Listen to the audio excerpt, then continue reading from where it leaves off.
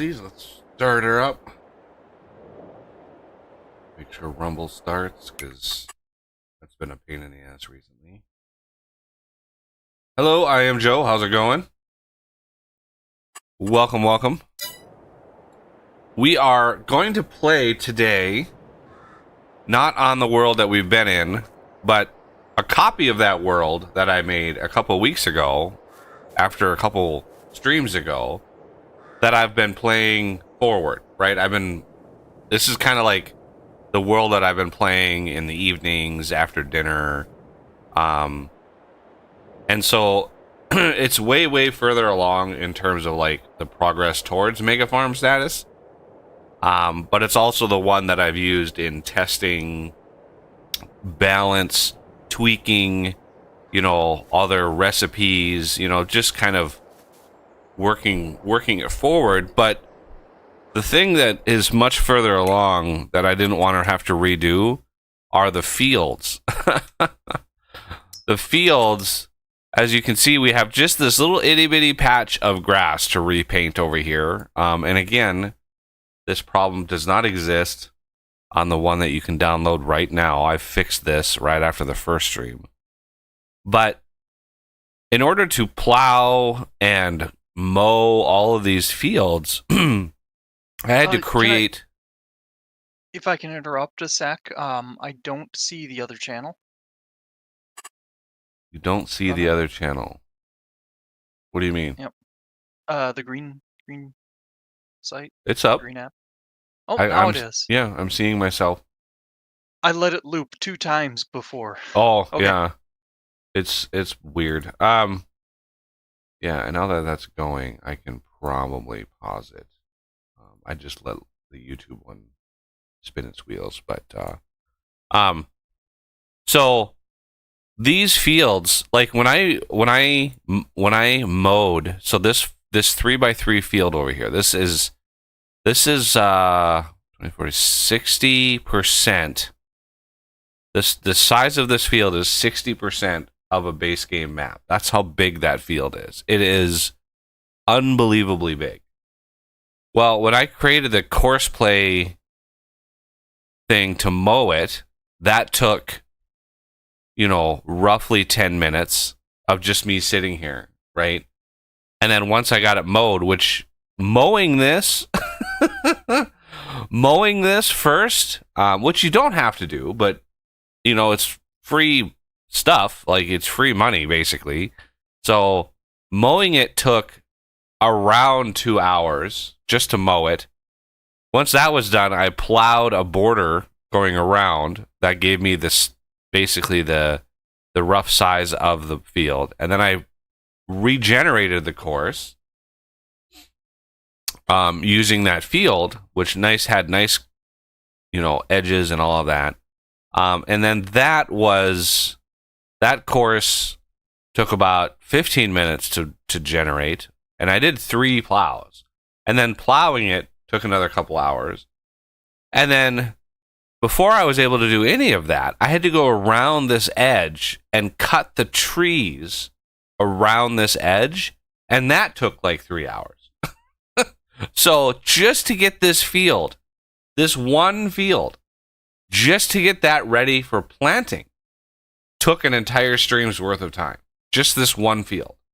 And that was just one day, right? And then, yeah, it's crazy amount of time to get something like that. And we got this one over here to do, although I don't think we're going to be mowing this, or at least I don't think I'm going to be mowing this, but having this giant field over here, yeah, I could have it stretch all the way down here, but there's a road cutting right through the middle of that.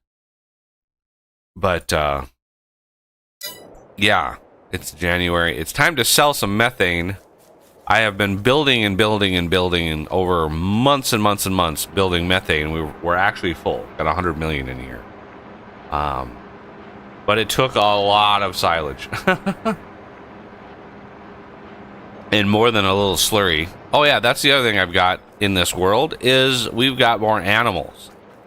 Every time I get about $50 million, I buy some more animals. And we've got chickens. We've actually got up to 600 chickens now. And if you figure that's $50 million per 100 chickens, that's what, 300 million just in chickens. And then I've got 500 cows, 100 and what? No, 250 of these were adults when I bought them. Which that itself was 125 million. So we're sitting on almost $500 million worth of animals, which is a lot. And I know people are like, well, why don't you just not buy the animals and then just retire? Well, the point of this is to get a mega farm. And the only way we're going to be able to get a mega farm is by having super animals. And so we got super chickens and we got super cows aplenty now. And I've got the sheep.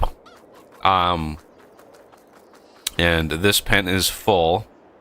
And they're all super... they're not super sheep because I didn't name them super sheep. But the black sheep, like the black Welsh, are good in terms of like wool. So like, yeah, we get a lot of wool.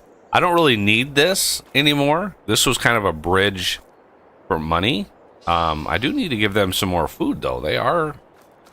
one of the things about the super animals is they go through a lot of food. So you got to stay on top of that. Yeah. The super cows, I might end up, if we make enough with methane, I might sell the baby cows, the calves, which are only 3 months old, and then buy another set of adults.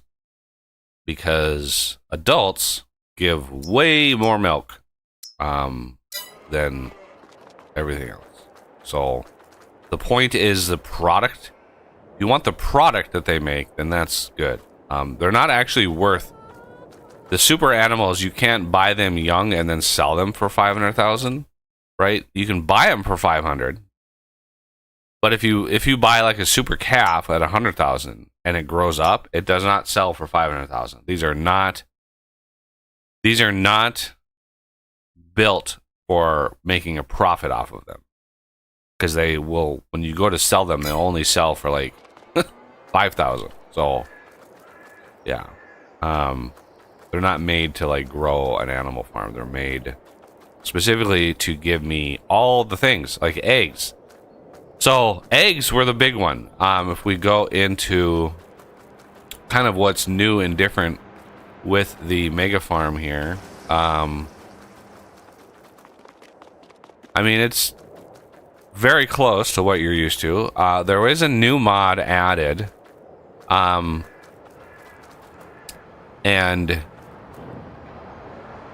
let's see, wood chip, good to go. I do need to give him more of the wood over there. So we've got a new set of greenhouses, and this new set of greenhouses comes from the potato processing mod. And again, all of my custom mods and custom implements, all the changes, and the map itself is all can all be downloaded. There's a pinned message on my Discord that has, you know, it's a write-up of the mods and the different maps and kind of the evolution the map took when I built it. Many iterations of learning how to do a map. But this is the potato processing mod, and I have massively tweaked this mod. So this, I realized, you know, as I was playing the game, that really there wasn't a lot of potato products that we were making, and potatoes make up 2 of my top 3 favorite foods, chips and fries. And so I was like, well, you need more potato products. And granted, this mod comes with even more than this, but I was like, I don't need a bunch of things in there that are just repeats of the same thing, right? I just don't need that. I don't know what croquettes are. whatever these croquettes are, but they sound delicious, right? They're potatoes and butter and eggs and bread and they look like fried potato crunchy tubes or whatever. Like, they look so good. I don't know what they are, but they look good. So I kept those. Potato salad, also one of my, I love potato salad. A really, really good potato salad. So that's in there. And the mod includes 3 more greenhouseable things. And they're peppers, onions, and cucumbers. And so that's why it comes with a greenhouse. And I've edited that greenhouse. Potato pancakes, also phenomenal. I would imagine these are like, I don't know, they're kind of like hash browns or something. I don't know. And then potato chips. This is not from this mod. Potato chips, but it did include premium potatoes, French fries, and potato chips and potato soup. Well, they'd included a custom version of all those. Well, we've already got those defined. So in my edit, if you use all of my mods and the map, I've changed all of these to be in line with everything else. So the premium potatoes, that was introduced by the Farm Factory mod. So that's already in. So I've changed that around. French fries, also introduced by the Farm Factory mod, so we don't need to reinvent those. Potato chips, those were introduced in one of the last updates, like the premium DLC, as well as potato soup. So these, we didn't need to reinvent the wheel on these. And then the paprika chips are basically pepper, cheese, and chips. And those are a good thing. And the only thing, incidentally, that uses cheese, it's a reason to make cheese. So I wanted a variety, right? I wanted a variety of things. And these potato salad and croquettes sell for a pretty substantial amount. Probably the highest things in right now in the game. But a royal pita to actually make, because you need all of the things. You need an oil, whatever oil suits your fancy. You need all of these ingredients. And then you get them, and you can get bonuses. Sure, you can get pallets. I normalized all the factories. So all the factories are kind of normalized with their boosts and everything. And one of the things I did to all of my factories is I disallowed being able to just buy the product at the factory, right? Production revamp, one of the features is you can just buy line item, things out of the factory. You can just buy them. Well, I went through and I ensured that you cannot do that. You cannot buy stuff from factories. Okay, so why don't we sell all of the methane? Now we can do this a couple different ways.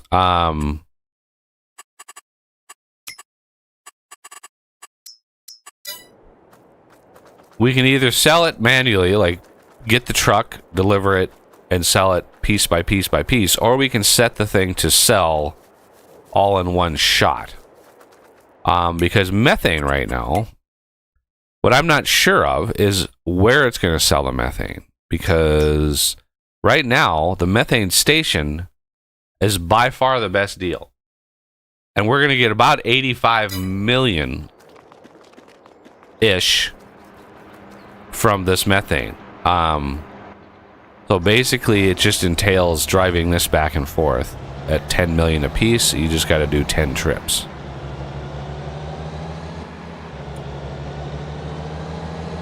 And then I might be able to buy another set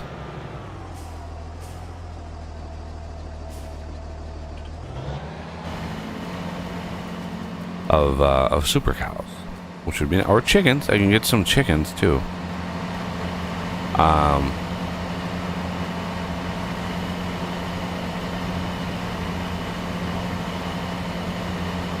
Because, January, this month that we're in right now, happens to not have anything that we can harvest. This says ready to harvest, but it's not really. It's not in its final state yet. It's just forage harvest, not regular harvest. But yeah, the greenhouses. Well, how I have these set up, because we were getting way too many greenhouses. They're flipped, right? So we got like a normal one, and we have the mirrored one, and that mirrored one is also on this side, and the normal one is on that side. So the first pallet to drop is in the four corners here, which this thing will pick up, right? So as it spawns pallets, the truck right here will pick up all of them. And in order to limit the sheer number of greenhouses I need, I added another booster to production, which is the solid fertilizer. So liquid fertilizer, water, and then the pallet is a good one, is a good thing. Pallets give it a boost. The electric charge gives it an overall boost, but the solid fertilizer, when you add that, gives it a really big boost, which means you don't need 20 greenhouses, right? You did 4 does it. 4 is fine. 4 is about 5 million liters a day, give or take. So yeah, this I didn't empty this truck yesterday, so it's not reflecting. But yeah, 3.3 million liters. So if you want to just run that methane truck back and forth, you don't have to. I don't know. But yeah, if we just drive this, you gotta open the cover, which opens a little side panel there. Park up right next to this thing. Ugh.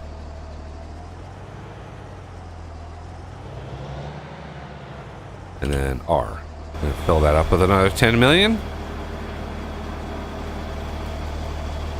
Or I could just set it to sell and just sell all in one shot. But I don't know, like, I haven't looked at that code. I don't know where it would sell. Does it actually look for the best price? Or does it just sell to the first thing it finds? I have no idea.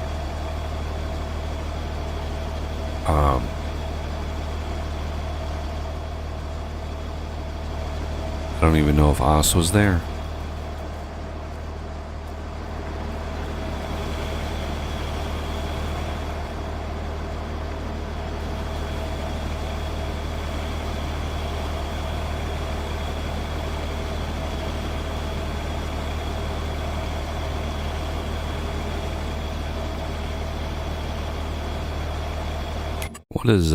What is electric charge going for? Oh, not bad.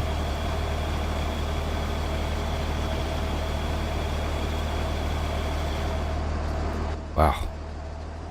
Took a while. 10 million liters is not bad. So yeah, there's also little fixes. There's an attempted fix I'm really looking forward to testing today. I had a oh, there's the cat. I didn't even know you were there. And you just clawed your way up. Yeah. Clawed your way up.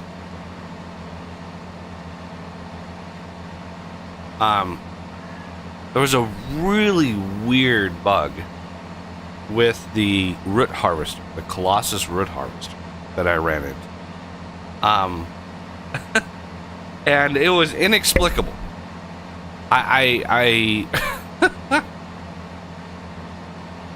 because I had added another tier of fill unit containment. So the biggest, and there's a couple sitting way kind of in the background, way back there.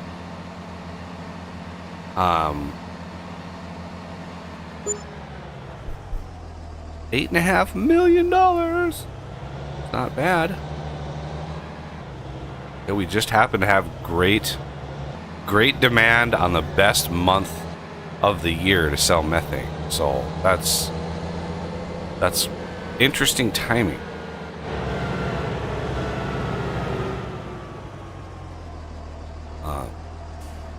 So the problem was, well, here, let me explain first. I added, so the 2.5 million liters was the max size of the thing.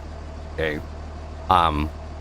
And with these fields, as big as they are, 2.5 million liters doesn't even come close to being big enough to not filling up really fast. The last field that I harvested, yeah, Oz, if you want to just sell this methane, you can just drive this truck back and forth. Alrighty. To the electric station. Well, you got to let it fill. Oh. Never.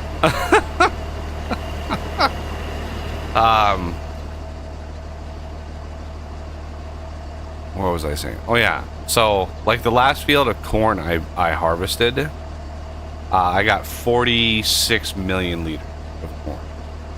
Like 46, 47 million, something.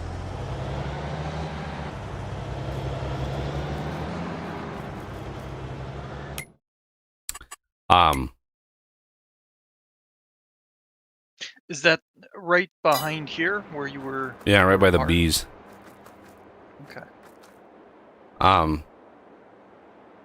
So I added a 10 million liter variant, okay, to the root harvester. And let me go over here and show it to you right here. So this is the root harvester, Colossus root harvester. And so I added a 10 million liter variant. So at least that gives us a good buffer, where we're not emptying them constantly. Otherwise, you'd be emptying them constantly, which is tedious. You still have to empty them on a big field, but you don't have to empty them as nearly as often. Well, the problem was, as it was filling up, the front end of the thing would start bouncing violently, like a basketball. I'm not kidding. Like, I got it, 20 meters up in the air. I mean, the front end was bouncing so much that it was just like, and I could not figure out what was going on. And it would stop as soon as you emptied the thing, right? It would just stop. And I just didn't know. So I reconfigured them. I took them back down to the 2.5 million. And started the harvesting.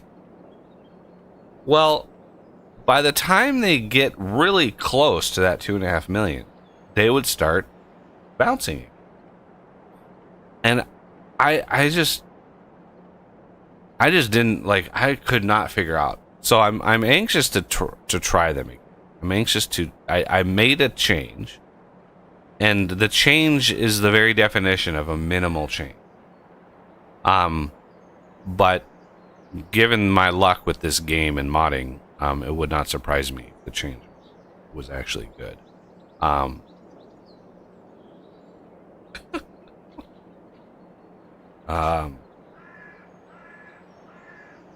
Somebody's purring in the lap still, covering me with cat hair. Oh.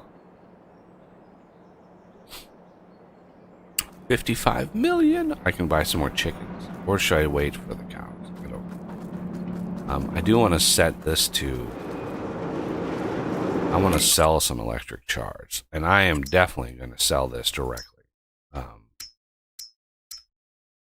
I am not going to mess around with it. 100 million. Oh. I've been tempted to go in and change this JCB thing. Right, this is our portable battery. I've been tempted to change that to like 100 million and just do it all in one shot.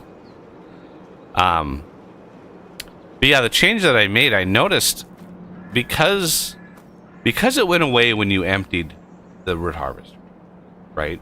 As you would empty them, it would, like, you could actually see physically the root harvester change.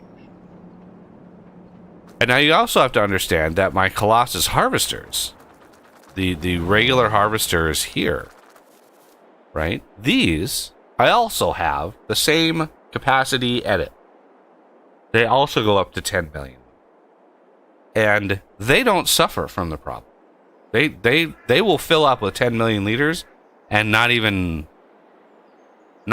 bounce at all. At all. So it's like, why are these working? Why does this work with 10 million liters, but those root harvesters don't?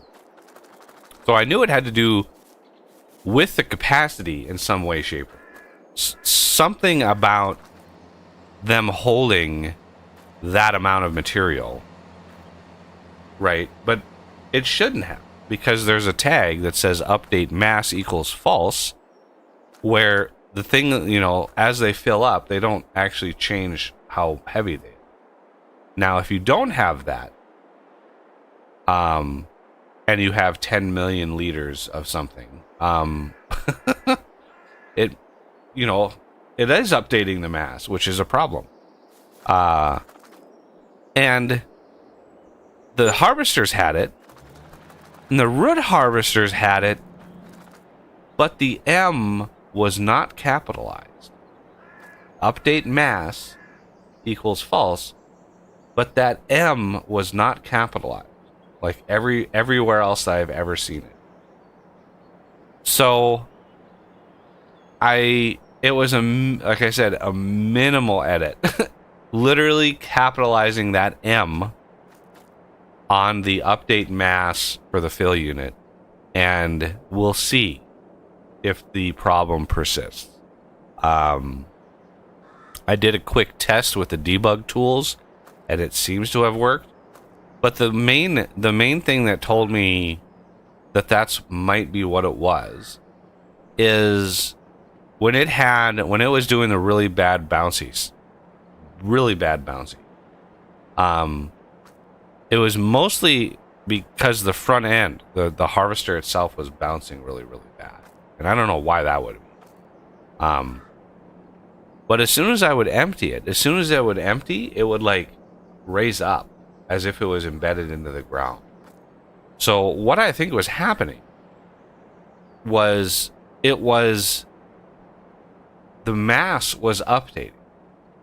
But the machine is so damn powerful. I mean, it's 3,000 horsepower. The machine was so powerful that it was still able to move around. Even at, you know, it was like 4 million liters. 4 million liters of potatoes or sugar beets. That would be heavy. That would be so heavy. But the machine itself was still able to move around. The physics broke because of that. You know, it was like 4 million liters in this little space would be many, many, many tons of material. And so it was pushing the harvester into the ground, basically. The tires would like be pushed into the ground. And because the thing was pushed into the ground, the header, when you lowered the header, it would like be underground, and it would want to push up above ground. And that's where you get the bounce, right? Because every time it would come down, it would embed itself into the ground, and the physics would just be like, nope, and reject it.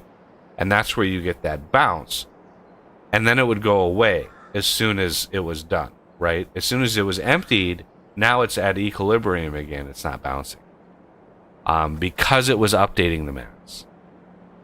What did he say? I think I made to make a new road. Yeah.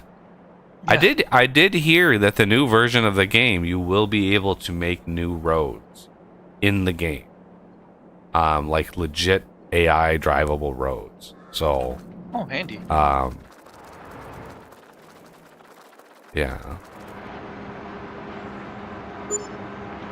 Look at that, only 6 more trips.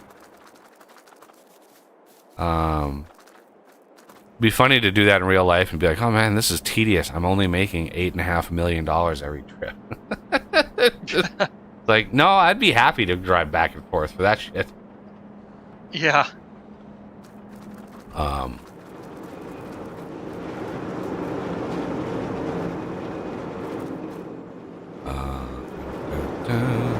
We have some more diesel we can sell. Oh, diesel is actually full.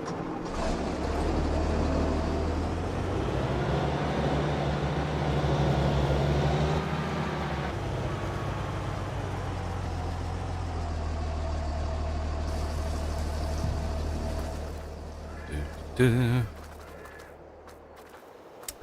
need to go deliver olives. So I'm building up to making cake. Since we don't have any potatoes, we don't have anything for the potato factory. I used all of that.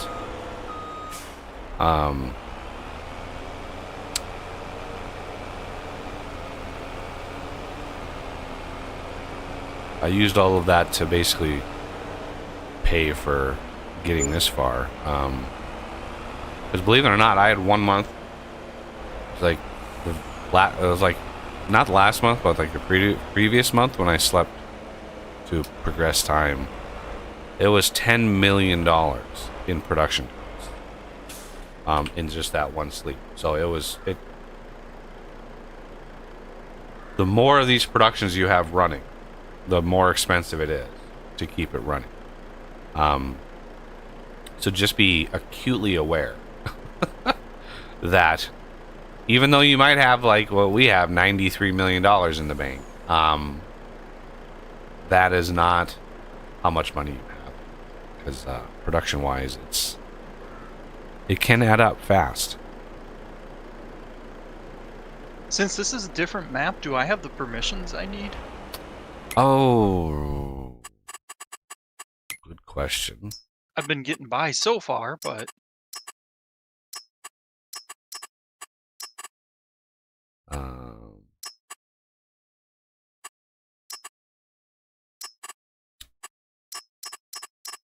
we go.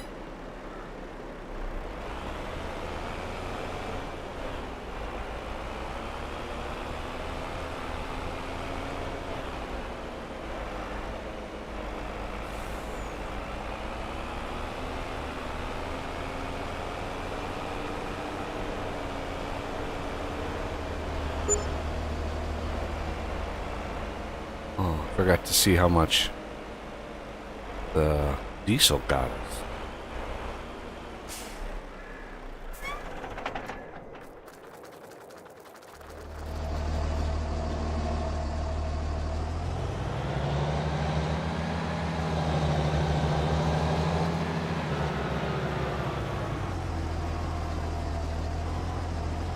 Should have been like 20 million or something.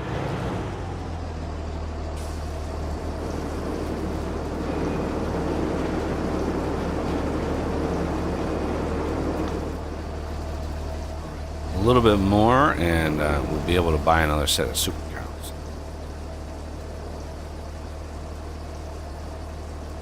And then we'll have all of the super cows. Oh yeah, I needed to deliver some more wood and stuff.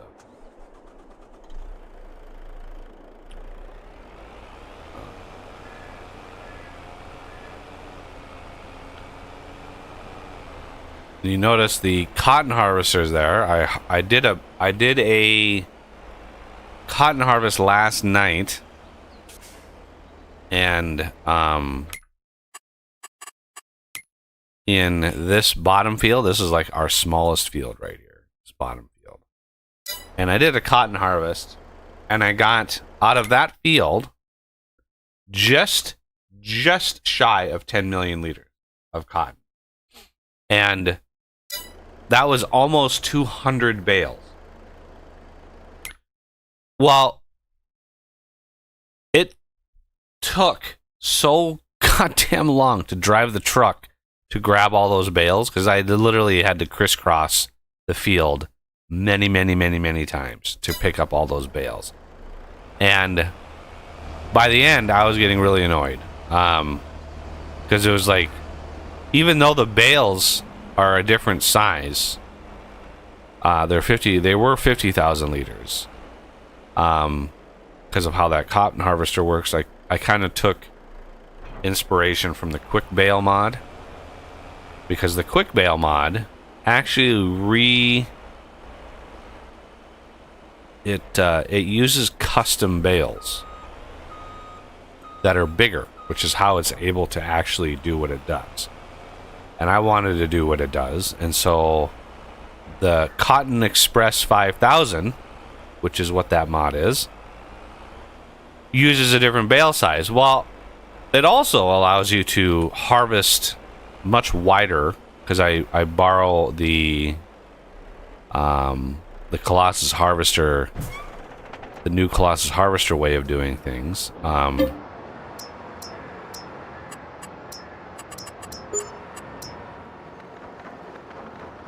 So if I jump into it here and I open it up, you can see the width, right? You can see that red thing way over there. I have these reassigned now to 50 meters wide. I do want to plant another field of cotton, but that takes so damn long to grow. It's like an 8-month. It's like one of the longest grow times in the game is cotton. And what? I forgot what I had planned. Oh yeah, sugar. We have sugar cane over here. We have a whole field of sugar cane. This big field right here. And then we have this one down here is potatoes. This one up here I think is oats. And then this one's corn. And then this one is corn. But this corn, remember this is our smallest field. This corn here, I'm going to do pretty much all chaff. I'm going to get all chaff in there. Because chaff is one of the boosters to make silage. So this, I've gone through a couple different iterations of the fermenting silos. So we have a hay craft here. And then we have the grass silage, which uses hay, grass, and chaff, plus some water, and it gives you a little bit of a boost. But yeah, this makes silage so fast. And then we take that silage and we convert it over here into methane. And that is what we can sell a couple times a year. January is the best month for methane, by far. And we just happen to be in January. How about that? How many more trips do we have here? 3 more trips. Yeah, we should have enough for a final set of super cows.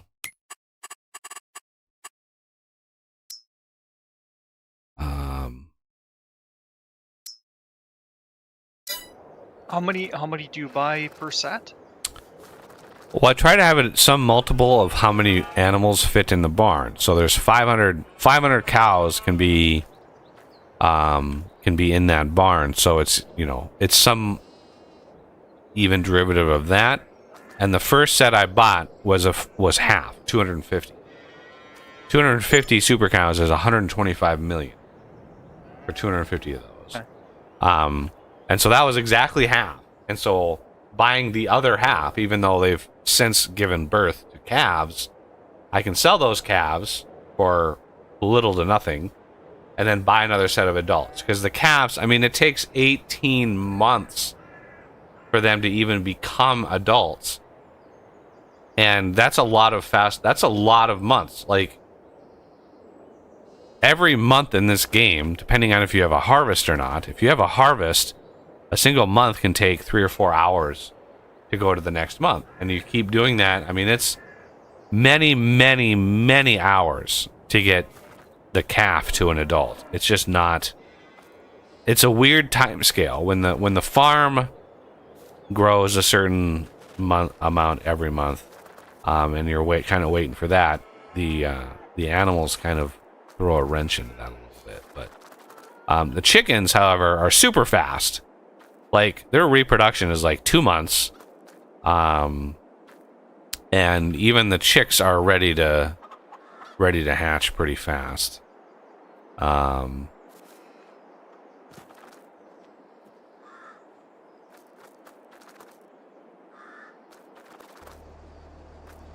Yeah, we still have a ton of corn left over from the last harvest. Where is it? I forgot where I put it. Oh, there it is. Yeah. So, yeah, this... I have it set in here. for making seeds. This makes seeds for me. And you can use one of 3 different grains, wheat, barley, or corn, to make seeds.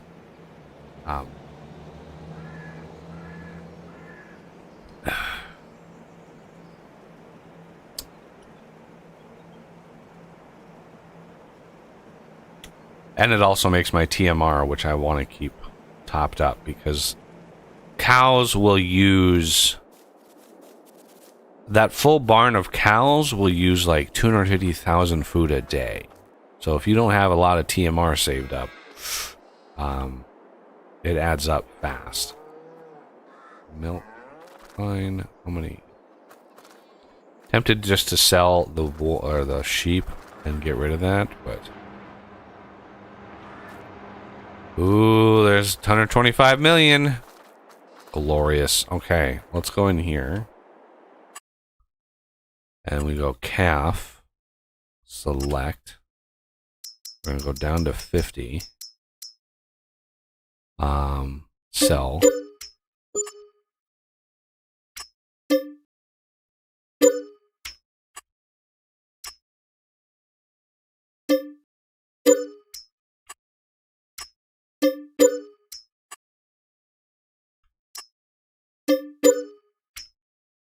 We're gonna go in here, super cow adult.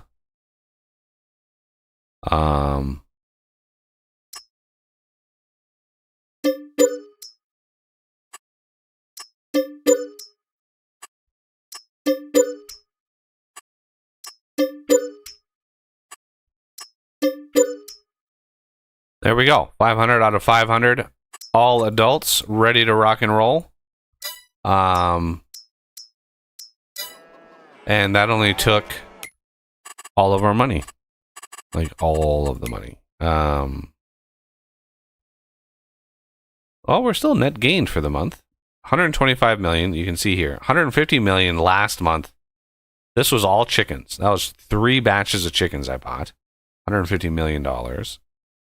We still made bank last month because of my sold products. Yeah. Harvest income, more sold products. That might all be in... You'd think that would be like biogas plant income. I don't know how to specify where the costs are. Yeah, I don't know how to specify that. But now we need to build up some more product to sell in the next round of good days to sell, which is going to be cake selling in July. Cake or chocolate donuts. If you try to min-max your sale, which people usually try to do, you look for the months. So there are definitely months, good months to sell things. And it's up to you to guess why selling cake in July is the best month. I leave that to your logical brain. But eggs are actually the most precious thing on our farm right now. It is the thing by which profits are being gated. The more eggs we can make, the better. Because we have 3 different these 3 factories are egg hungry. They want as many eggs as you can feed them. And up till now, we really haven't had a lot of eggs, to give them.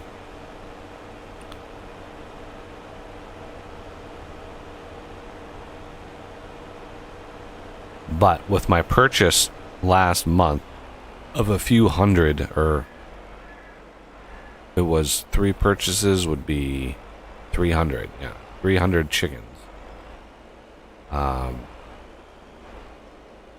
That substantially increased the amount of chicken or amount of eggs we get every harvest. All right, let's take the planks here.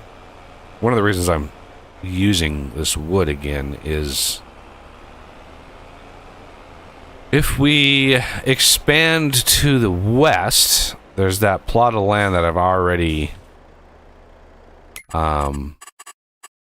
painted. So this 2x3 here, or 3x2.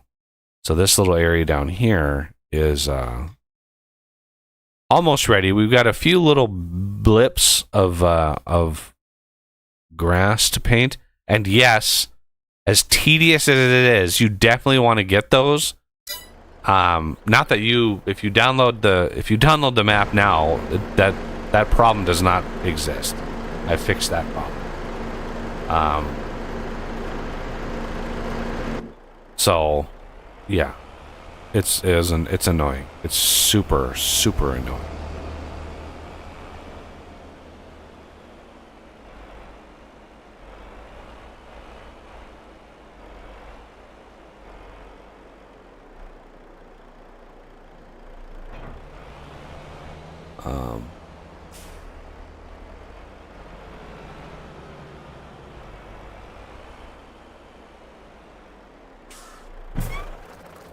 Okay. Who's running over here? Oh, you're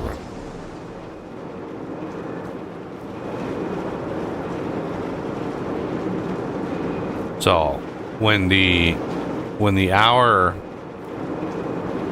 rolls over, this electric charge in here will sell, and that will get us a pretty hefty payday as well. I might buy some more chickens. There's always ways to sell money or spend money on this map. Because remember, the more eggs we can get, then we just start building money. And how long until those potatoes are done? These are actually almost done. These are going to be done in March. That'll be a good thing there. These will be done February. These will be done. Oh my God, March. We're gonna have a few things to harvest in March. How about you? You're not even close. And then back here, you're gonna be ready. Oh my God, we're gonna have 3 fields ready in March. That's gonna be the stream, everybody. Like all 3 of those fields, holy shit, that's going to be a lot of harvest. I'll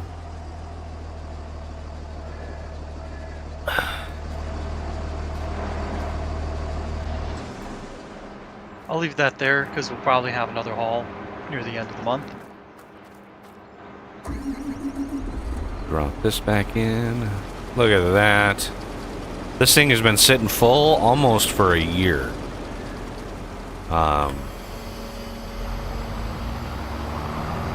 I've been waiting a long time to sell that methane out of there. A long time. Alright, let's go and fill this up with some more silage.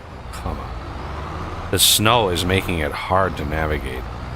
It's tripping up my brain. There's 10 more million silage. So yeah, we could sell the silage. You could just sell that. It's 10 million would give you a little under $2 million, depending on the season. We look at silage here. So yeah, right now we could just sell the silage. It's $1.5 million for a full 10 million liters, or convert it into methane. And the methane is right now 8.5 million for 10 million liters. So a pretty good bump. And what is the ratio? I can't even remember. 1,500 to 1,100. So you lose a little bit of volume with this, but you gain, you know, of a 7x amount of money. So but it also costs more. The you know, the factory itself costs money to keep running, but as a fail-safe for money, the main reason I added and customized this methane mod was to be able to feed the electric charge over here. So the electric charge, the best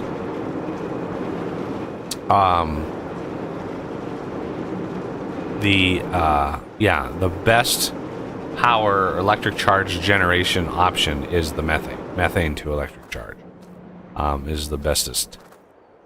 Okay, I'm just waiting. We're waiting for the 10 o'clock hour. Let's drop in some more honey. Trying to use up some of this honey. I've kind of moved away from cereal. A bit. Cereal is a good early game version of making money because it's a lot of just raw ingredients. So you got honey, corn, and oats, and what is one other thing? Some sort of sugar. Oh, and raisins. So, I mean, it's not super easy, but it's a lot easier of a path to craft this than, say, those croquettes or whatever require animal. Anything that requires animal products, I consider like a mid to late game product because, yeah, animals take a while to get to and feed and all that kind of stuff. And if God forbid, if you don't buy the super chicken or the super cow, to get enough material, you would need, if you bought the regular default chickens, I think those are, I don't remember what they're set at as far as like liters per day of eggs. It's not much, not high. So you would need thousands upon thousands upon thousands of chickens to produce enough eggs to even make a dent in the mega farm style thing.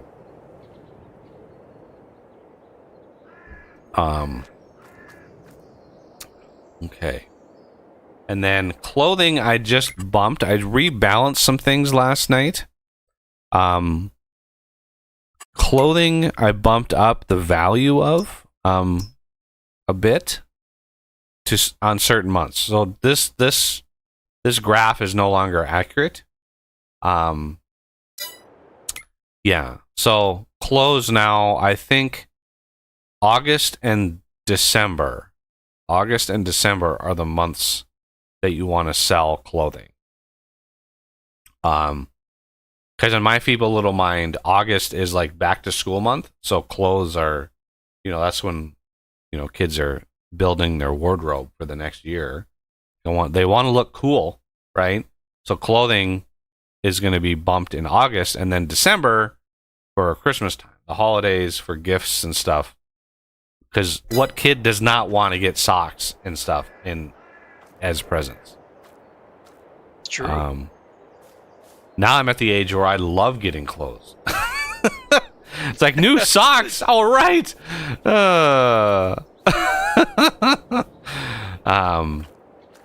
Sad days. Yeah, it's like, oh man.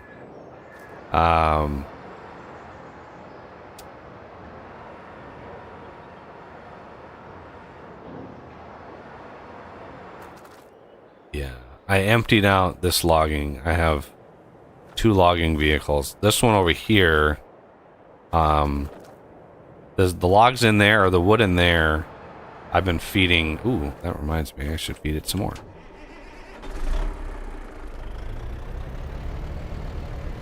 It goes through a lot of wood.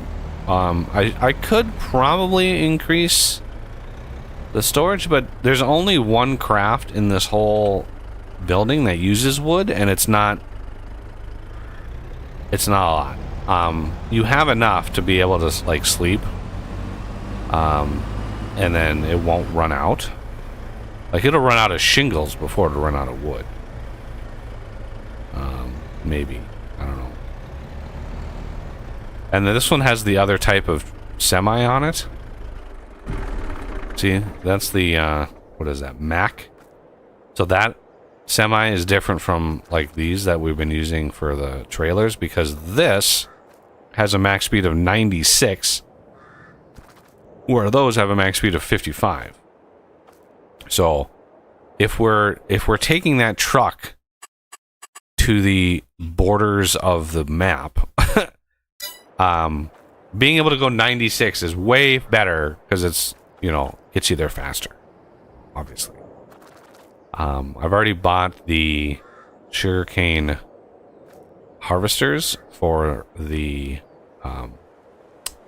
forage. I've got 2 of the forage things. That's what I use to mow this grass, as the Colossus forage wagons. All right, let's look at. We got strawberries there. That's fine. Onions. That'll last another month. We can sell those next month. Okay, I need to enable cake over here.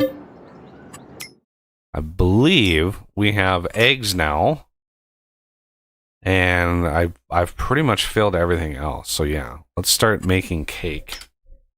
This is a very, very expensive craft. $840,000 a day to keep this up.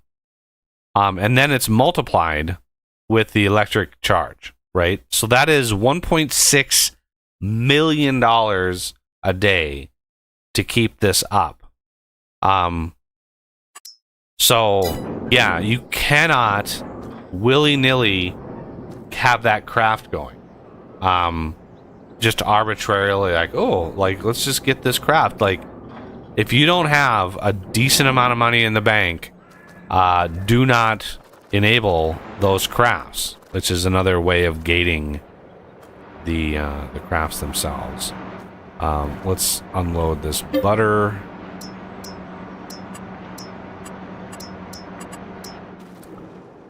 One pallet at a time. I've been sorely tempted to go through and change the pallets to be bigger. And I don't know if I finished my thought on the cotton harvesters, but the cotton now, the bales, because there were so many goddamn bales, that were just, it was tedious. It was so tedious that I changed the bale size. So the bales that these use are not the standard size 20,000 liter bales. They were before 50,000 liters. And then I went in and I was like, you know what? I was just going to YOLO it. And now the bales are 200,000 liters.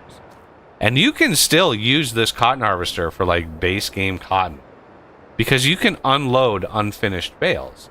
If you take one of these in a base game field, you're going to get maybe 15,000 liters of cotton, which is a minuscule fraction of how much a bale is for one of those. But you can eject the bale anytime, and so you can, you know, get an entire field into one bale and then have it be super easy to move around. Like, it's just a little bit more convenient. And that gets me, because after I got done with this field last night, I was like, I never want to plant cotton again. All of those, I mean, there were 200 bales on this field. And that was 50,000 liter bales. If there were 20,000 liter bales, holy Jesus, there would have been over twice that, which is insane. So I was like, I never want to do cotton again. And then I thought, well, if I change the bale size, there'd be a fraction of the bales. So 200,000 liters is 4 times the amount that it was. So there'd be, you know, 4 times fewer bales to pick up. Which, you know, 200 bales divided by 4 was just like 50 bales, right? 50 bales.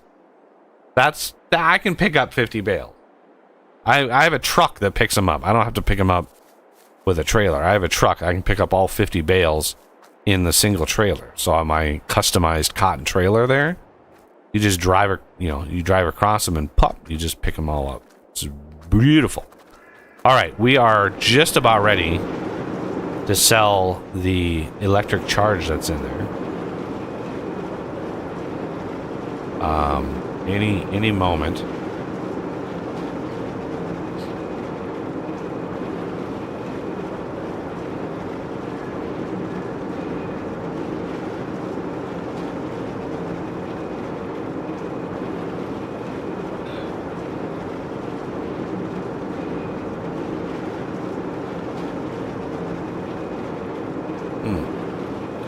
The methane converter, the ratios are so high that it has a hard time maxing that out.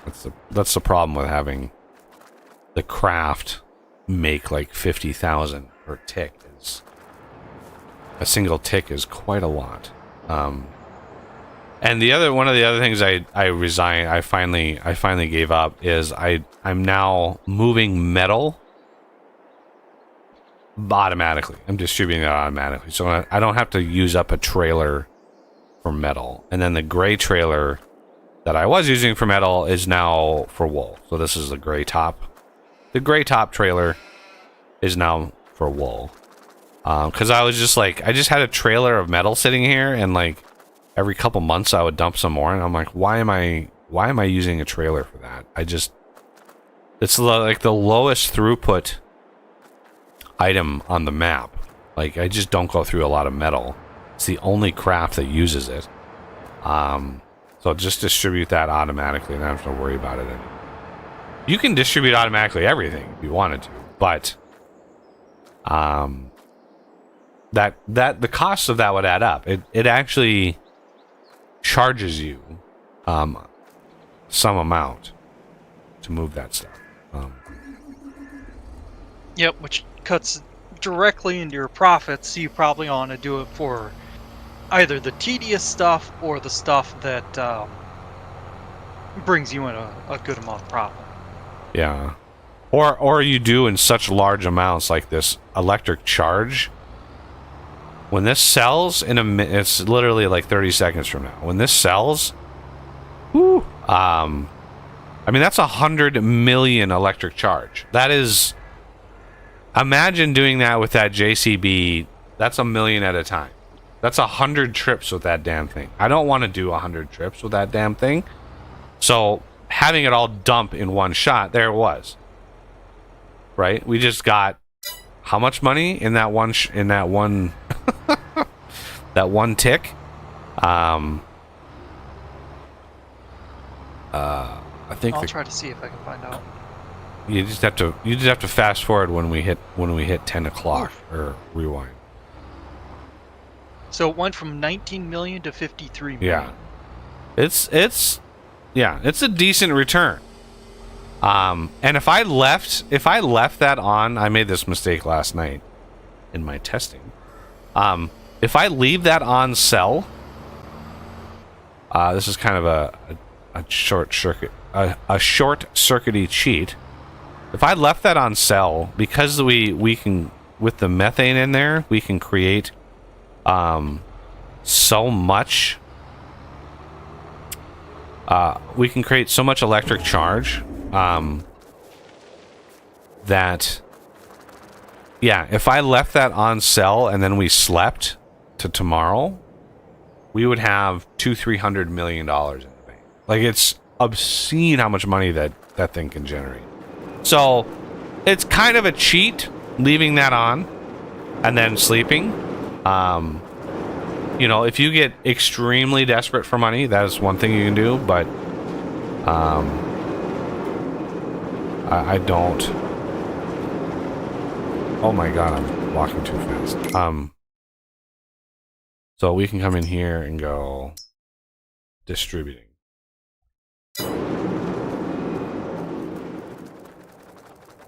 Okay, and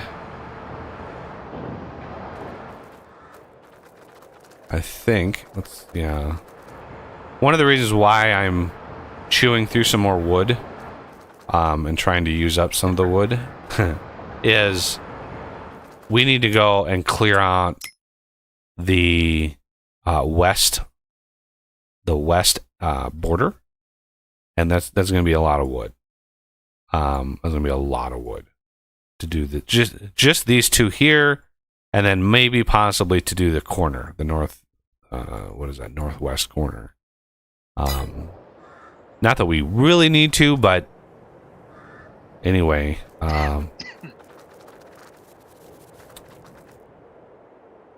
So another slow news week this week. What's going on with the Oss in Oss's neighborhood? What's going on in your part of the world? Oh, actually, I think I heard about something. There's so much politics going on right now. It's hard to hear much of anything else. True that.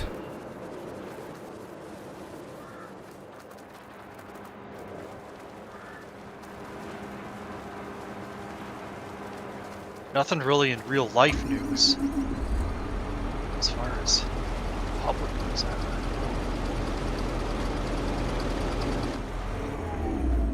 I've heard things about Minnesota, but like once again, since Walls is a VP nominee. Oh, man, that guy scares me. That Yeah, guy scares me so much. yeah, he has forked over this state massively. And I don't know. I'm kind of hoping his bid for VP. All the skeletons are coming out of the closet, and I'm hoping that's going to torpedo his governor career. Well, yeah, I mean, so he was elected somehow. Maybe people were just, yeah. I don't have a lot of faith in the mob. I just don't. Yeah. An individual person is great. A mob is scary.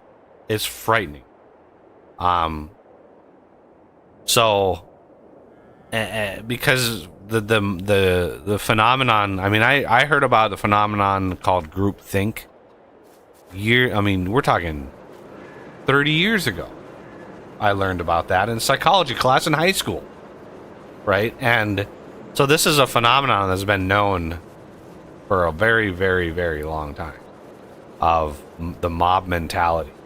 And what social media has done, what the internet has done, is internationalize the mob mentality. And that, I think, of all of the effects of the internet, that I think has been the most pronounced. Is getting these people now they're basically like the Borg. They're thinking exactly the same. They have the exact same ideology, and anybody who strays is kicked out, and you have this weird mob mentality over a distance because of social media, because everybody, in that group wants to remain in the group. That social media has kind of exacerbated the greater evils of human nature, that we can't think individually when we're in a group for some reason. We have to conform to the group, and the left is just relishing on it. They know how to manipulate that shit like crazy.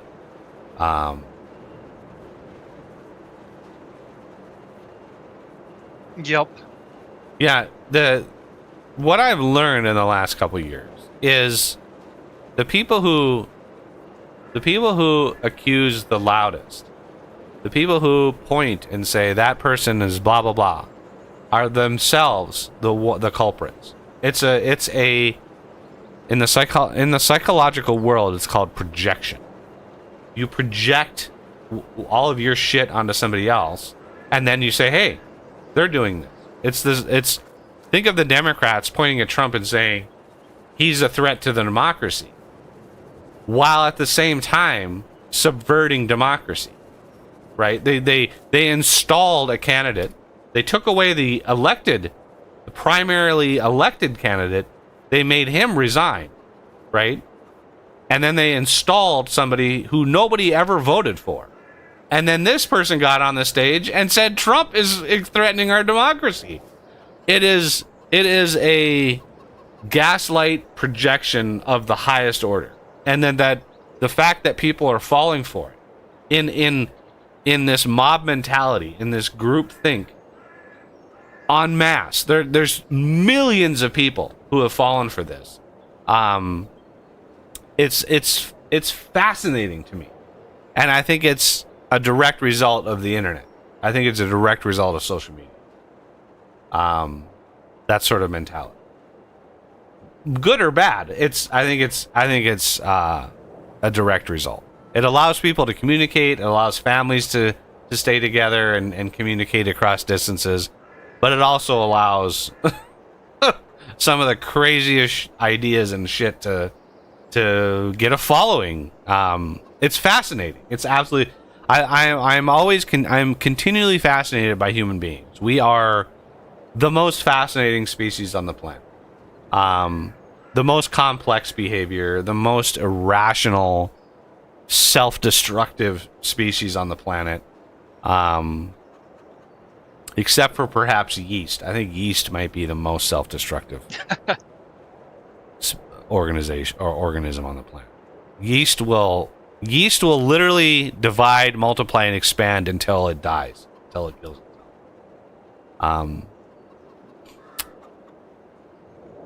But that's why most illnesses find a balance. Yeah, nature typically finds balances, right? Predators, prey, even invasive species. Eventually, something comes along and starts fighting back because that's how nature works. But there are a couple species that kind of break away from that. Humans and yeast.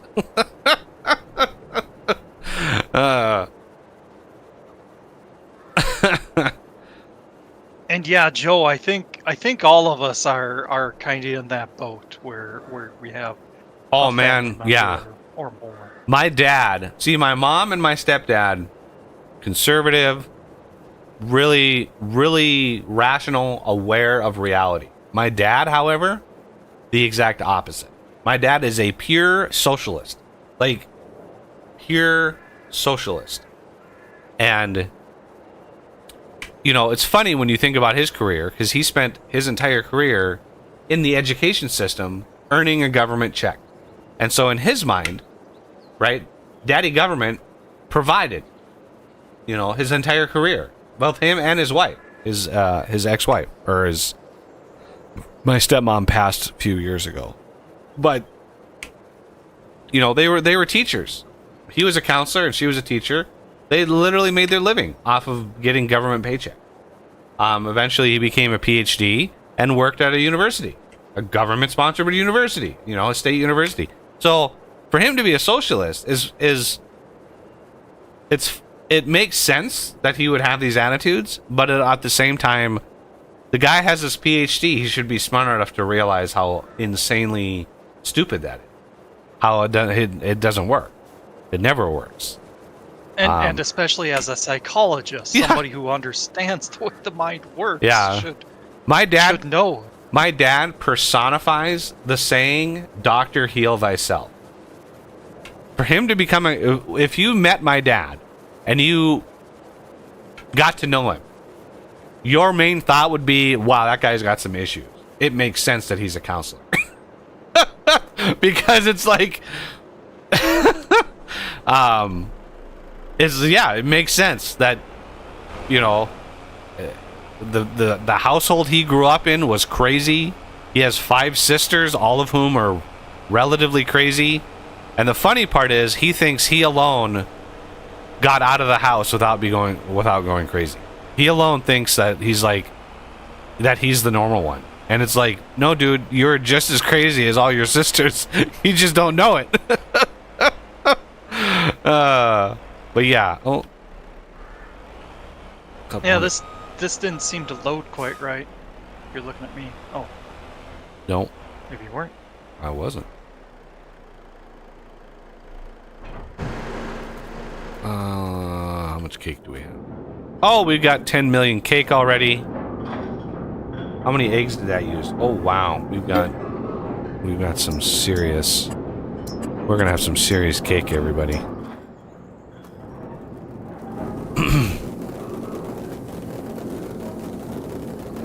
So the reason why these things stack is all I did when I went into the i3D is I just the pallet spawner I just raised up, right? I raised it up, and so they spawn above and they just drop down. You don't need. I've seen some things where the honey pallet spawner that I have now has multiple spawners in it. 1, 2, 3, 4 for stacking them, and it's like all you need to do to stack them is just raise them up off the ground. 10 million cake, 10 million liters of cake, which is a lot of cake. That's a lot of cake. But that's like 14 million bucks right there.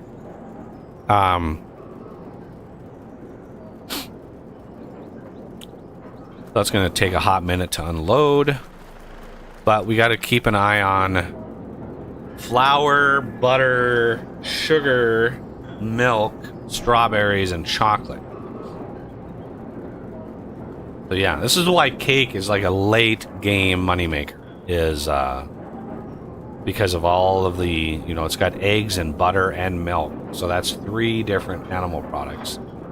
And then chocolate, which is another thing that derived from animal products, and a lot of sugar. So yeah, it takes a lot of processing to get cake, which is why it's worth so much. And then here, the croquettes are worth even more, but they're very dependent on potato harvest. You have to have potato harvest to get those. I should, well, no, I didn't. Potato salad, I didn't make worth as much because a lot of the products in the potato salad are just greenhouse products, so we can get an infinite amount of those. Can you guys send a request? No, we don't want Canada. Are you kidding me? Canada, you guys need to fix your own shit. Like, that is, the UK and Canada are both like broken. They're seriously broken. I don't know how you guys broke as much as you did, but I do know that you let in, at least the UK, they let in so many other people. I'll just say other people that do not adhere to their value. That now the elected officials that are going into power, now they're able to manipulate things from the inside. And now you got the insanity of what's going on in the UK. I mean, it is pure insanity. People getting arrested for Facebook posts. I just saw another person got like 20 months for a Facebook.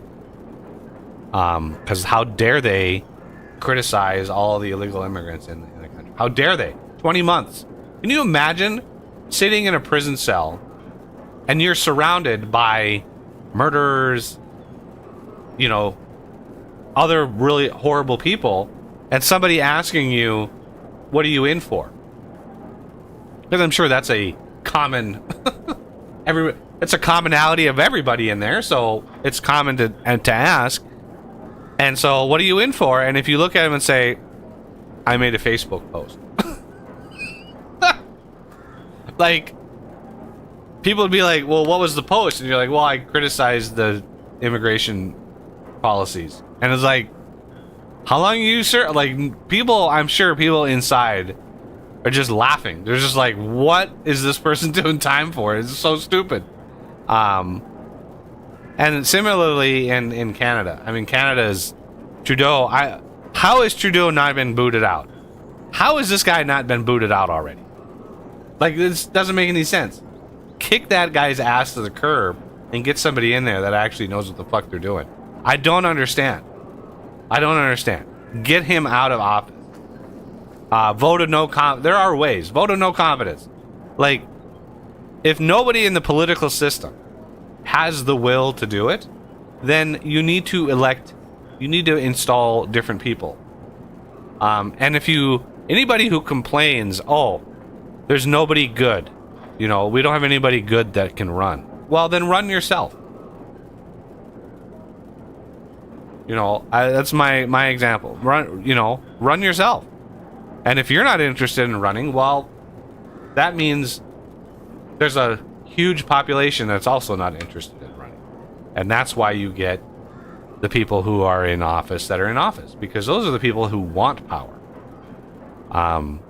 The people who want power are precisely those who shouldn't have any. It's the people who don't want power that you should have any power. Which is why my solution, I came up with this years ago. My solution isn't an election system. Because screw election system. There's too much money, too much corruption, too much bribery, too much one hand pat in the back, whatever. My solution is a random lottery, a random national lottery. And there would have to be stipulations of the randomness. There would have to obviously be massive controls. But you could basically randomly select and term limit everybody in office from whatever district or state they're in. You could just randomly, even the president, let's say every 6 to 8 years, whatever the term is. Let's say it's 6 years or even 8 years. It's 1 8-year term.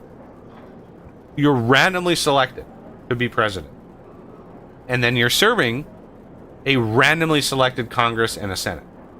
And those term limits are whatever.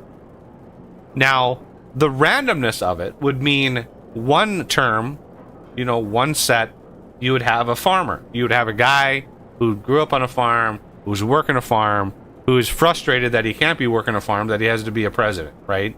And he's just super frustrated. So all of his policy, all of his desire would be making farming better, right? And then his term would end, and another thing would randomly select, and maybe it's a teacher this time.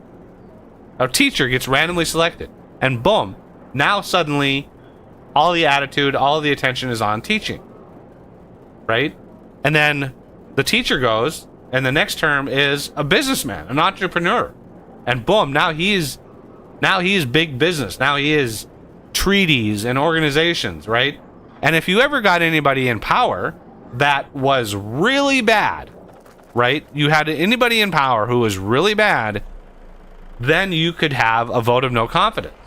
You could have a supermajority, just like they can do with impeachment and stuff today. You would have a supermajority that said, we have a vote of no confidence. Basically, your term is over. And then another person would be randomly selected, and then they would be installed as the next president.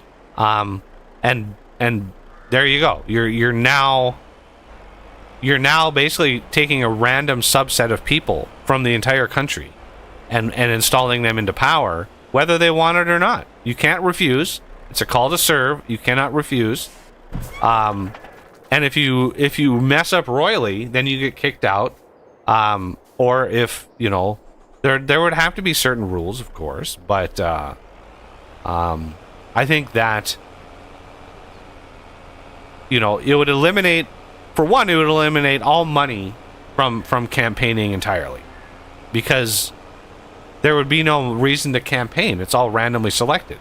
So the entire lobbying industry would be shut down. It would be gone. It would no longer exist. Because it wouldn't be needed. It would have almost no impact. Now, you could attempt to bribe people in office already. That's certainly on the table. You could do that. But yeah, that's my solution. If anybody's looking for a solution, that's my solution. It's by far the fairest. Get rid of the money, get rid of the corruption, and then have term limits. So once your term is up, you go back to whatever job you were doing, right? There would be laws in place that you couldn't get fired from your job. You'd basically be on sabbatical, and you'd be able to go back to it. You'd earn a government salary, just like anything, but you'd go back to it, and then the next person would be picked from a random selection from, if it's a state senate, then the entire state, all the state citizens are eligible. And if it's a district in the House, then whatever district you're in, just like the voting today, that's what would be picked. No, not necessarily. You just close it off. You'd air gap. You would air gap the system that does it. You'd air gap it. And just like the lottery, right? Powerball. I encourage anybody that doubts this kind of system to look into a documentary or in any way that truck is running. Look into how they ensure the lottery, like the Powerball, is fair. How do they ensure that? There are many, many, many layers of protection in terms of like weeding out corruption. Like anybody who works for the lottery is ineligible to win the lottery, which would suck, right? It would suck to work for the lottery and be like, I can't even play, right? And I think it's them and their fan. Like nobody can win the lottery if you actually work for them. But there are like multiple machines that they randomly select, and then there's a huge infrastructure, not a huge infrastructure, but there's definitely checks and balances in place. And I think with a random system, like you could do that. You'd have a database that would be basically all of the social security numbers in the country, and they would all be mapped to districts and states, and then the system would just randomly select those based on some sort of input. But you could air gap the whole system, right? There's one of the biggest random number generators that's used by mega Fortune 500 companies for their encryption is a wall of lava lamps. If you've ever seen that, it's a wall of lava lamps, and there's a camera on the wall of lava lamp, and the lava or the wax inside the lava lamps, it floats up and down. It just has this. If you've ever seen a lava lamp, you know what I'm talking about. But it's like, I don't know how many of them, like, I don't know, 60 of them. And the camera is looking at this wall of lava lamps, and depending on the colors and the pixels, it pulls random numbers from that. It just pulls this random data from it. And it's just massively random, scattered, unpredictable data. And you could easily do something like that for a random seed on a social security number picker. Like, that'd be nothing. You could have, what is the wind speed in Boston multiplied by the barometric pressure in Denver and the ocean temperature in Hawaii. Like, you just pull random data sets, have 1,000 different data points, and out of those 1,000, you just pick whatever. Like, it's really simple to have a random set. And then you'd want to run it through like an encryption cipher or something like that, just to. You could. So it's tough for anybody to figure out. Coder that made a code backdoor into what? I have never heard of Powerball being hacked. It's literally balls in a. It's 3 different machines. They pick at random, and the balls inside are blown with air, and that's how the numbers are picked. It's not digital. They do not use a computer to pick the Powerball numbers at all. It is all actual balls that have on a blower and that runs random. So it definitely wasn't the Powerball. That has been like that since its inception. Maybe it was a state lottery that was rigged. I think I heard of. I think it was even the Minnesota lottery at one point was rigged somehow. I'm not sure which one. I mean, the one big thing that I know was rigged, because there's quite a few there's quite a few words.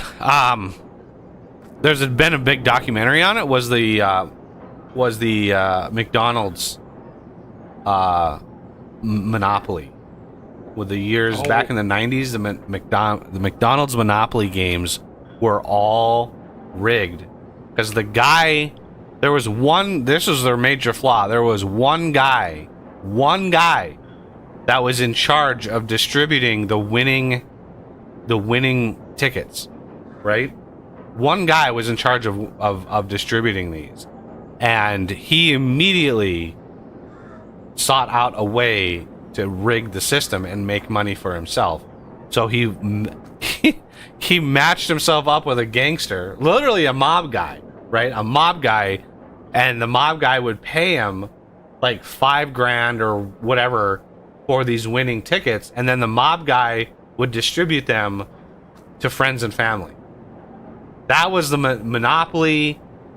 McDonald's Monopoly game for several years. Every year was rigged.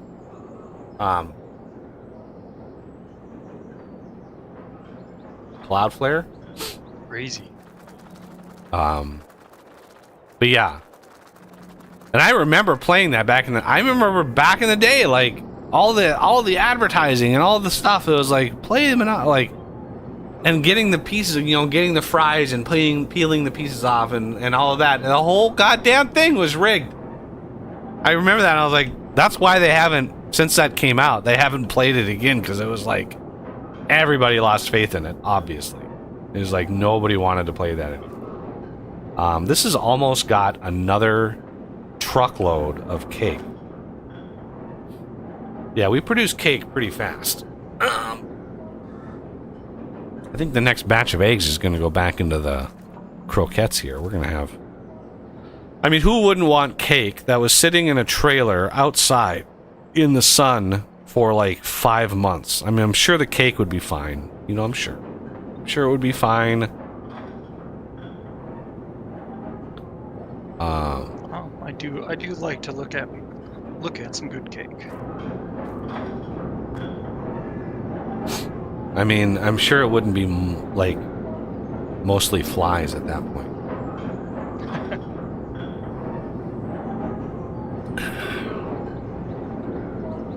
Yeah, I'm not saying it's impossible. I'm saying that it's possible to safeguard against it. If you have multiple checks and balances, you have a person observing it, and then you have a person observing that person, and then you have a random third party observing the whole thing, right? You have checks and balances. One person can keep a secret, and the only way two people can keep a secret is if one of them is dead. So,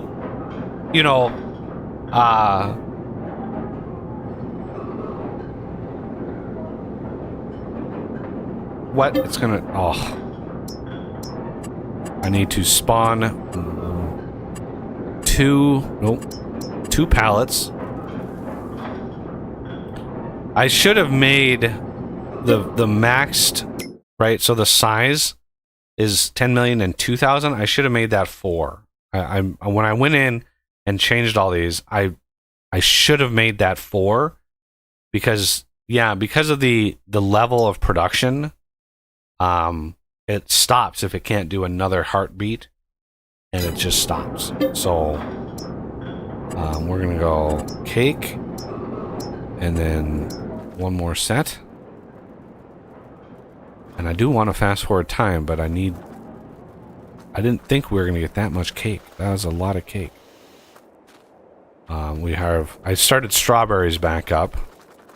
I've been having onions and peppers here. I haven't really needed them. Not until we get another potato thing. And then we can make some more chips and pepper chips. Which, ooh, cheese. I'm gonna need another batch of cheese, maybe. I would like to get some potato salad up and running, but everything requires eggs, which is what my limit has been. And I don't want to buy another set of chickens, because only having like $2.8 million in the bank, I know for a fact we're going to have way more than that as expense. going forward. So, while we wait for those cake to load, let me go do the tedious thing of painting this field over here. So, this is like super tedious. So, I go to the growth. Yeah. So you zoom in a little bit, you can see, maybe it is easier to see it, the darker spots here. So you can see the dark spot there, there, and there. And this is where a dirty monitor really does not help matters. I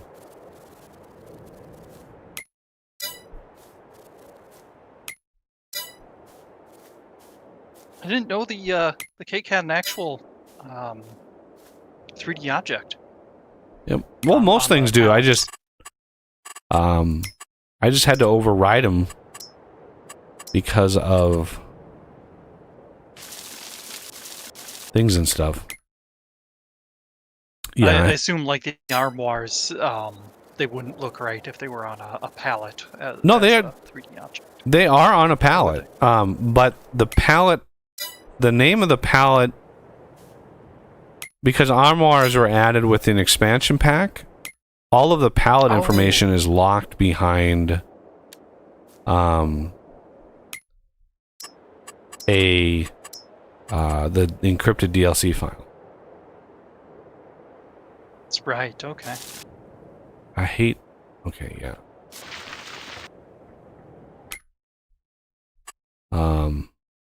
So, yeah. And then, you know, to see it, you'd have to have the DLC probably.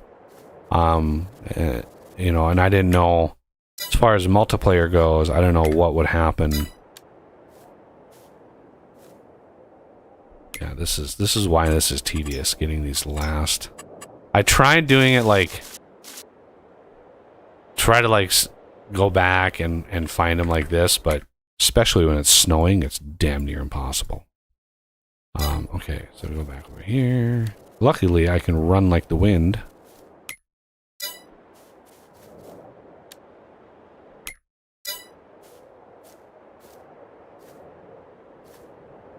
But this is literally the epitome of finding a needle in a haystack. We're literally trying to find grass amongst grass. There it is, right there. You could just barely make out that that is different.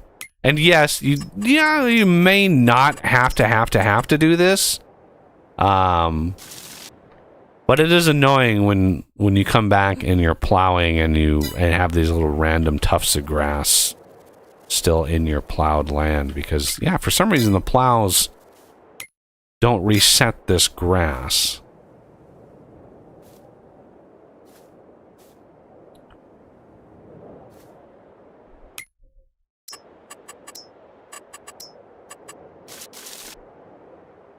Now there was another one over here, but I'm not going to even guess where that is.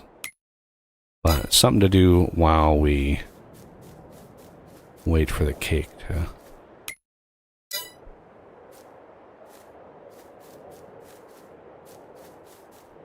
And yes, I've done this on all of the fields that we have. I've done this same process. It's way easier to do it when, like, if it's like noon in July. It's way easier. The snow really doesn't help. And the thing that would really help me the most in this process is to be able to paint the grass without going into this construction menu. If I could just have a tool in my hand and go psh, and just spray the grass, then I would just be able to run around to all the places and do it. And it would be far less tedious. It would still be tedious, but it would be far less tedious. But I don't know.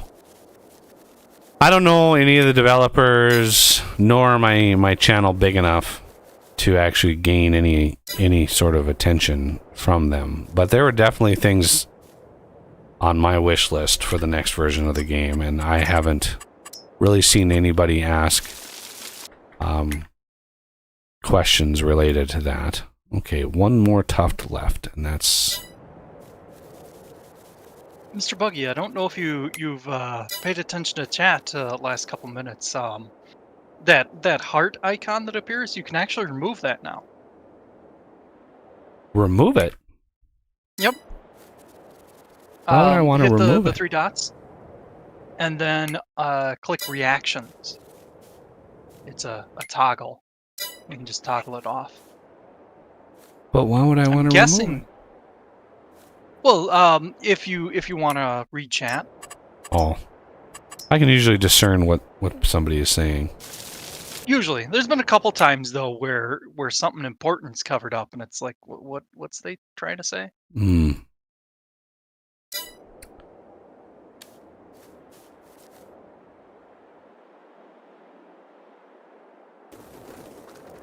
I'm curious, though, do the reactions still show up if somebody else clicks on it? Can somebody click a reaction thingy? So I can see.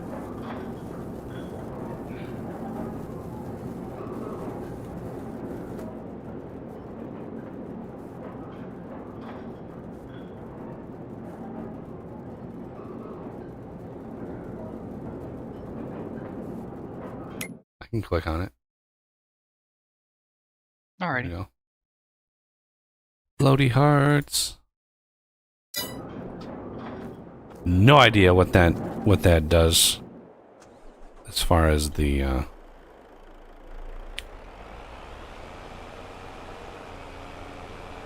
stream goes. Mostly it's just a way of them emulating other sites like right, but I don't know if YouTube counts it as a interaction, like if it counts in favor of the stream. Probably a fractional interaction.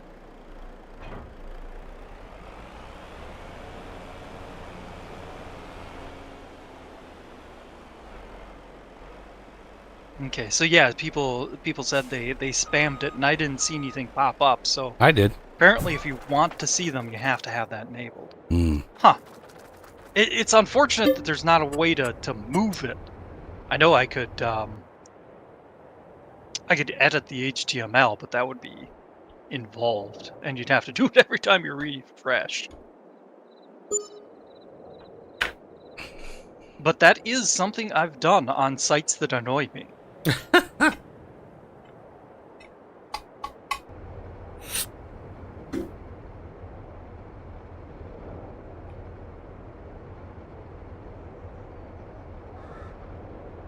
So I think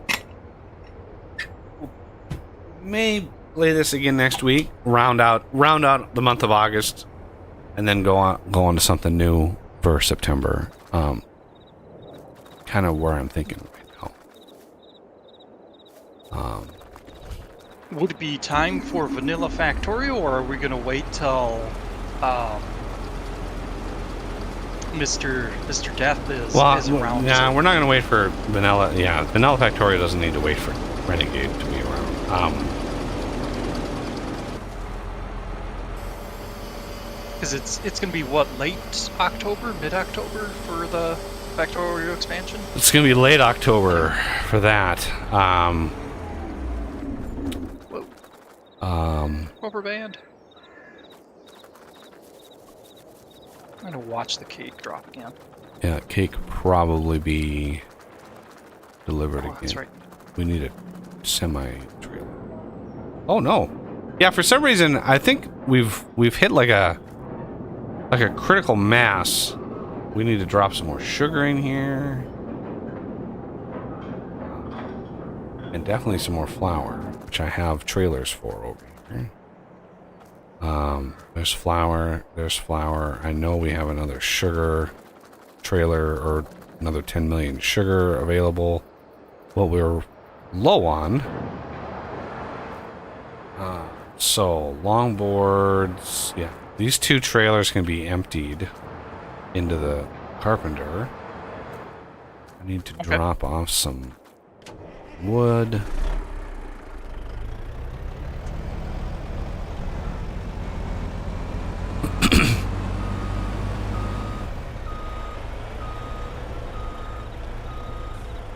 you can drop off some of those, whatever. Yeah, both of those can be dropped off, and then, you know, obviously take one to fill up with more cake. So why not? Sure. So these 2 trailers drop off in the carpenter, and then take one of them to pick up more cake. And I can certainly buy some more trailers if we need them, but and then chocolate. I can't say I've added dark mode to any website, but that certainly would be on the table. Because yes, at times that's really annoying if you're playing a game that's, you know, not bright, and then you have like a web page that doesn't have a dark mode. That's quite jarring. Yeah, I've even had that happen on stream where I'm like doing something and like my programming, like if I do a vintage engineering stream and it's dark mode and it's all easy, and then I open a web page and you can see it on the stream, like just this blinding light coming from one of my monitors. It's like, oh my god.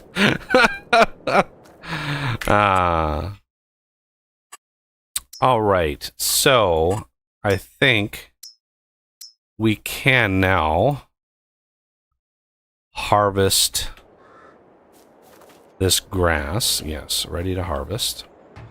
Not that we really need it, but it's about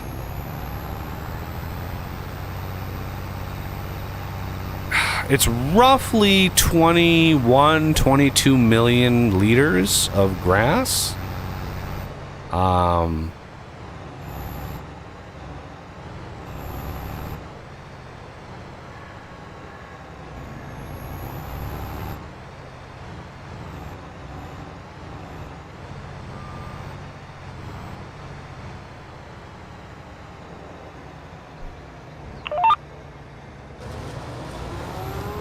I forget, do you need to have the engine on if you're loading, or is that only on? Loading? No. You can turn it off if you're loading. It's just unloading. For whatever reason. I don't know why.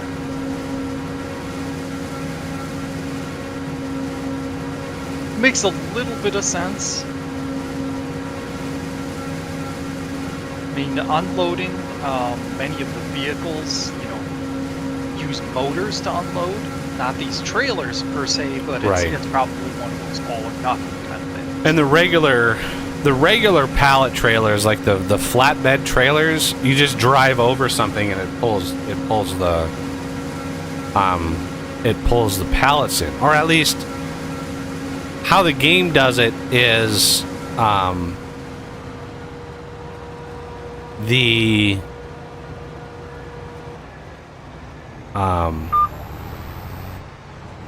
thing doesn't pull pallets in. It's the pallets that discharge themselves into whatever trigger you jump right over. So the fact that the trailers don't, automatically drop, I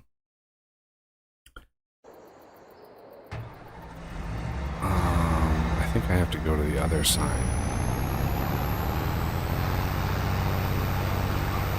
Should I wait for there to be 10 million cake, or should I do a partial fill? Like 5 million or something? I mean, you can do partial, but it's a lot harder to then fill it up, because then you got to do another partial, which is a lot of clicking of the button. Right. So I just usually wait for 10 million, and then you just hit back twice, and it gets you the 10 million. Yeah. Way easier to do it that way.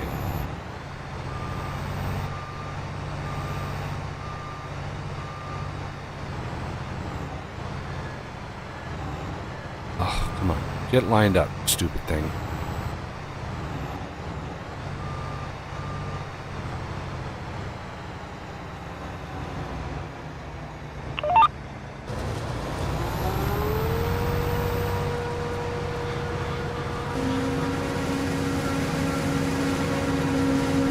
But yeah, the reefer trailer should definitely need power. But how do you do power with the reefers? Yeah. You have to keep them hooked up to a truck at all times. Is there battery power? How do you distribute the power? How much battery charge does it hold? How much does it use? There's a lot of like things like that that go on, and then you have to worry about, well, if you've got a bunch of trailers going and they're all simulating every tick, that's just yet more shit that has to get ticked. And the game already suffers a lot. The more stuff has to get ticked.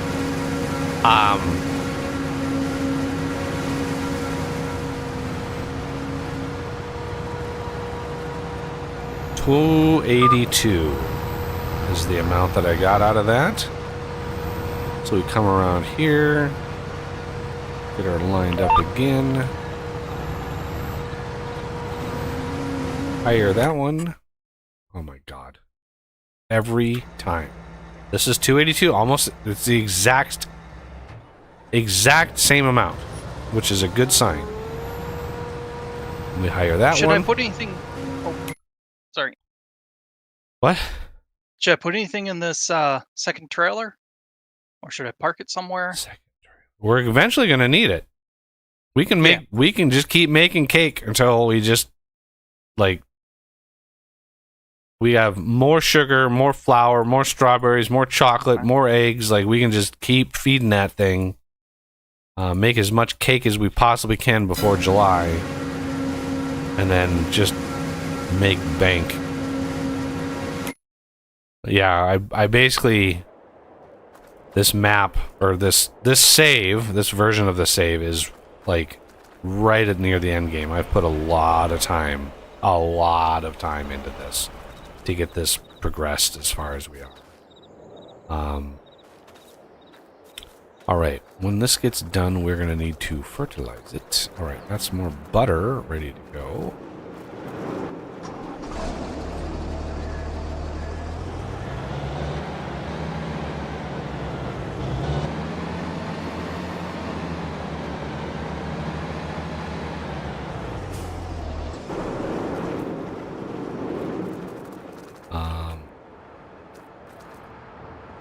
This is just about done. Oh, armoire can be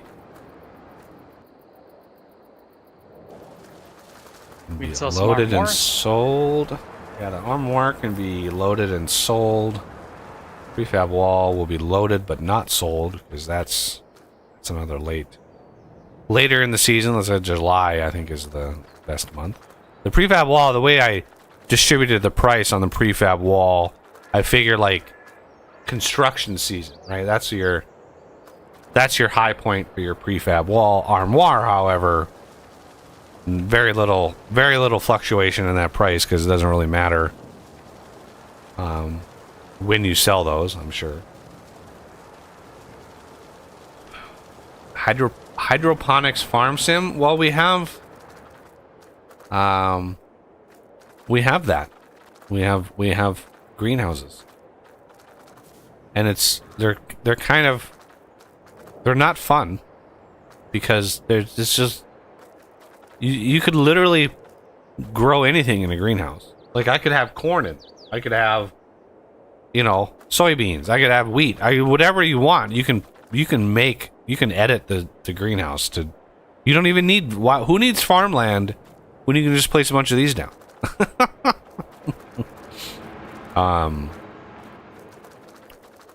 But yeah, the cake, it's just shy of 10 million. spit out 2 pallets. Okay. Which is 10K, and then that should create enough to spit out the rest minus the 10K.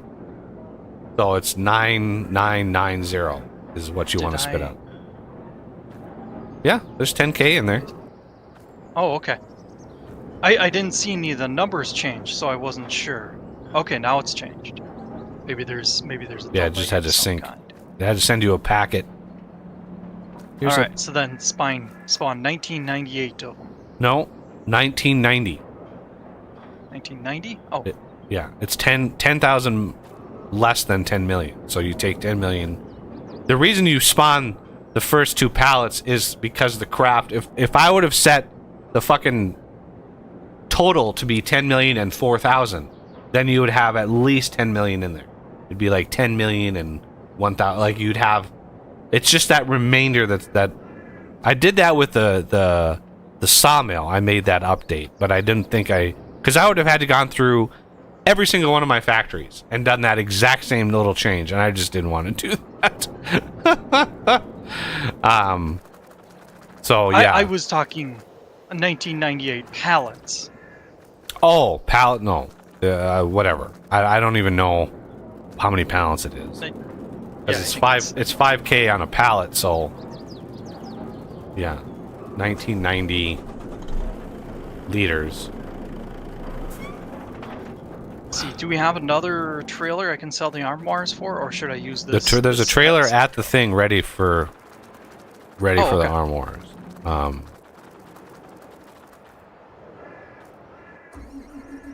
Yeah, there's already one waiting. Suppose I could have used my eyeballs. That sometimes helps. Yeah, that does help. God. Come on. I can't gauge the size of some of this stuff. So this is way bigger than I think it is. Size doesn't matter. Is there sugar? Because that's something we'll need in the cake bag. There's sugar in the general mill. All right.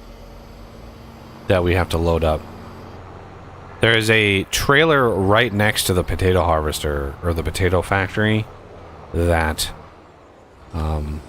is empty. Okay. I have to find the potato factory and the general mill, because I'm not familiar with those. Yeah, potato factory. Some of the shapes. Yeah, potato factory is. We have it's the same shape as the raisin and the lime. It's the same damn factory, but it's all of the food product factories are all on that end of the farm. So it's right next to the cake factory. Or not next to it. It's one of the three. Should be obvious which one. Because it has a big potato sign on front of it.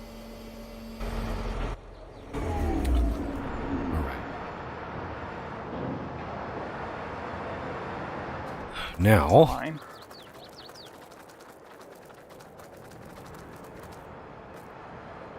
yeah, I wish I could use the regular pallet shapes, for like the armoire and stuff, because they look really cool. Like it actually looks like armoire. We saw them way back last year when the very first game that we played on this, way back in July of last year. We played Silver Run Forest because, like, I really wanted to. I first got FarmingSim, and I was like, we're gonna jump into this. And what did we end up doing for the first, I don't know, month? Was wood harvesting. We did logging for like the first month. It was funny, but yeah, that was the expansion pack, and that sawmill or that process actually made the armoire, and that a lot, you know, you actually got the pallet shapes and stuff, but like I didn't know if it was possible. Well, it would not be possible to use those shapes without referencing the DLC, right? Because you have to put a path to the i3D file for the shape. And you'd have to reference the DLC. So a person who's playing that would be required to use the DLC, and God forbid somebody try to play it without the DLC, what it would do. I don't even know the set of mods that I have, all the customized mods here. I don't know what the hell would happen if you tried to play it without the DLC. Like I'm sure it would break horribly. So don't do that. Don't use it without the DLC. But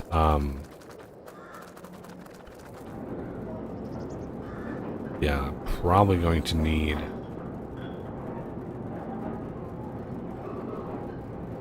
Oh yeah. I'm having trouble finding the General Mill. I found the potato factory. General Mill is way back here. It's this thing back in here. This is the old General Mill. Okay. So And grab the trailer from. Yeah. This has sugar. The last load of sugar. Until we get the sugar cane over here. I love how thick the sugar cane is. This is just like amazingly thick in here. Just amazingly thick. But, Got some more comments for Fox? Mahusively impressive. I mean, it's not. Thank you. It's it's a flat map. But which isn't for everybody. Yeah, it's a 4x map. It's meant to be like a no man's land, like just do whatever you want. So the individual farming plots, right? It's all based on like no man's land. So you start. This is the plot that's the cheapest, or you start with depending on your difficulty settings. But the plots get really expensive as you go out, right? This one way out here is $4.6 million for that little plot. So one of the goals of this, the balance of this map, is to own all of the map, which is it's not easy to do. Trust me. It's many, many millions of dollars to buy all the map. It's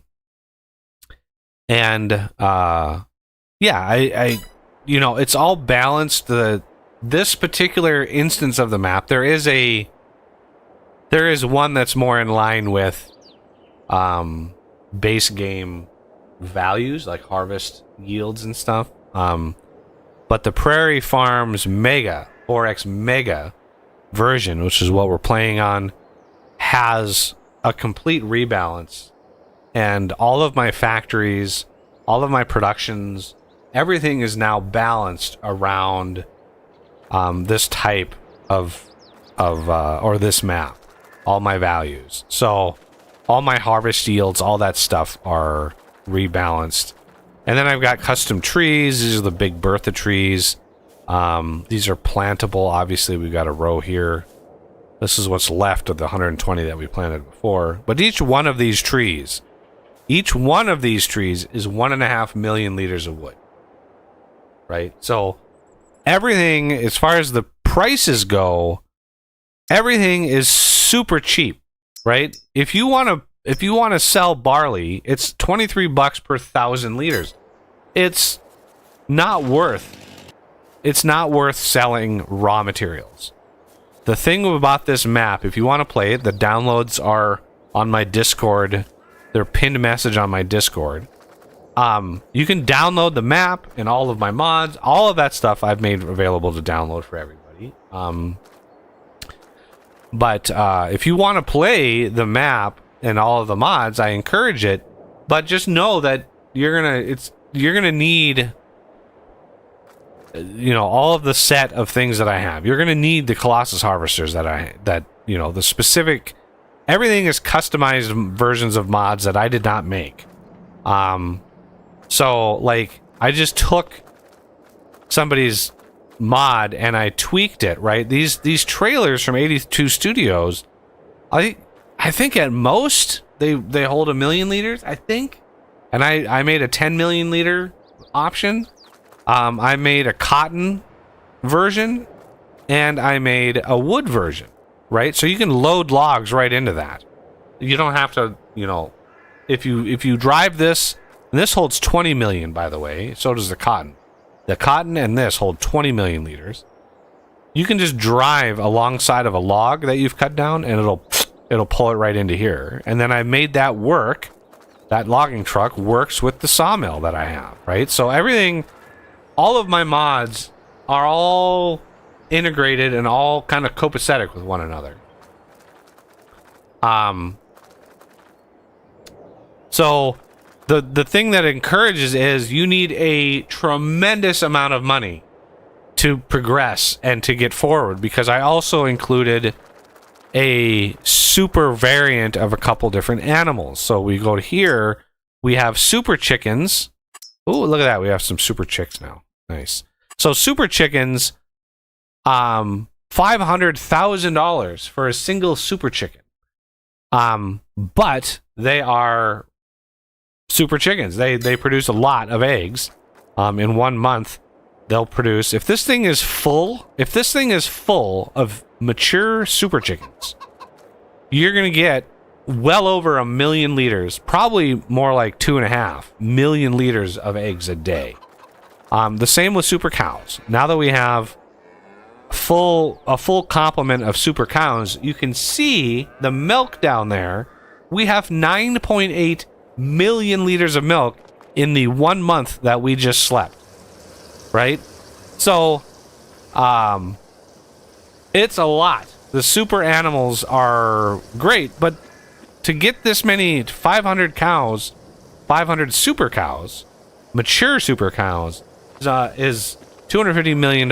So you need a lot of money to get your factory up and running. Getting the milk. Let's go and... That question in your Discord. Oh, that's one thing I'm not looking at. Yeah, the wire mod, can you use, or wire relay, can you use that with QP Tech? The wire... No. Power QP Tech machines? Okay. No. Didn't think so.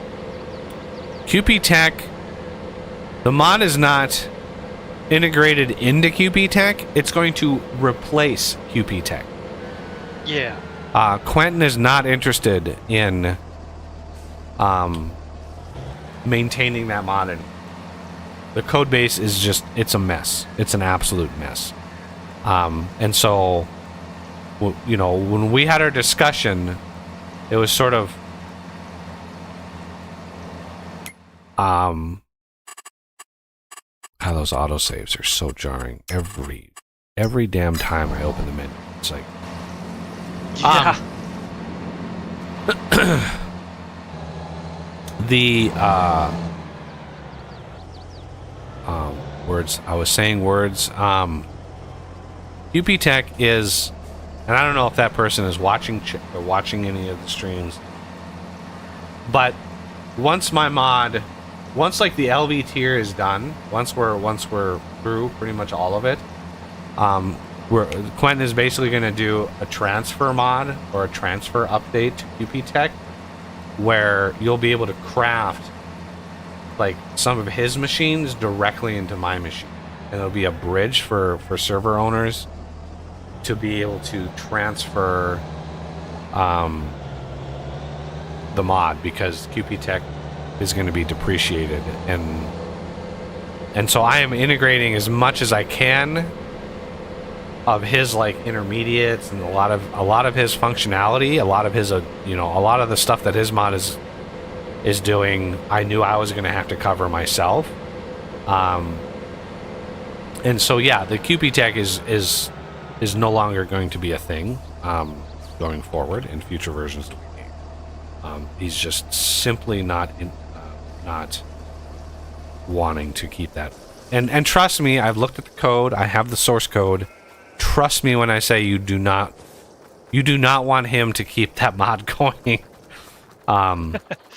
It is really bad behind the scenes. And he did a phenomenal job. He got, a good start on the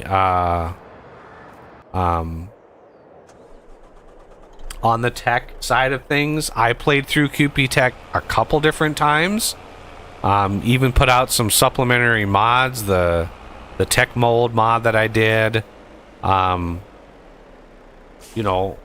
to try to smooth out the edges of QP Tech a little bit, but my mod is, I hate, I don't want to talk like I'm bragging, but my mod is light years ahead of what QP Tech was in terms of like expandability, modability, other people adding recipes. Like, you can't add recipes to QP10. All the recipes are like hard coded. And it's very, very not intuitive, the recipe system. He kind of basically hard codes all the recipes. Whereas mine, you create a new recipe, you just put a directory, and you put a directory in your mod called recipes, and then you put a directory into that called like metal press, and boom, you can now add the VE metal press recipes into that, and the game will just my mod will just load them like they're nothing. So I really went in line with the base game, like how the base game does things, just to make sure it was got maximum use out of it. I think I'm going to shut this down for now. Just to save a little bit of money, but I am going to spit out all of these prefab walls into there, and we can park those over to here. Because we have enough space now, we could empty this or that logging trailer pretty easily. The sugar still isn't done loading. Yeah, I've been pondering whether to go through the pallet mod again and increase the pallet size to 10K rather than 5K. Oof, yeah, and we're kind of locked until we get more sugar. Yeah, sugar is the big limiter for that kind of stuff. On purpose. Yeah. Looks like cake too, or eggs too, but eggs, yes. Eggs are a limiter on everything. We're gonna need another load of eggs soon for cake as well. Yep. Do we have another trailer available? Well, the egg trailer is parked at the eggs constantly, so it picks because every hour it drops more eggs, so you have to have a thing there. Otherwise, that doesn't make any sense. Putting something where it needs to be. Silly person. So yeah, flour. We need another. Oh yeah, we need flour in here. We actually have 300k eggs still in here. Yeah, it'll last. Sugar especially is bad. Strawberries we can unload. Chocolate we can unload. Excellent. We has the sugar. Yeah, it's gonna take all of the sugar. And then we have more butter. We have more butter. Yes, as Spy pointed out, probably a good thing that we don't have have the FDA in the game. Yeah, one of the things I thought of would be a mod that I need to basically stop time as much as I can here. No. Damn it! I clicked one too many times. Okay, good. Because snow is coming. And we don't want to harvest when there's snow. I need this harvest to finish. I don't really need... I mean, we don't really need the grass, of course. But if it starts snowing when we're harvesting the grass, it cuts our yield way down.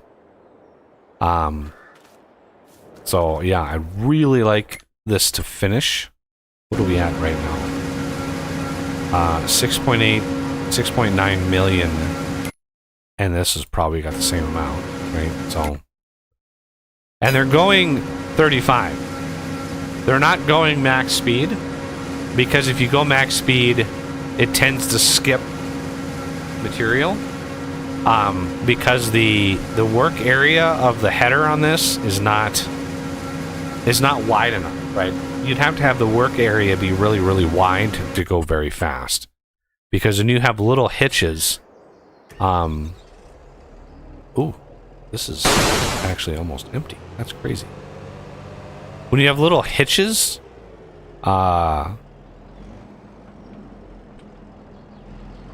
it can skip material, and that's bad. Very bad.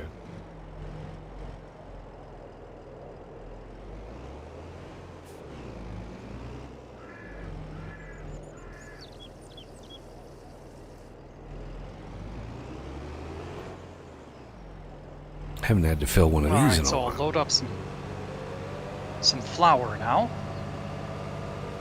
Yeah, we have a near infinite amount of flour. We have so much flour. But to be fair, I mean, flour is the biggest thing that's consumed for that craft for cake. And we may or may not need some more bread, because I made those croquettes, which are very, very profitable. Those croquettes are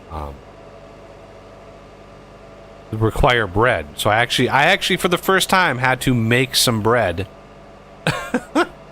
You know, a couple days ago to test that mod out. I'm glad I tested that out in the last couple days. Tested that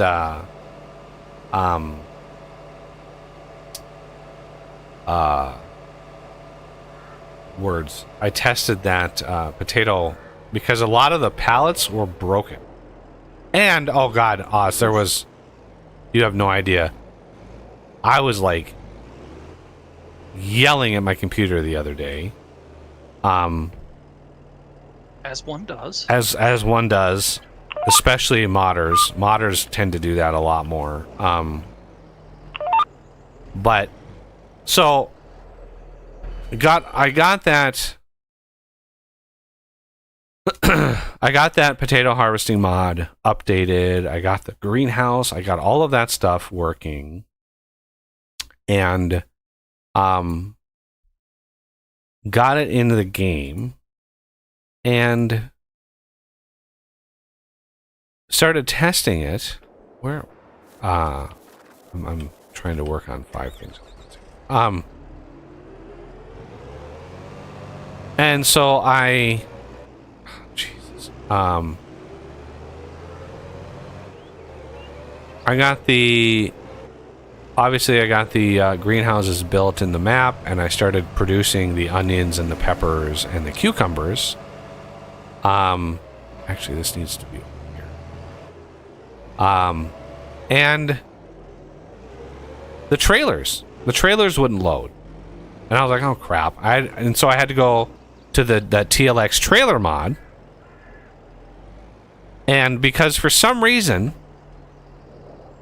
the guy who made that created a set of custom fill type categories, right? So the base game, the fill type categories, you know, you have like bulk. So bulk, the category name of bulk is, you know, wheat, barley, like maize, like the things that fit in like a silo, right? Bulk. And then you have a fill type category called like product, and product is like bread or flour, you know, things that go on pallet. And then trust me, there's a variety of categories. Well, for some reason, the guy who made that trailer mod created a whole different set of categories that the trailers load. But then he mapped all of the fill types to those categories. So rather than using the fill types that are built in the map and that everybody defines in the map, he has a wholly different set. So I had to go in and add all of the fill types from that potato mod, right? So not just the stuff produced in the greenhouse, but also the potato pancakes and the potato salad and, you know, the starch. I had to add all of those fill types to the truck. So I was like, all right. So I went in that. And that's, you know, that truck mod is like 40 megs, you know, and so I try to touch those as little as possible because they're just huge mods. So I added all those fill types, came back in the game, and started testing, and sure enough, they started loading into the trailers, except for the onions. And I was sitting here because I had just added these fill types. And I was like, why isn't this loading the onions? I had the debug stuff open. I had all the trigger boxes being I was literally trying to figure out why the onions were not loading into the trailer. And I was looking at every debug menu option in the book, and I just was beside myself. Like, why the hell aren't these onions loading? Cucumbers were loading in, peppers were loading in, everything else was working except for the onions. And I was like, why the hell isn't this working? And so I was looking at, I actually opened up the palette XML of the pallet. I loaded up the XML or the i3D of the pallet and normalized all the values, which is good because there was a couple weird quirky things with the pallets that I fixed, but like everything else, like what is going on here? So as a last resort, and this was literally like half an hour, and I was yelling at that point. My poor cat was just like, what is going on over there? And so finally I open up the XML of the trailer again, and I look at the fill types of the trailer. I had forgotten onions. I put everything else in there, everything else but onions. And that is why they weren't loading in I spent a half an hour trying to debug the goddamn onions, and it was the trailer the whole time. It just didn't see the onions, because for some reason the guy who made the goddamn trailer added a completely different set of fill types rather than just using the standard fill types the game uses. He created an entirely different subset of fill types. I do not know why. I have no idea why that he did that. But anyway, I added onions, and then bam, they started working. I was so angry at myself for not checking that the first thing, because I had just edited the trailer, and so my dumbass thought I had added onions. I thought I had done all of the different fill types, but I had forgotten one of them, and that just happens to be the one that I forgot. So fun times are good to go. We have a couple trailers of flour ready to go here. Let me just pop this. Oh, I was loading a... Yeah, we have 3 trailers sitting over here. 2 of them were flour. Whoops.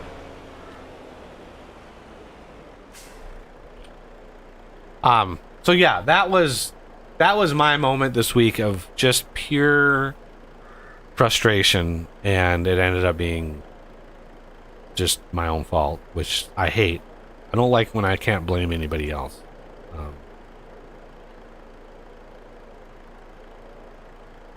I guess it's not bad for us to have another trailer of flour, except that we're probably running low on trailers. I can always buy more trailers. True. Yeah, trailers are one thing that you probably don't need to limit yourself on. Factories, yeah, because of the whole tick rate thing. Well, yeah, you don't want an infinite amount of trailers. I mean, the vehicles themselves do have an impact on performance. I mean, just the sheer number of vehicles that we have in this world does have an impact. That's mostly FPS, though, right? Yeah, load times. Like when I load the world, it takes longer to load it, but that's trivial when in the grand scheme of things. I mean, you load it once and you're in. So I haven't really seen a big impact on like save times. All right. What's that trailer gonna be loaded with? Well, it's gonna replace the one you're filling. That was the flour that I just emptied into this thing. Okay, sugar, milk, strawberry, and chocolate. So chocolate.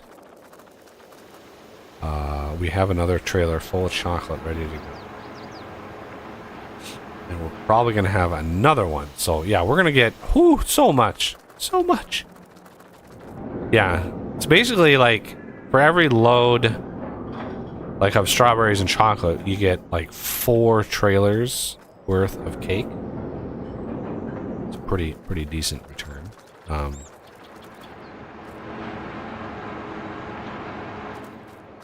I prefer indecent returns. Yeah. Butter. We have a lot of butter, and we probably have some more olive oil. Whoa. That was a lag spike. Jesus. Okay, it wasn't just me. Wow. Okay, it's like every time I try and move my vehicle. Okay, now it's fine. Weird.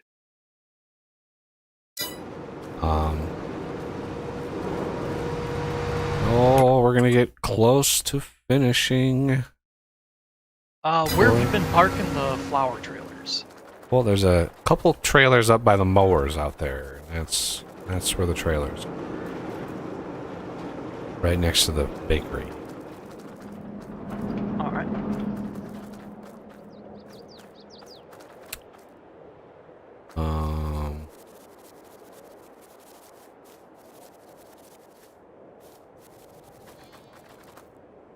And we have another roughly 1.5 million liters of eggs ready to go.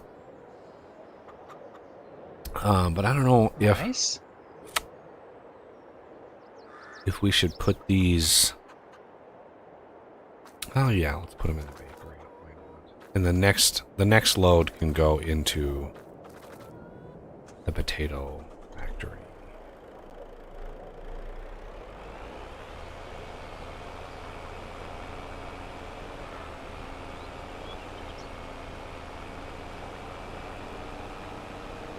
So this will be probably another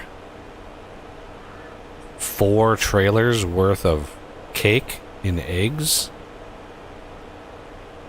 Now keep in mind, a full trailer of cake is going to be like $15 million. Which might sound like a lot, but I mean, on this map, it's really not. There was a month that went by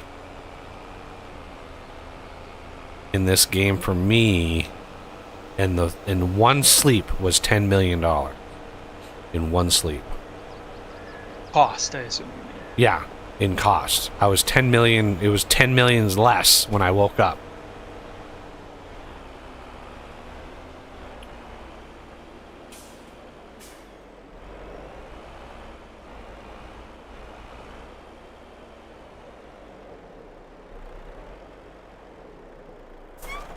Yo, eggs are done for again. I can buy. Well, here's a trailer. Oh, we got clothes. Should we just sell the clothes? Like,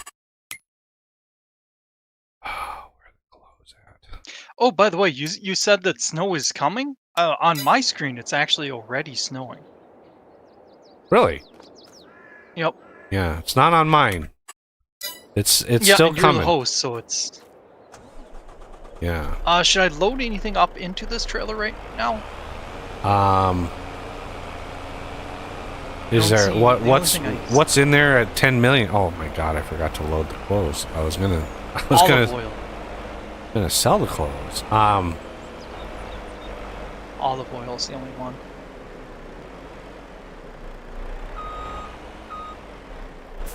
Which that can be used for butter, right? Yes, that is the upgrade-ish of olive oil. As far as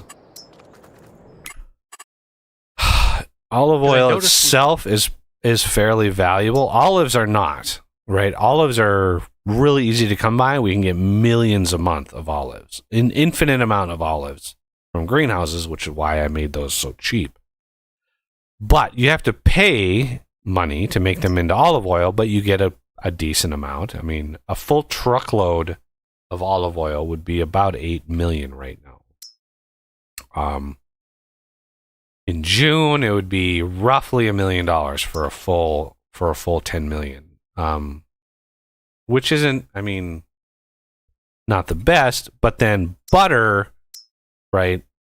Butter pretty much bounces around the same sort of prices. It's not really a good or a bad time to sell butter, but you get about $1 million out of butter, and then the ratio to make the butter, where is it at? There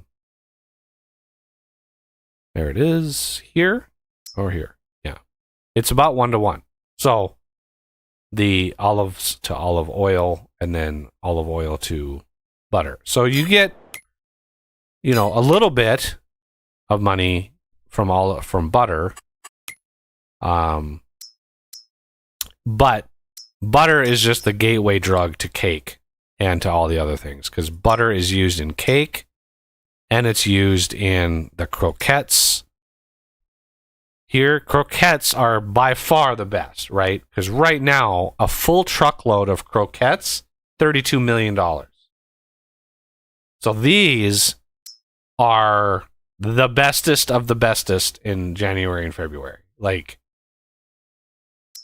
so if you make a bunch, you want to hold them. But again, I made them expensive to craft. And somewhere in here is the actual thing. There they are. So I actually didn't make that as expensive as I thought I was going to make that. Why didn't I make that more expensive, I wonder? Maybe because So just to check before I do it, should I spawn the olive oil? Yeah, go ahead and spawn the olive oil. And turn it into butter. All right. These are done. I was looking around. What one is it to make butter? The butter is behind the raisin factory. The dairy, yeah, the dairy is behind the raisin factory. That's raisin. Ah, okay.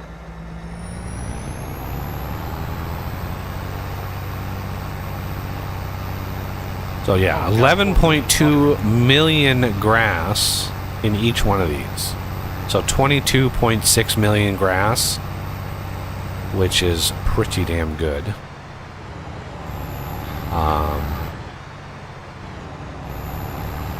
And since we can go a little ways without needing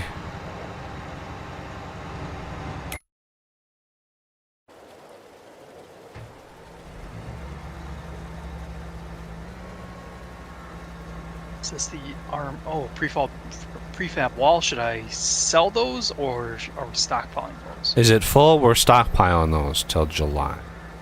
And yeah, there, it's full. Oh, what noise is that? What noise is what? In chat, Joe said. That's me washing. Oh. That's me. The insert key, I have the instant wash, so I apologize. Yeah, that's me washing and cleaning the machines. Which, I mean, it really is funny because it makes absolutely no difference to the game. Like, it's just a purely visual thing to have a nice clean machine or to have a dirty machine. But yeah, that is that. Which I usually do when I get done with a harvest or something. I usually hit insert to wash it. So it's nice and clean and sparkly. But when these empty, we could grab some forage out of here for some chaff if we really wanted to. But this field down here is going to be pure chaff. This one here. And so it just all depends on how much corn we need. I don't really think we need all that much corn right now. But, because we have, where is it? This one up here? Yeah, there's corn. We still have 13 million corn in there. We could dump some more corn off, as the flour does take quite a lot. Usually I use sorghum for my flour, but sorghum, the way that I set the recipes up, sorghum is the best return and it doesn't give you a secondary product, right? So it gives you the most flour but nothing secondary. Corn gives you a really decent amount of flour, but it also gives you chaff as a secondary, and then the chaff we can then use into the fermenting to make silage, which then we can make into methane, which then we can sell. So it just gives you more. And there's an oat, but I think oats give you pig food and not chaff. And we have a big mound of poo over here. So it's funny, I hook this up, I hit R, and I can disconnect it, and it sits and fills. Right? It'll sit and fill the 2 million liters of poo that's in there. And it just takes a hot minute to do that. And yeah, I could I've tried running through like a forage wagon here. You can do that. But the visual amount of poo in here is only about 400,000. And the thing holds 2 million. So you scoop up the 400,000 that's in there, and then you got to wait. And wait, and wait, and wait, and suddenly pop, it pops right back in, and then you have to clear it again. And then you have to clear it again. Doing it this way will drain it out completely, but it just takes a while. And this is like a base game manure thing. So why they have this loading so it holds 4 million. Why would you load it? It's literally at like 1,000 a second. Like why would you load that so slowly? So I've been tempted to make a modded version of this that unloads like 200,000 per second, and it just pulls all the poo in, and then we can turn it into fertilizer. Or methane. You can make methane out of it, but slurry has been the methane source. The fertilizer comes from manure, and the fertilizer you can actually sell too. But yeah, we could actually do this. Look at that, another 14 million methane. We have another truckload worth of methane we can sell. All right. Load that up. Yeah, you can load it without starting the engine, which is nice. But yeah, And so all this better, stuff you can actually get out of the vehicle while it does it. Yeah. Well, you can get out of it too if you're unloading, as long as the engine is running. True. Which is why I don't have it turn off when you get out of. I don't have that option of when you get out of a vehicle, it automatically turns off. Takes a bit of getting used to, but yeah, worth it. Yeah, once I map the key to my mouse, like now I don't even sense it anymore. I just hit the mouse button, pop, the engine starts. So the solid fertilizer has two uses. For one, it's used in the greenhouses, so it's automatically being distributed to the greenhouses for the big boost of the greenhouse. And then two, when you get a certain amount of it, you can just sell it, and it's a full thing of fertilizer it's not bad. It doesn't sell. It's a pretty decent amount. Plus, it pays for the productions of everything. So eventually, you make your money back. Might take a year, but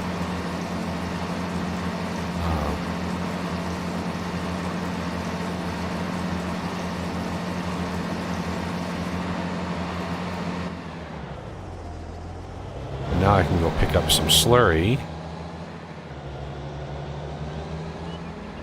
And the slurry, I believe, the slurry I put in the methane digester. And then produce methane from it. Because it gives you a 50-50 methane and digestate, which then we can take and turn into fertilizer. So I try to, in all of the ways that I've balanced the game, or balance this mod set. Ooh, look at the food. I need to drop some more food off. Yeah, they use a lot of food, all these super cows. They are hungry little beasts. Which is why I have the food parked right over here. Do they die off if you don't feed them? I don't know. I had that same thought earlier, like, do the animals die if you don't feed them? I would imagine they don't, but they just don't they're just not productive at all. They need, their health drops, and the lower their health, the less productive they are. And then it takes, if you start feeding them again, it takes them a couple months to get back up to like 100%, and then they start producing.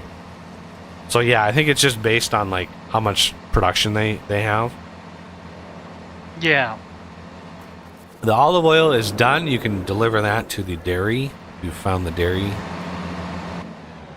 Sure. Don't let me forget the methane truck. It's running.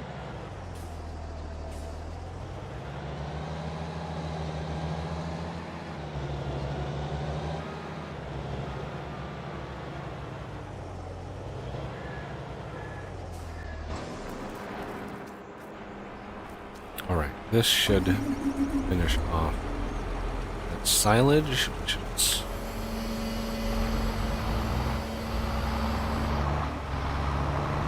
this thing done.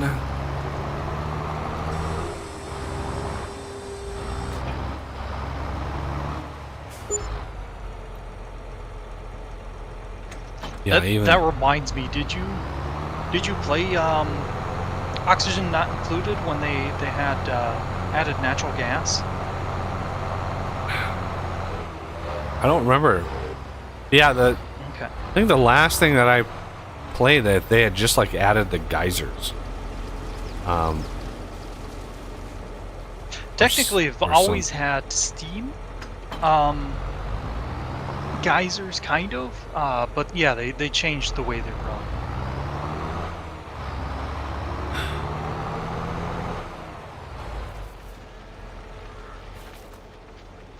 But yeah, talking about the methane just reminds me that you can get flatulent dupes that emit natural gas periodically.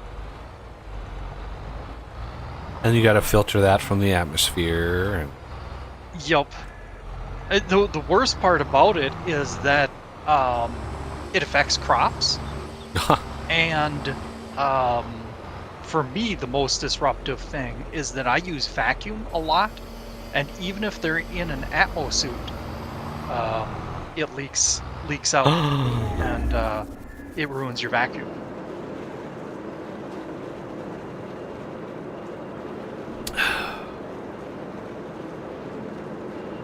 I'll probably bring this back to the general mill because that seems like it gets used a lot.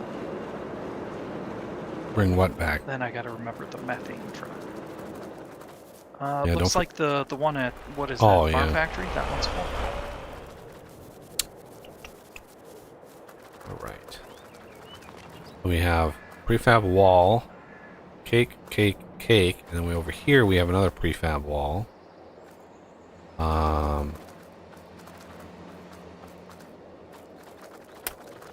Then we have the chocolate here. How are we doing over here for chocolate?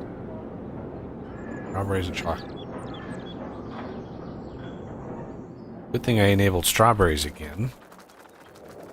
We have 7 million, roughly, of those ready to go. Yeah, Joe, Oni is a fantastic game. It's the #1 on hours played. On my Steam. Which is impressive, considering how many hours we put into other games. Right. It tells you how many hours he's put into that game. Redonkulous amount. I think I'm close to another milestone for hours. Let's see. Where is it? Okay, yeah, I'm at 5769 hours. That's I'm close that to 6. crushes any amount of hours that I have in any game. Like, that is not even... I think the highest number of hours that I have in a game is in Factorio.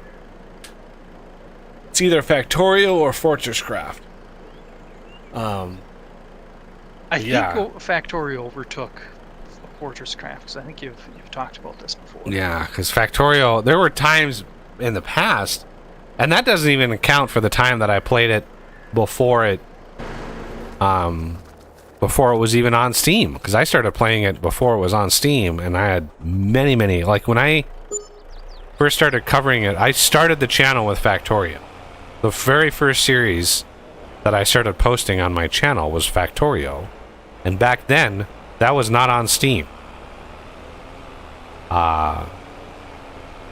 So yeah, so none of those hours, and I still have, I don't want to say like 1,500 hours on Steam and Factorio. But to be fair, some of those hours were me letting the game run all night. Yeah. Because that used to be a thing that I did. In order to, especially when I was doing a series and like I needed a critical mass of something. Like one product or another, and it was a slow production, I would just Literally let it run all night. So yeah, unfortunately, some of those hours are that. But I've only done that a couple times with Factorial. Yeah. Fortress Craft, I did it a lot. Yeah, I let it run a lot. AFK.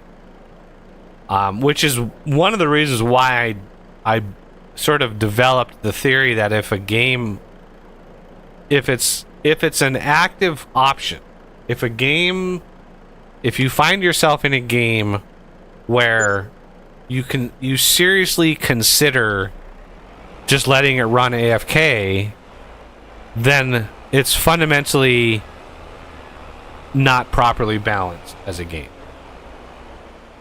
because you're not actually playing the game.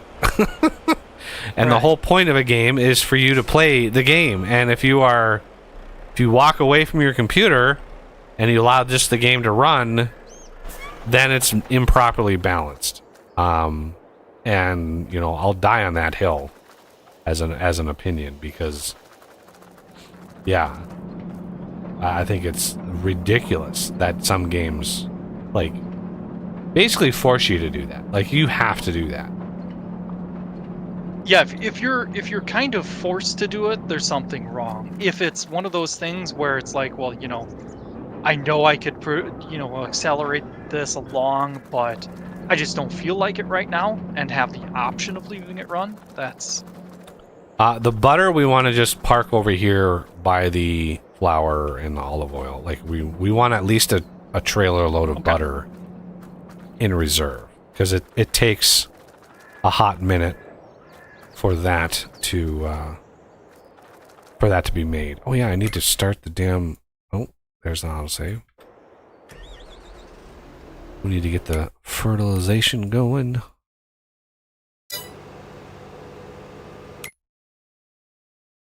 Then start this one. I think only 1 or 2 times had I let Oxygen Not Included run overnight as an experiment. That's not a game you want to Yeah, that is a game that things can go sideways real quick. Yep.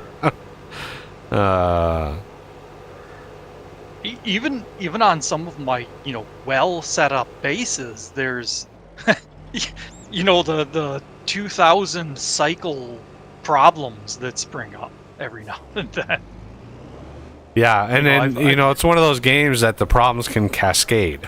And any time you're playing a game where if one issue can cascade into another, it can become catastrophic. It's just absolutely. What's another game that does that? Factorio, to an extent, if biters get in, they can completely overrun your base. But yeah, there's been a couple games that I've played where it's just this domino effect, just disaster.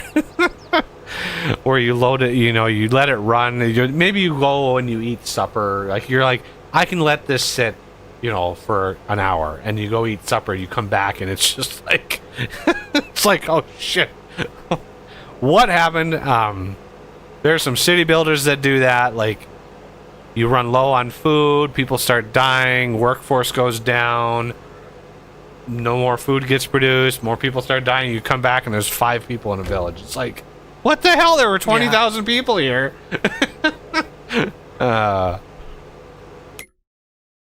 All right, that's going to take a hot minute.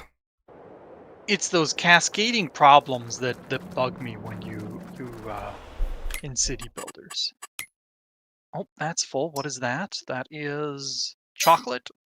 Should chocolate be placed? Chocolate can be delivered. There's the thing is half empty of chocolate, so half of that trailer can be delivered already, and then just park. All right.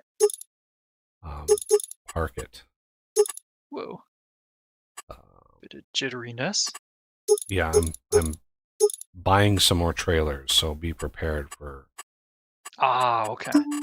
Some I'll try to drive the vehicle slow then. Because that's when it affects me most, is when I'm driving a vehicle and I get a little hitch. Oversteering, not being able to stop in Yeah. time. There we go. 5 more trailers. So it's chocolate and strawberries. Strawberries are just right here, so that's not a big issue. Eggs are going strong. We're going to want another trailer for the cake. Grab a truck. This is why I have so many vehicles. I don't really keep up with NASA news. Joe posted something. So NASA Starlink is So back. Coming I back. heard about that.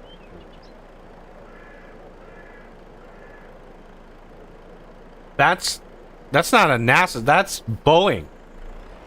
That's. Oh man, I bought the wrong trailers. Oh, Those are the reefer variety of trailer. God damn it! I have to redo all these goddamn trailers now. shoot. I wonder if I can just.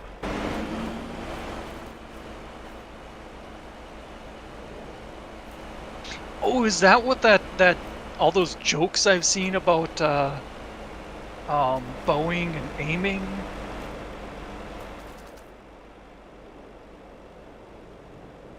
Oh, aiming. What? I don't know. I've seen a lot of memes about somebody aiming a firearm and in relation to Boeing. Well, yeah, Boeing. Well, the main problem. I have no idea what you're talking about, but the problem with the Starliner, the Boeing capsule. So for one, the capsule they put up, like, had some sort of like leak, and NASA itself is not confident that it would survive a re-entry, right? So they don't want to risk. They don't want to risk the crew, the two. I think there's 2 people, coming back in that. And to add to that problem, I don't know why when you grab something with the lumberjack, it's like I'm grabbing it right here, and yet the front end is like really wiggly. It's like the center of gravity is just off. So the problem was, you know, the thing is docked to the ISS. This is a problem as far as I understand it. The thing is docked to the ISS, and NASA kind of deemed it unfit for a return. But then they ran into the problem that the software on it did not allow it to be automatically undocked, right? It had to have somebody in it to even detach the thing. And it was like, it's just one problem compounded into another. Oh my God, I really wish that you could move stuff. Like, I'm More grabbing precisely? the ass end of this, and for some reason it's like, oh, you're moving the front end. It's like, no, I'm not moving the front end. You stupid. Yeah. So that's the problem as far as I know about it. And so they've probably been working on getting the software updated so they can undock it, which is probably what you're referring to. But it still can't be crewed because there's, you know, it's unsafe, right? So they're not going to allow the crew to come back in it. So they have to wait. I just think it's like perfect poetic justice that they're going to rely on SpaceX to bring the crew back. I just think I mean, Elon must be just laughing his ass off about this whole situation because of how much shit he got when he started SpaceX. I mean, he got non-stop garbage for the last 15 years after starting SpaceX, and he still gets shit. Like, for some reason, people hate on Elon, and it's like, this guy is like, modern day Iron Man. Like, just crazy what this guy's accomplished, and he still gets so much hate, and here he is coming to the rescue of like astronauts. He just must just love every minute of his life. He just must love it, all the shit. He's gonna go down in the history books as like the next Tesla. Maybe not quite that. Which big, is ironic, but... considering he started Tesla. Exactly. Well, he bought Tesla. There was two guys in a garage that had they had trademarked Tesla, and Elon basically bought it out from them. Yeah. Because he knew that it was a great brand and a perfect brand. Right. Yeah. For what it was. So he's scooped that up. But it was two guys in a garage. People say like, "Oh, Elon Musk didn't start Tesla. He just bought it." It's like, it was two guys in a garage, and here comes Elon Musk with millions of dollars of capital. Elon created, he did Tesla. Like, it's like if I bought a domain name that was really like a really good domain name, and it was like, oh, he didn't start that. He just bought the domain. It's like, no, I bought the domain, but then I built the site and I built the whole product. Like, yeah, people will give any excuse under the sun to discredit Elon, and I think he is a freaking genius. Like, he is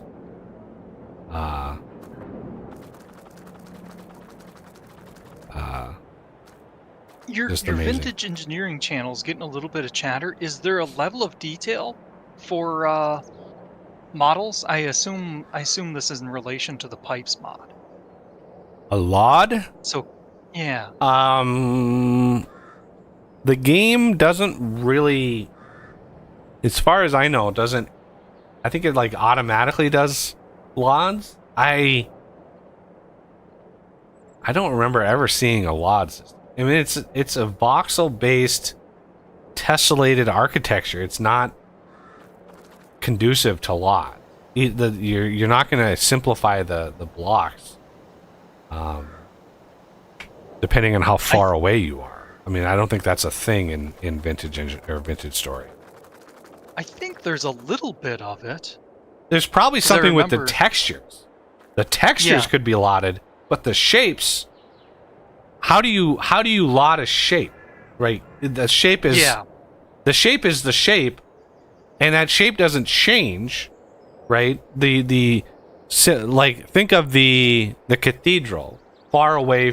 It probably has an automatic sort of LOD system that tries to simplify the shape, but I don't think the game itself has a LOD system that you could compare to a modern game engine's LOD system. I mean, this game has a LOD system. I mean, look at these trees, right? These trees are popping in as we get closer to them, and then they're the final tree, and then you get further away, and then it just pops them back out again. Right? So you get, and I think I really hope that the next version, the FS25, I really hope they have improved this, because the draw distance in this game is atrociously bad. The LOD pop in like that should be happening miles away. Miles and miles away, that LOD pop should happen. It should be almost imperceptible. But for some reason, this game engine is, I don't know, it's like straight out of the early 2000s with that LOD pop like that. Modern engines have mostly fixed that problem. Yeah, I really would like to see the new engine, or the new iteration of the engine, have a lot of that fixed. Okay, what do we have left before we sleep? Oh shit! We have fertilization. I might grab a thing here and just fertilize the center. Do a couple runs. Oh, let's not run it. Oh jeez, I ran into it anyway. We can almost load another load of cake, but I don't know if you want to wait that long. Yeah. Although it's only 9:24 in the game. Yeah. Yeah, if we sleep, we're gonna be... let's get this worker. I just want to go, like, down and back. See if I can't speed this up a little bit. There have been times in the last week, especially with those really big fields, that I have 8 workers going all at the same time. And the game really doesn't like which is, it's unfortunate that, and that's another thing I hope the new version of the game is like they've somehow optimized or improved performance with AI workers. I know that they've rewritten the AI worker code, taking large lessons from the course play system. I don't know, maybe they even hired one of the course play. I don't. The presentation they did was all in German, and it was just like I couldn't absorb anything from that because I was trying to read what the hell the guy was saying and see what he was showing on the screen, and I just couldn't. And I understand why it was all in German. I just don't know why they couldn't also have an English version, because as far as number of German speakers versus number of English speakers, there's no comparison internationally. And I know other people are, speak other languages, and I'm a stupid American person that only speaks English and bad English, but the number of other people out there that speak English, you would get a lot more people able to understand you if you did English rather than German. Because, like, I know that there are Asian countries that English is basically taught to everybody. It's like 98%. Like 98% of Singapore speaks English. I doubt 98% of Singapore speaks German, right? So if you're going to cover as many, if you're going to talk to as many people as possible, English it's the international language of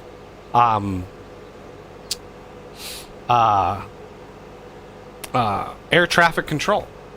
Flights, pilots use English. International.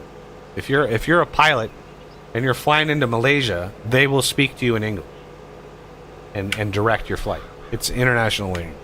So it's used most of the web, if they have a extra language, they'll pick English. Yeah. And I'm not saying it's right. I'm not saying it's perfect. There are definitely major flaws in the English language, but yeah. Oh, there we go. Should I start loading cake? Just hit 10. Yeah, load up another one of cake. We're gonna have so much goddamn cake. Whew, we're gonna have a lot of cake. Yeah. Pity we can't eat it too. Is this gonna be a full width? Oh, can I please turn? Nope. Oh my god, we're gonna have a landing strip of shame on this one. Damn it. Oh well. Shoot. We can do that as manually. far as it goes, the flaws in English are actually why it makes a better international language. It's I think there's a better term for it, but I always in my head refer to it as an amalgamated language. Well, I mean, it's certainly a collection of other languages, like. Right, exactly, and that's kind of a prerequisite for a universal language. I mean, it's pretty crazy how many French words that we speak, right? Yep. When we say things like déjà vu or whatever, it's like tons and tons of French is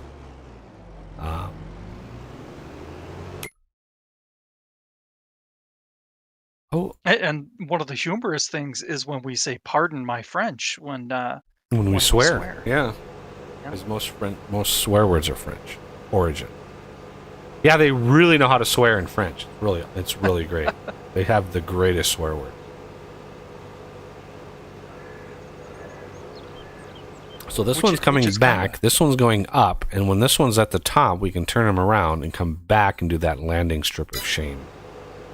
Because we just need a little strip, so the whole width of the thing. Unfortunately, you can't hire a worker and have them do a thin strip. If you hire the worker, they immediately set it to maximum width and do it, which wastes. Not that I'm concerned about how much fertilizer we're using, but I know some OCD people would be like, "Don't do the full width. It's just a little bit." I'm a French. Oh no, he's a French Canadian. You must know how to swear then. Merde. But he's Canadian, so he's too polite. Yeah, he's Canadian, so he doesn't get to use the swear words. Which is unfortunate.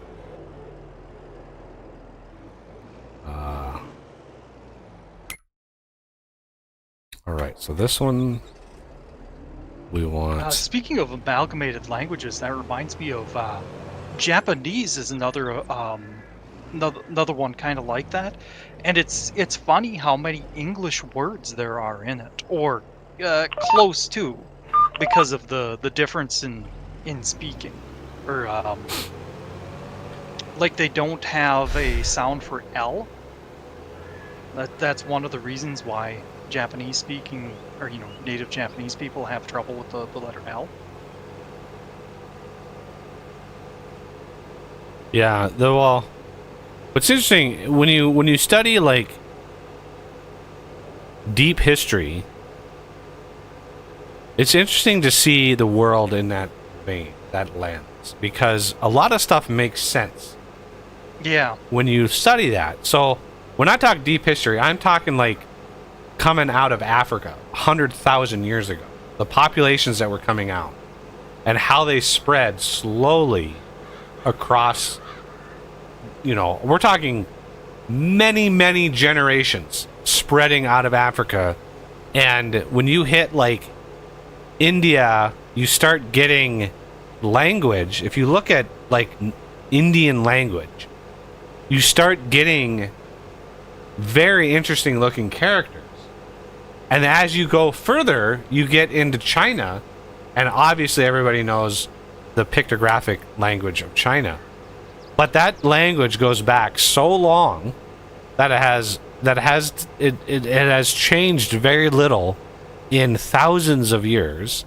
And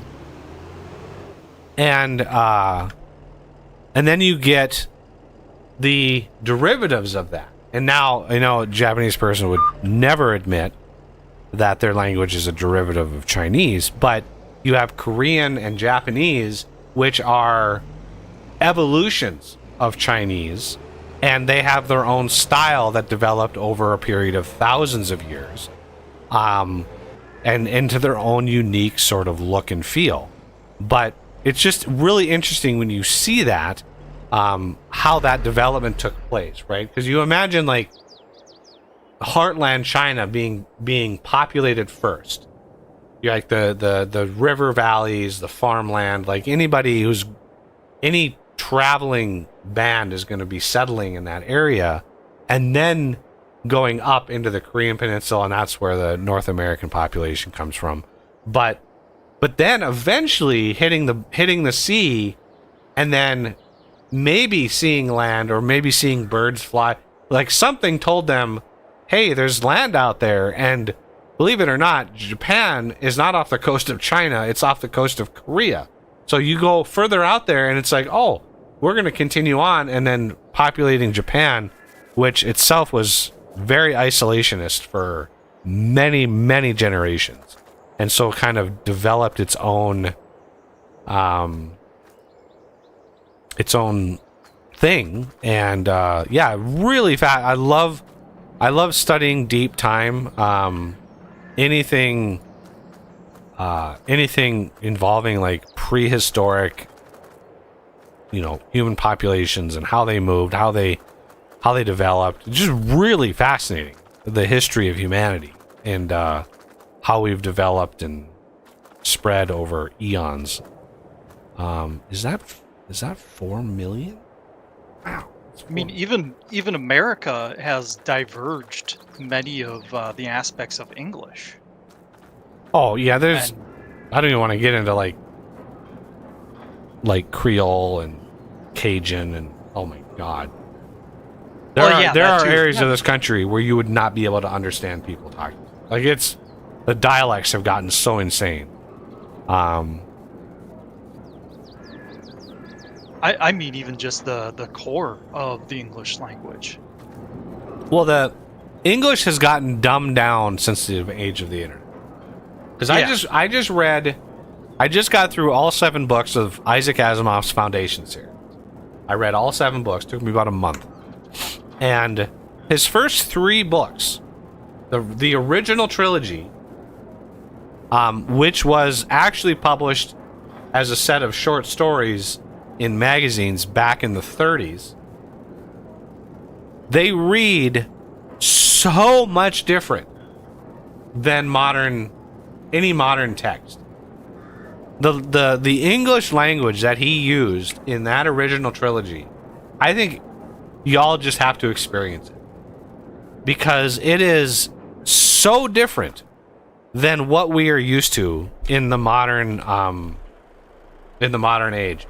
Like the number of $20 college words that he uses: vermicelitude, elucidate, like the number of like just an everyday conversation, the number of like crazy dialogue that he uses, that people just do not talk like that anymore. I don't know if they ever did, but they certainly don't talk like that anymore. But yeah, it fascinating the language. Just the language.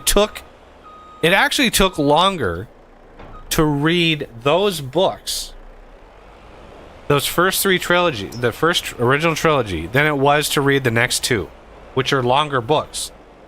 So books 4 and 5 were written in the 80s.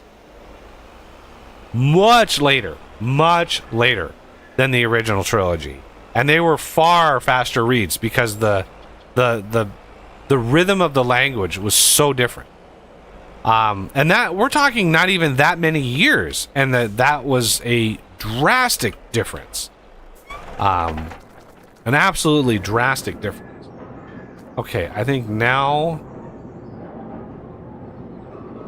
Yeah, now we can sleep, I think. Oh. Yep, we can sleep. I was like, did I... And yeah, that was one thing I was curious on, is what is the internet going to do over the next, the course of 1,000 years? What is it going to do to languages? It's... I mean... I'm guessing we're going to get a new amalgamated language. It'll probably have English and perhaps a second language as its core. But yeah, I imagine we're going to get... It's going to be, I would imagine, as close to what they used in the series Firefly or the movie Serenity. Yeah. It's going to be like a collection of the Latin-based languages, English, French, Spanish, Italian, and Chinese. It's going to have elements of all of that, and it's all going to be mixed together. And there's a certain amount of like pictographics that are going to be understood, because yeah, and as much as other cultures are going to resist it, when you're looking at 1,000 years, think of the world 1,000 years ago. What was going on 1,000 years ago? Yeah. Right. What was life like 1,000 years ago?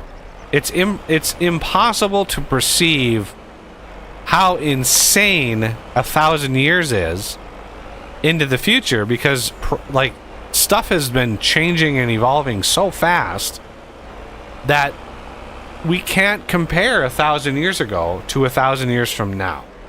You just can't compare the two.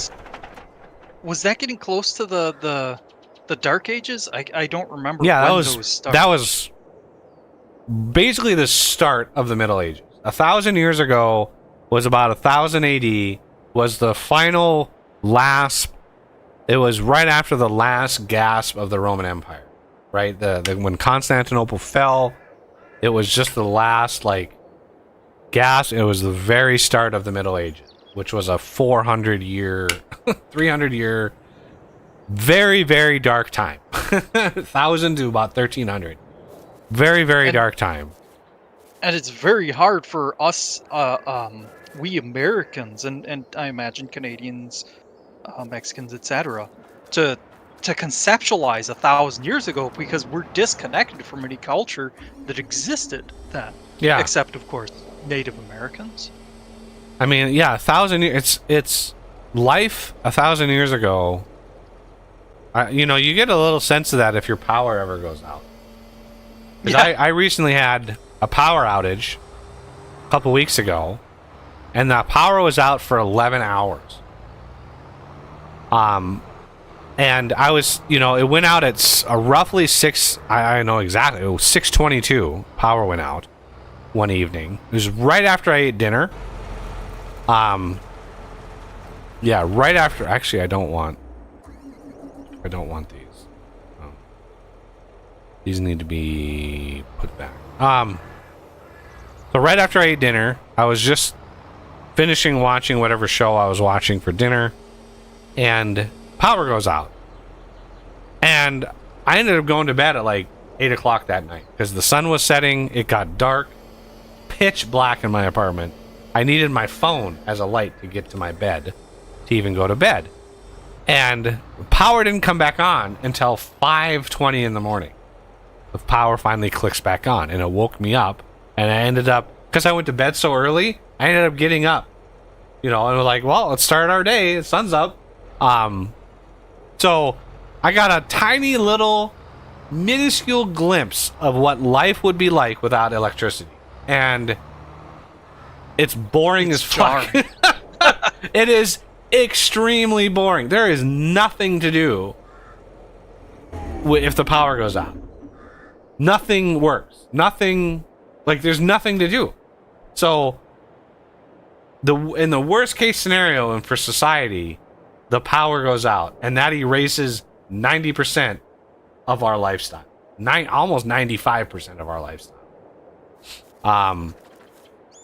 You know, and the funny part about that's only the past 100 years that's really, you know, for many parts had electricity. Right. And my Big grandma grew up. My grandma grew up in a farmhouse. They had no power. They didn't even have running water. Yeah. All right. Now March is going to be. This is going to be a busy month. I can't remember how long it was, but I think it was 2 weeks or more. 11 where million. Parts of the Twin Cities was out without power after a really bad storm. I think it was a snowstorm, which is just crazy to imagine. I mean, it's a city, a very large city, and it's without power. Yeah, it's one of those things that's when you have a population that goes without power, the current estimation for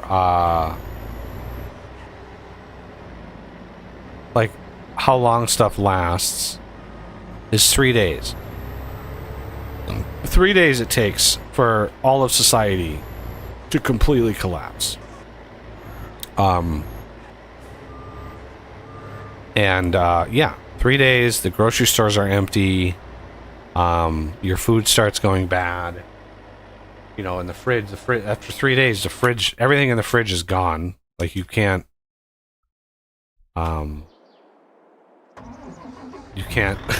you can't do anything about that. And after 3 days, it's anarchy. It's literally families trying to, you know, find food for their children. I mean, the entire thing breaks down after 3 days. I mean, look what happened at COVID. COVID hits. What happens to the grocery store?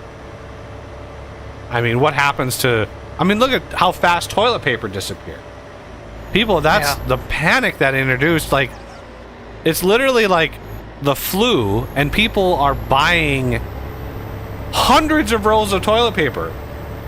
You can imagine what the priorities were. That's one thing you really don't want to run out of, even though we lived without. I mean, there are countries that don't have toilet paper. So I just think it was funny, like, of all the things to run out of, people are buying toilet paper. I mean, I don't want to run out of toilet paper, but I could make do, right? Without it. You can have sponges and, you know, there's other things that you could use, but anyway, well, what happens when the toilets don't flush anymore because the water is gone? You know, the pumps are all down, the water towers aren't being filled, or God forbid you live in a community that doesn't have water towers at all. When I was living out in the Seattle area, all of the water pressure was developed from pumps in the system that actually would pressurize the water. There were no water towers. Ooh. So you'd have pumps, you know, you'd have the pipes, and then the pumps would add just enough pressure so all of the all of the connections downstream had that pressure. Well, what happens when all those go away? When those are all powered, of course. So when the pumps go down, water pressure drops, toilets no longer flush. Well, big cities, you got, 100,000 plus or 1 million plus people, no running water, no toilets flushing. The shit is literally going to hit the fan really quick.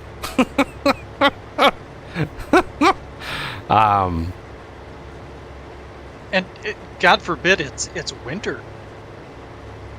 Yeah. Because that's a sentence that I won't. That's why I like my apartment that has a fireplace right behind me. Right. Because I got a garage and I've got a lot of wood in the garage. So yeah, if I ever lose power in the winter, which can happen, certainly, I have enough firewood to at least last me a couple days to keep it warm in here. Depends on how cold it is outside.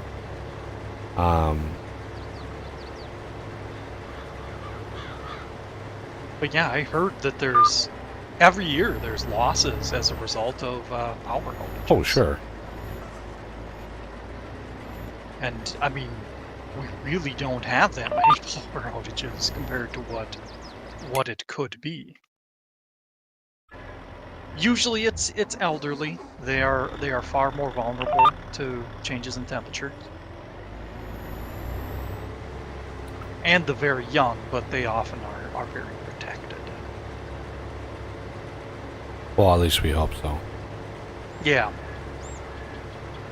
But yeah, like you said, that's one reason why there haven't been many, and hopefully this isn't a key word, but revolutions. There hasn't been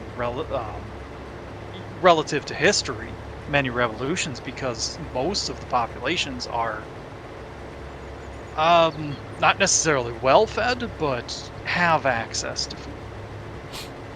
That's one of the things that governments have learned is to keep their people fed. Well, sure. Bread and circuses. I mean, that's a quote from all the way back in the Roman times. They knew how to satiate the masses, which brings us back to the original thing I mentioned about the mob. Like, the mob is frightening. But yeah, I would not want to be around if the power systems and stuff go out. I don't even know. What's funny is I don't even know where the power for our city comes from. I have no idea. Yeah. Because the grids, there's only technically three grids in the entire country, which is itself a ludicrous prospect. But yeah, there's the Eastern grid, there's the Western grid, and then there's the Texas grid. All right, so we're officially gonna test the harvesters to see if they start bouncing. Now that I changed the update mass with a lowercase m to the update mass with an uppercase m. But we won't know until they hit about 2 or 3 million liters inside. All right, now we need a couple more harvesters. Let's grab this guy, unfold him, and we have a huge. We need 4 harvesters on those oats. Stop. And yes, I could have made these 25 meters or 50 meters wide, but I didn't. I tried looking up where you get your power from, but I couldn't find it's honestly not like because the grid is all basically combined. It's not any one power system.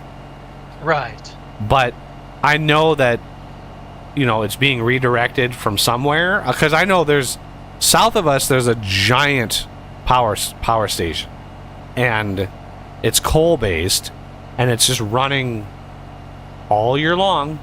It's a 6-story tall coal boiler, and most of that power, if not all of that power, goes to Minneapolis. So it goes. How many miles would that be? It's like 500 miles away. That's where that power goes. Crazy that it goes that far away. But we don't have here. I mean, that's. Oh, I want to make sure we're not dropping straw. Okay, we're not. I don't need straw.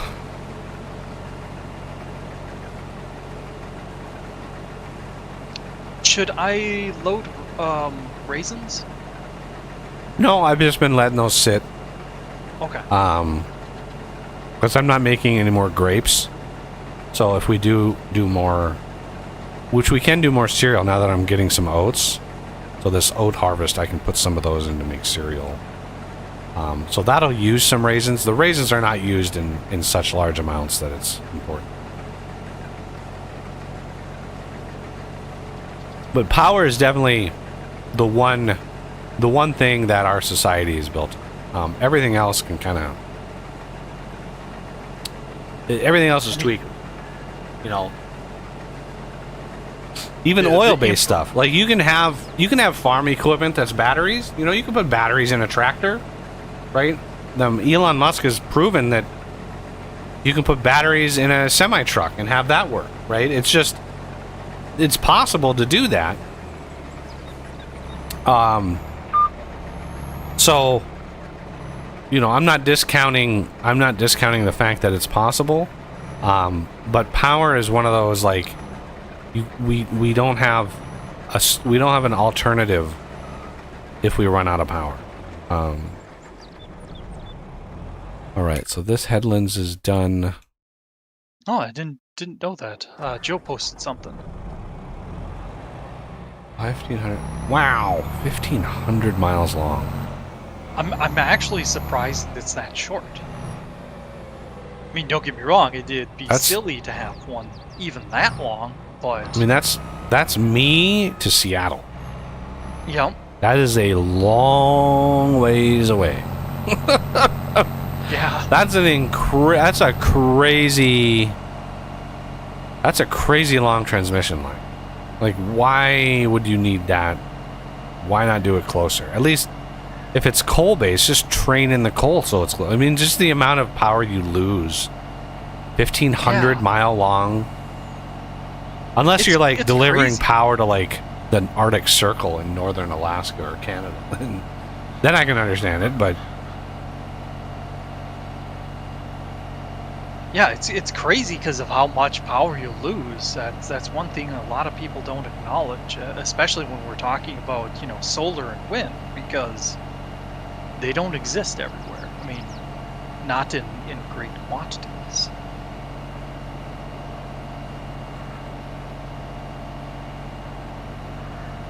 I think you get a decent amount of wind out there in North Dakota. Minnesota is very spotty. We definitely have places where it's quite feasible, but solar is not infeasible. It's just less feasible. I like how Oz just doxed me. That's nice.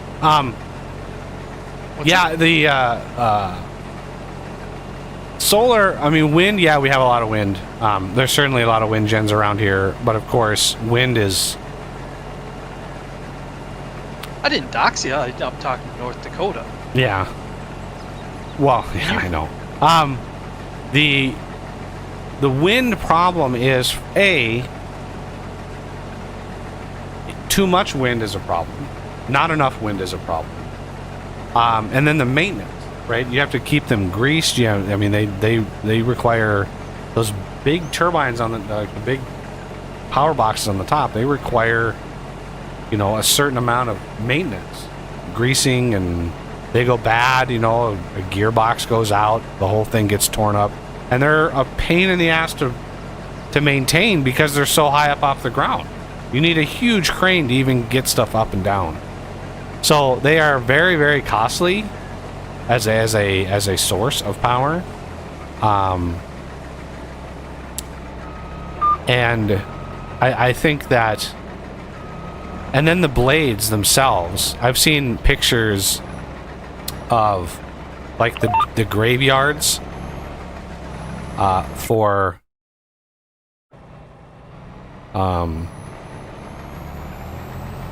turbine blades, and there are places that have just piles of broken up turbine blades sitting around, and they're not really recyclable. They're mostly made of fiberglass, and fiberglass itself is a kind of a dangerous product. It's definitely not inert. I mean, broken up fiberglass, imagine getting that in your lungs. I mean, it is really bad stuff.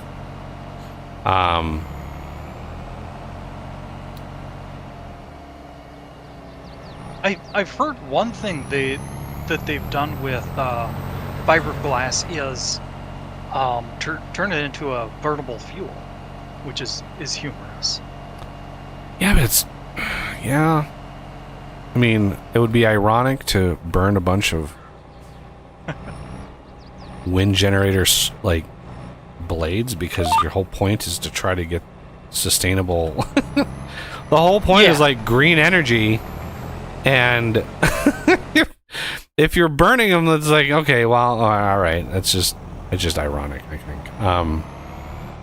The amount of CO2 that it emits, though, compared to any other is pretty low.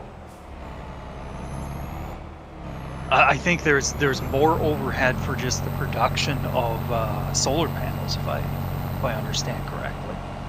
And there was a conversation that happened several days ago between Elon Musk and the T-Man, and Elon had the absolute best take on climate change that I've ever heard. And I have been fighting people, even my own brother, on climate change for years, talking about it. And because, everybody wants to weaponize it and use it for their own means to get whatever they want. And, it can be hard for average people to know what to believe and what not to believe. And so I've been just struggling. I can't hire another worker? Oh my God. 3, 4, 5 workers. 5 workers is my limit. Would you be able to get more if I exited? No, I'd have to change it into a single player game. Okay. If you want to harvest, I can jump out of this. Yeah, I can. I can make sure this one turns the right direction. Which one? The Colossus parked in the middle of that northern field? Yeah. Okay. Make sure this goes the right direction. Yay, it is. Excellent. So yeah, that one will be good to go. And look at that, we're not bouncing. I cannot believe that one little typo is all that it took. That's crazy. Literally a difference of a capital letter. That's all the difference between the two.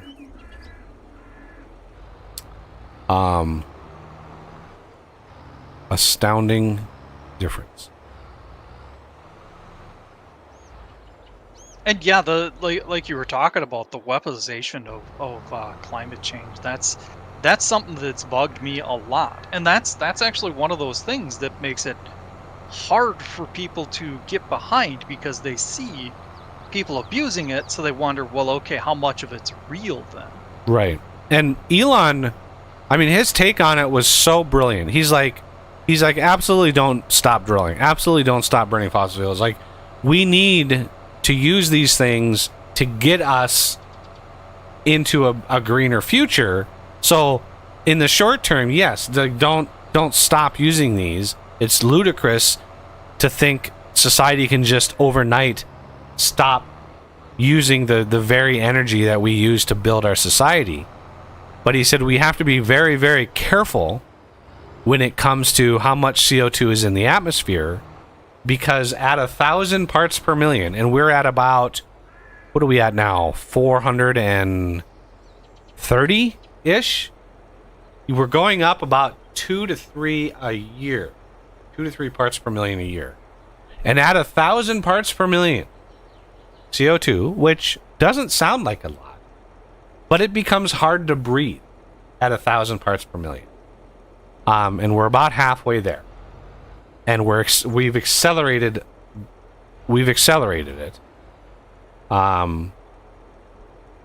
So it is a problem that we are going to have to rectify.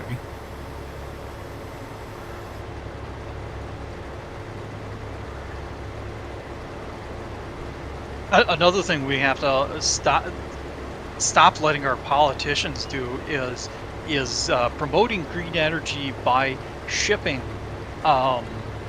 industry to foreign countries, which are less that have a bigger CO2 footprint. You know, when you compare our coal burning to foreign nations, our coal is much cleaner. Well, yeah, I really hate the moniker clean coal. I really hate. That's why I didn't say that exact phrase. But the problem with manufacturing goddamn everything overseas is not necessarily their policies, because we have no impact on their policies. The problem is how much pollutants are generated by shipping the shit back. The ships, those giant container ships, they burn the worst kind of fuel imaginable. Like this thick, disgusting, grotesque fuel oil that they burn is the nastiest material. And this is what they're using for fuel, and it is horrible. When we have other options. I saw a headline the other day that was just laughably bad, because they're experimenting with these container ships, trying to lower the amount of fuel that they need by many different ways. For one, solar or whatever. And there was one that was like, a headline was literally like, first container ship in history to use wind as a power source. And it was just like, it was like, wait a second, like what? First container ship to use wind? Like, you realize that humans have been using wind for literally thousands of years. So that was just amusing. That it was just like, I assume they mean wind turbines to produce. No, it was a giant sail. They had a giant sail. Oh my god! On this thing, and the wind, when it would use like,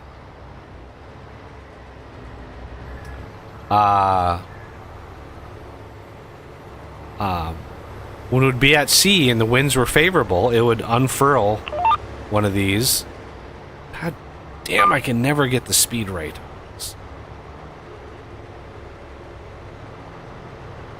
Okay. Unload. Let's try to dial in the speed here. Slow it down. Go to the end of the line. But yeah, it was just like wind-powered cruise ship, like, which is funny on two fronts. For one, the insanity of that headline. I just laughed so hard. Right. But two, the complete circle that we've gone around now. Like we used wind for literally thousands of years to power our ships. I mean, the Vikings had sails on their ship. Like a long time we've had sails. And then we went into like the industrial age, steam power, and even nuclear power. And here we are, full circle, experimenting once again with wind gen, or like wind assisted. I mean, it's not pure wind, there's still fuel involved, but it's definitely like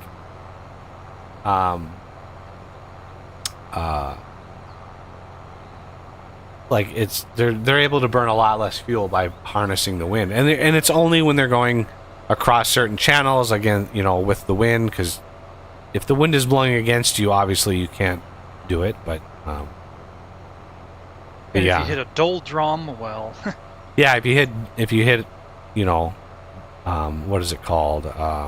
There's a term for it. well, I think dead I calm said or something like that. But doldrum is a generic term. There's a term specifically for being at sea and having zero wind.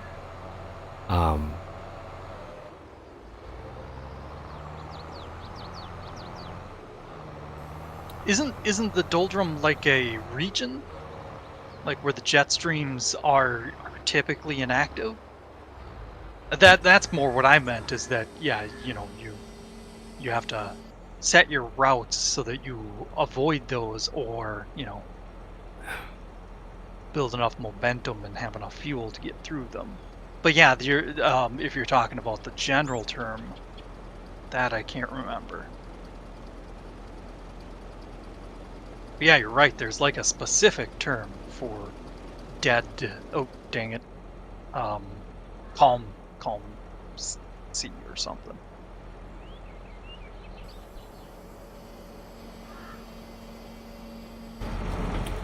All right, croquettes should be, I'll try to look that yes. up. Croquettes are in progress.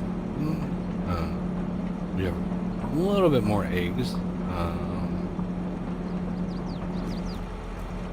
Those keywords are ridiculous, because how could you not say words like that? Ugh. Yeah. I mean, to be fair, I don't really make money on my streams. I mean, It's true, Like- but, you know, literally like 40 cents. Like, it's not. Trust me. It's so funny when people ask, like, what do you do? You know, and I meet somebody and I'm like, oh, I'm a YouTuber, you know, and they're like, oh, how is that? I'm like, oh, it sucks. Don't do it. Like, it's horribly bad. Like, I don't encourage it at all. Wow. Our strawberries completely filled up. Frank will see. Olives are cool.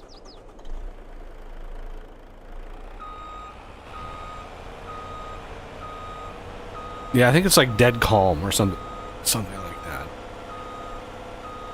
Oops. That was actually the word I was gonna try and use, but Yeah.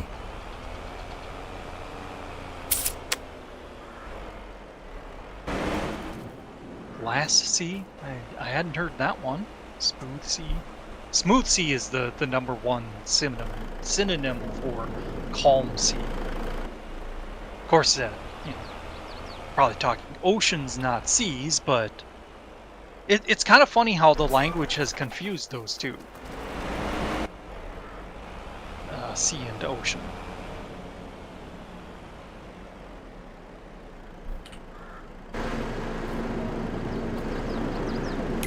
Filling up the strawberries. Got the potato thing humming along. We're making the premium potatoes, and we're making more croquettes.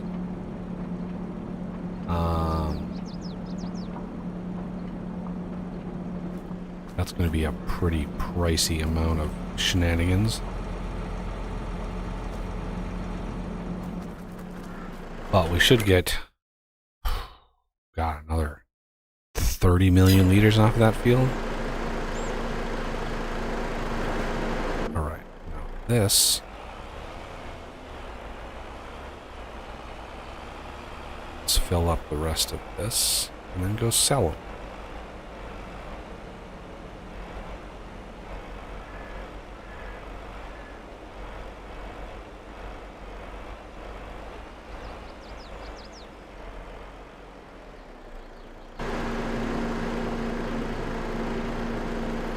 There's a question I have. How much sea salt actually comes from the sea, or does it come from the oceans instead? Well, it would depend on where it's sourced at. I would imagine.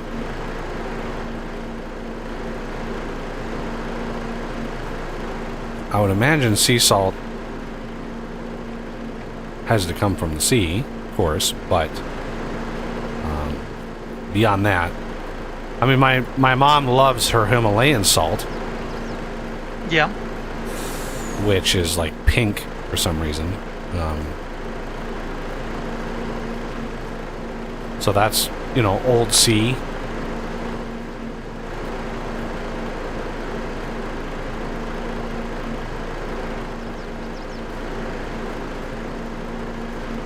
And I'm probably thinking more, you know, like the old ways of getting it, where you actually do get it from the sea. Well, you don't get it from the sea. You get it from dry riverbeds, dry lake beds, dry seabeds. Right? There's pictures of giant salt mines in like Europe where these just immense salt deposits from old seas. That's where 99% of our salt has come from. Those right. deposits. You don't like I say, that's where we get it from now, but no, that's where we've always gotten it from. No, I know that was one of the big things about in India. The British banned them from collecting salt from the sea. Literally, they'd go out on the beach and collect it. And the British banned that practice. That was one of the things that Gandhi fought against. Good old Gandhi.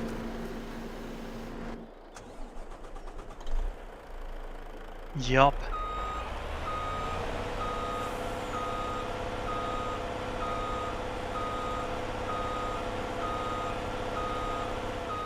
Another one of those really interesting, let's say, historical characters. Yeah. Did a lot of good, but also might not be somebody you want to sit down. Yeah, he was. I mean, people are human, so there's good and bad in everybody. But when I saw the recent, I mean, you can look this up. I don't know if the video has been scrubbed from the internet, but I mean, it made me nauseous when I saw it. The Dalai Lama was doing like a meet and greet or something, some public showing. And so he was kind of sat Dalai Lama style on a little pad, and this video, I when I saw this, I was like, because people were talking about it at the time, this was several months ago. But he was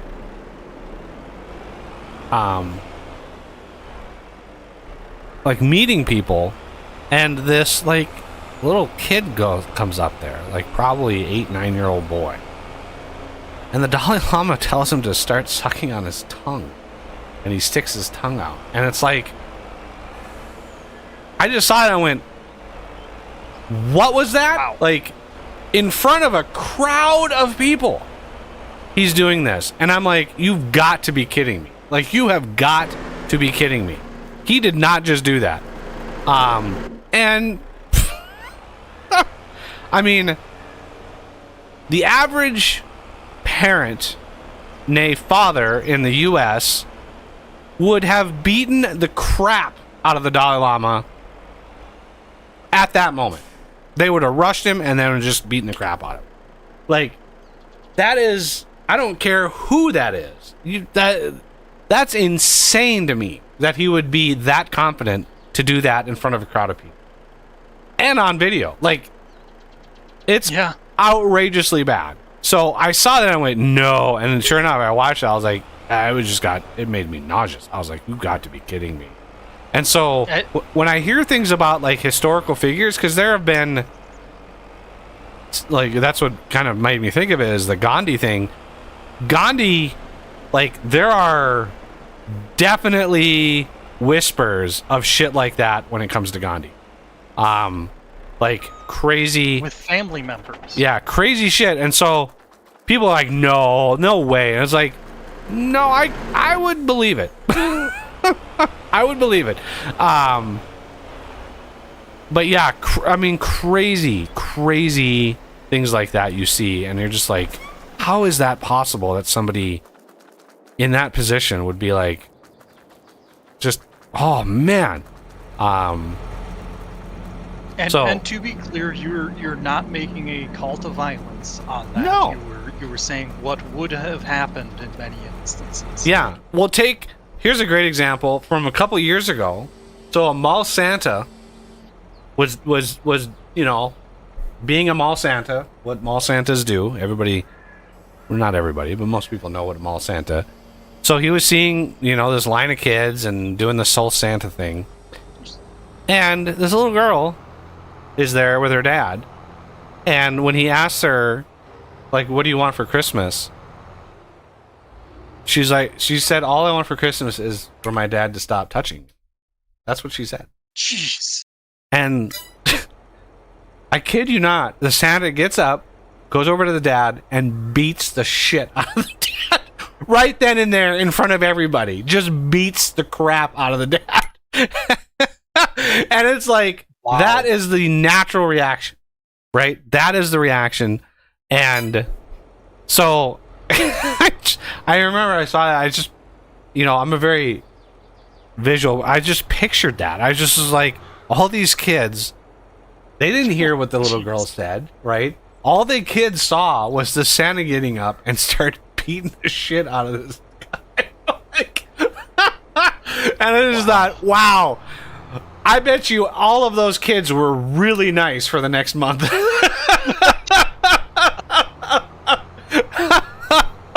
Because before that Santa was arrested, it would have been perfect. I don't know, there wasn't any details about that, but he should have looked at those kids and been, don't be on the naughty list.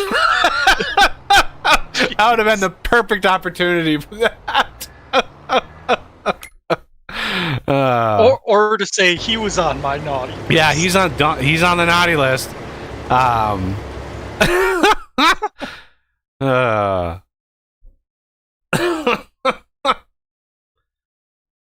many do these have? Yeah, our oats, the yield of oats is not as much. Oats are tiny. They're little oats are little tiny things. So you don't. I made the yield of oats pretty small. And the most ridiculous part, you were talking about the Dalai Lama incident. I mean, how many people have meeting the Dalai Lama on their bucket list? Like one of those things they must do before they die. Right. I mean, he's the center of an entire religion, so I'm sure he's like, I mean, he's kind of the Pope-ish in terms of like religious leaders go. Right. And so all these people in the crowd, I mean, a lot of these people were probably traveled far and wide to see this, and like, I just think of all of the shit, like, why is it the purview of that to be that way, and to be so bold about it? Yeah, not that you should be secretive about it, but it's just like the sheer audacity. There's got to be something wrong in that person's brain to think that they can do that in social or in public. just to do it in general. There's a little Right. bend to do it in general, but to just say I'm going to do this and there's going to be no consequence. I don't think there were any consequences. I don't think at the time when Nah, this imagine not. came out, you know, I mean, look at what happened in the UK, you know, a few weeks ago. I mean, it's the most ludicrous thing I've ever heard. I don't know. Some illegal immigrant, some guy who was there, was not a citizen, and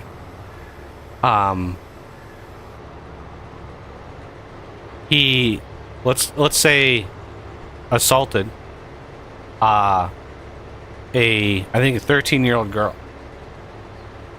in horrible ways for a very extended amount of time. And in his trial, he cited the fact that in his culture it was okay, that he didn't know it was illegal. He was acquitted and able to walk. The jury effing acquitted this guy. Now, what do you think that does to everybody else in the country?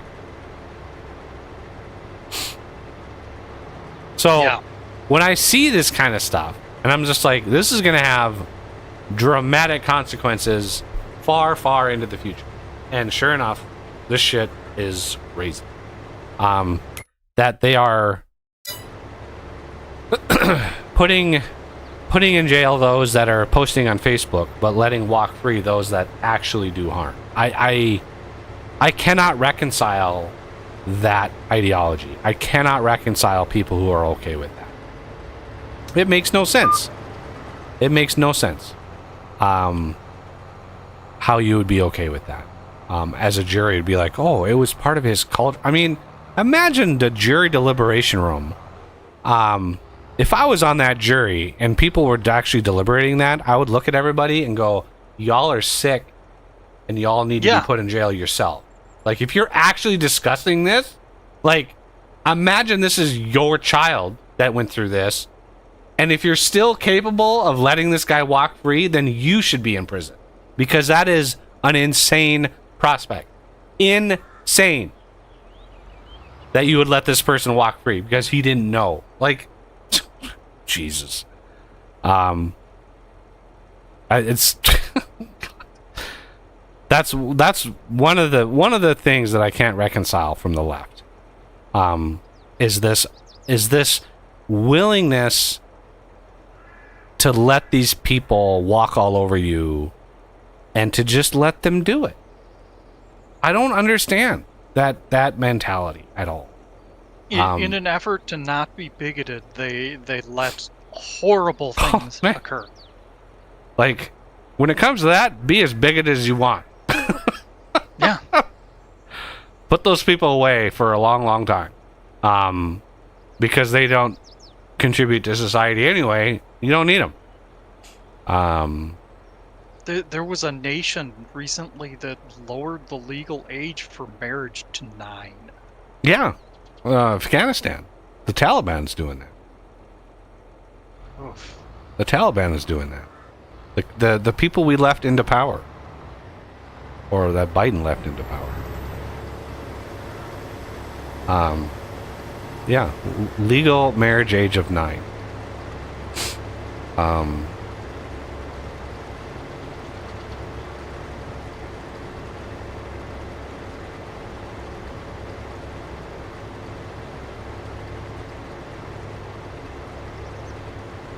Historically speaking, 18 is on the old side for marriage, but 9? Not really. When I've actually way. seen really deep dives into like old records, and even 150 years ago, the average age of women, the average age of women who filed for marriage licenses were, 19, 20 years old. That average age. And granted, there were younger, certainly, but when you're looking at averages, 19, 20 years old is the average of that group, of that subset.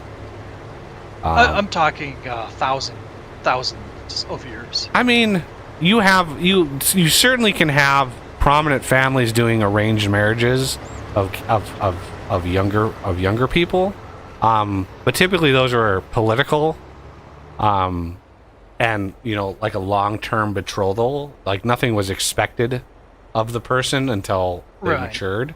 So that was like, oh, this prince is betrothed to this princess, and they're betrothed at 8 years old, but it was 10 years before they ever had to do anything about it. It's only in pockets like Afghanistan, like Pakistan, like this religion that shall not be named, that you have the worst of the worst examples of that sort of mentality to this day, right? If you want the worst stories, do a search for the T-boys, T-E-A, T-boys of Afghanistan. That there are some horror stories of U.S. military being exposed to this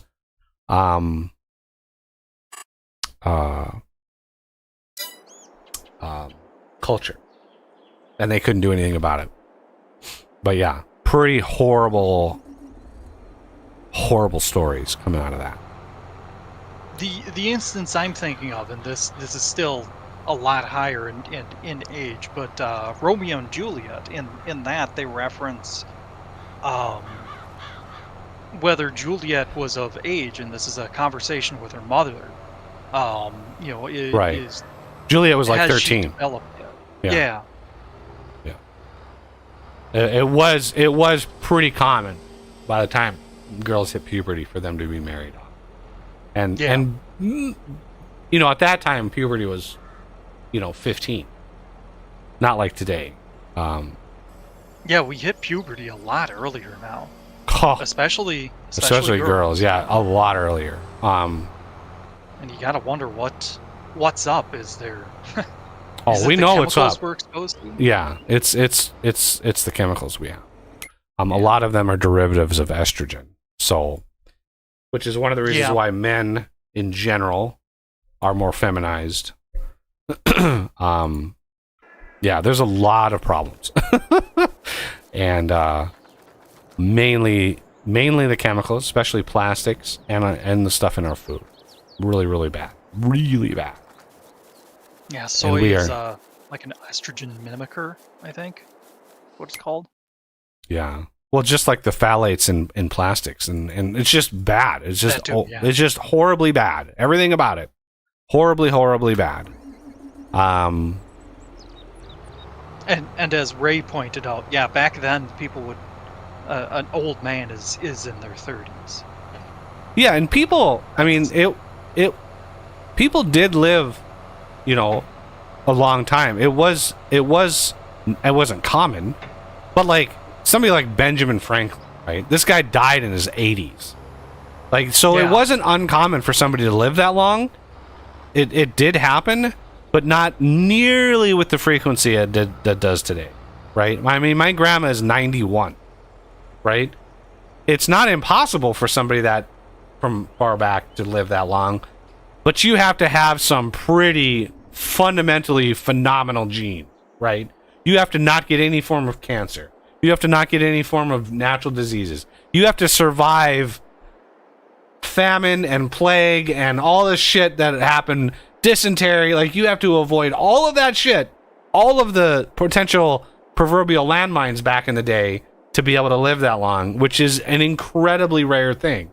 So it wasn't unheard of, but that's I think why our idea of a village elder, of the one who's running things, it's the elder that's in charge, because literally the only person in the entire tribe to live that long.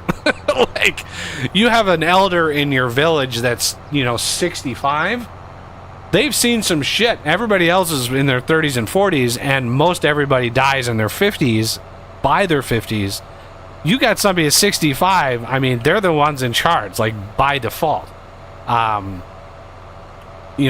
so, it's one of those, like, really interesting things about, human human societies. It's just like, yeah, this was real. Like the village elders was a real thing. Because yeah, people, it was not common. It happened, but it was not common. I mean, just alone to avoid cancers or other diseases is was a rare thing. This probably sounds like a conspiracy theory, but I think cancer is far more prominent now than it used to be. Oh, far more. Absolutely. It's not a conspiracy theory at all. It used to be considered as such. The number of chemicals, exhaust fumes, asbestos. I mean, think of back in the day when smoking was so common. Everybody was doing it, and the long-term ramifications of that. Like, there are so many things in our society today that give us cancer, that we haven't even identified all of them yet because it's a long-term problem. So yeah, the the cancer rates are it's just out of control, especially around like when you see the cancer pockets around like chemical factories. You know, you have like a Dow Chemical or you have like a plastics plant. The cluster of cancer. You know, they even have terms. They're cancer clusters around these things, where literally everybody in the city, you know, everybody that played on a particular playground where the school is built on an old dump site, like 90% of the students develop cancer. It's like, well, the funniest thing is the company's like, no, it's not, you know, that's not because of the stuff that's in the. It's like, oh, all these toxic chemicals in the ground. This is not what's causing everybody. It's like, really? Yeah. There's no proof. Yeah, it's like, how can you prove that? It's like, really? 90% of the students in this school got cancer, and you're going to tell us there's not enough proof?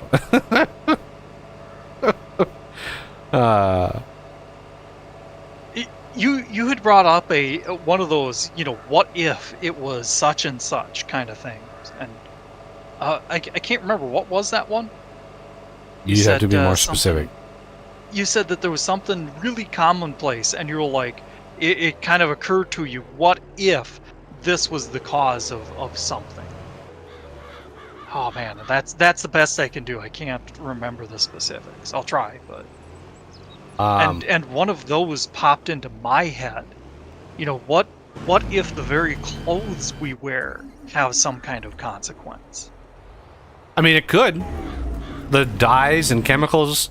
You know, like one of the things I think about a lot, and I think about it every time I do laundry, is all the laundry detergent. You know, the fabric soft laundry detergent. That shit, I put in every load. Laundries goes, it all gets washed down the drain. That shit goes somewhere. All of that shit goes somewhere. Where is all that going? And what is the long-term impact of that? I don't think we've even come close to what the long-term impacts of all that shit is.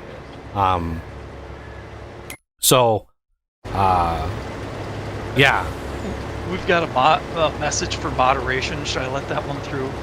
I don't even see it. I'll let it through because it's not really offensive. It was just kind of keying off of what I was talking about. There you go. I don't even see it. What? Joe's last message. He was talking about Rome? That's the last message I see from him. Oh, weird. Okay. Joe said, all right, let's get naked. Oh.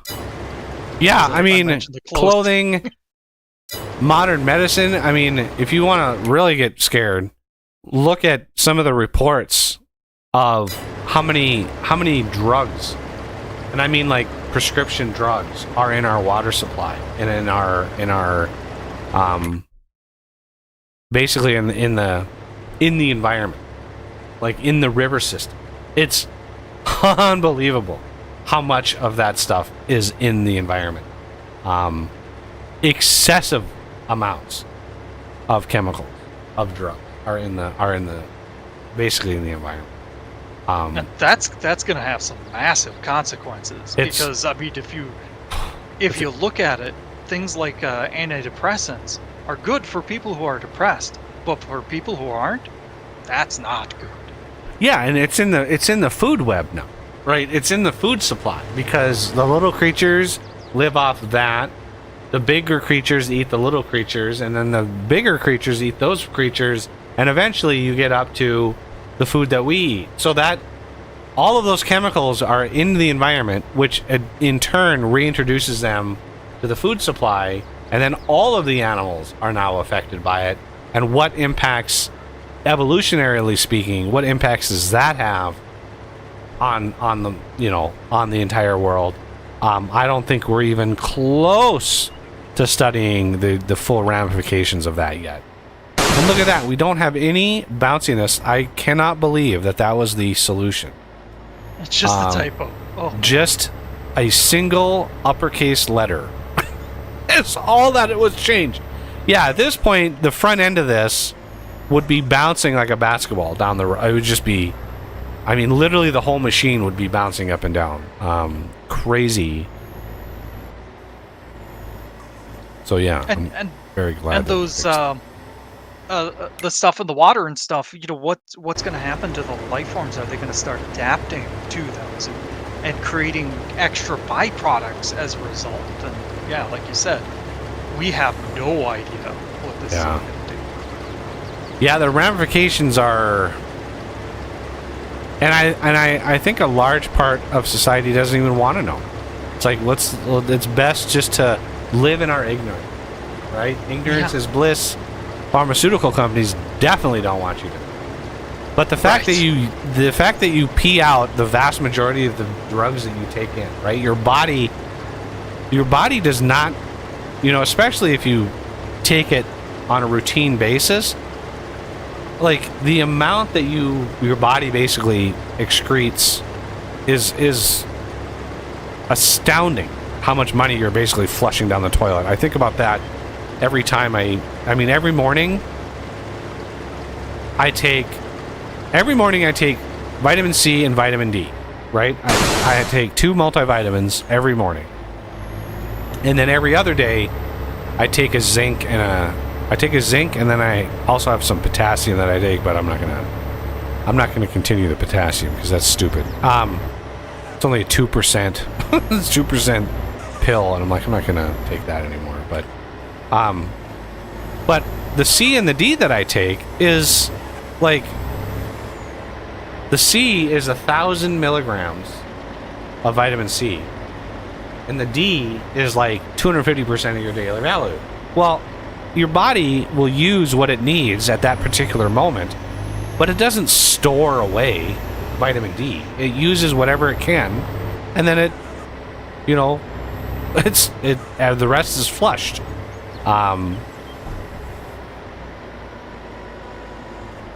Maybe you need to just start filtering your own people. But I just couldn't imagine, that's not going to happen.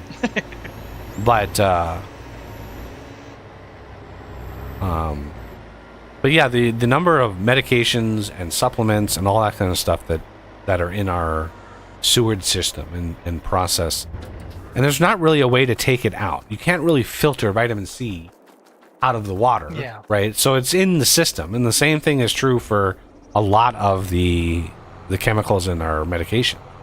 So it's not like this problem can be miraculously fixed.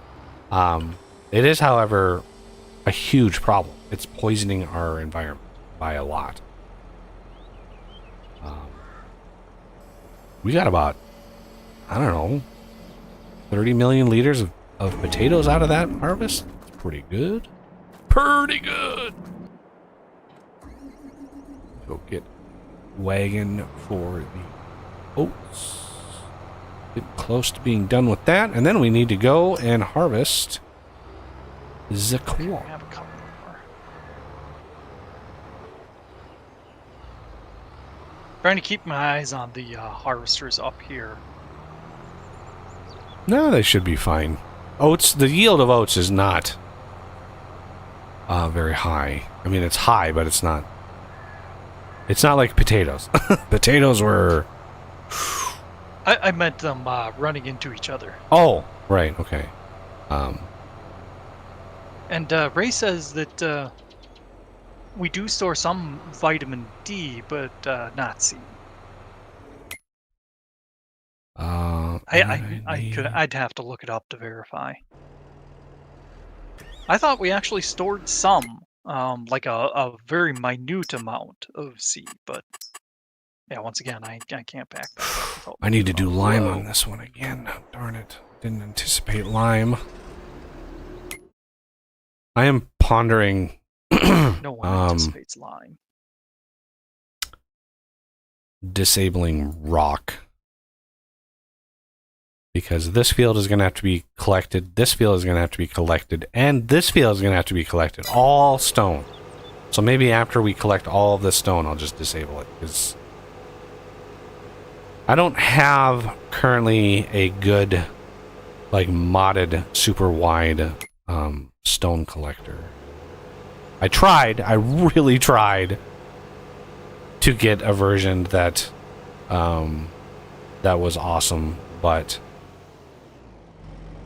Awesome? Awesome. But I just couldn't figure out the variables they involved. both have a pass.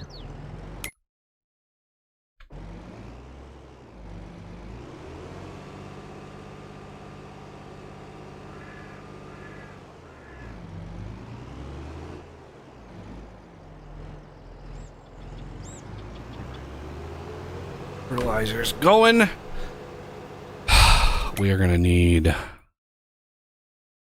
Yeah, I think you're right, Ray, but I tend to err on the side of caution making claims about that, especially when it comes to medicine. I doubt we'd have any trouble from that, but that's one of those things that if you try and make a medical claim, you're actually legally liable. Oh man, 11 years of... Whew. Yikes! Wow. That's a... 11. Wow. 11 what? He said 11 years of oxycodone he's taken. That is... Oh, wow. I don't see that message. Isn't that in the other channel? No, it's on YouTube. Weird. Are you sure? Are you on live chat or top chat? I might be on top chat still. Yeah. I'll check to see if that's the... It says it at the top. There's a little drop down. You can just set it to live chat. Yeah, I just forget sometimes. Oh, you actually have 7 viewers on Ooh, the Green app. 7 whole viewers. 5 Hello on to everybody on the Green app. Anybody who doesn't know, this is my custom map balance. Custom mods, these are all available on a from a pinned message. All the links and the descriptions are all on a pinned message on my Discord. So if you are a fan of the game and want a different kind of challenge, then I have I have this map, which is the Prairie Farms 4X Mega map. It's a flat 4X map with all custom balanced yields for crops, custom prices, and then I had to have a secondary mod to set prices. It's the FS22 _ ZZZ _ like farm prices or something like that, because the map, you can specify the fill types and the price, and then any mods that are loaded override that. So you have mods that are overriding. God, look how perfect that was. That is just brilliant. You have mods that are overriding that fill type from the map, which I don't agree with that. I think that the map should be, if it's defined in the map should take precedence. That price should take precedence as a custom balance, and then the mod, if a mod like redefines or rehas the fill type and it has a different price in a mod, the map should take priority over it. That's my personal opinion. Because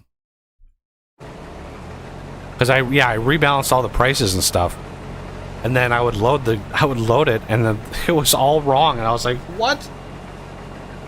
I had to go in and create a different mod for that. But yeah, everything, like all of my factories, everything is all rebalanced to make sure that you have giant fields. This field here, right? This field here is 60% the size of a base game map, because this corner here is the size of that is the base game map size right there. And so this field is just enormous. It's huge. All right, that is a perfect. When this gets to the end, that'll be done with that. And then OS, I'm not sure if that's going to be. Yeah, I don't think you're going to be able to get that full. Yeah, I don't think so. Are you gonna let that one come back up, or should I? Well, either way, something's going to have to come back because you're not going to be able to get it all. So I'll let this thing turn around and then go, and then as this approaches you, because you're manually controlling that other one, you can sort of stop and pull it to the side and let this pass, and then finish the run. And then when this gets to the top, it'll just have to be manually stopped because for some reason, it decides which way to turn at the start, and it doesn't reset it when it gets to the end. The AI doesn't detect that there's no crop over there anymore because it doesn't even look. Again, it looks when it starts the row. It doesn't look again. Unfortunately. So this one is going to end when it gets to the ends here, so I'll stop this one. And this one's going to hit probably not 80%. So we're getting done just before each of these hits 80%, which is not bad. Thank you for the follow on the green app. Yeah. It's odd because he seems to be doing better there than on YouTube, and he's been established here for, what did you say, is it working on 8 years now? Yeah, we're approaching the ninth anniversary of the channel.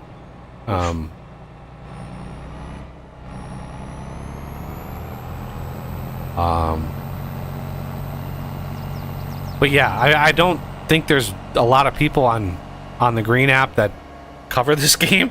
The green app is used more for like political pundits, a lot of more sensitive stuff. So there's not a lot of, I mean, it does exist, but there's not a lot of like gaming content on the green app. A lot of it was free speech refugees. Yeah. From YouTube.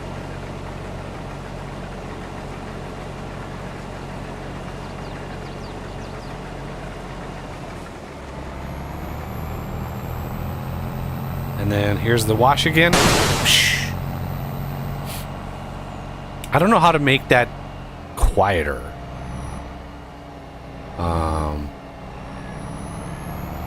Shut this down. Check on the one up above. Engine's off.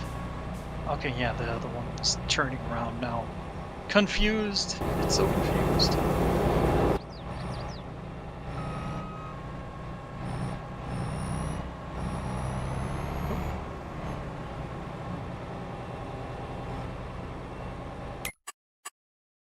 Okay, I gotta watch the stream so I remember which one to unload this on. Or are we gonna put them in that truck? Well, there's not. Yeah, this is gonna fill this up. And there'll be a little extra. Go ahead and put all of the one you're in. You can dump that directly into the farm factory. for the cereal production. Okay. And then we have a little bit of extra, and I need to get these going on the corn. 'Cause that's another enormous field. Joe suggested that you change the wash audio to a cat's meow.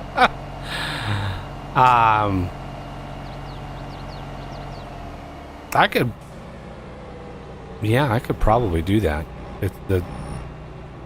The instant wash mod. I don't even know where that audio comes from.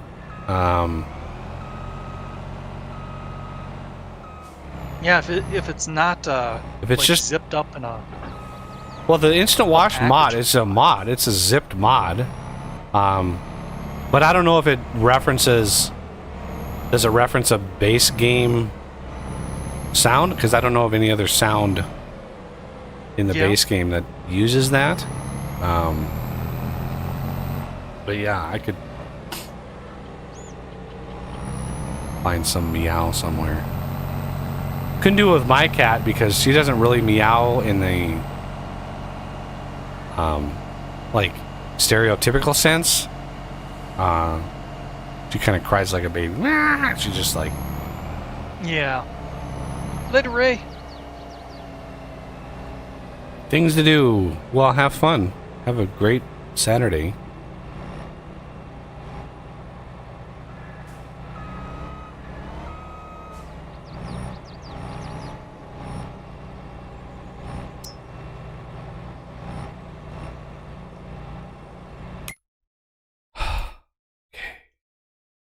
Making progress, making progress.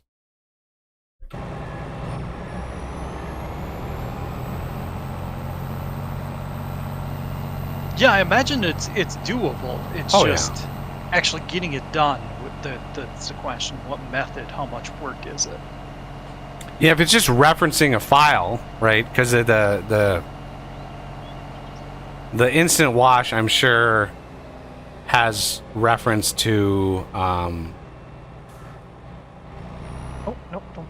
Or yeah, I suppose I can drop this off right now. What's the key to wash them since you washed yours? insert. Insert.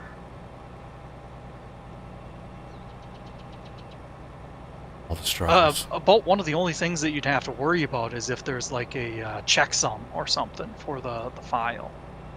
Yeah, I mean, if it's just as simple as referencing the file name in the script, that's a pretty easy thing to do. Nope, I gotta cut this a little more there. Then I gotta figure out which one I'm delivering it to. Other one. I think it's the other one. Yeah.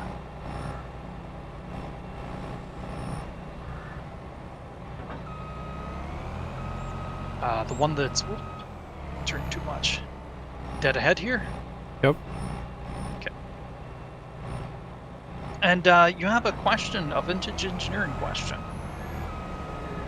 Is there any? Is there a way? From- Yes. Oh, not yet. That's going to come in the alloy oven, which is one of the first multi-blocks, and we don't have any of the multi-block code done yet. So yeah, the alloy. There's two main machines left in vintage engineering: the creosote oven and the alloy oven. Those two were slated to be multi-blocks. I could implement them as single blocks for now. I could certainly do the code to get the functionality in there, but yeah, I'm open to feedback on the best way to do that. So the easy way for metals, which is why it's last, because I really wasn't sure how to tackle them. The easy way to do it would be you put, the nuggets in, and each nugget is, if I recall, 5 units of metal. So you put the nuggets in, and then out, and it's just a set. It's a set ratio, right? So nuggets are 5, and then each ingot is 100. So 20 nuggets per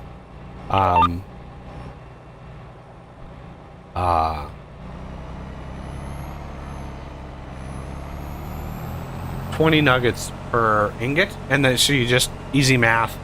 You just have a converter convert nuggets into ingots. That's the easy way to do it. Super simple, basic. You could do that with any machine right now. You could add that recipe into the metal press if you wanted to. 20 nuggets in, ingot out. It's very easy to do.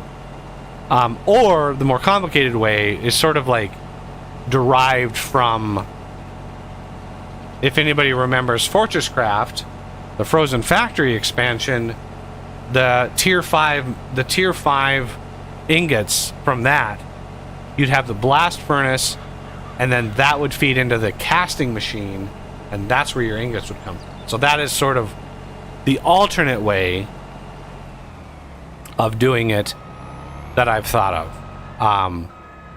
Is have the alloy, basically the alloy oven, which is more or less from immersive engineering, what the mod itself is kind of based on, which is, has the alloy oven, but the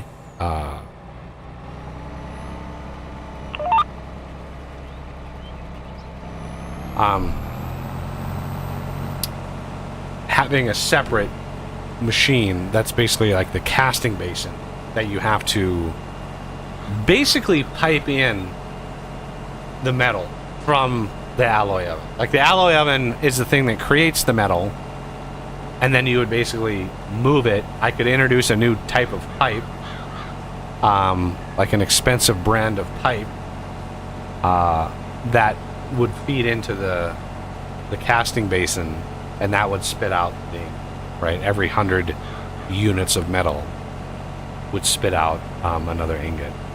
And then the pipes would be made of most likely steel, or some derivative thereof. So those are the options when it comes to metal.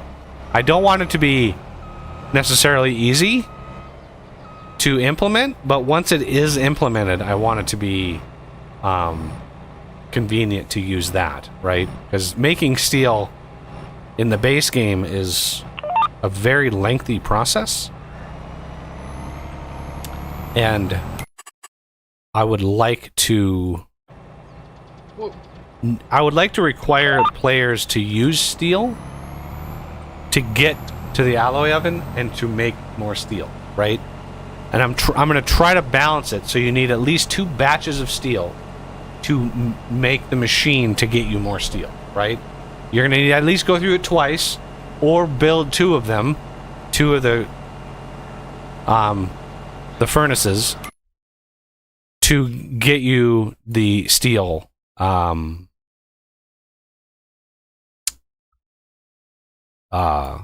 get you the alloy oven and the thing. So those are 2 things, 2 options when it comes to the balance of vintage engineering and the metals. Because metals, I kind of put those to last because I knew it was going to be a royal pain in the ass.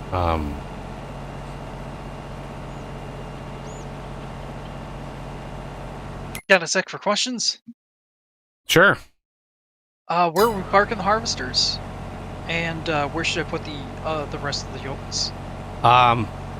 If the harvester is empty, you want to swap in one of the corn headers. And is that the other ones next to those? Yeah, those are the wider, nice ones. And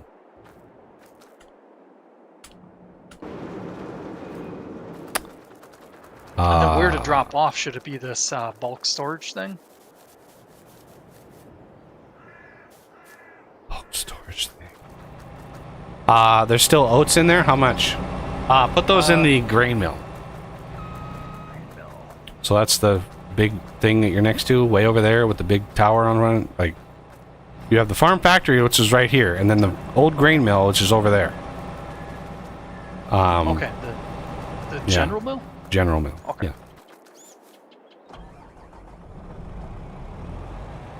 Yeah. So yeah, when it comes to like the vintage engineering metals, I've been just not sure which direction to go in, because I want people I want people to work for the reward, but also like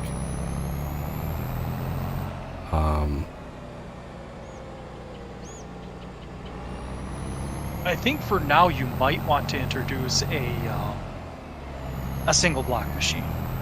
well, yeah, I kind of have to because none of the multi-block stuff is done. Yeah.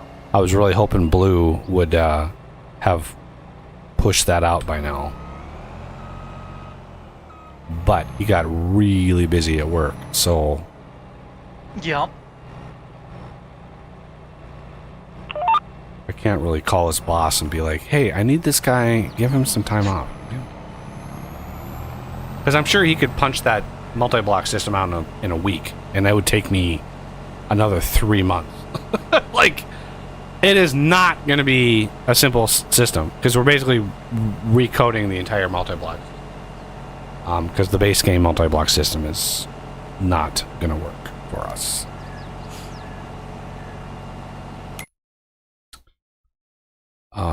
Okay, now. Oh, shit.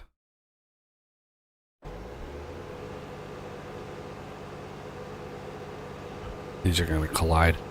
I was seriously considering looking at this mod, because this is one of mine that I've massively customized.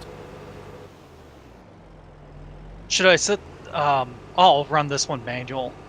Do we have to? Take on. We don't have enough worker Yeah. options. Hopefully, where I parked the other one is fine for now. I've already set it up. It's already going in the cornfield. Ah.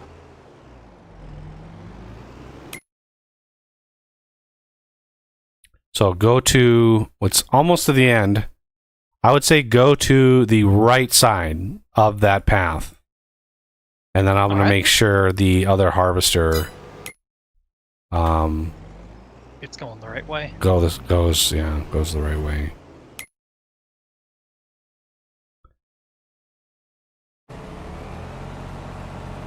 I did figure out playing the other day that there is a consistency to the way to how these basically turn, and it swaps every time you start one. It swaps to the other one. If it has both ways to go, it will swap it. So if you have it going and you get to the end and it turns the wrong way, turning it around and starting it again manually will make it turn the wrong way again. Because remember, it switches. So what you have to do is you have to start it and then stop it and then start it again, and then it will turn the right way.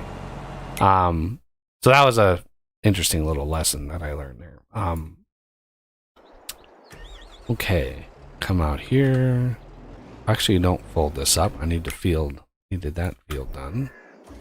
I'm gonna run out of workers. I did not. The number of workers, by the way, is largely dictated by is it single player or multiplayer?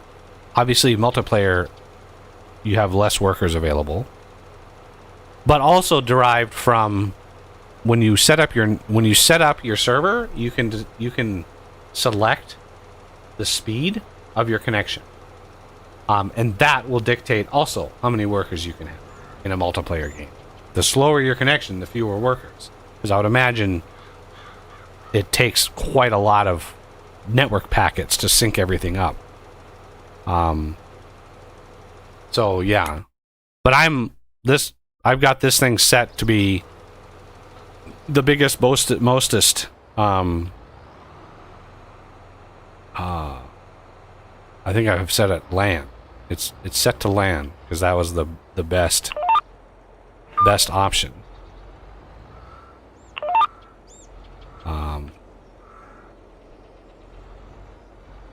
Come on, there you go. No. Don't be doing that, Mr. AI. I'm not sure exactly what the cause is, but my system is hitching a lot on this. Now that I've got it set up, I think it'll be all right, but getting it to point the right way was becoming quite a nightmare. because I'd hit forward, and it wouldn't Well, I was engage right away. yeah, I was setting up all the workers over here, so that could have been flooding your network a little bit. It's still happening every now and then, even as I'm going here. Oh, It'll stop and then catch up, and then. And that's one of the reasons why I'm the host, so I don't have to deal with that. Because streaming without probably wouldn't be good. I'm really, really hoping they've done some optimization. I'm not planning on it, but I really hope that they've done it. But the fact that the game or the engine hasn't been completely overhauled, it's basically an iteration and a slight improvement on the engine. They've got fog. That was the big selling point. Ooh, we have fog now. And a rendering trick for deformation for like tire tracks. But they're non-permanent and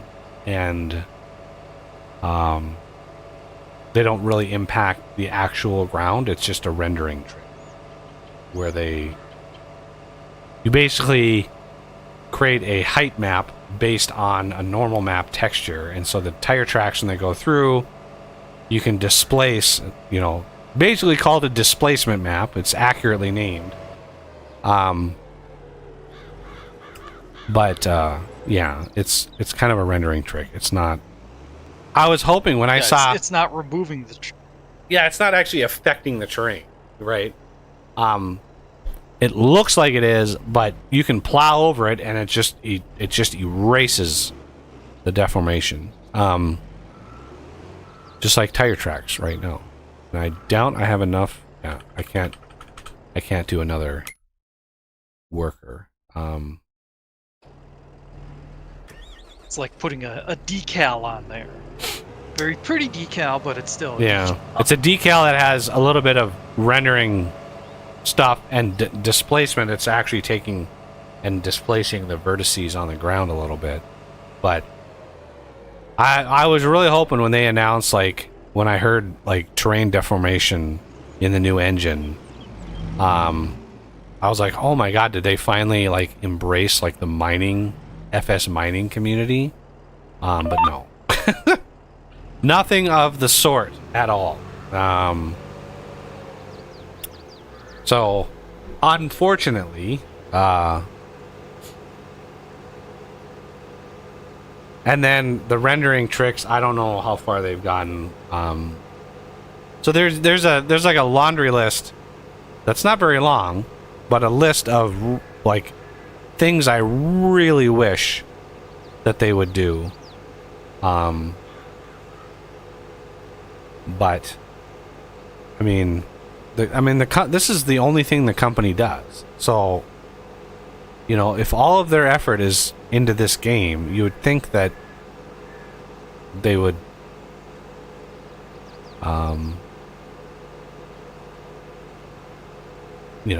improve a little bit more or something. I don't know. Yeah, it would be nice. Ideally, I dislike when. Yeah, in my perfect world, they would just convert the game into Unreal 5 and go that with way that. they don't have to worry as much about the engine because the engine's done for Unreal them. team will.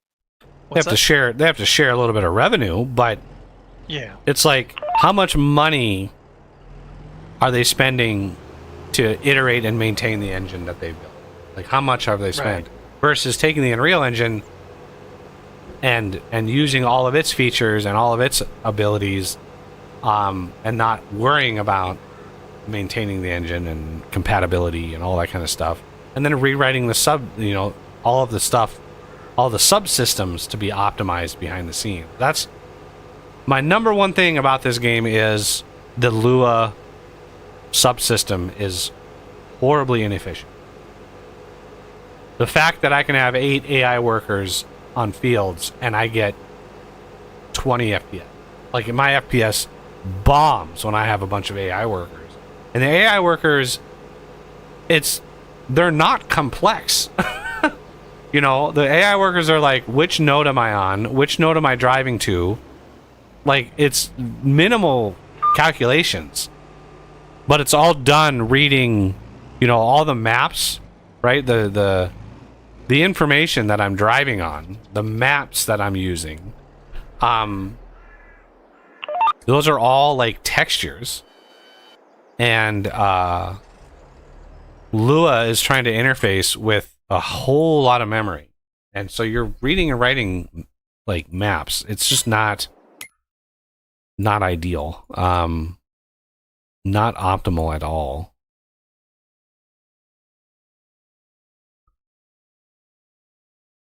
What is this? Oh, that's my oats. Okay. A huge amount of oats.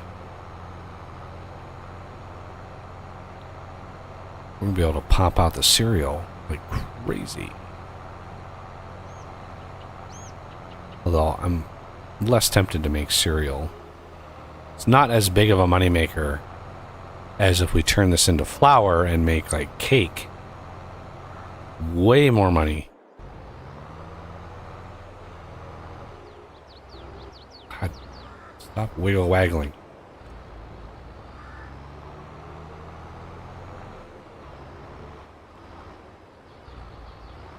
Get this connected and then refreshed.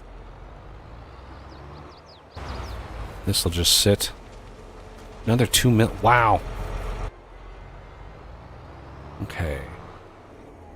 How much corn is left? We have enough, I think.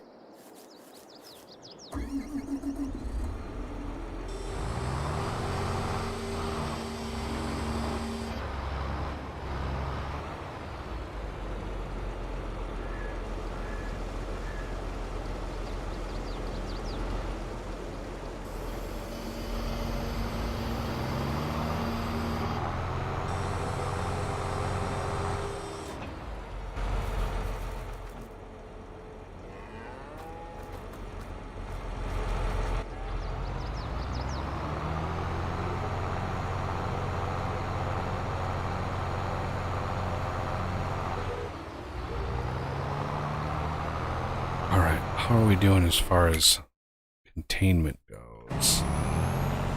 50%. Oz left, so he's... Why is this guy blinking? Why are you blinking, sir? I have no idea. Why is he blinking? Why are you blinking? They usually start blinking if they're over 80% full, but they are not even close. This guy's 40%. That's 55%. They're not even close. Why are they blinking?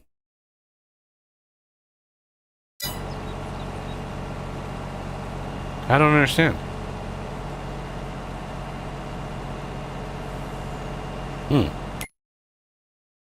This guy's not blinking, and he's at 55. Like, I don't understand. Why is... I don't get it. I don't understand it.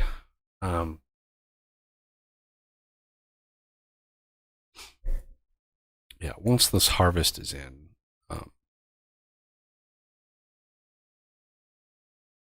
that'll free up quite a lot of workers. 2, 3, 4, 5. Yeah, can't have a 6. In a single player, you can have 8. You can have 8 workers.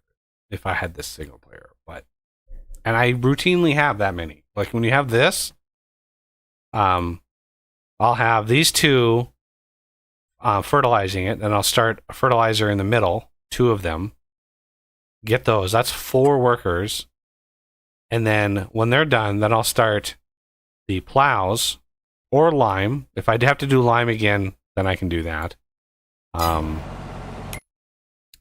But when it comes time to plow it, then I'll have the plows. I'll have 1 on each side and then 2 in the middle, working from the outsides in and then the insides out. And then I'll have a rock picker on each side. And the rock pickers will they have a little less area they cover than the plows, so they can keep up. You know, they lag behind the plows a little bit, so they never overlap one another. Plows do like 26 meters, and I think the rock pickers do 20.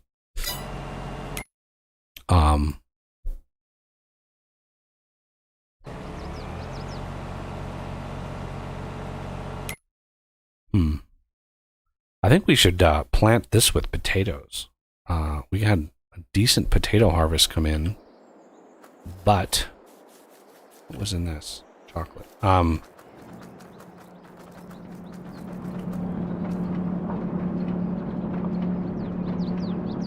Croquettes ended because of...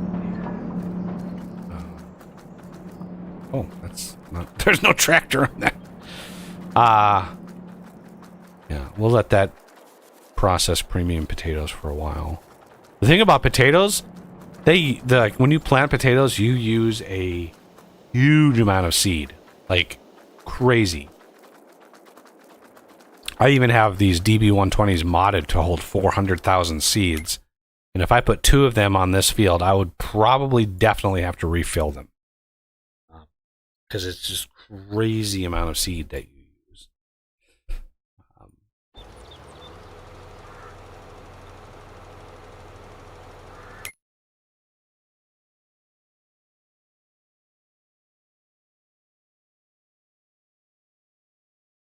Okay, he's been AFK a lot longer than I thought he was. Oh my God, what the hell? I'd hit B.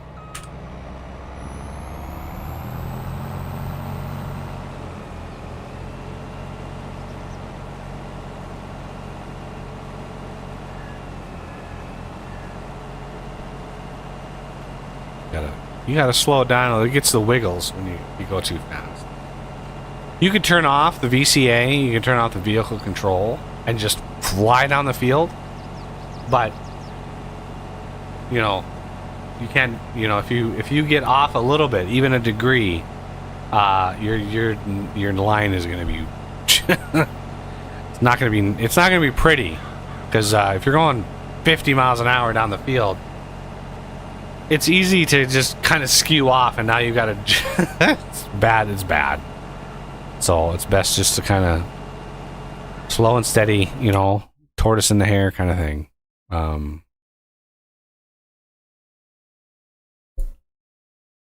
really hoping we don't have to lime these, because if we have to lime these 2 fields as well as collect the rock, we're gonna be here a while. It's gonna be a while. This is gonna be 4 hours or so, especially because we can't have a lot of if we could have more workers, that would make a difference. But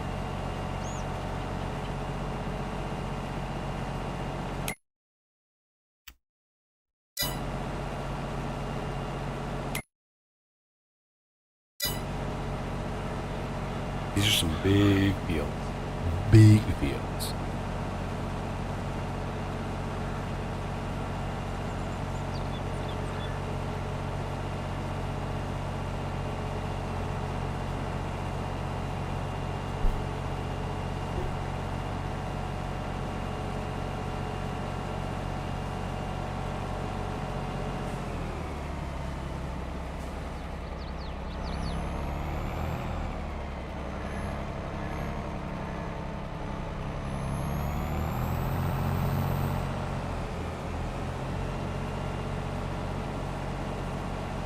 You can see how wiggly.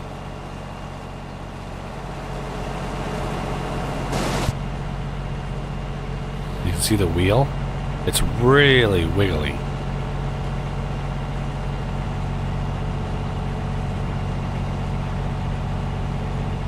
Well, you really can't see much in here, can you? Like, I think we're going straight. Can you imagine, like,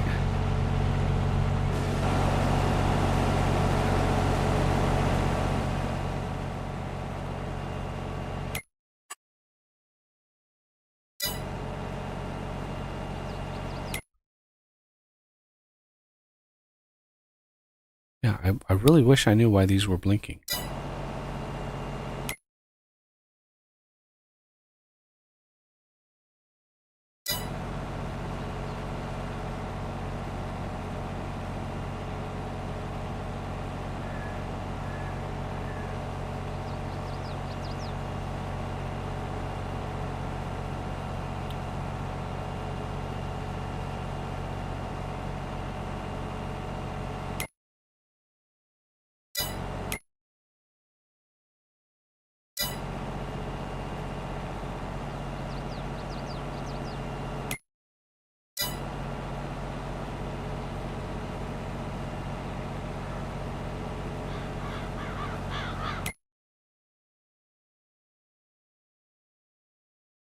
All right, I'm back. Sorry if that was any kind of a disruption. Well, I'm right near the end of this row, so I'll hop out when I get turned around here. All right.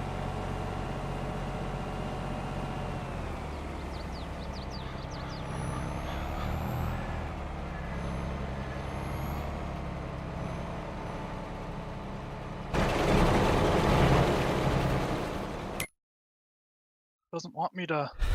There we go. I had to, I had to deselect and then reselect the thing before so I could teleport into it. Because I had clicked on it before you hopped out. No. The game has weird multiplayer quirks. What happened? I put you on a perfect line. I forgot to hit Control W. Ah. These are gonna miss by...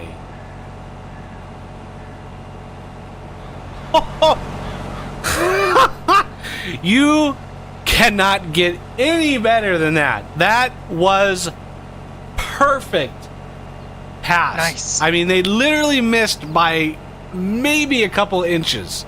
The headers, the 18-meter wide headers, maybe a couple inches. That's how close that was. That was impressive. That was extremely impressive. I could not have done that better. Yeah. Some of the modded vehicles you have extend beyond the like physical limitations, but this isn't one of them. Yeah, I mean, I could have. There is a Colossus corn header that you can do a 50-meter wide swath, but I don't use it because... What the heck? I mean, it would be kind of crazy. Jesus, are you drunk? Like... I don't know. I was looking down for a second, and all of a sudden it just starts going crazy. You could literally yeah, I had hire the worker on that now. Because this worker is done. Good point. I need to go put this header. The header on the front end of this big corn header is so heavy. Like, really heavy. Heavy, not heady. Heavy. Yeah, that was weird. It was going fine for quite a while, and then all of a sudden it just... I don't know, it must have gotten a little off center and then overcorrected as it was turning.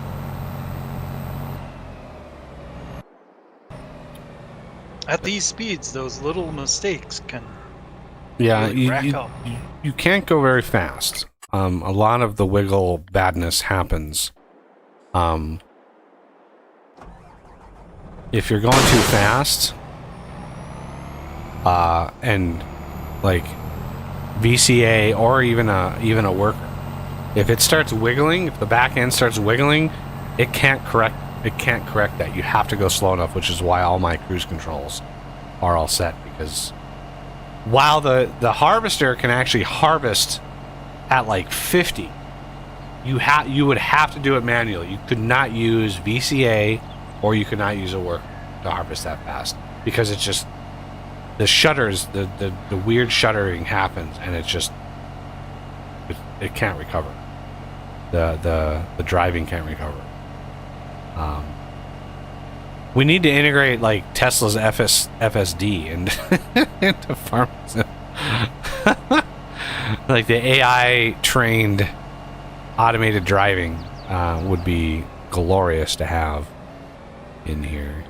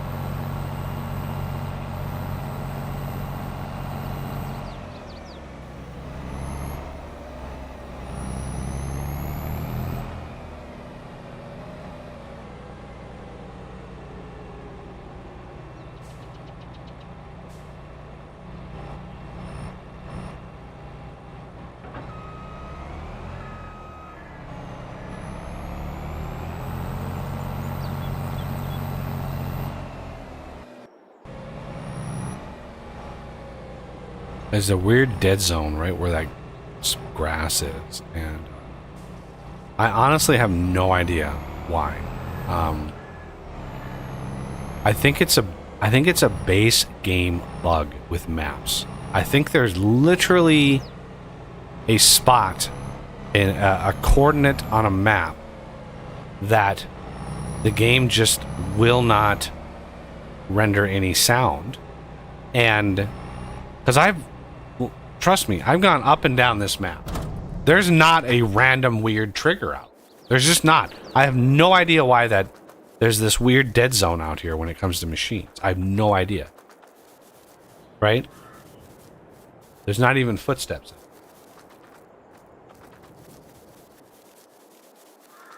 It's just bizarre. It would be interesting to check that coordinate on other maps. Yeah, the other weird thing is like this is a 4X map. So that coordinate, there's no base game 4X maps. They don't exist. Yeah. So how is that translating to this map? I don't know.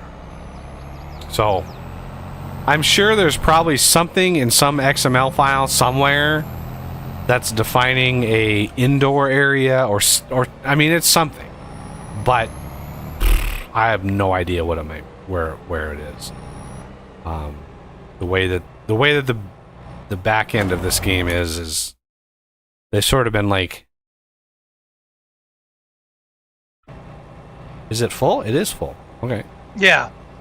I was going to mention it to you, but I didn't think it was going to fill up, but yeah, since the other one has plenty of capacity, it can easily yeah, it should finish it. It should finish it.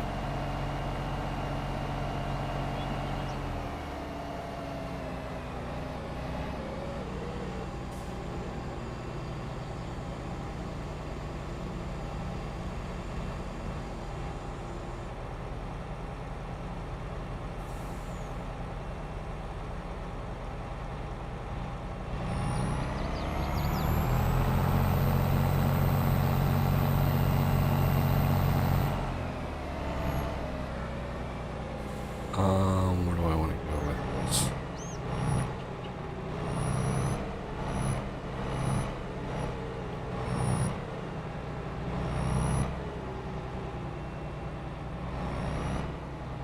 Any in here that needed? A little bit.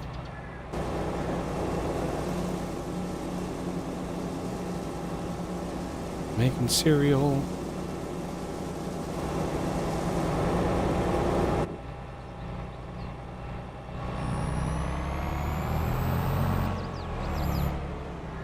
In here? Nope. Not in there. Alright.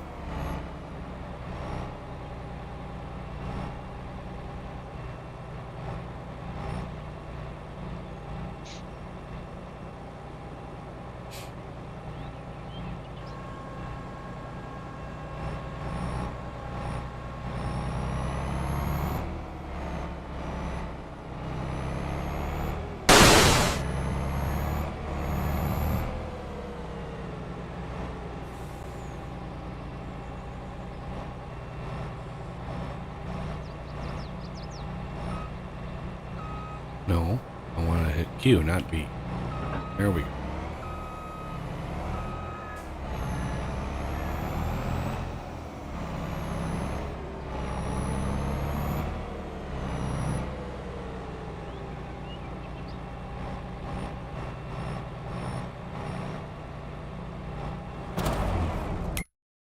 Okay.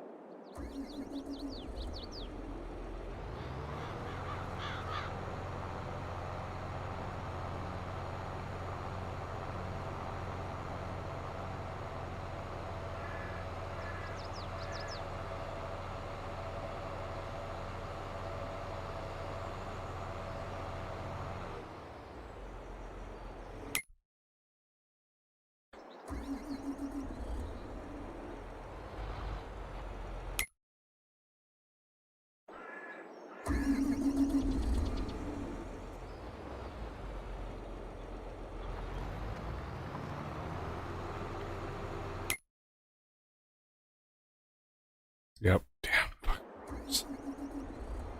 Yeah, I might have to disable rock, because rock is one of those, like, for some reason the AI, they don't have a specific brand of AI, worker AI for rock collecting.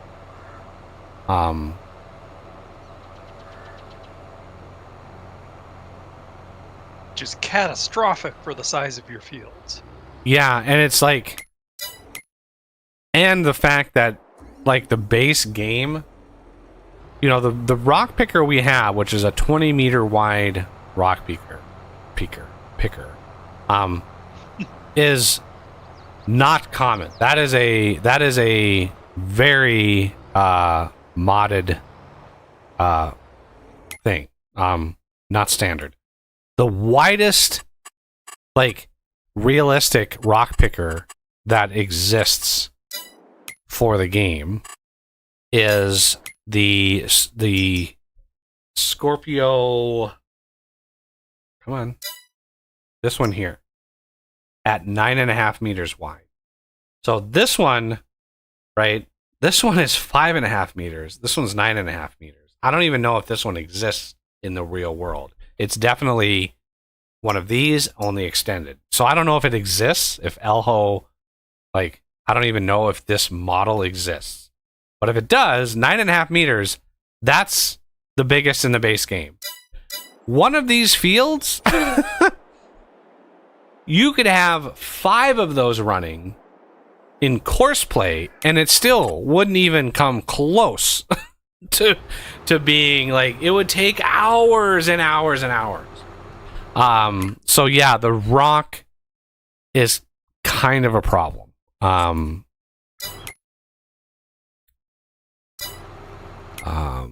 Doing the last line there, it looks like. And then these I will turn around and set up. These we need to start. Can I start this one? Yes, excellent. That should start fertilizing that.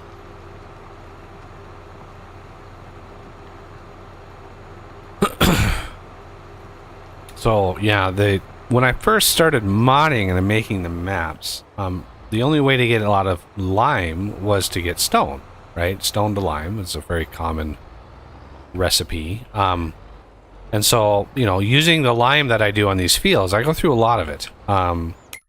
And at the time, the only way to get it was through this process. Well, I've since changed that. There is a way to get lime through the metal process. And if I could basically, like, sell a bunch of metal, grind up a bunch more iron ore, get a bunch of stone, and that can be a source of stone pretty quickly. Take a couple months, but I get a pretty good amount of stone from that.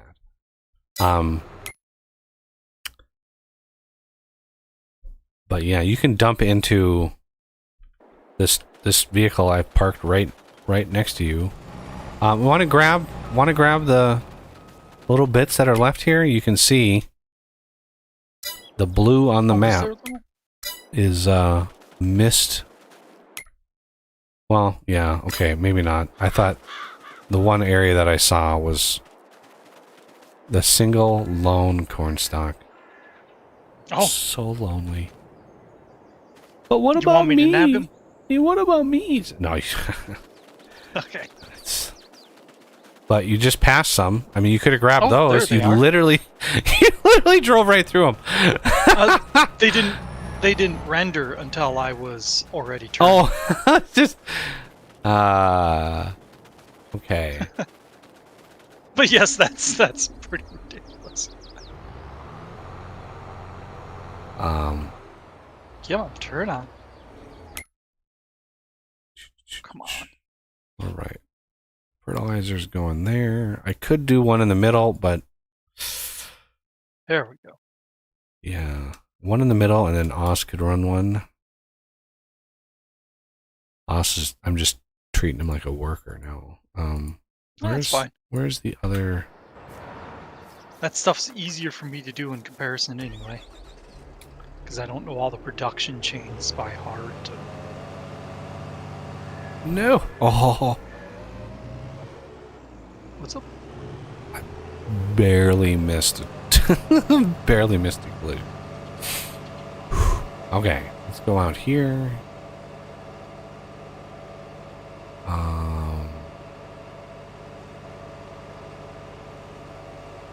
So the other fertilizer sprayer, once you get, I can park and stuff all of that. That's really easy for me to do. Okay. Just get into the vicinity and I can do all the finagling. But the other sprayer is near the sawmill. All right.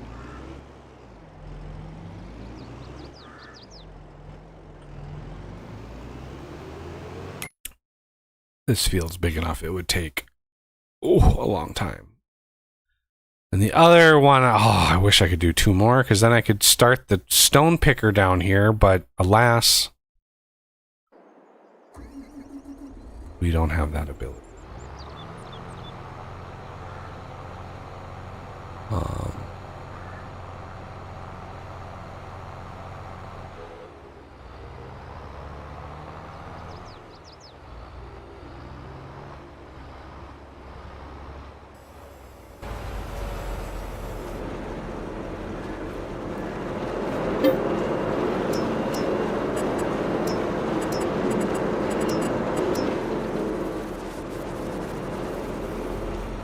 I'm already in the area, so I'll just go like this.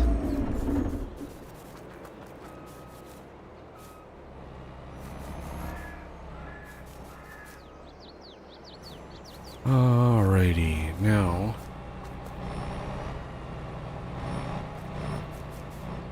I might as well grab.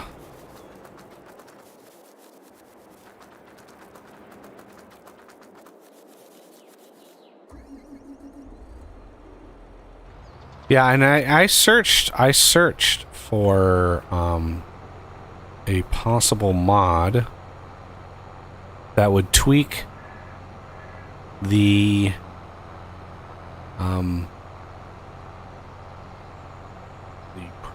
hireable workers, and couldn't find any mod that even came close.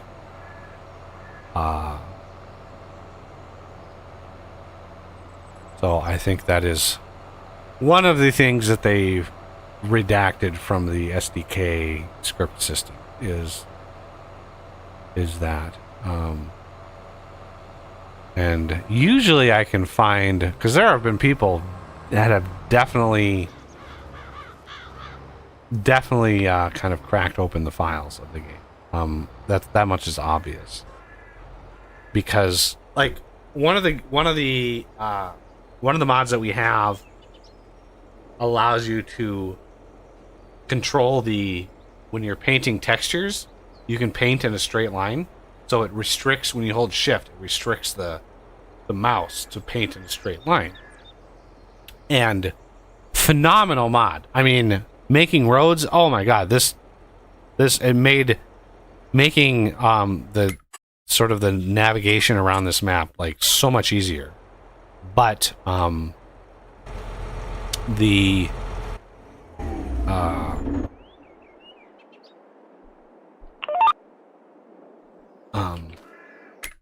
the way that I looked at the script, and it uses it edits variables that don't even exist in the SDK.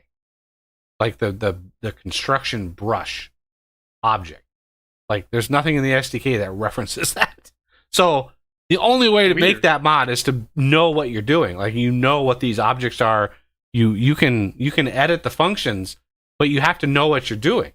And so they either cracked open the files or they did a RAM dump of the game, right? So this entire game, all the scripts are all loaded into RAM. If you have the tools, you can dump that into basically files and go through it and figure out what's going on. But nobody has published that information, right? It's just like, unfortunately, I haven't been able to find any sort of reference to it. And it does not look like this is going to need lime, so that's good. Either that or... No, I think it would be before I plowed. So I don't think we need these limers anymore. I always fill them up when they're done. That way they're full next time I need them and I don't have to.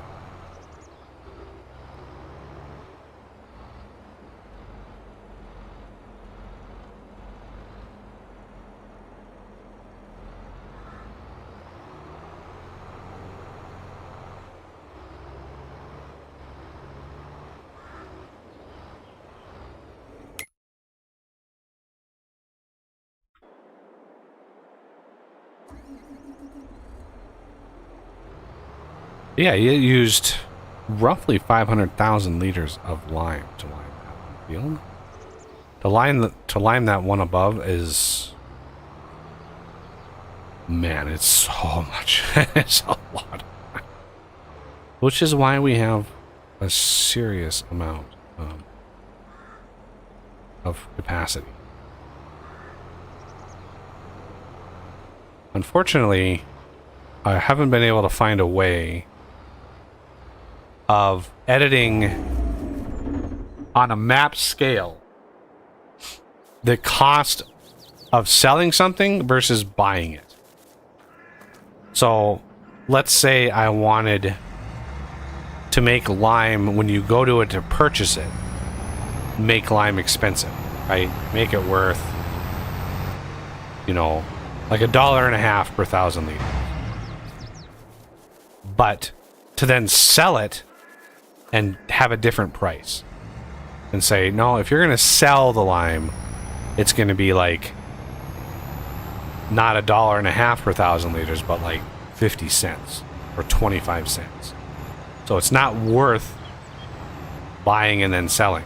That's what I would really want, but I've really not been able to find a way to do that. Which sucks. It would be nice. Because yeah, there are mods that you can pull up to and just buy wheat, right? You can buy corn. So I was really trying to emphasize with all of my factories to force people to actually grow the stuff. But there's still ways around that. Unfortunately.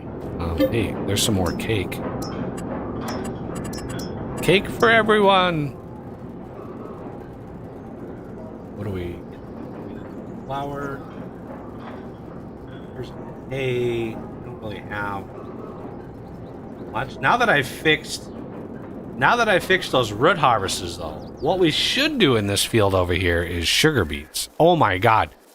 If I planted this giant field up here with sugar beets, that would be 60 million liters, maybe? Like, that would be a lot of sugar beets. It would be a lot. We have this sugar cane over here. I'm not sure. That has such a long grow time, though. Like 7 months? Yeah, 7 months to grow. Like one harvest a year.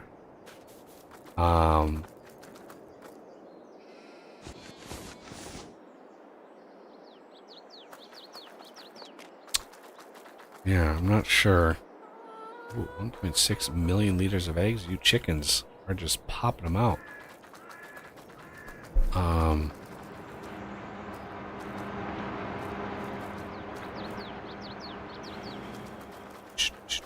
I need to load up the rest of the poo over here.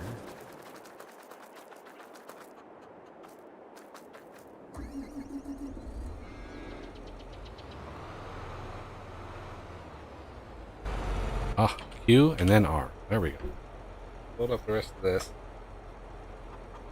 And then drop it off at the fertilizer. This will make a crap ton. Literally, it's made of manure. It's a crap ton of fertilizer. And then we can sell that for a pretty decent return.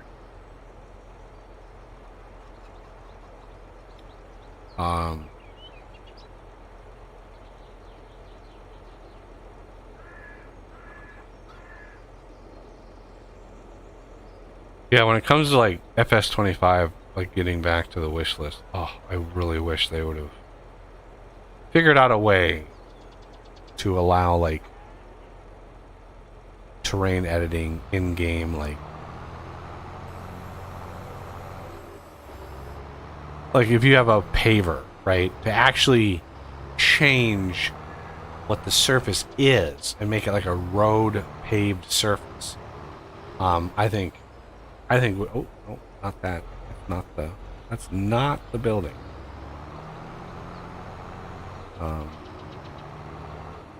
But yeah, there are certain aspects of like, I understand technical limitations. As a programmer, I know it's not easy to do. But you know, what do the developers work on all day? Like they have to have something to do.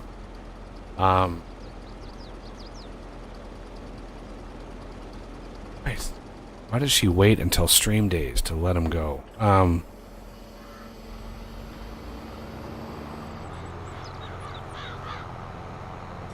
Oh man, it looks like there's going to be a little strip left here. Oh, We'll see, but the little strip of shame. I hate those.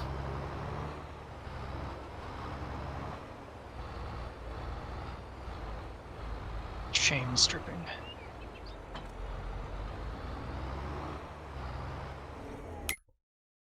Okay. And the worst part is if you could get the the spacing just a little bit looser, tighter, whatever you want to call it, you could probably mitigate that little strip of shame. But Yeah, I mean why do you miss? Why do you randomly miss a strip? Like I don't understand. oh, The game is it's just annoying when it like you have this giant field and there's these little random strips that are missed. Like yeah, the next time I edit this machine, I'm going to really edit this machine, this Case IH sprayer. For one, the work area needs to be wider. And that eliminates those missed, because when you have like a weird like autosave and there's this weird hitch, if you're going fast enough, because we're spraying at 50 miles an hour, which is one of the fastest, the sprayers are probably one of the fastest machines as far as like field work. But that width, I need to widen that backwards, you know, so the leading edge is fine where the spray is, but then pull that width back. That way it does it. But then remove the collisions on the wings, on the arms. That way they could pass one another on a field and not completely crumple together, which is what they do now, which is super duper annoying.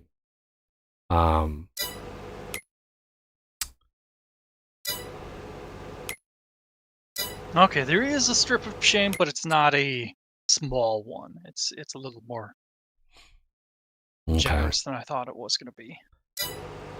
Well, either way, somebody's going to end up on the top of that, which sucks, but it is what it is. Yeah. Because I think both of these together will be able to cover the rest of this. So that'll be fine. Fortunately, these vehicles cruise pretty quickly, so it's not. Yeah, the Case IH sprayer, I edited the engine, so it cruises. I'll let you get the strip of shame. Alrighty. Yeah, I'll let. Oh, I see.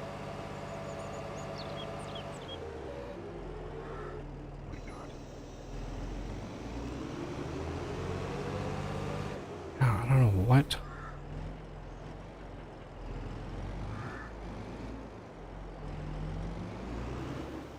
No, I don't really like a little. Not that it matters, but it's just.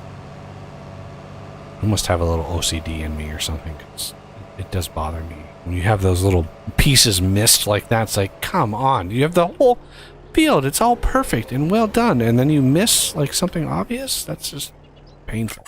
Painful. It hurts my yes, soul.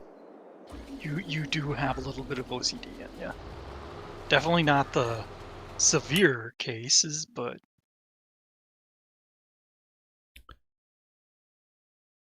Did I not bring another rock picker back over here? I thought I did, but I guess I didn't.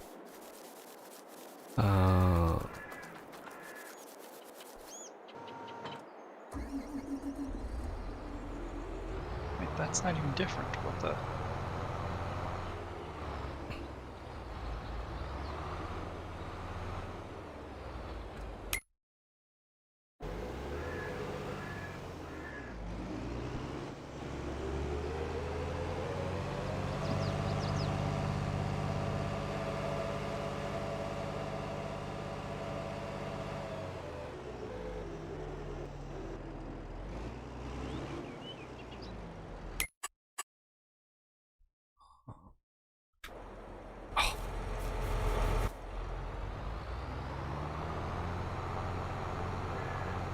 Alright, yeah, these are definitely going to be the last fields we do rocks on. I'm definitely going to turn it off after this.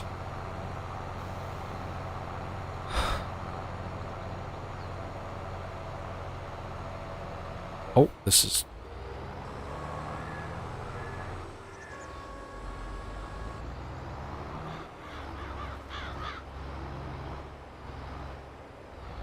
This is the widest one I've been able to find on the modding circuit.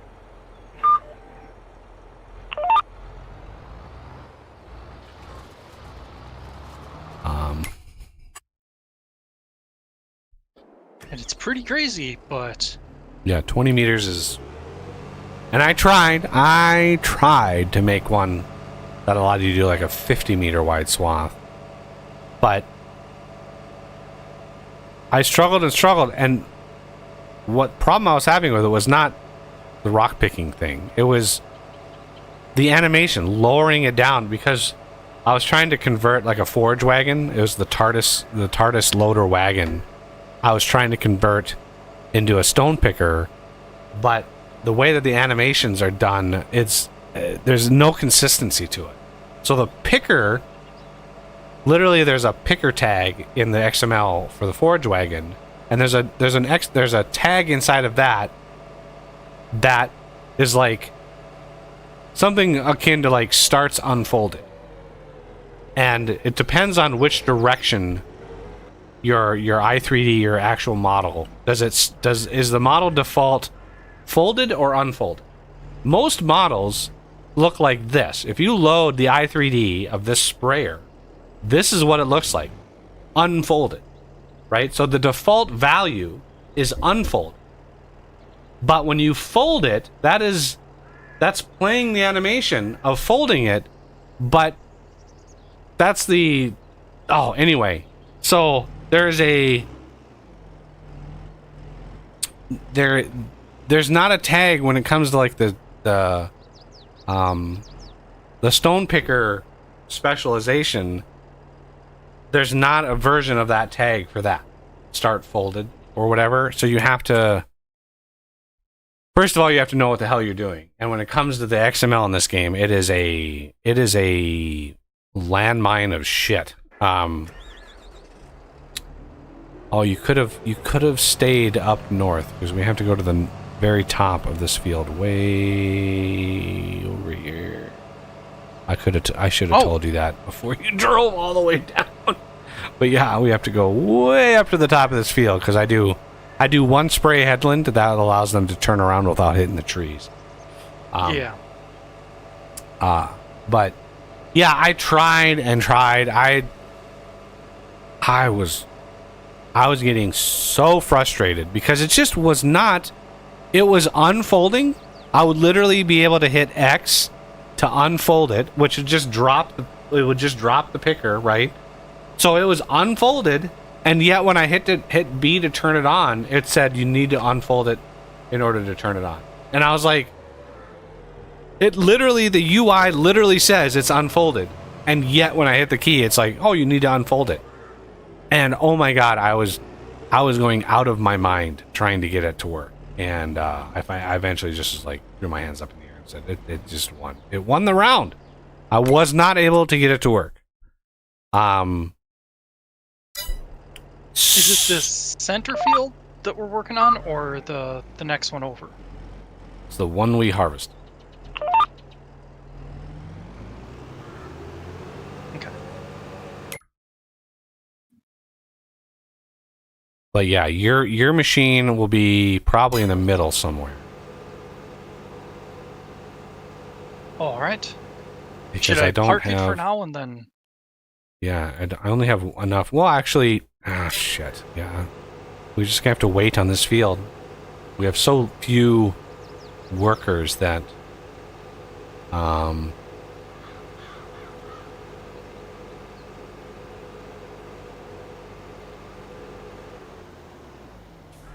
it doesn't. It would be better if we had an even number of workers. 5 is a weird number when it comes to like working fields, but it is what it is. Right. If you could reliably get them to go a specific direction, it might not be so bad. I mean, I've gotten better at that. Oh my. I've gotten a lot better at that. Learning kind of the quirks.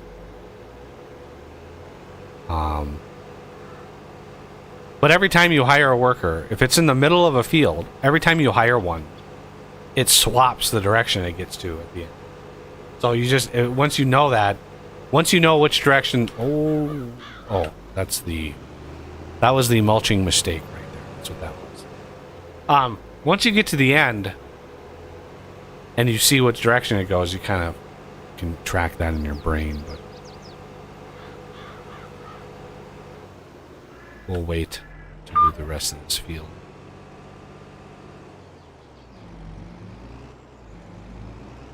Do you want me to start one of these up or anything?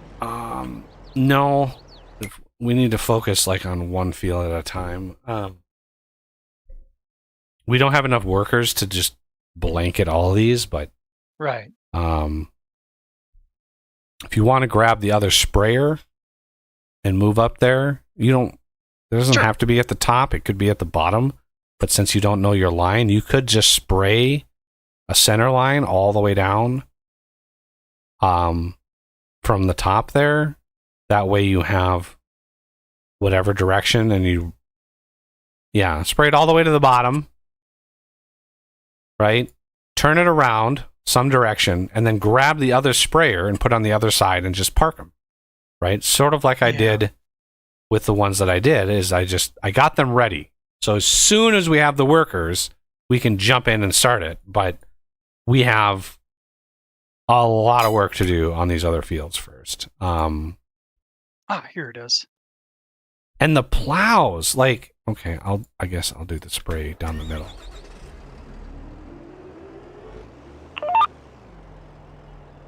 That way you know which side of the field to park.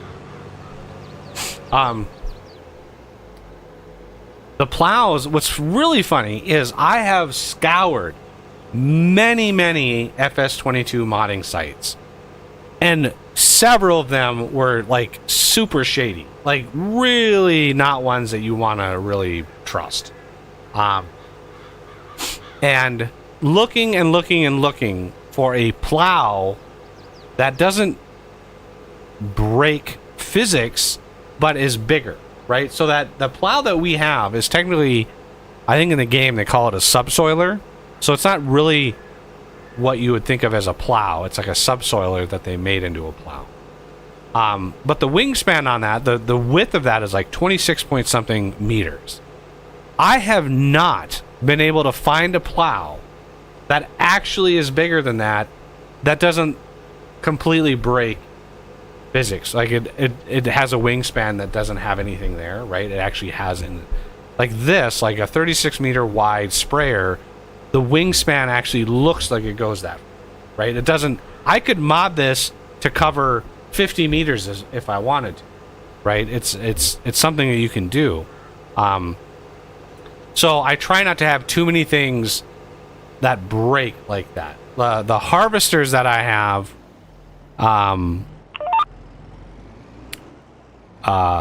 like the root harvester, like the potato or the sugar beet harvester that goes wide, is I do it with that because, well, basically because its default is like a 6-meter wide, and doing one of these giant fields with something that thin would take like a week to do a field this size with a 6-meter wide strip. I mean, it would be obscenely long time to do that.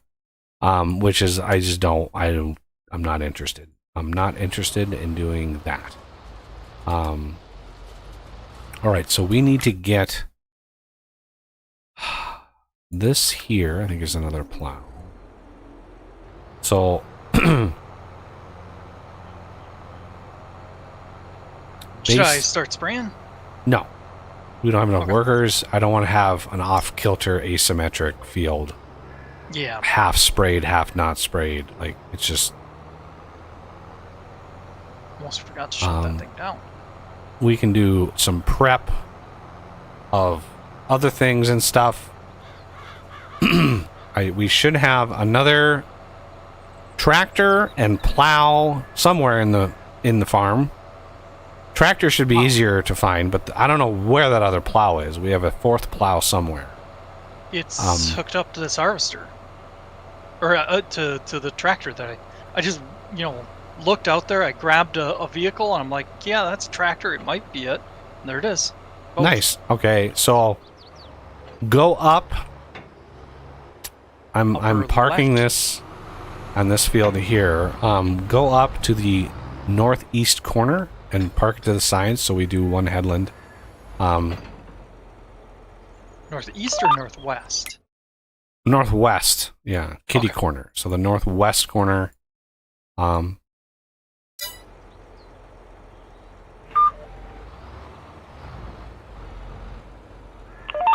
was pretty sure you meant that's what you meant, but yeah. Sometimes you never know. I am like directionally dyslexic. I do that all the time.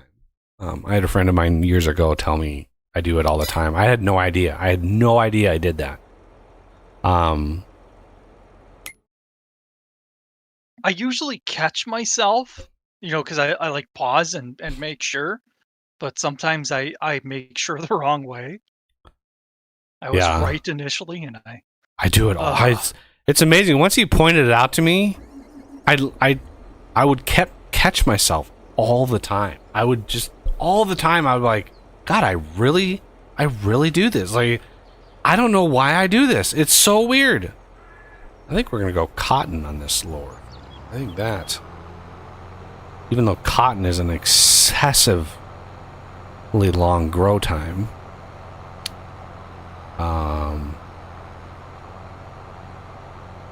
Yeah, like you say, it's so weird. Why does a person do that? I mean, yeah. If I get a compass, I go, okay, yeah, the up is north, right is east. Yeah, I know it. Fundamentally, I know what direction it is, but there's like years ago when I learned, I would swap left and right, and it was like once I started doing that, and that's kind of how my brain was wired. It was like now it's like hardwired to do that, and I cannot reprogram it.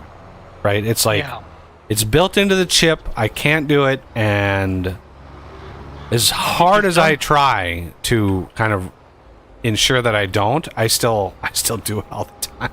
It's just you've done some firmware patches, but that it's still at the core. Yeah, it's a base code problem, sort of like the Boeing Starliner. It's a base code problem. I can't fix it.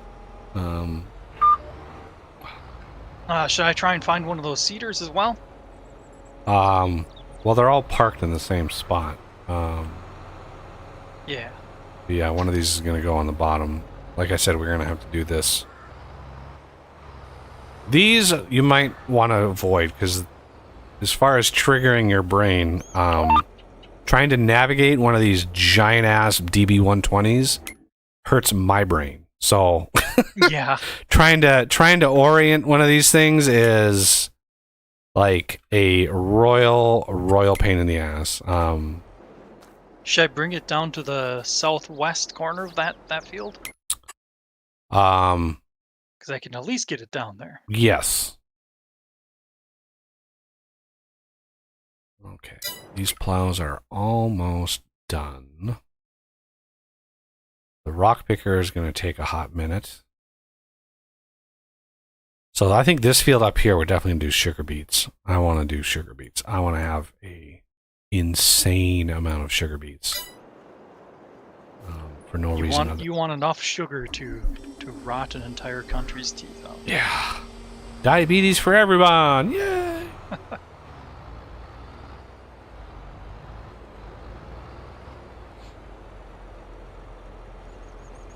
And once you get that parked, we need to deliver Whoops. some more flour into the cake factory. All right. And I have this semi down here with another level of flour in it. So we have, I think, 3 trailers now full of flour.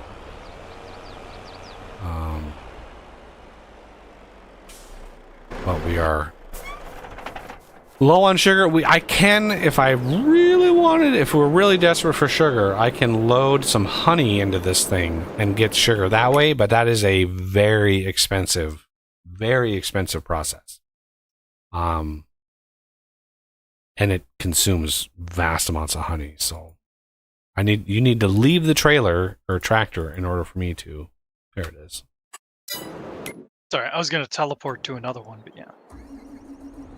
Since I wasn't sure where I was going to, Okay, I should have let's just set popped this out. to button. And you said flour to the bakery? Yeah, there should be a couple trailers up there already with flour in it. But All right.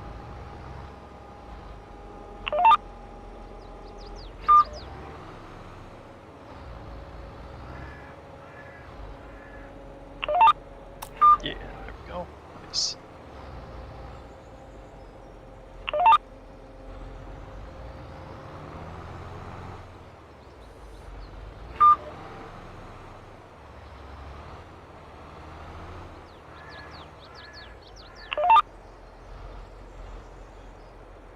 all right, that's set up, ready to go.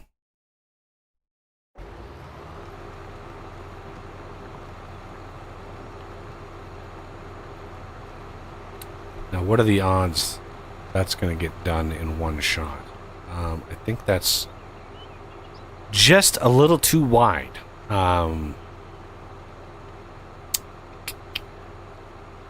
Yeah, I think that's just a little too wide.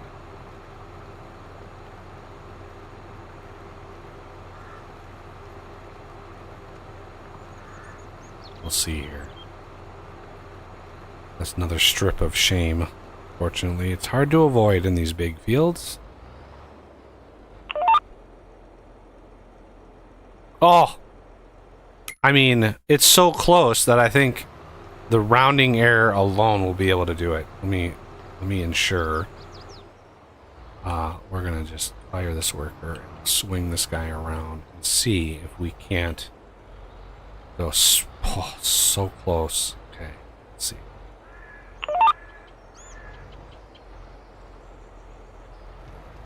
Yes. No, look at how perfect. No strip of shame for me, sir. No, sir. Not for us. And then immediately, we're just going to pop it up here. And this is going to be going up here.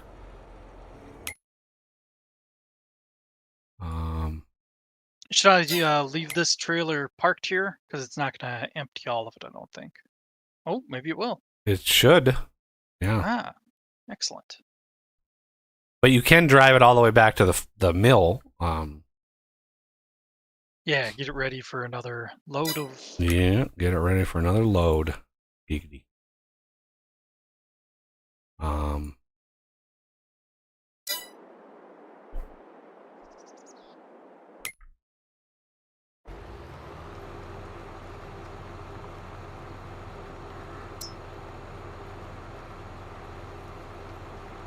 perfect. Love it. Perfect row. Coffee would be so proud. I think that's gonna go. I think that's gonna go left when it gets up. I don't know for sure, but I want to say it's gonna go left. So we'll get this set up here. And now to, yeah, I can get these started. We do 2 headlands.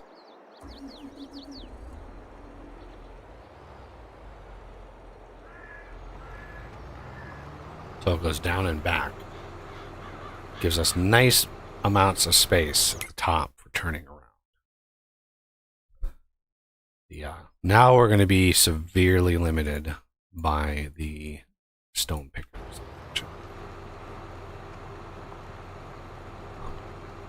The chaff is corned. Sorry, the chaff is maxed out on this. Should I take that anywhere? Yeah, grab a, if you can find you can get a trailer, one of the forge wagons will do it. One of the big root, I think all the root carts are all being used for grain and stuff right now, so those I think are all used. So. But one of the green and yellow forge wagons, you can pull under in to get the chaff out. You pull on the south side of that mill. There's a place that you can pull underneath something, and there's a marker under there, and just pull the wagon under there, and then load it with the chaff. You have to actually select the chaff in the list that comes up. Yeah, it'll dump all the chaff in there, and then take that to those 2 big brown silo things where we dump the grass, and that's where the chaff goes.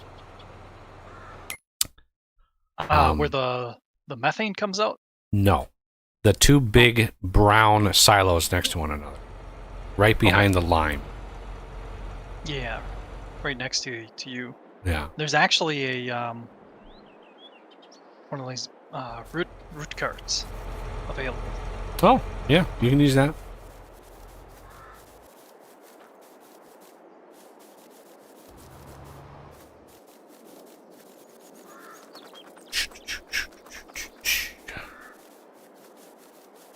Yeah, these are those TARDIS wagons. I was trying to make basically a copy of this be a stone picker with like the 50-meter wide width on it. But just, so frustrating. It was so frustrating. Like, it was it was a simple little thing. Like, just lower the thing and turn on. Like, that's all you needed to do. But yeah, it's just, man, I just fought and fought and fought. Every time I thought I fixed it, it wasn't fixed. Like, every time I was like, oh, this has to fix it. And it was like, nope, that doesn't even affect it at all.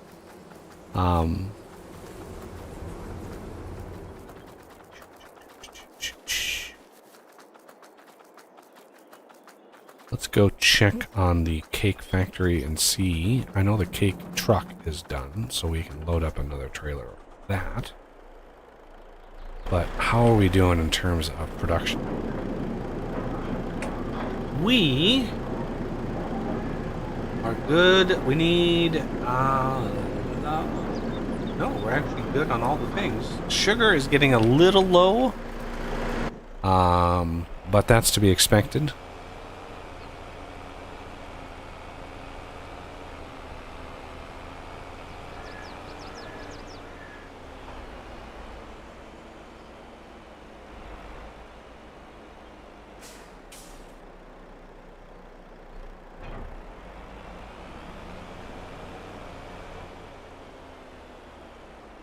I might be able to pound out some more sugar if I sacrifice some honey.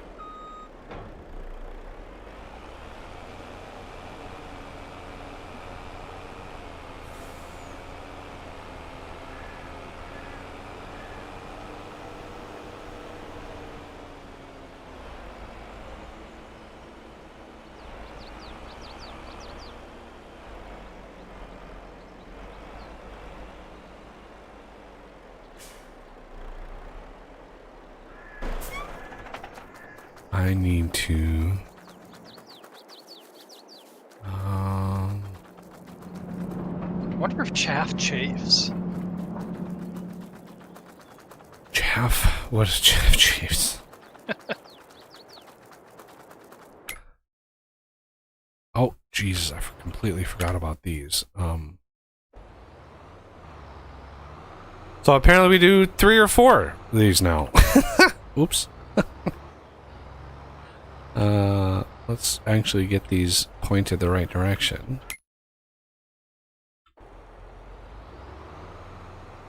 Making a little bit more progress.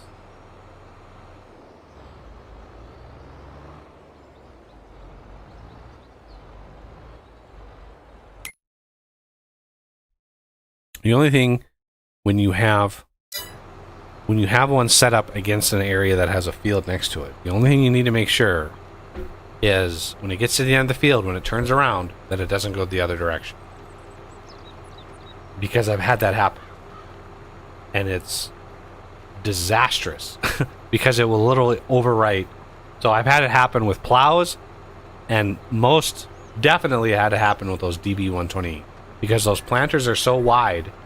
When the AI looks like it says, okay, here's my width, here's my line. When I offset it X direction, is this a field? And it's like, oh, this is a field. It's not the same field, it's a different field. But usually what happens when that happens is you don't line it up to the edge of the field that you're on. If there's a little gap of the field, it will see that there's a little gap there. And it's like, oh, there's a little bit of field left over here. I need to go to this direction to cover that. If you don't leave that gap, then it will see the other side and be like, this is the only direction to go because there's not a field on this side. That's usually when it happens. So you get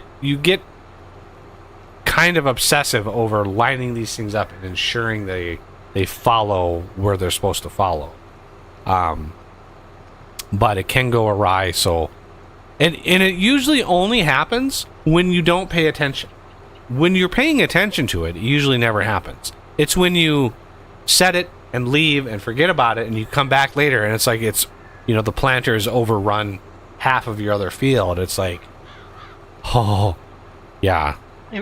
It works 99 times out of 100. It's that one time that you're not watching. Yep. The one time you're not watching and it's like, no, that's not the direction to turn. So...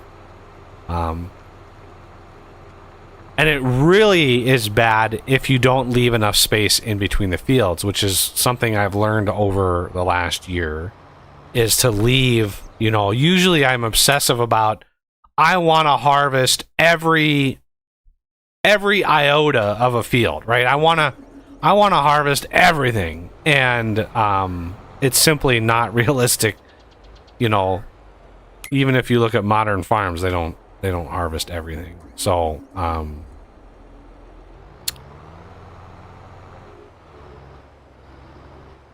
all right, and then this, we're gonna set this up. Yeah, it really hurts the fifis when stuff like that happens. I can't hire this worker, so that's gonna be an OS worker job there.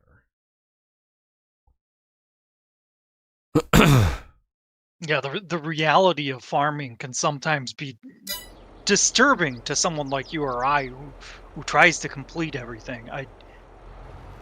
Oh man, I can't remember the last time it's happened, but I've heard of instances where the farmer will have a crop out in their field and a harvester ready to go, and they decide not to do it because they will make so little money off of it. Yeah. That they actually spent more in fuel and maintenance. Yeah, it costs more to harvest it.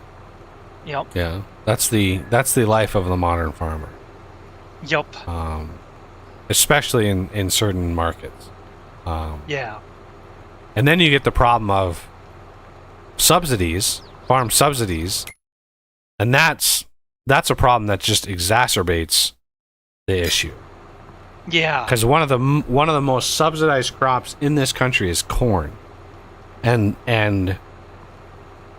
the ramifications of that made it so cheap that this is why we have corn syrup, why we have high fructose corn syrup. It's like this material is so cheap what can we do with it, right? If it was more valuable, let's not do that, right?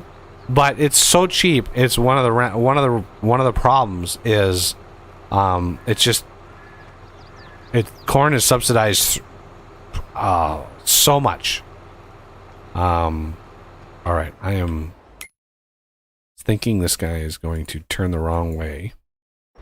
No, he's turning the right way. Oh my God, miracles do happen. Miracle.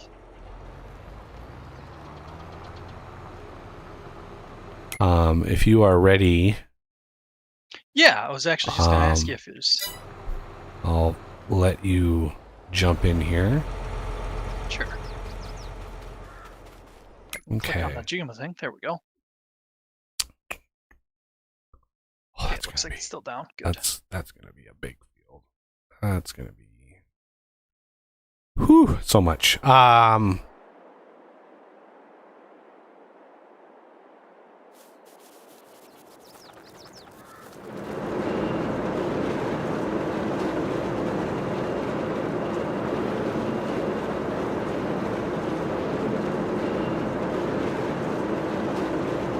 Whoa, hey, what's going on there?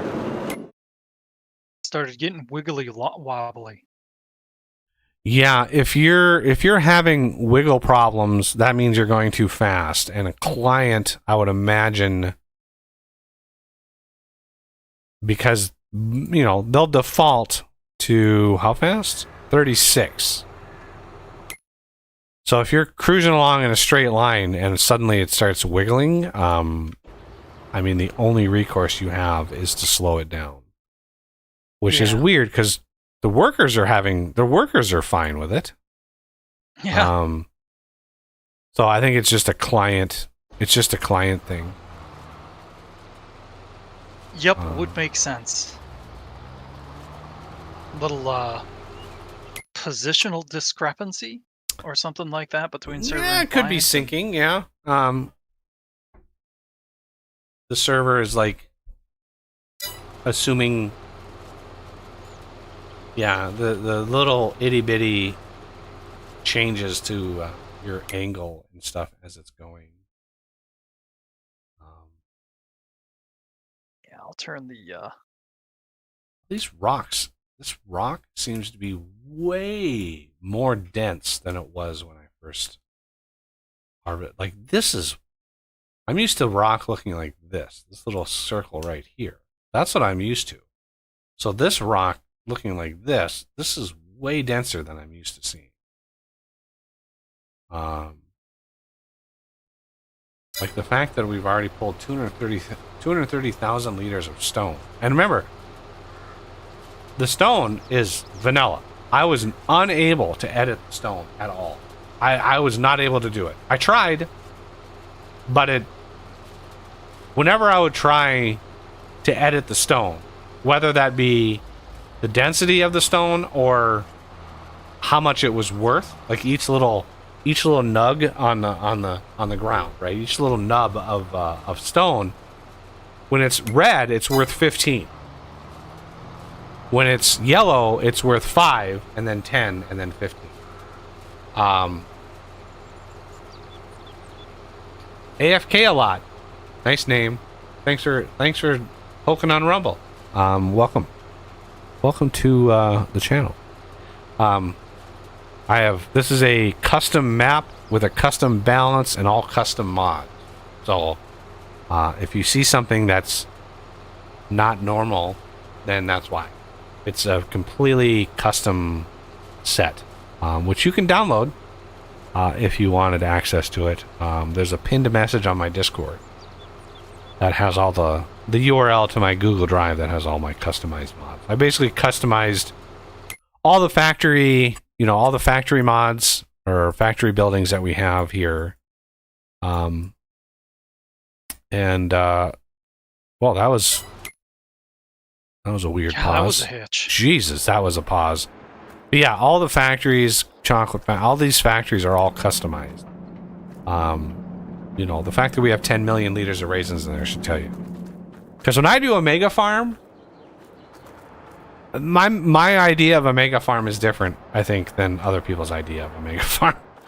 So yeah, we have many of the things to sell when the time comes. Like we have, I don't know, 5 truckloads of cake now to sell. 50 million liters of cake.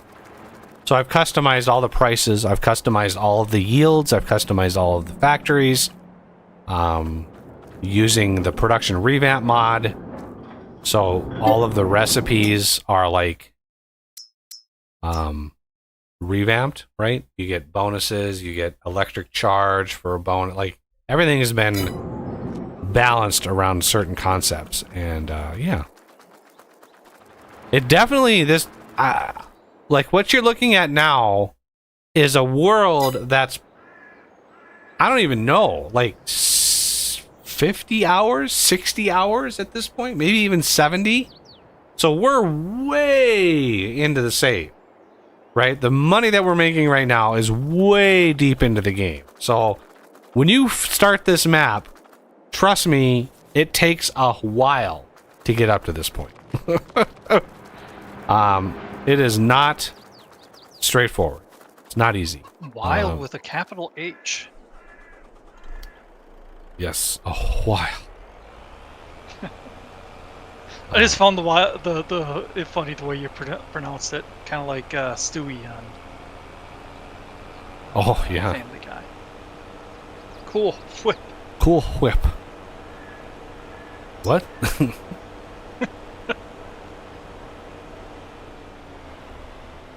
I had to turn the cruise control down further. It was at 32, and it still went wibbly wobbly.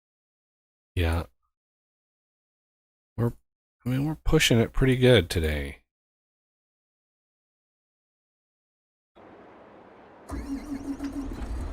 Yeah, that's 20 million liters. 20 million liters of corn right there. And that's about half of what we pulled off that field. Just saying. And I've tried to not get super cheaty with the mods. Like, there are definitely, you know, cheat adjacent. My Cotton Express 5000, I think, has to be the best cotton harvester anywhere. It does everything you want it to do, and then some. It's so good. I mean, technically speaking, the speeds of all your vehicles are massively cheated, but that's, I mean, yes, of course, you can harvest at 30, 40 miles an hour. That is true. But we can't have a lot of workers, and the only way to run a farm like this big and not go insane is to have a bunch of workers. And since you're limited to how many workers you can have, yeah.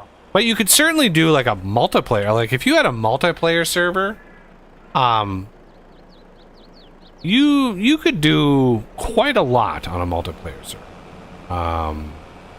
Yeah, if we had a few dozen people working on here, oof, imagine what we could get done.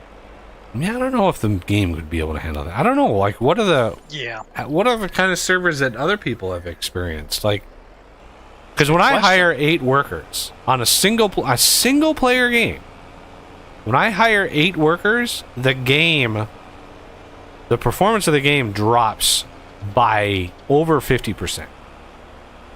I mean, I go from regular 60 FPS to like 25. Oof. When I have 8 workers. And that's surprising. Those are like dummy, like they're just following like paths. Like it's not even that complicated of a process. My guess is that they overcomplicated them. I need to take off the 0.25 or 0.5 go 1x.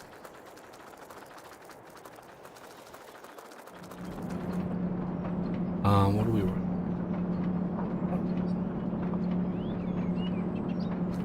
Okay. And then this. More cake. I could make some donuts too, but I don't have any. Maybe next month I'll pop some donuts out. Why not? this is by far the factory that's gotten the less TLC. Just because I haven't done anything with the stripes, and you know, I've got the stripes where you can pull the trailer up in between, and like everything is built around this set of mods. I've done a crazy amount of work getting everything organized and talking to one another and working with one another, so it's a lot of things. Plus, you know, some of my mods, some of my customized mods are unique, right? I've got a logging variant of this trailer. You can just pull right next to logs and it'll load up the wood, similar to this one has got 11 million liters of wood in there. And then I got a version for cotton. And the cotton, like the wood, just load up. You just pull right next to a bale and it pulls the cotton in. And these two hold 20 million liters, up to. You can buy it with less, but the max is 20 million liters. And then this is the cotton. This is what I'm most proud of. This Cotton Express, right? So this thing can have up to 50 meter wide swath. This is 50 meters wide. This is the most unrealistic machine that I have, but cotton is a pain in the ass. And then the bales is custom bale size, and the custom bale animation. So it's like all, yeah, it's all good. Like that is just brilliant. I'm so happy I got that to work. Which is why I'm trying to plant cotton over here, but of course we would have to fast forward time quite a bit to get all of that stuff harvestable on stream today. Maybe next week. I don't know. Depends on how much time goes by. This is the map I play on in my spare time.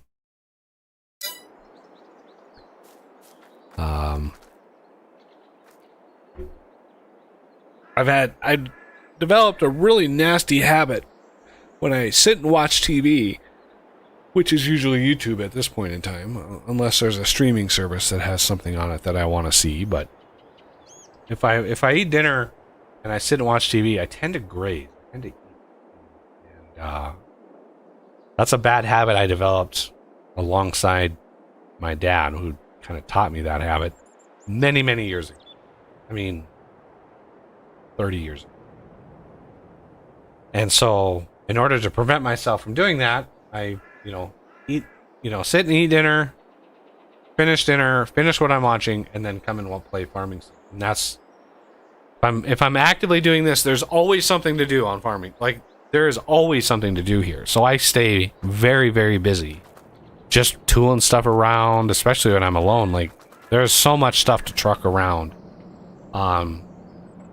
And to organize that, it just takes a while. And, it keeps me busy, so I don't eat.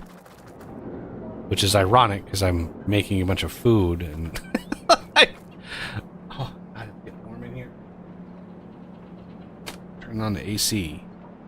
It is getting warm in here. Crazy we had a heat wave this last couple of weeks. I had to turn a fan on, and I think we have the air conditioner on too. But this room doesn't get much flow.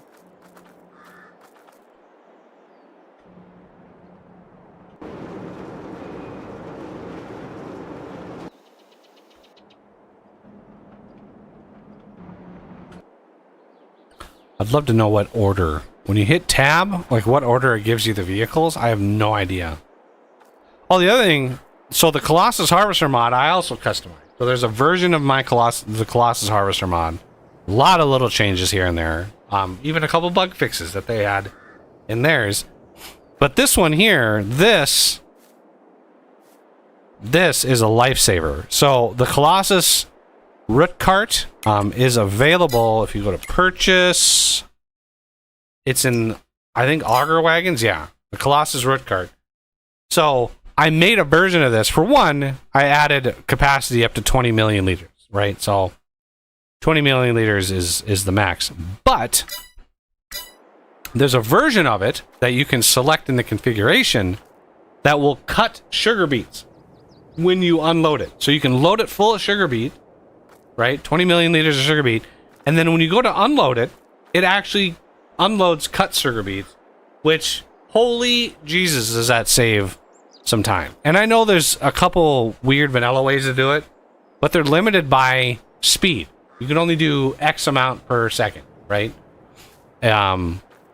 Which is fine, but when you are literally harvesting 40 million liters of sugar beets in one shot, it can take a while. So I wanted a really fast way of cutting the sugar beet, and that's trailer is what it does it. And it's really funny with this also modded bulk storage. This will hold, I believe, 100 million liters of stuff. But you can load this up with sugar beets. This is so great. You can load it up with sugar beet, right? Park this underneath this, right here, and then have the auger pointing in there, and it will unload the sugar beet into the wagon, and then the wagon will unload it cut in here, and just like it just cuts them automatically. It's great. But yeah, everything is super cheap. Like if you're trying to sell like raw materials, oh look at that, the actual things are now getting done. Oh my god, this is finally. Yeah, look at that, 330,000. This is the most stone I've pulled off of this. Yeah, the other thing I'd love to ask Giants for the new version of the game is if they've done anything with the Stone Picker 8i, because like they're not aware that, like, this thing isn't aware that it's done. It will just keep going till it hits the other end of the field. For some reason, it doesn't look at any of the maps that it's actually affecting. And I don't know why. Like you could easily have it see the cultivation map. There's a myriad of things that you could have it see. And yeah, it doesn't look at any of that stuff. I don't know why. But rock picking this giant field here, oh my god. It's gonna take a hot minute. I want all 4 on this one, so this is gonna be when we have workers available here. Then I'll get that started.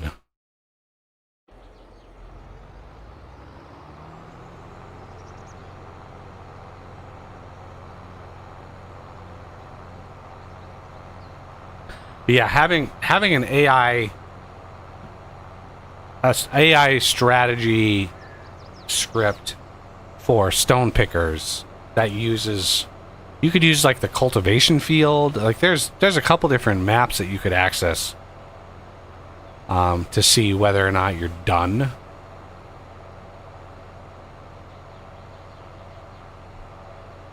Okay, now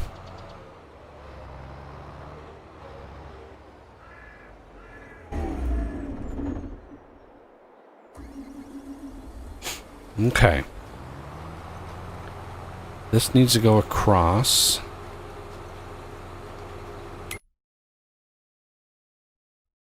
And then this, I'm going to let this one hit roughly halfway and then hire this one. That way it gives me a little bit of time.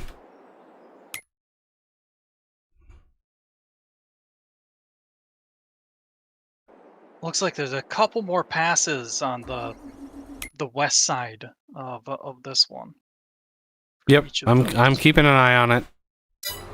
Excellent.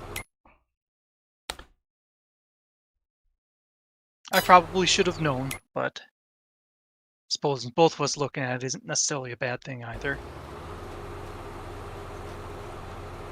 I mean, it's not the end of the world if they collide. It's just, I mean, it's not like the real world where it would be really bad. Two big giant plows hitting, yeah, two big giant plows and tractors hitting at 30 miles an hour. I mean, what could go wrong, right?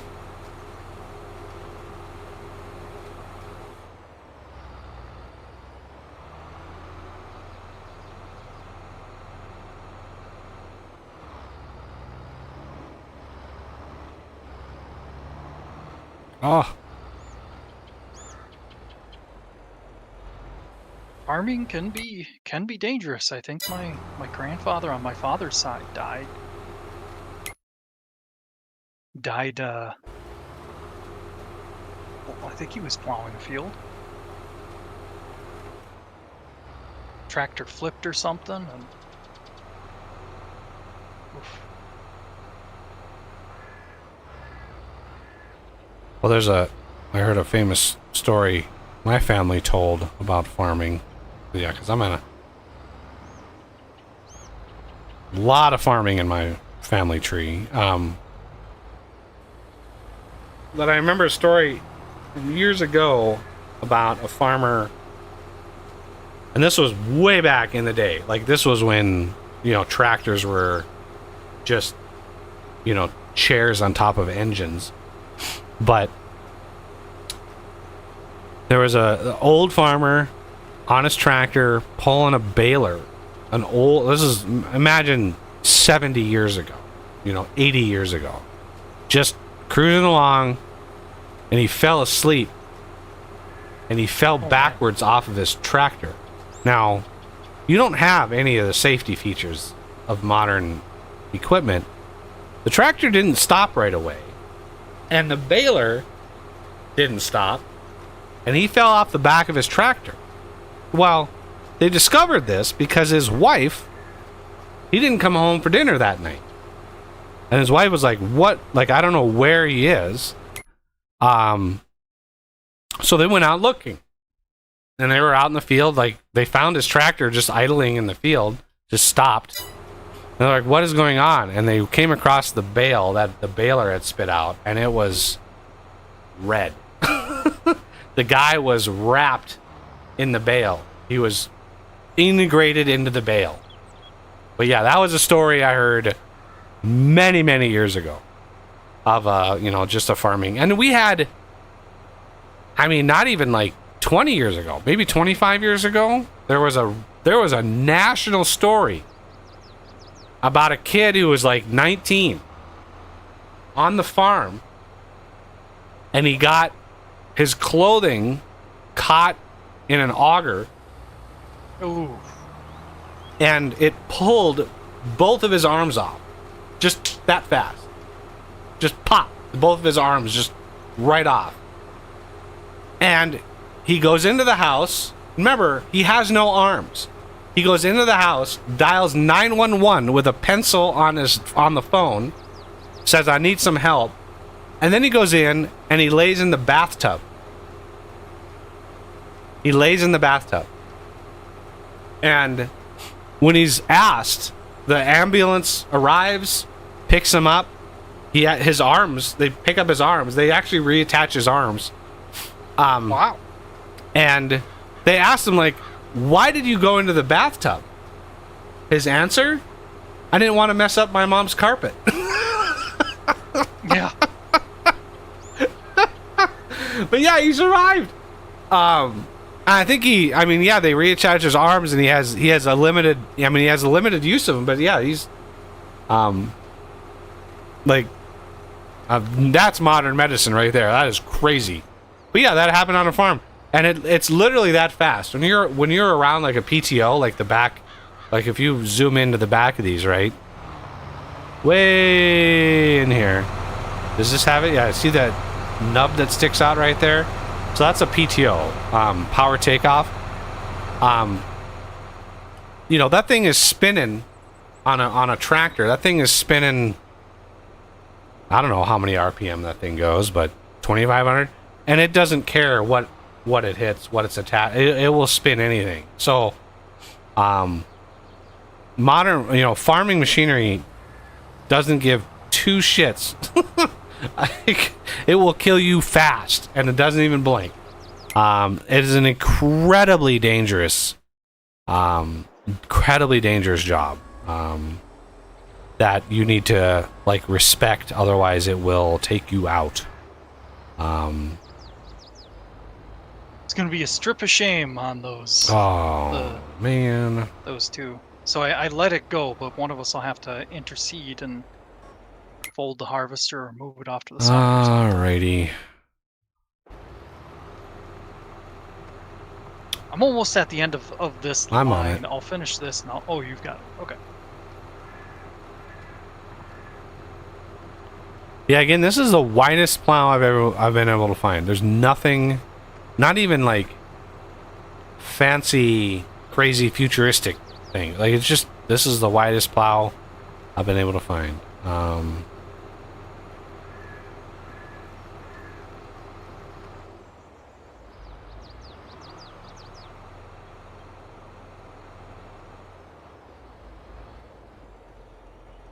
Man, that is just a crazy answer too from that kid, that 19-year-old kid. Yeah.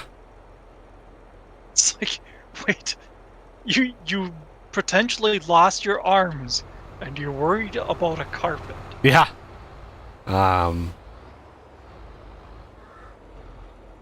That's really somebody who is his mom really ingrained in him how like obsessive she wanted the cleanliness of the carpet. Like, all right, this guy can be stopped.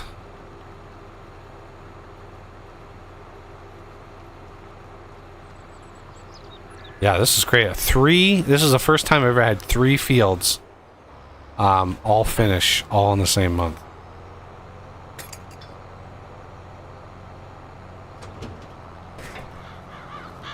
Well, at least we're doing good on time. Yeah, we're actually making pretty good time. Plow, you worker just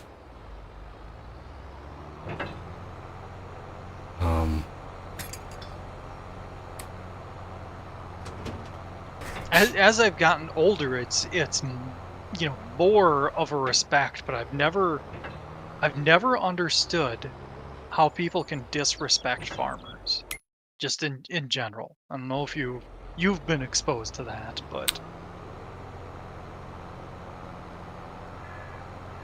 I mean, I don't know about remember- out and out disrespect, but trying to blame farming for climate change, trying to blame, like, oh yeah, that especially. you know, it's just like growing our food is causing, like, what are you talking about? That is the most insane take I've ever heard. We need to stop farming so much because we're a loaf of bread is expensive enough. Like, you start limiting farming and now, you know, that's, you want to talk about expensive food? Grow less of it. That is a problem. Probably the worst part about it, the people who say stuff that ridiculous and stupid probably never even had a garden. Right. So they're the last people that should complain.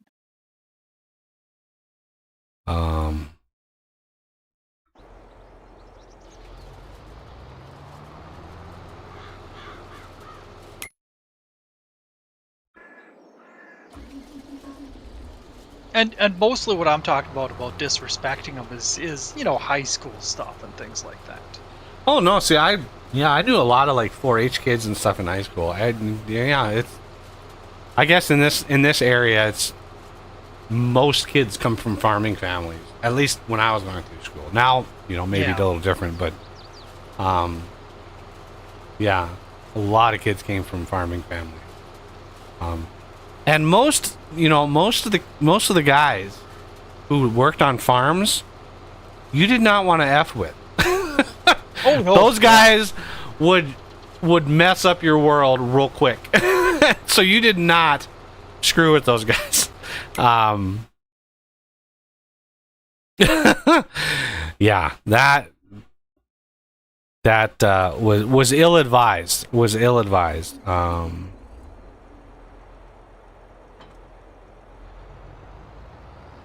What did we?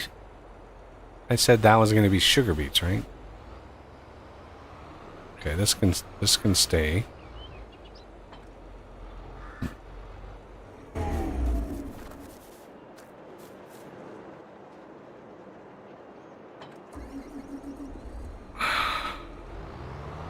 This field here is going to take forever and a day to do stone, so we want to get couple more stone collectors. This.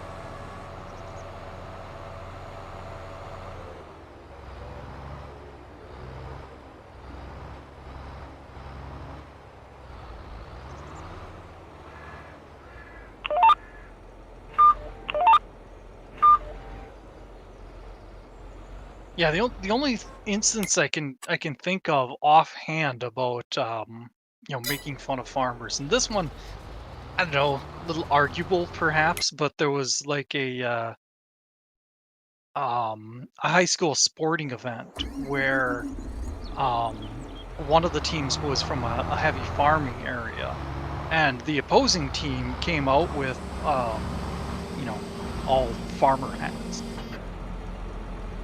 And the implication was that they were taunting them, just saying, "Oh, yeah, you're all a bunch of redneck hicks." Yeah, well, that you can't avoid that shit in high school. Everybody's like that in Yeah. high school, so it doesn't surprise me.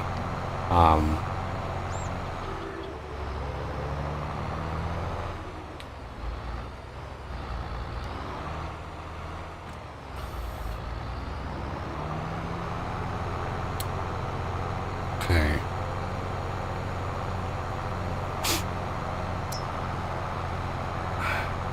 So here's your next thing here. I can park that if you just leave that there. Where are you at? Oh, you're getting that one ready? Yeah. Okay, I'll since you're not out of it yet, I'll finish marking. It's almost there. All right. Jesus, autosave. Jesus Christ. I will assume those are going to go to the right or the same way. I could be wrong, because they usually go back to a different direction.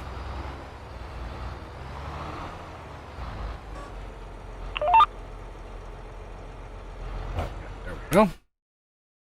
And make sure this goes the right way. If this doesn't, you're going to have to switch. Just saying. All right. Otherwise, it's going to be just a pain. Oh, the cat's back.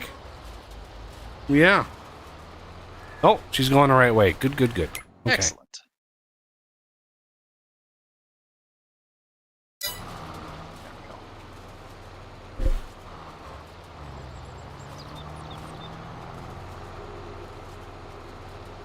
You made yourself known there, cat. The tail in the frame. Everything. There we go. Attention from you isn't enough. Rub on the microphone. There you go. It's so humid in here. She's like sticky. Yeah, it's not a good sign. Oof. Extra cat hair. There's extra cat hair on me now. Yeah, the hot and cold in our area can sometimes be enough, but you add in that humidity and oof, Yeah. really amplifies the effect.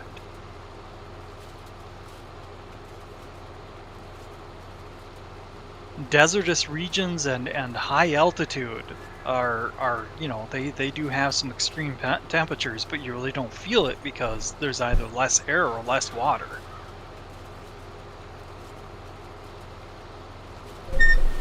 Stop rubbing on the microphone.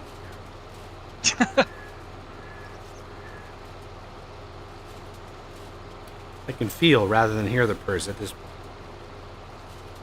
He's vibrating. Oh, there. Oh, Yeah? No.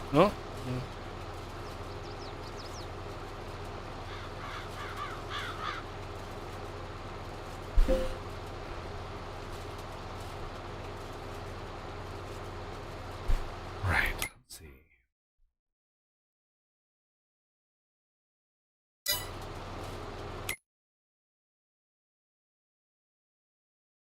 Yeah, even as wide as these planters are, look at how big. It's just these fields are so big. They're so big. Yeah. Your little brain, you just have like 5 neurons in there and you just don't know. You jump up here and you get all the pets and then you just jump down again. Yeah. Yeah, you just jump down again. Yeah. Even though you're purring.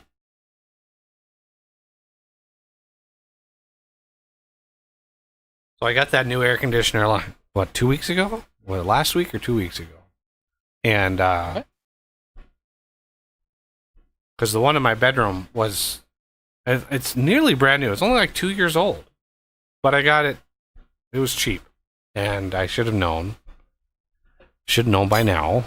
When you buy something that's cheap, it's going to be cheap. But yeah, like, it was literally like all the month of July, it was completely ineffectual. The cooler it is outside, the more cool it is. You know, and I was like, the whole point of this thing is to actually cool the air when it's not cool outside, and yet here we are. So it just wasn't working. And I you know, a couple years ago I paid like $50 for it, and it was just like, yeah, that's why. And it would run. The compressor would run for hours, and it would not be blowing cold air at all. Like, it would be routinely warmer in my bedroom than it was in my living room. Jeez. And it was just like, I'd walk in there and be like, what is it, heating up my room? Like, Jesus. So I bought another one, and it was like $200. And I got it on a sale. Not a product sale, but a whole store sale. There's a store that's being merged here in town. Home of Economy is selling itself to Runnings, and so they're having a huge sale. And so I bought it on sale, and I took it home, and it was more expensive, bigger BTUs by a little, and bigger, like the unit itself, bigger. So I was fairly confident it was going to work, and it does. It's very it's very good at cooling.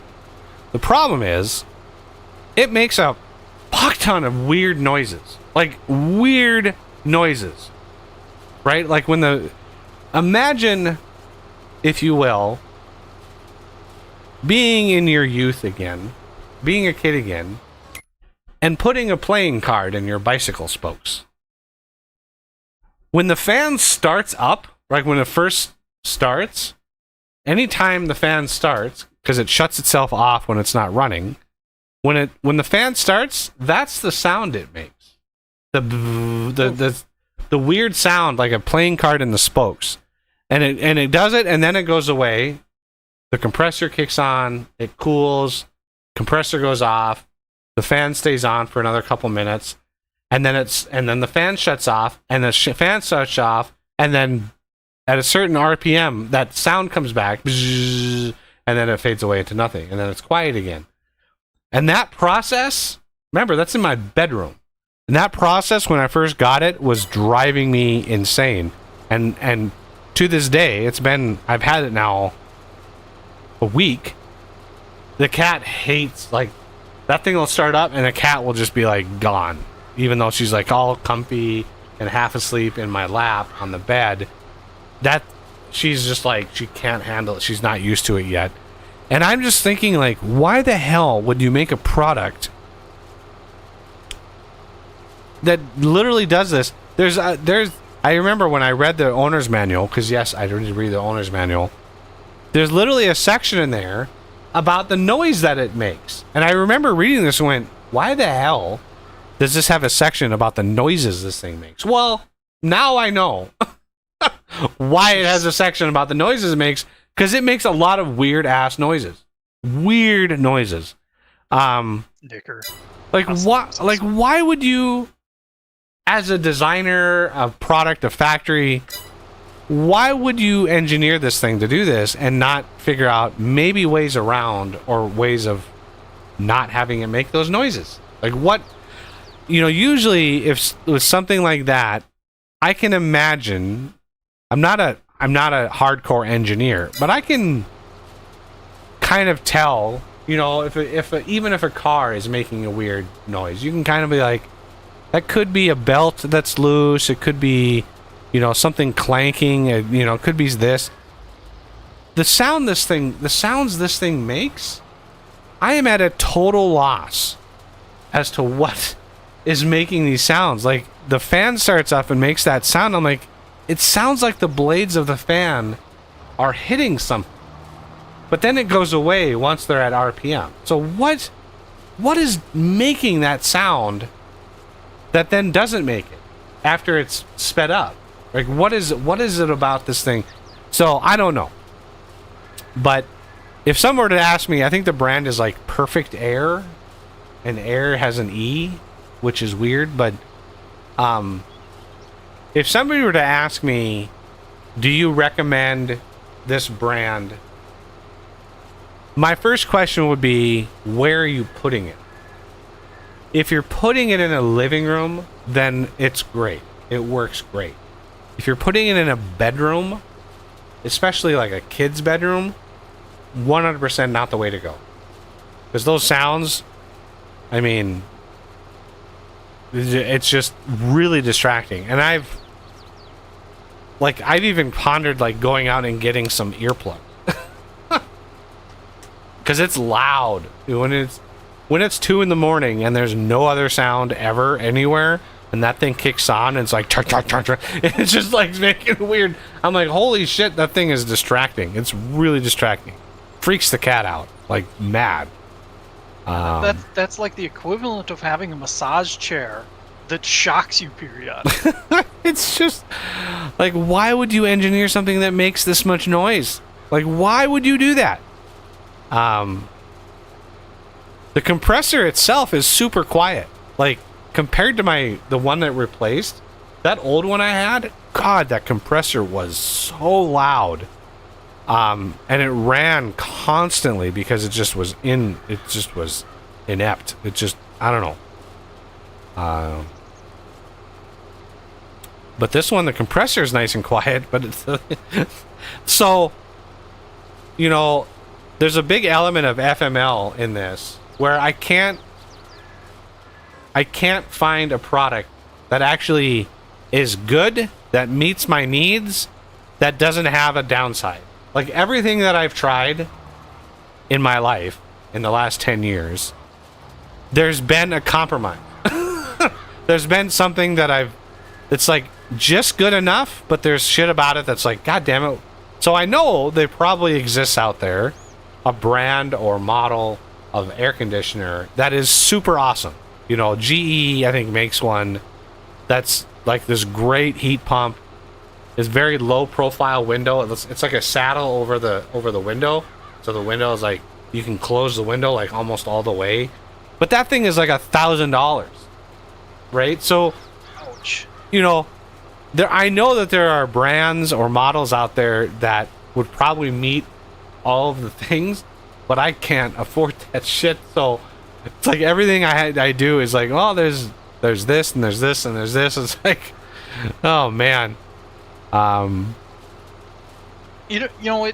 Quality of goods is one thing that bugs me for a long time. But taking that a step further, we're concerned about the environment, right? What do you think having a landfill full of air conditioners does for the environment? Yeah, or the coolant that you put in air conditioners, like right. That coolant the coolant is nasty stuff. Like and it leaks, right? That's why you have to get air conditioners recharged once in a while, because there's no perfectly sealed system. It will leak out eventually. Even expensive, well-made air conditioners, you know, over a period of years, you have to get them recharged, and that costs an arm and a leg. But yeah, the waste that we go through. What's really funny is like we're not, as a society, for some reason we're not backtracking on the waste. And the biggest example of this that just to this day makes me laugh, because I use them extensively. But the worst, I think, of modern times as far as waste are K-Cups. The Keurig K-Cups. The number of those little pods that are used every day, even yearly, are in the billions. Like the number of these things that are produced, and they're all plastic. They're trying to find greener versions of these that don't completely deteriorate, you know, because they're single use, makes a single cup of coffee, right? And then you throw them away. And I use them because in the mornings I make a cup of coffee for myself on days that I don't stream, so it's very, very convenient just to make a single cup. So when you're a single person, they work great. But now offices have these. They're like billions of these K-Cups pods are being used every year. Those are just straight going into the landfill, right? And it's like incredible waste. And then add to that the e-waste. How many cell phones get thrown away every year? Yeah. Hundreds of millions of cell phones. And the methodologies we have of recycling the material in the electronics is not even remotely close to enough. Like, it is the products inside of an electronic device are very hard to extract, right? The copper, iron, gold, platinum, the plastic, the glass, the silica. Like, we don't have big e-waste recycling centers, and so a lot of that stuff just goes into a landfill. Eventually, 100 years from now, 200 years from now, we'll have mines at the site of landfills, and there will be literally mines mining up these resources. Yeah, because we're gonna run out of them. And it's like, what do we do with all, like, where do we get all of the materials that we need for this? It's like, well, we have a bunch of landfills that have it, so. and to tie this back with a previous point you were talking about, you know, we have all this waste for all these products, and yet our biggest problem for climate change is cow farts. Yeah, this is so stupid. Yeah. Yeah, we need to eliminate the cows because it's their fault. It's like, what about all the human farts? Yeah. We need to shut down Chipotle and Taco Bell. You know, like, if you want to eliminate methane in the air, let's get rid of those two. PF Chang's would be a good one too. Like, I don't see anybody talking about that.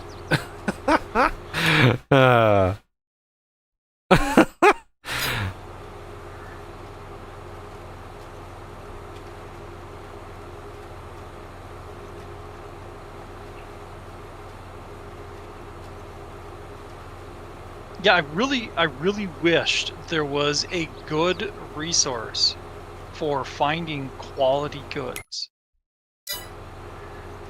I mean, yeah, there's you know, like you mentioned that $1,000 air conditioner, you know that one's gonna last a good while and work great, but there has to be somewhere in the middle. I mean, I would hope.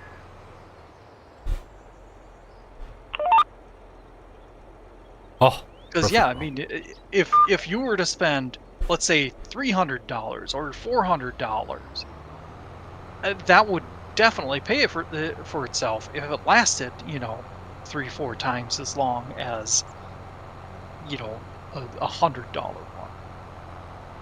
Yeah, I remember there's money is a mindset. It certainly is a mindset, and nothing exemplifies that more than what my brother said to me on my last trip to visit him. So my brother is a fairly wealthy individual. He built his own company and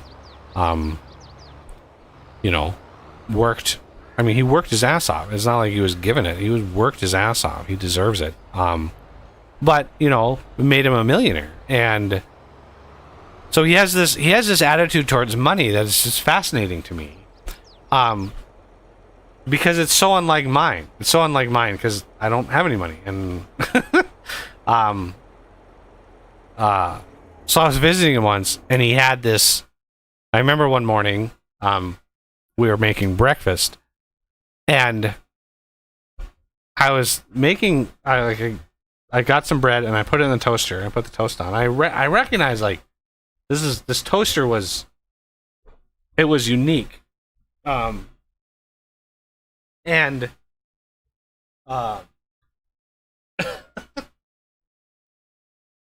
like when it popped the toaster finished, but the toast stayed down. And then when I went to raise it, it like raised it up like slowly, you know, and it was like I could tell that it was like a high-end toaster. And I made a comment on it. I was like, "Wow, this is kind of a cool toaster. Where did you get this?" And he's like, "Yeah." He's like, "You know, I didn't really, you know, I've been using toasters from like Walmart all my life." And he goes, "I really didn't know that there was like better options out there." And he goes, "I never thought I would ever spend $250 on a toaster, but I think it's been worth it." I was just like, "You fucking spent $250 on this toaster?" Like,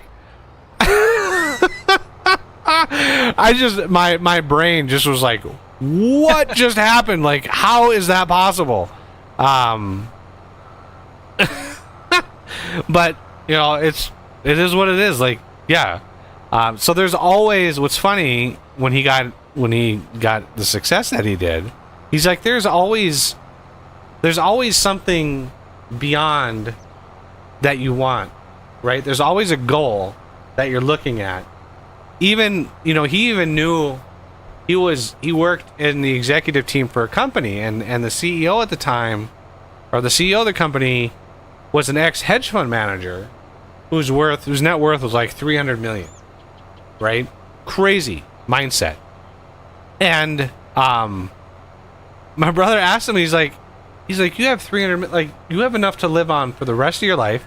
You have enough that your family will be comfortable. Why are you still working? Why are you still like doing anything, right? Why aren't you on a beach somewhere, sipping a drink, like enjoying life?"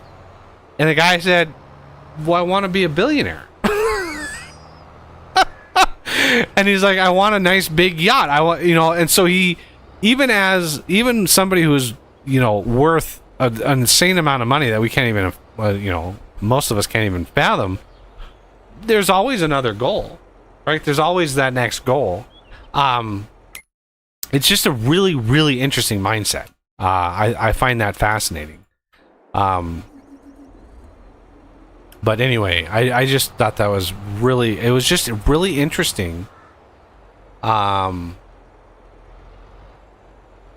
That, you know, me being a super poor person versus like somebody like Mr. Beast, right? So for me, like, I am having a hard time justifying pre-ordering FarmingSim 25, right? $80. I'm thinking to myself, man, that's twice as much as I paid for this, because I got this on sale, and it came with the expansion packs. I didn't even have to buy those, and so I'm probably gonna do it, but I kind of have to like build up the courage, basically. And Mr. Beast will spend $2 million on a video without any hesitation. So it goes to show, like, there is a big difference in that mindset. It's like, I couldn't imagine spending that amount of money on a video. Like, what are you talking about? Well, I mean, his videos get 200 million views, and I got this. It's, what's interesting is anybody who knows of the channel The Spiffing Brit, he actually showed a very rare glimpse onto he did a stream the other day. The stream itself was a complete failure, but one of the parts of the stream, he showed one of the YouTube analytics shots of a short. and it showed he had 2 million views on a short, and the income was just shy of 2,000 pounds. 2 million views, 2,000 pounds, which I've always estimated $1 per 1,000 views. Well, that's applying to shorts now. So he updated everybody, and he's like, if this was an actual video, a 30-minute long video, 2 million views, he goes, that'd be approaching $20,000. So the view to money ratio now is much higher than it was when I first started. When I first started, you know, a CPM of $1 to $3 was like what you're striving for, and that's basically the, you know, money per 1,000 views. Now it's like $9 to $12 for big channels. So like Mr. Beast, you know, 200 million views. I mean, he's making, you know, that's $10 million on that. King Game, hello. God, your name sounds familiar. You've been around a while, I think. Yeah, Yeah, it's been King around Game. a while. Did you catch his question? Will you return to Space Engineers? You know, that game does have that does have a near and dear place to my heart. I just don't. I have no desire to go through the ocean of mods that I would want to play with to cover that game again. There is so many mods for that game, like so many mods. And then the version changes, and there's been an expansion pack. And the game is really old. What is it, 2012? Something like that? 2011? I'll look it up. I think Space Engineers release.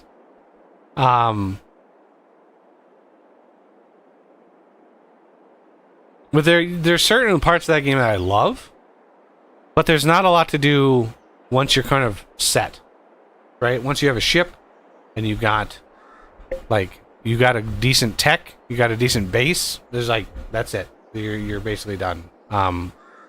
Unless you land on a planet, and that. I like the space part of Space Engineers. I don't like the planet side of Space Engineers. Too restricted.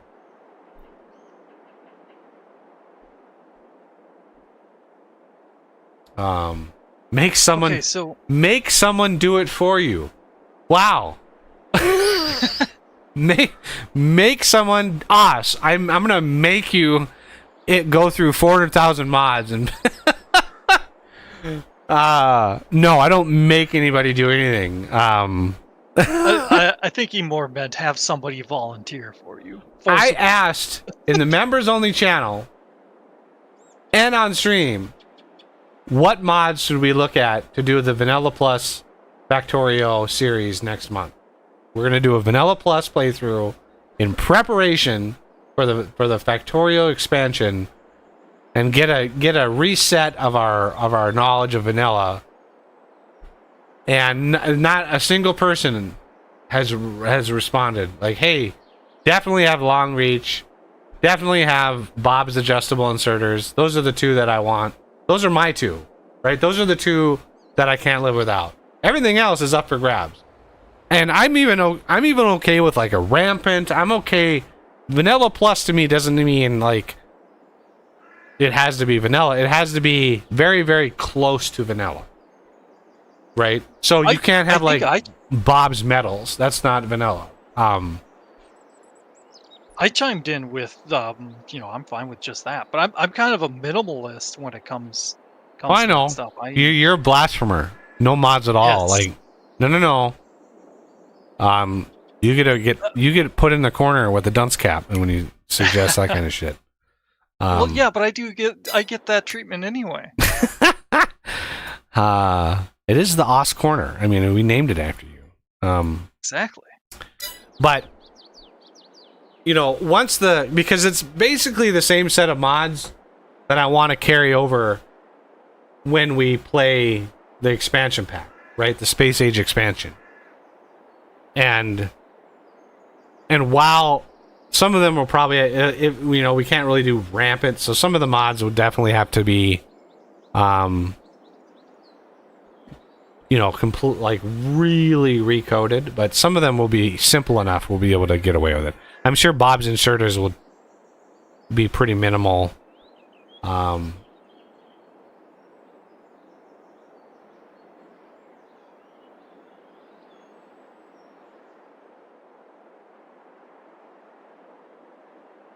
Yeah, I remember King. Yeah, King Game. You were a patron. That's right. Yeah. Yeah. Yeah, I know people come and go. That's fine. Any amount people give is appreciated. That's what keeps this channel going. Donations and patron. I think my current month to date income from YouTube is like 15 right now. $15 for the last 28 days. So it's not, you know, and that's on the low end, but even when I was posting videos every day, that was at $30, right? So it's not, the impact there has not been big. But yeah, I was hoping, you know, last year I was hoping Vintage Engineering, the project for the modding for Vintage Story, I was hoping that would help redefine the channel, get some viewership there. Because I think the Let's Play format alone is kind of ebbing. I think there's a lot less viewership there. More people are going towards streaming and longer form content, or at least more interactive content. And then the games, I just kind of ran out of games. Like, I ran out of interest in the games. I ran out of, like, every game we were playing was like almost identical. Well, thank you, sir.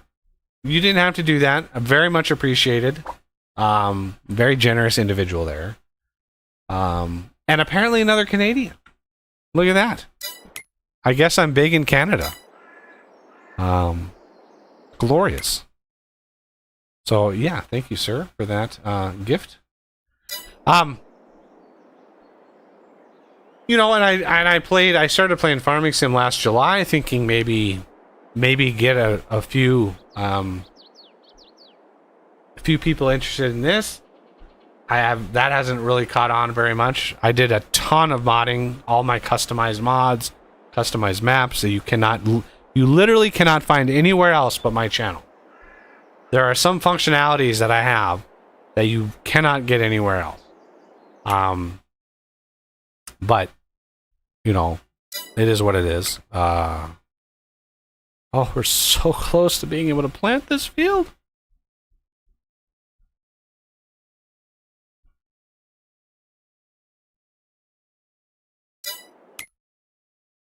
Oh, auto save.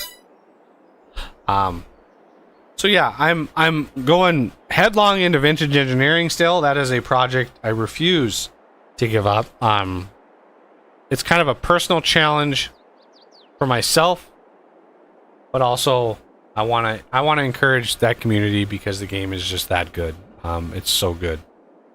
And you've been gaining some traction recently too on I've been gaining a little bit.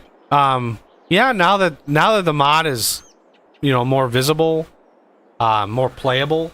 Oh, that was delayed.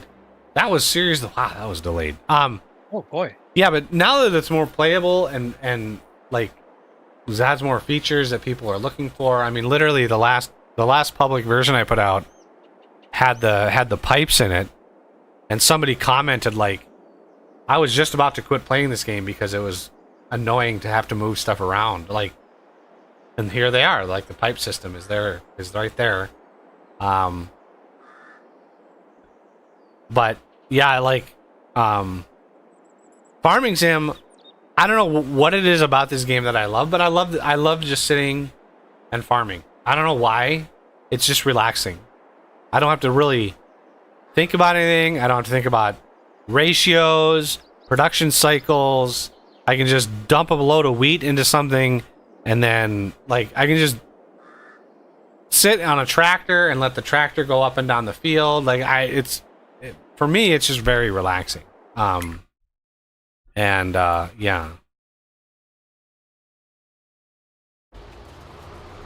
Okay, so that is gonna come back.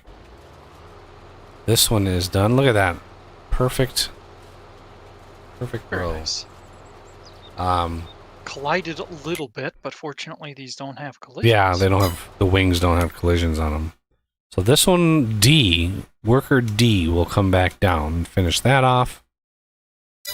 But yeah, this is one of the things I hope they fixed for FS25 is this will not stop when it gets to the other end. It doesn't detect that it's done. Even though you could look at this, whatever this is, cultivated. You could look at that, whatever flag is doing that. You could look at that and go, oh, we're all cultivated, we're all done. But no, it doesn't do that for some reason. But yeah, now this is done. 576,000 liters of stone. Wow. And then C is done. No. Are you on? No, I'm not. I am not in Canada.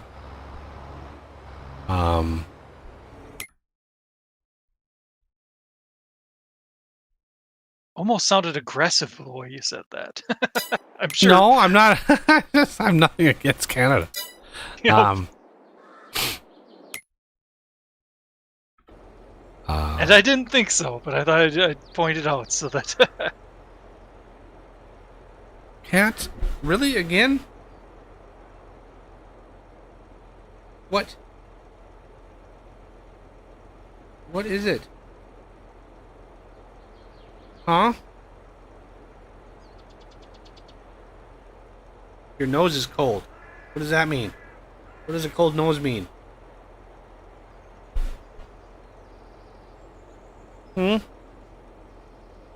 What does a cold nose mean?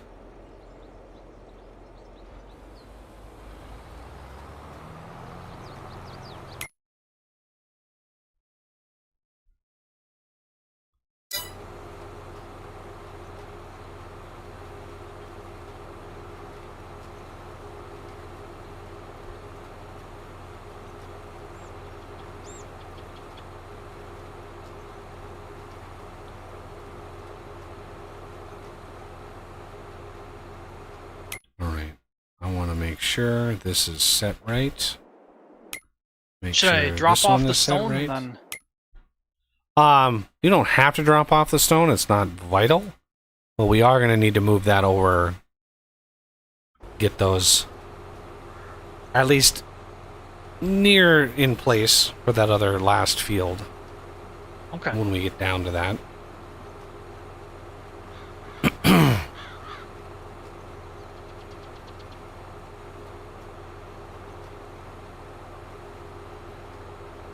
Must be around 5. Oh, it's actually 6. That's why she came over here. TREAT time? TREAT time, and yeah. Not that I need to spell it out, but... I know, that was funny.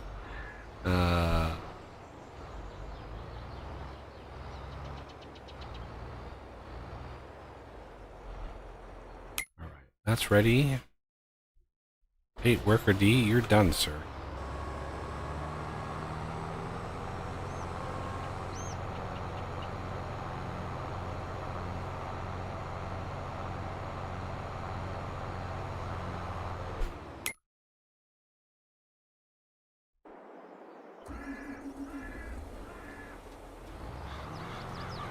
Oh, this is going to be so many sugar beets. Oh my god, this is going to be so many sugar beets. The sheer volume of sugar beets we're going to get off of this field.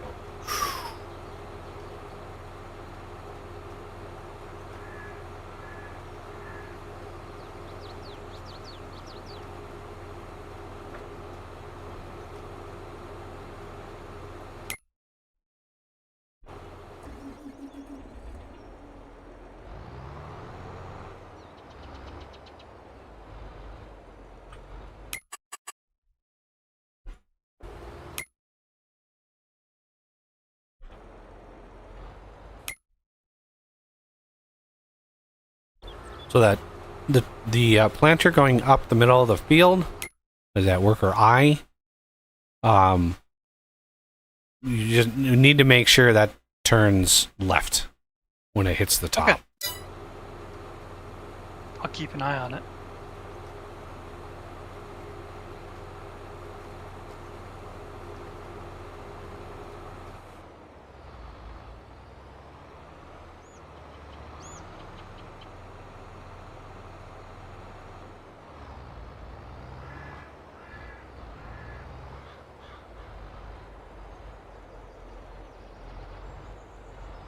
Okay, put this one in the southwest corner, probably.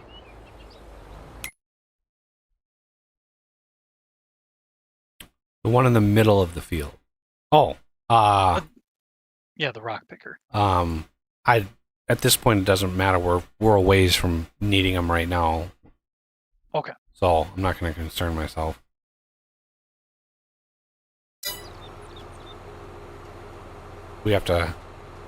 We still have to spray and then plow. Like, there's a lot to do on that other field. Alright,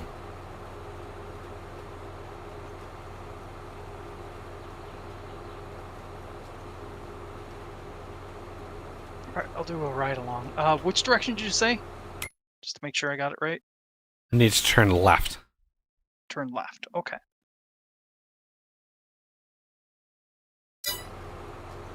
I'm making sure this one doesn't go into our grass field. Yeah, this field that we're on, this is 60%. It's 3/5 the size of a base game map. It's huge. God, I know you're gonna jump down. This isn't the I'm here to stay and fall asleep sort of moment. This is the I'm expecting something. You better deliver it kind of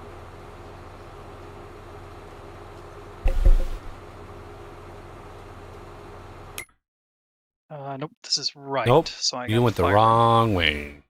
Yep. If you need me to turn it around, I think I can handle it. It'll 'Cause take it me a is- sec, but it's squirrely. yep. I found like the best way to do it is just completely muck it up so that it has to start over. Oop, not far enough.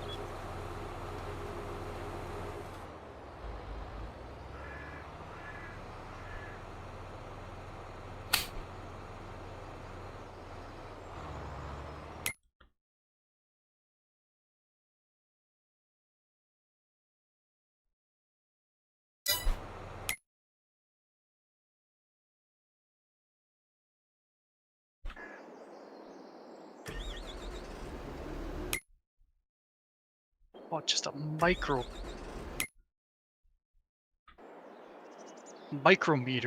off.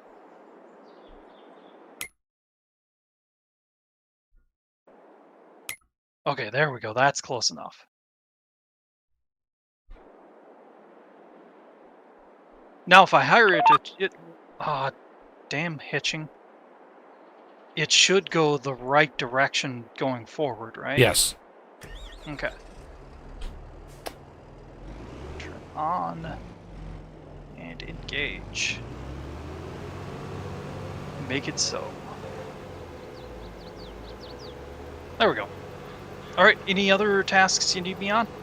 Yeah, you need to get a sprayer. The other sprayer that's on the bottom of this here. The one you parked. Alright.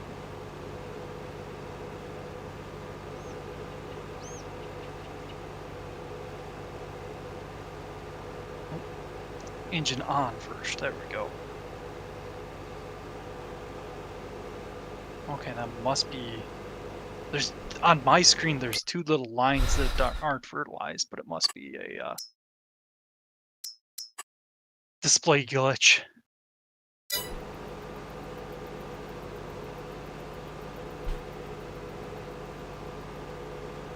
Yeah, there's a spot that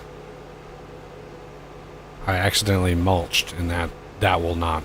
Yeah, if you pass something that was mulched, so you probably saw those two lines. Yeah, probably it. He needs to prepare for a marathon. Jesus. Oh wow. How do you prepare other than running? How do you prepare for a marathon? Well, that's probably it. Just work on his stamina.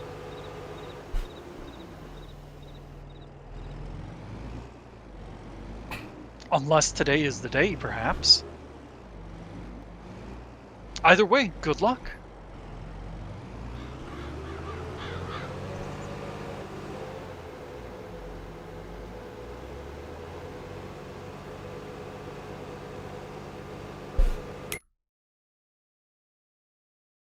I assume you want me to keep rolling on this, not hire a worker?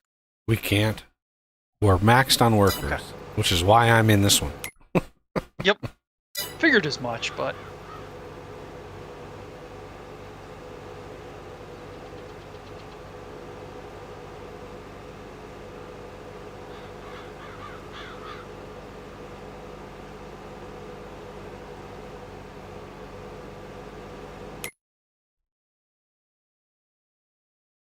Yeah, I'm just going to go down and back like 3 times. That'll give it enough of a head start, so if you do the same, that'll be plenty to make this not take very long. This is not the longest. Like, spraying is like takes the least amount of time. Because it does such a wide swath. It just... And I've not found a sprayer that really is bigger than this is easily automatable. There is a sprayer that has a slightly wider, it's like a 45 meter wide swath, but the way that they're engineered, the spraying mechanism is in the front, right? It's hanging off the front end, so the sprayer is in the front. And I understand, like, in the real world how that works. The problem is, when you hire a worker, they don't see the field. Like, well, if I hit H and I had a worker available, the worker would be hired and spray, because it would see right below it. It looks basically straight down, and it sees the field as needing to be sprayed. So it goes and sprays. But the one that sprays in the front, as you're going, you're spraying. So when you try to hire a worker, it's looking at the ground and saying, this is already fertilized, I can't do it anymore, and it says no field found. It turns an error. So it's like, Oof. it's like the engineering of the vehicle itself has a big impact on whether or not the AI workers work. And yeah, unfortunately, like, the AI worker system, they've said that they've revisited it. I hope that they've improved it a lot. I hope. Time will tell. But I know they had like course play. What's nice about course play is you can have multiple tools using you can have offsets, right? You can have one course, and you can have a left, a center, and a right machine on that course. But I don't think that the new system in the FS25 is going to be able to do that. I've never seen a video, a screenshot, or anybody talk about that work. I saw the guy who was like talking about reprogramming it, and it's much better at navigating irregularly shaped fields. But I don't think you can have like multiple tools, like multiple implements on a thing. I just don't think that they've gotten that far. So course play in that instance is still going to be needed, especially making new fields. Pre-existing fields, that works fine. But a map like this, where you basically create your own fields and whatever. Wow. Come on. You can save. Oof. What did it crash? I don't know. Uh,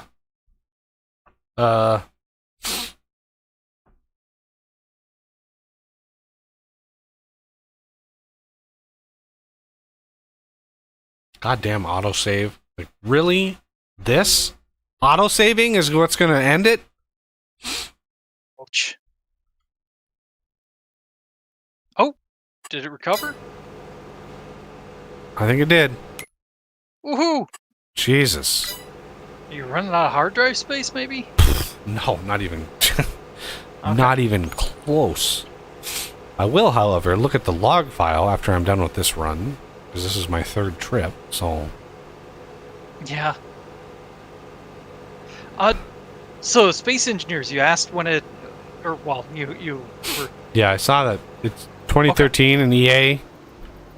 Because I mean, I've been playing that game for a long time, so yeah, I knew it was relatively old. That's 11. I mean, that's 11 years. It's a long time.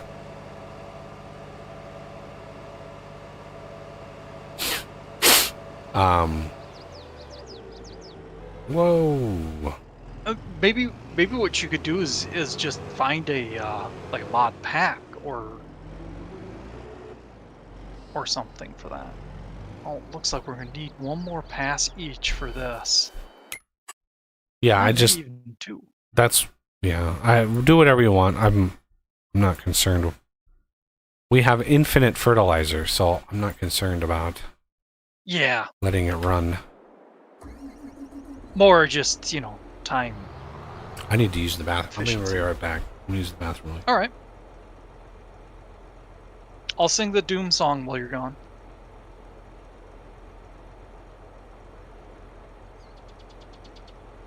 And yes, everyone, I'm joking.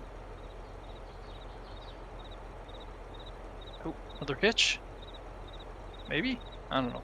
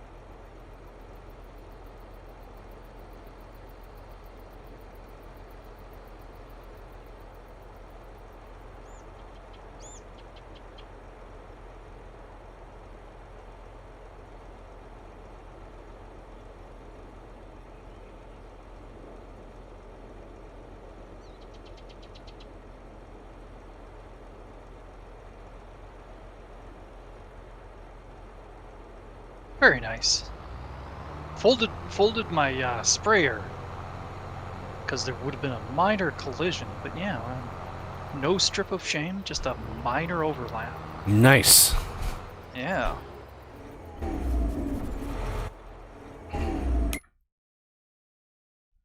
If you're not in a vehicle, you could stop that the one that's getting close to the bottom. I'll try to catch it too if you. Yeah, that's a good final strip. Although there is a strip of shame on the other one, unfortunately. But whatever. Holy gasp.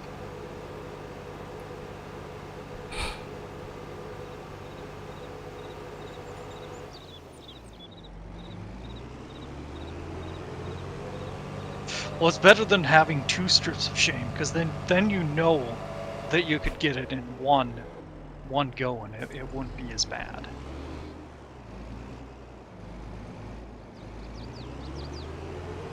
I'll just let it run. For a second there, I was thinking of repositioning it, but like you said, we're not low on fertilizer, so it would just be a waste of time. Wait, where are all the plows? vehicles. I think they're next to the bakery.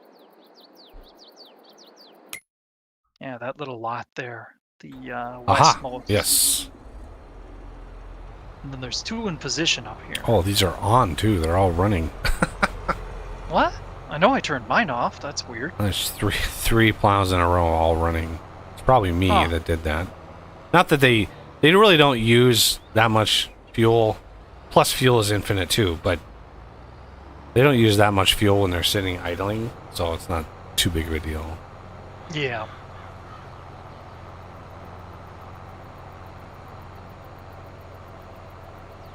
Do we have a specific spot to park these? Oh, yeah, probably right there.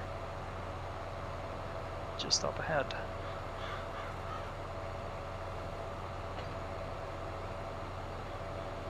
Okay, looks like I'll have time to grab that last sprayer. And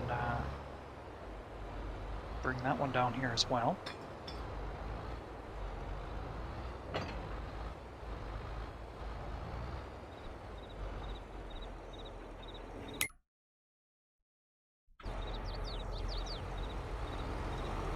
No, is this one up here?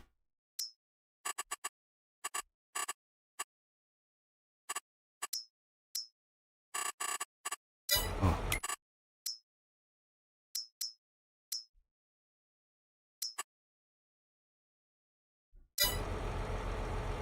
Is that a... Oof.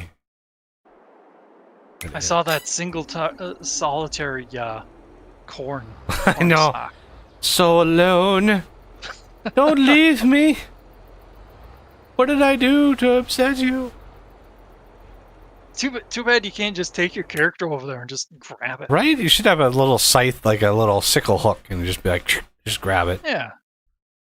Um, That would be kind of interesting to have a FarmingSim version that's like FarmingSim through the ages.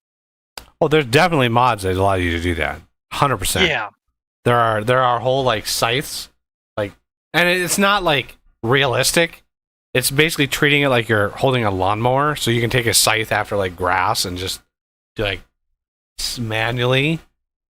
But you know, and then you can use shovels to shovel up the grass, and you know, I've seen a lot of like starting from zero and you know those kinds of things.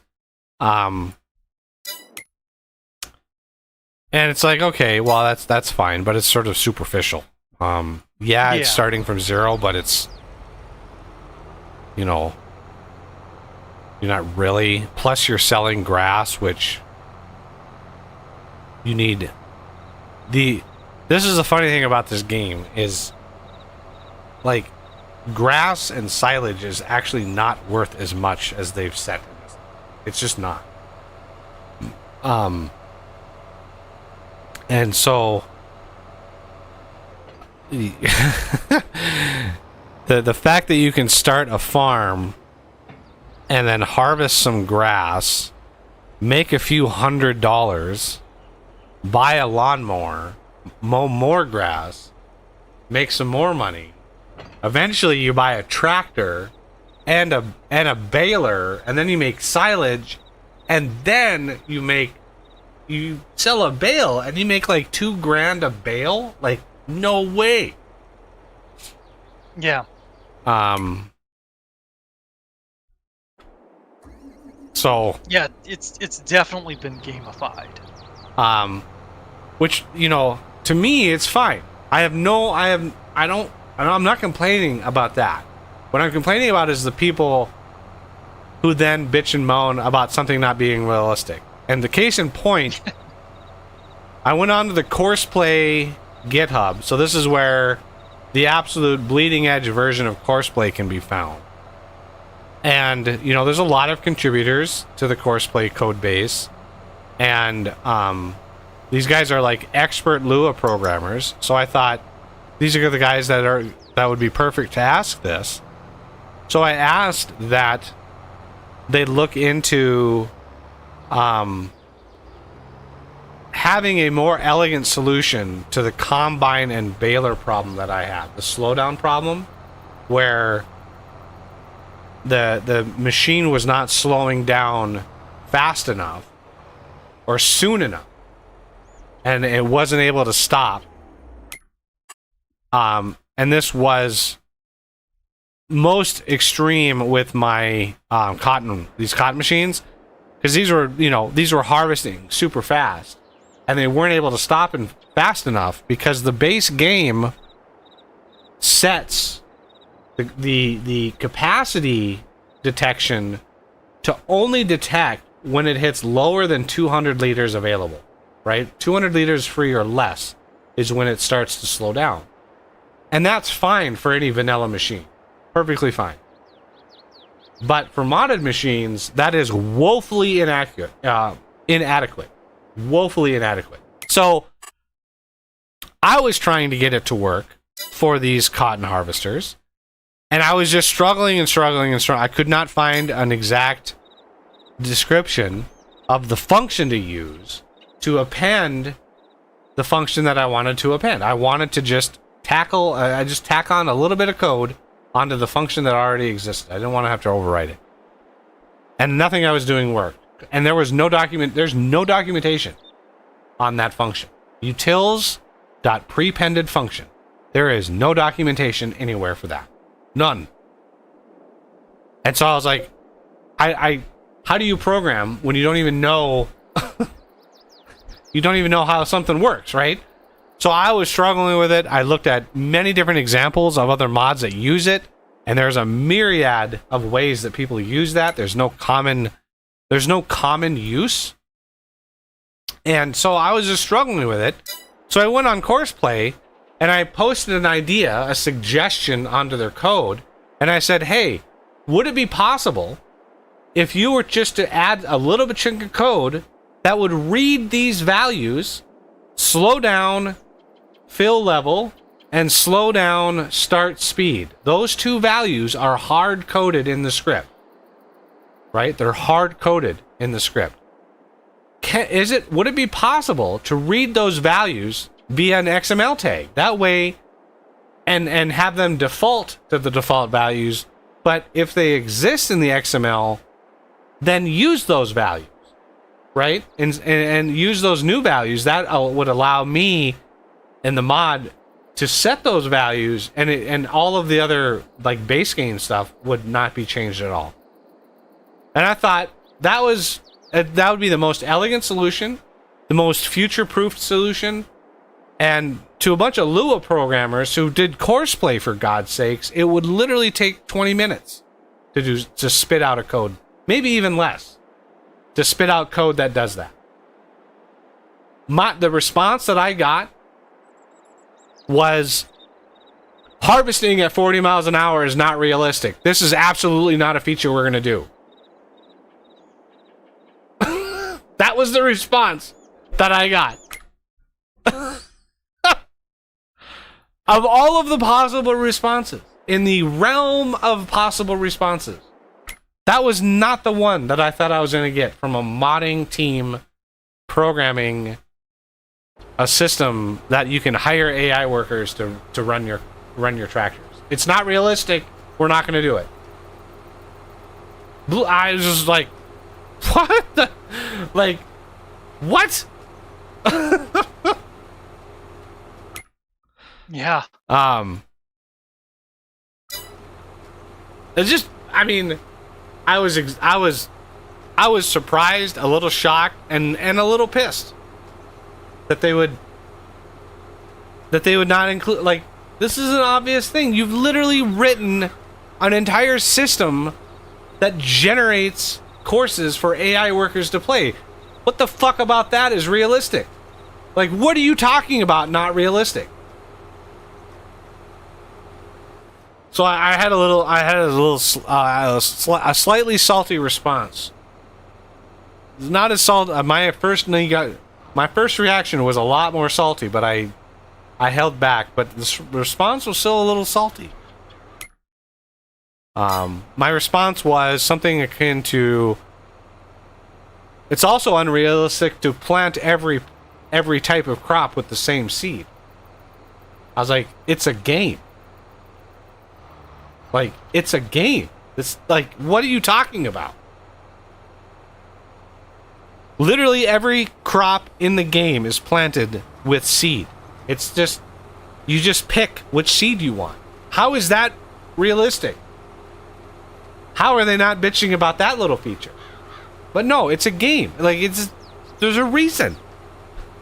Oh, this is gonna be a possible strip of shame over here. I'm pretty sure. Uh-oh. Well, it's gonna be close. I mean, it's gonna be really close. 3, 4, 5, 6. 1, 2, 3. It's gonna be so close. But if it's not, that just shows you how tuned into these fields I have farmed these fields so many times that, like, spacing this stuff out, I've gotten pretty damn good at.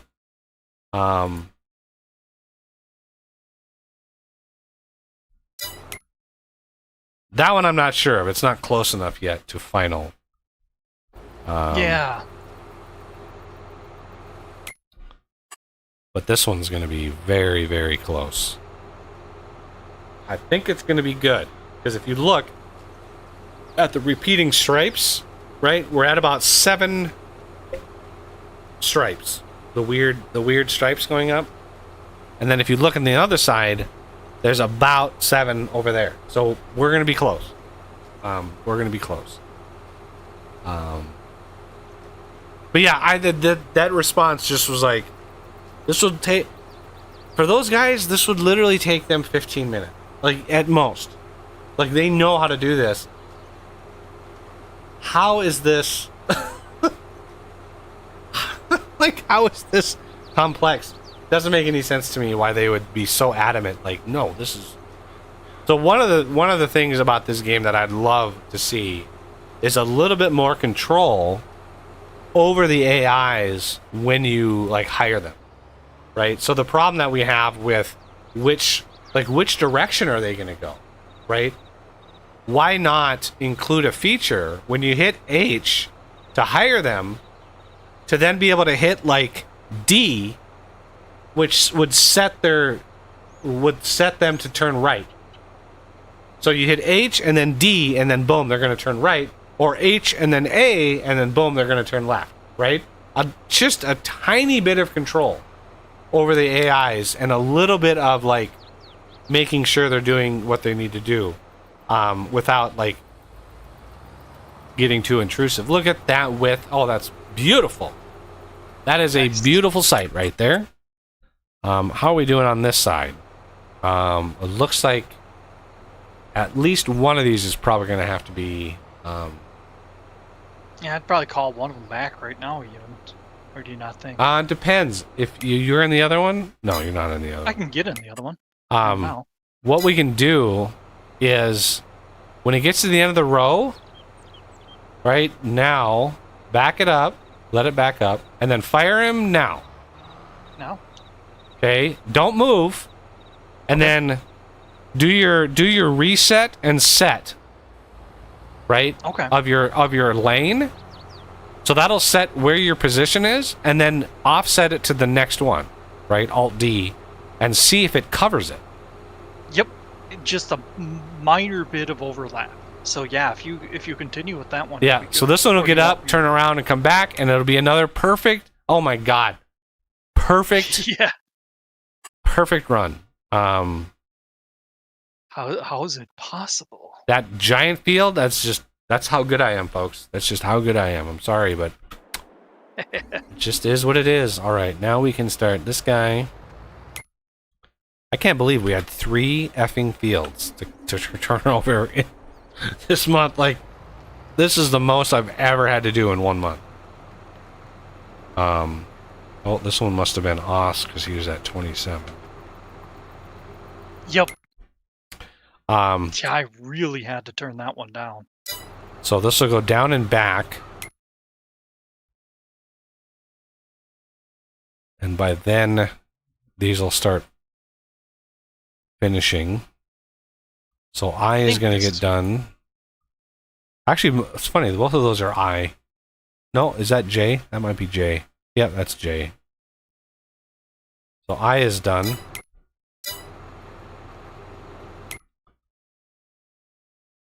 Oh, Jay, where's Silent Bob? He's directing. Ah, makes sense.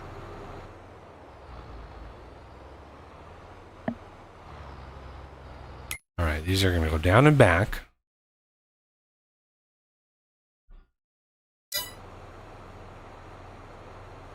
I'll get these planters parked. Well, 2 of them are going to have to come over here. True.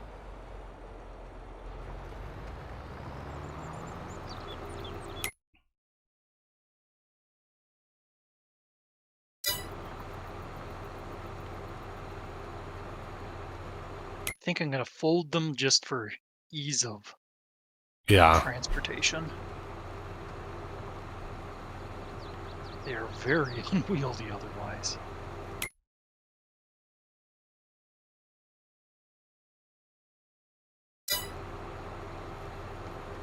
South side?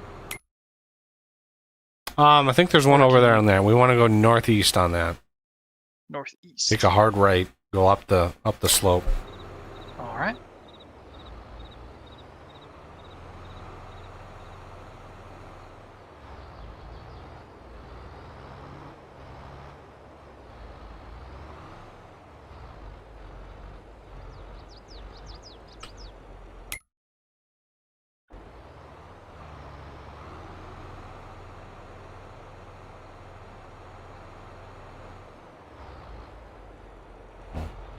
I guess that was not a planter, that was a stone thing, but that's fine. I don't know what happened to the other planter.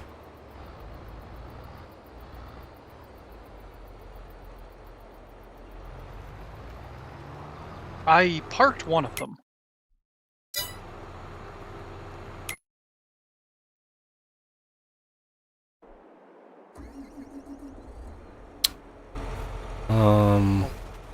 I'll leave this one folded and everything and just park it up here.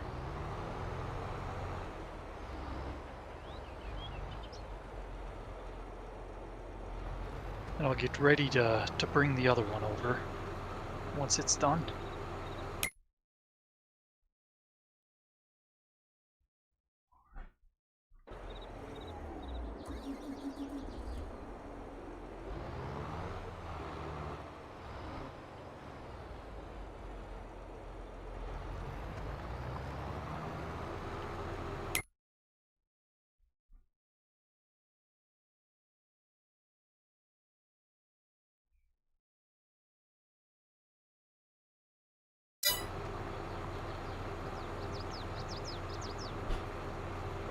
Yeah, so one of these fields is roughly 2 kilometers long. Because that's the size. The base game map is 2 kilometers by 2 kilometers.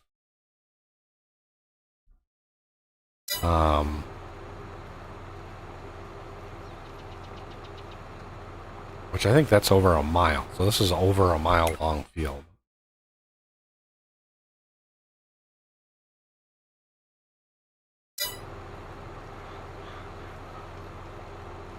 Yeah, last time I talked to my dad on the phone, he was talking about some of the videos he watches. He watches YouTube constantly. And farming videos are one of the, he grew up working on a farm. His dad worked on it, like, yeah, he a lot of farming. And so he watches farming videos. And so we were talking about that because I've been playing this, and so anyway, he was talking to me about one of the channels he watches, and they had a field up on the top of a plateau, and he asked me, he's like, in that game you play, can you get a big bud? Can you get a big bud tractor? And I was like, oh yeah, big buds are. There's a lot of big bud mods. You can get a lot of those. And he's like, yeah, there's this farm that has these big bud tractors, and they take him up to this field up on this plateau. And this field, one field, 3,000 acres for one field, 3,000 acres. And I was like, is that a lot? And he's like, well, when I was growing up, I was working on a farm, and the farm was 80 acres. The entire farm was 80 acres. And he's like, this field of this guy was 3,000 acres.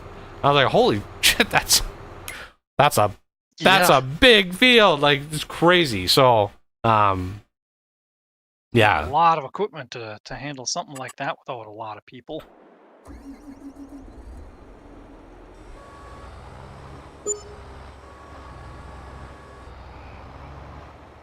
But yeah, Big Bud.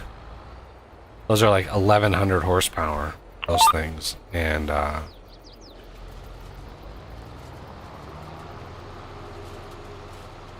yeah.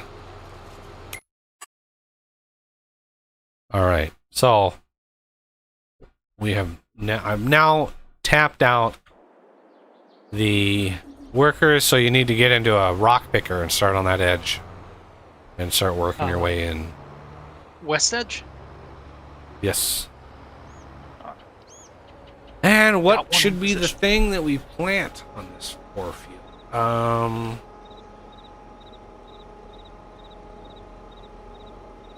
about potatoes?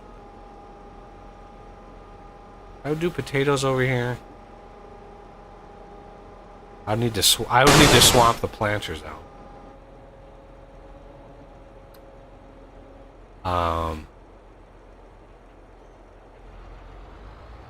Yeah, let's do potatoes. Potatoes. Not that we need it. I mean, we have plenty of money, but it's farming. This is the game. Like,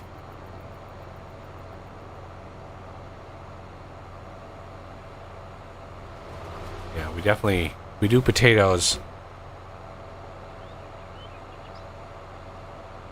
I think that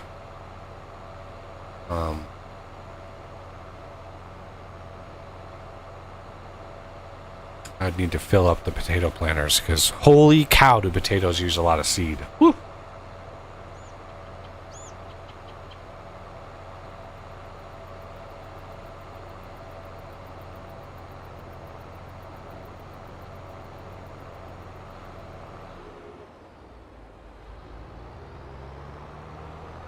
Oh. The game is getting very framey. Very, very framey.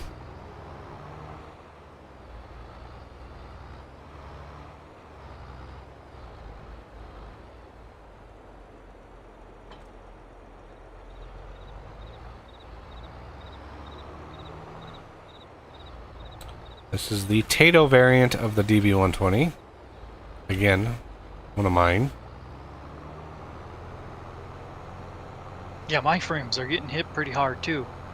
Yeah. Which is interesting. Why is it affecting my frame rate when, you know, you're the Because- host? Because the game is not multi-threaded.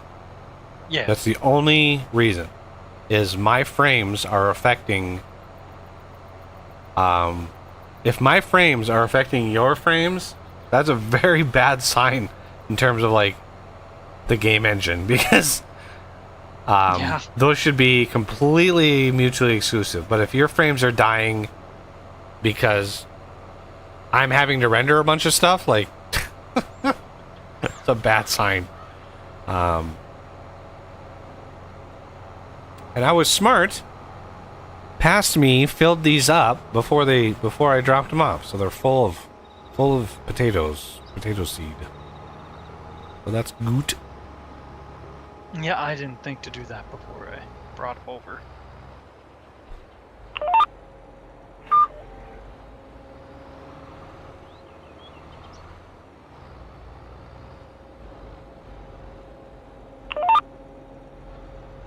So I watched the Netflix has the newer, or I guess the newest Ghostbusters movie on it. So I watched that a couple nights ago. And yeah, it's as bad as everybody said it was. Oh, shoot.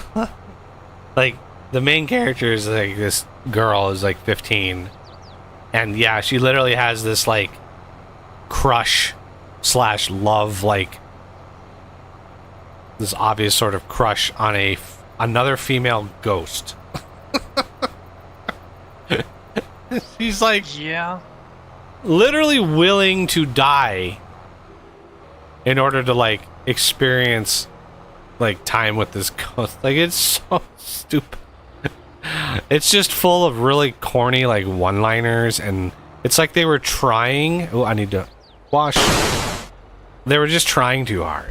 Like, they really tried to put as much like one-liner stuff as they possibly could into this, and I was just like, one of the reasons why the original Ghostbuster was so good is because like it's very casual, right? It was very, the humor was subtle, and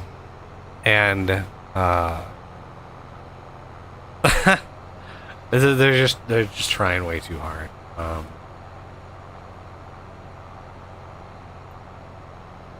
But anyway, should I be doing headers or anything with these? Since we're gonna do the liners, okay. No, it makes no difference.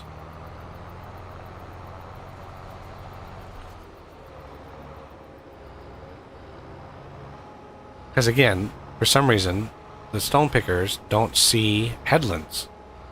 Yeah. And it doesn't, they're unable to detect like where it's been and where it's going. It's just like when that's why I start them on the edges of the field, because it's like they're on the edges of the field in order to work their way in, because that's the only way they know what the hell they're doing. Okay, these are ready. Now we can check out some of our productions. Yeah, it's too bad about the Ghostbusters. You would think they would try to put their best foot forward with, including as many of the old crew as they can.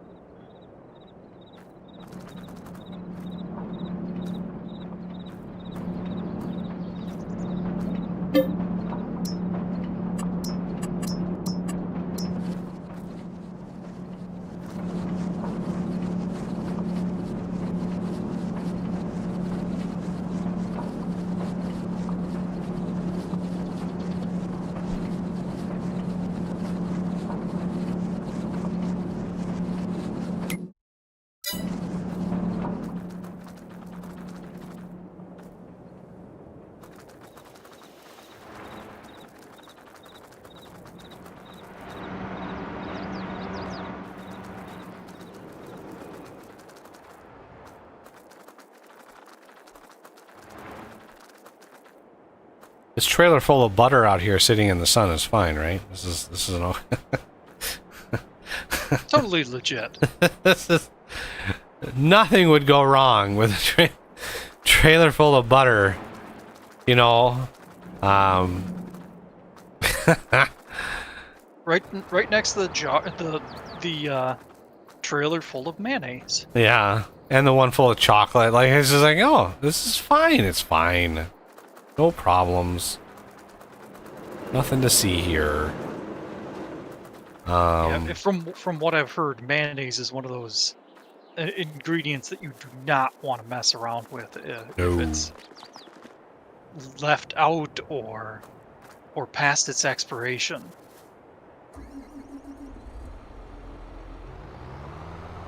And for often a lot of the expiration dates are, erring on the side of caution, but that one not so much. For the first time, I had my sheep run out of food. Oh.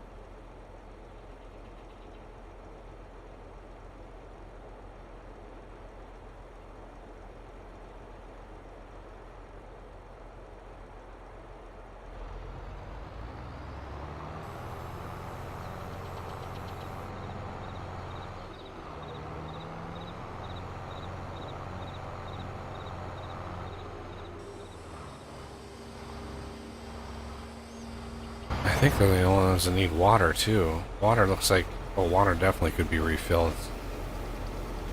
Oh, yeah, health 0%. Ouch. Oh. That means they've been out of food for a while. I don't know how much does it store? Oh, we can store a lot more than that. Okay, let's go grab some more.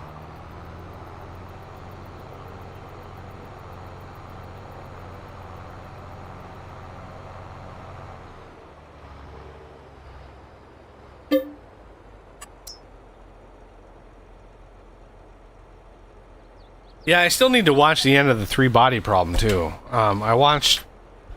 I started watching that series, and then I hit the 5th episode, and Jesus, that was rough. Is that show like done then, or is it? Yeah, the whole series. Just I mean, season? the first season, the whole season is out, but it came out a while ago. But it is frustrating that it's full of a basic message. And while it may be accurate, it's not something that it's fun to watch. But the basic message is human beings are horrible and we don't deserve to survive. That's basically the message of the whole series. And the 5th episode really points that out. Really, really, really points that out. Of why human beings are horrible creatures. To the point of like extreme. Like it's uncomfortably bad. What happens in that episode? Anybody who has watched the series knows what I'm talking about, but it's one of the most brutal like shots, sequences that I've ever seen in a movie. And I've seen a lot of shit, but that's one of the hardest to watch. But yeah, my brother's watching it right now, and I'm like, he's like, I watched the first 3 episodes, and I'm like, okay, have fun with that 5th one when you get there. It's rough. But anyway, yeah.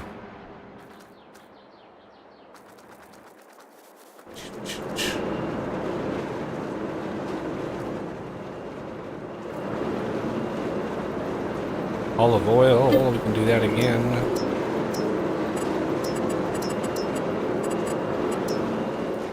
Probably, what is in this? That's flour.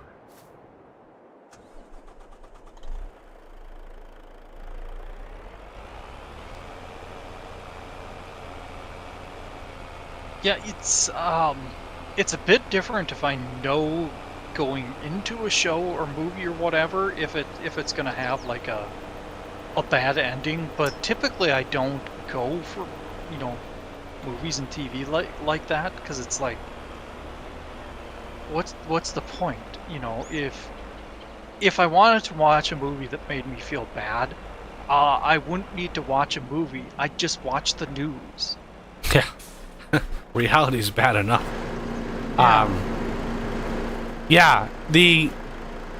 When it became clear, right, you go into it and you don't know what it's about, right? So as I'm watching it, the premise started, it was really cool, the special effects were good, I was invested, I was engaged, but then by the end of the 4th and going into the 5th, you start getting a feel for what they're trying to do, and the overall like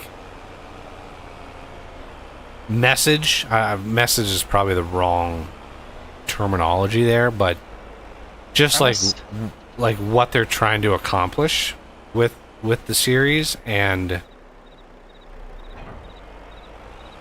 I was just like frustrated. And then the 5th episode, like, it was just hard to watch. Like, I'm not a queasy person, but what they did in that episode is crazy. And the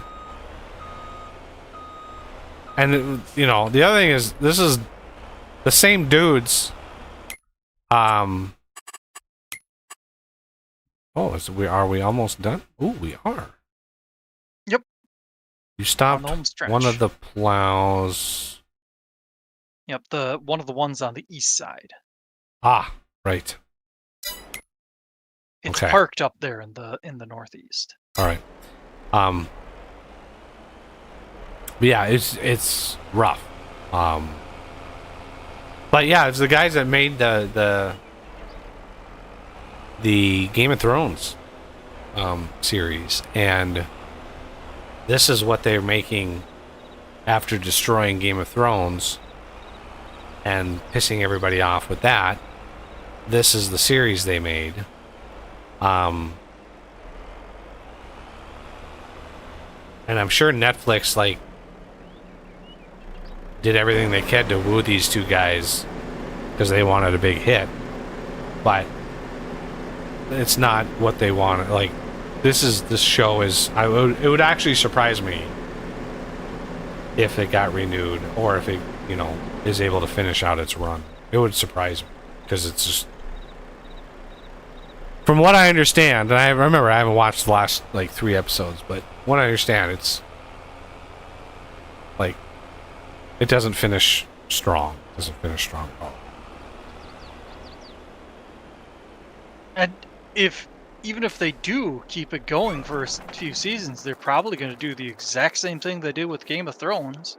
Once they get near the end, they'll just phone it in and yeah, they'll want to be going to their next. That's why the Game of Thrones ended so badly. Is they got kind of tired of it, and so they wanted to go on to a project they had a little bit more control over, and characters they had more control over, and that's where the ending of Game of Thrones comes from. Is just like, they just got frustrated and just wanted to end it.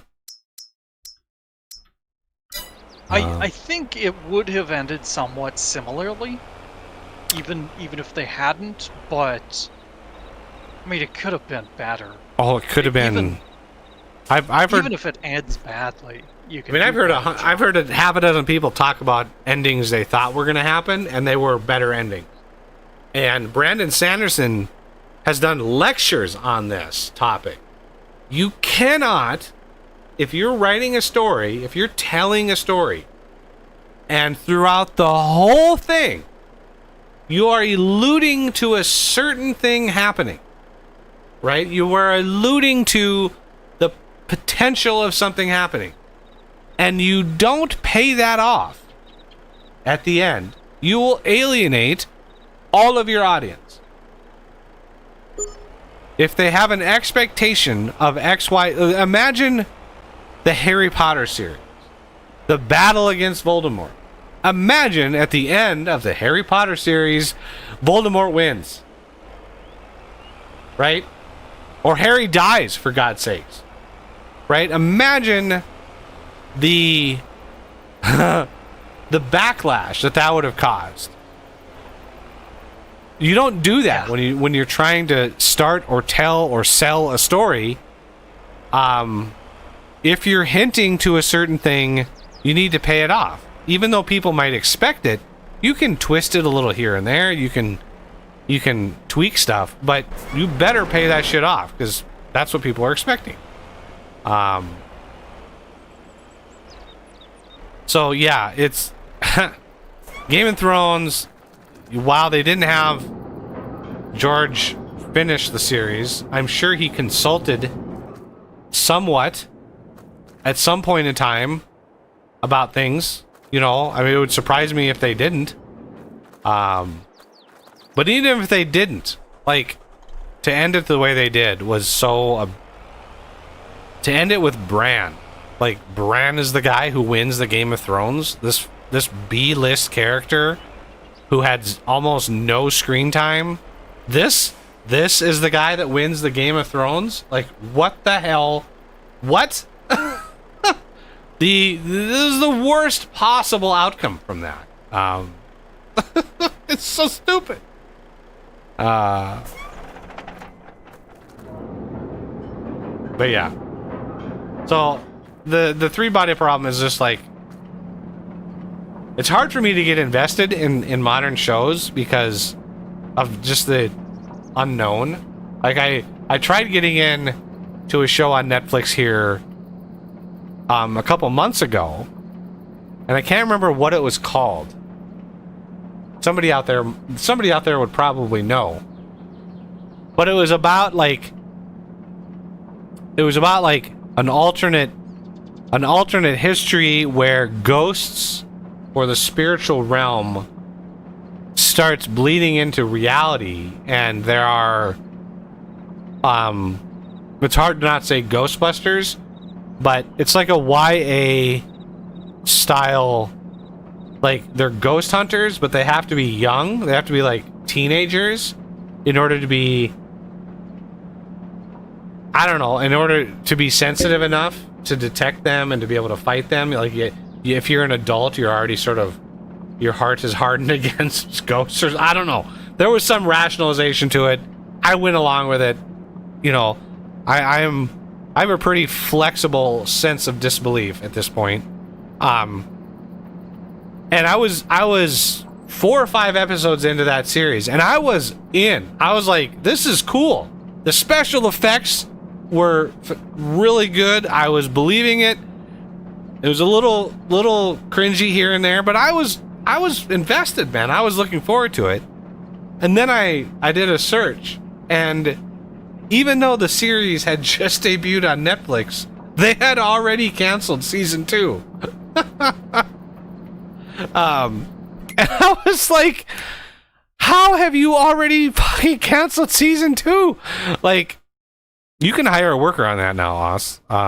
Maybe. Okay. Maybe you just gotta watch him to get to the end and see if he behaves. Yeah, it's going the right way. Should I start the ones in the center? No.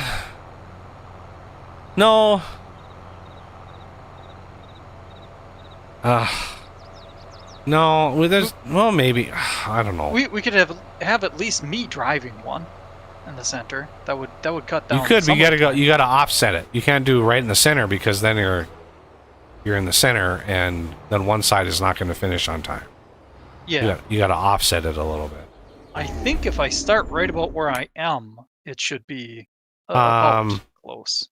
Yeah, like you can go down and back a few times with that. What is this guy doing up here? You are, wow, okay. You are coming with me. But yeah, I remember getting into this show. I was like on episode 5, and I was enjoying it. I was enjoying the ghost packs. You know, I was enjoying it. And I read like, oh, they already canceled it. Like they just debuted it, and they already canceled it. And I'm like, what the hell? I mean, nothing would kill a series more than that, right? To debut a series and immediately be like, no, we're going to cancel it.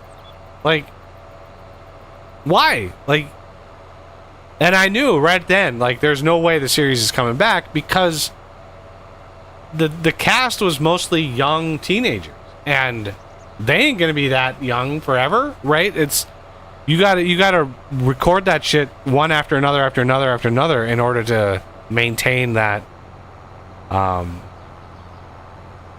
maintain that sort of illusion of these are young people. But yeah, it was frustrating. Why they would go through the expense and the process of I mean, you got to think of like casting and all of the work and effort it takes to build, have like special effects studios, music, all of that stuff, just to start a series, just to have it going. To then turn around and cancel it is like you're just throwing away all of that potential stuff that you could save by doing another season, right? You could save money by reusing that. Yeah,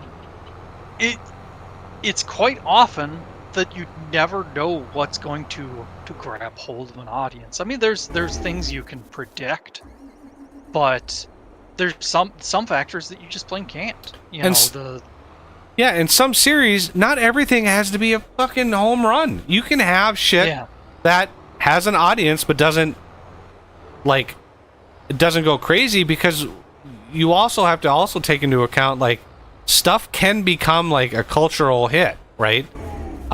Stuff can get popular over time. Look at Firefly. Yeah. That's one season of that show that was done, and then over time it became so popular that they end up making a movie with it. Yeah. And it was like, yeah, that wouldn't happen in modern times because they don't allow this stuff to really, get some breathing time to find an audience. And it's just frustrating. It's just frustrating. Anybody familiar with the situation knows that it was going to grow over time. That's why it was so ridiculous that Firefly got canceled. Yeah. But, you can't put that on paper. And it's now we're past the time when, 15 pilots would be produced and then they would be presented to a network and the network would be just like pick and choose like 3 of them. Because that used to be how television worked, is you just made 15 pilots, right? Different production companies, different people got scripts, and they would make a pilot for cheap, right? The cheapest, that's why usually when you watch pilots of shows, they're like different in some way, right? The look and feel of the show. Watch the pilot of a show like Bones, right? Bones, the pilot of that show is different, right, than the other episodes. A lot of the episodes, especially like as you get into like season 2. Another show like that is another good example is the show Elementary. So I've watched Elementary that whole season, or all 6 seasons. I've watched probably 6 times. I love that show. Sort of a modern take on the Sherlock Holmes character. Brilliantly done. But the first episode of that series, the first episode, is vastly different than the other episodes. The first episode starts by showing little clips and aspects of the crime. Right? None of the other episodes do that. Just the pilot shows that tiny little aspect of the crime. Every other episode is Sherlock Holmes unraveling what actually happened, which is what the show is. He's presented with a crime scene, and he pieces together quite quickly the big elements, the big heartbeats of what goes on, and it allows you as a participant to sort of learn his process. You're brought along almost like an apprentice to learn his process of how he solves these. Rather than being faced right away with how the crime was committed, you don't know any of that going into it. So the first episode is much different than the rest, which is the pilot. That's how pilots work. And I think like a sort of a Netflix, they need to get back to that. They need to return a little bit to that that idea of let's throw a bunch of stuff at the wall and see what works and what doesn't. And make something for cheap as a pilot, and then if it gets picked up, you could refilm the pilot. You've already got basically shot for shot what you need to do, and you could make it maybe a little bit better or whatever. But yeah, it's just so hard to get into a show nowadays. Like, it's so hard. Nothing really interests me in the last probably 4 years, at least.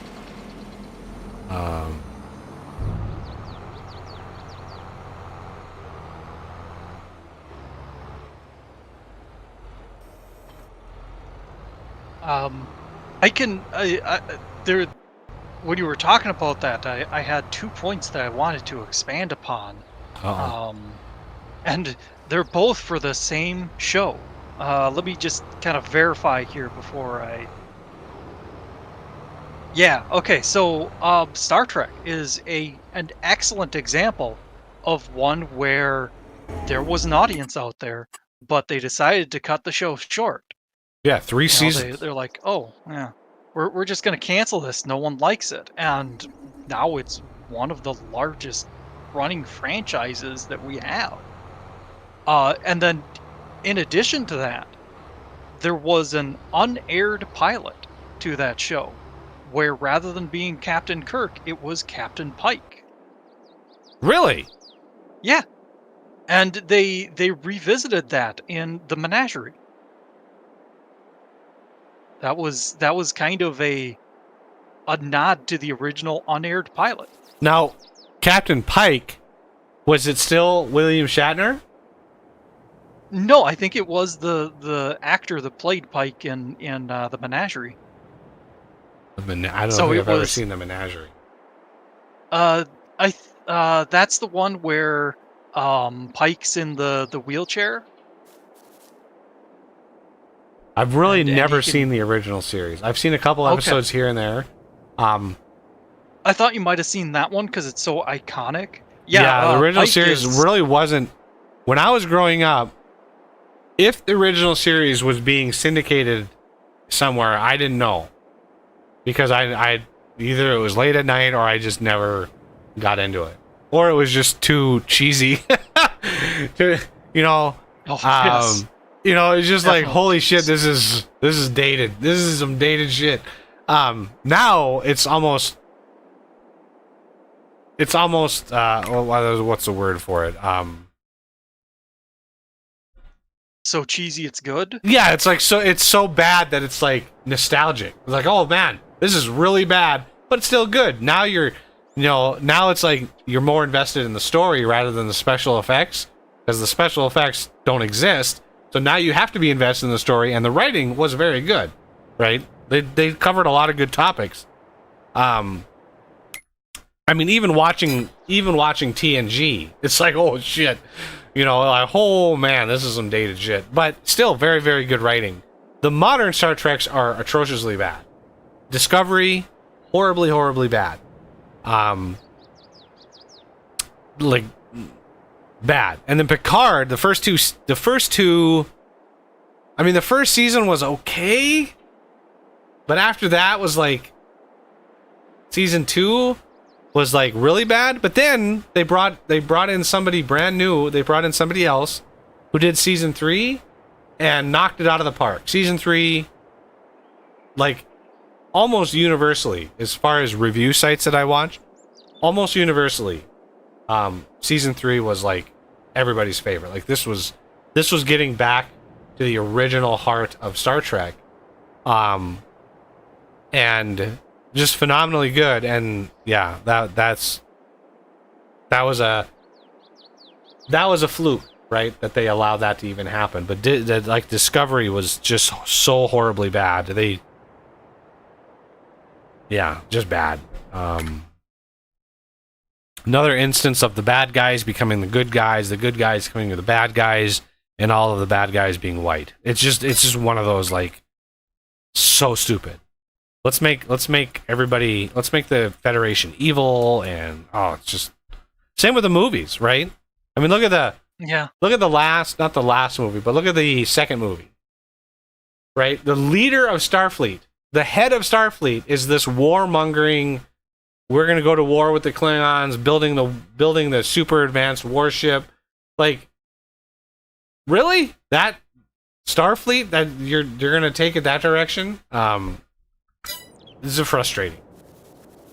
And granted, I've never actually seen the original movie number 2, The Wrath of Khan. I don't think I've ever seen that, or if I did, it was 40 years ago and I don't remember it. So I don't know Khan's backstory from that movie. But his backstory from Into Darkness was like, what? Yeah, Into Darkness was weird. I mean, among the new Star Treks, it's my favorite, but Yeah. only because it's like, look at all the pretty special effects. That's basically why I like that one. Yeah. You know, and the switcheroo with Spock and I almost said Picard, with not Shatner, Kirk and Spock. The switcheroo of sacrifice. But yeah, I didn't like number 3 at all. I most of that movie, if I remember right, most of that movie was on a planet. It wasn't even in space. And I'm like, I'm watching Star Trek. Go into space. What the hell? What are you doing on a planet? This is so stupid. I forget. Did they? Are you talking the new series or Star Trek Episode 3 from many years ago? No, the new movie series, number 3. Okay. So number 2 was Into remember. Darkness, and number 3 was like Beyond or something like that. But it was like the first half of the movie is on a planet. They're trying to escape this planet. Oh man, I'm trying to remember them. It's got like the blue certainly chick, saw the it. blue alien chick, and they're in these tubes eventually. And I don't Yeah, okay. understand it. And yeah, like you said, on a planet. We're gonna explore space, but be mostly on a planet. Yeah, like space has enough crazy shit happening in it to fill volumes of a series. So yeah, there are certain series that are frustrating because of that. They just get this formula and they just kind of rinse and repeat for a very, very long time. One of those is another beloved series, but Stargate, the original Stargate SG-1. When you watch it, like when you start at the beginning and you watch it, like the first 6 or 7 seasons, not episodes, seasons of that show are basically the same episode over and over again. The Goa'uld, they're fighting some weird Goa'uld somewhere, and they got to worry about possession and blah blah blah, and it's just the same thing. And I just remember seeing that and went, come on, like really? This. But then they start getting a little bit more mixed up, and they start introducing like the Ascension stuff, and that gets interesting. But Atlantis again, it was more about the Wraith than it was about the actual city, and about they are literally in a different galaxy, right? And most of the episodes are like, you know, some weird Wraith based thing. And they do. Atlantis has some very good sci-fi episodes. Very, very good sci-fi episodes that are just brilliant. They're just brilliant takes on the genre. But you know, the ones that have them exploring the city and coming across new things, and investigating that, I thought those are the best. Those are the best takes. And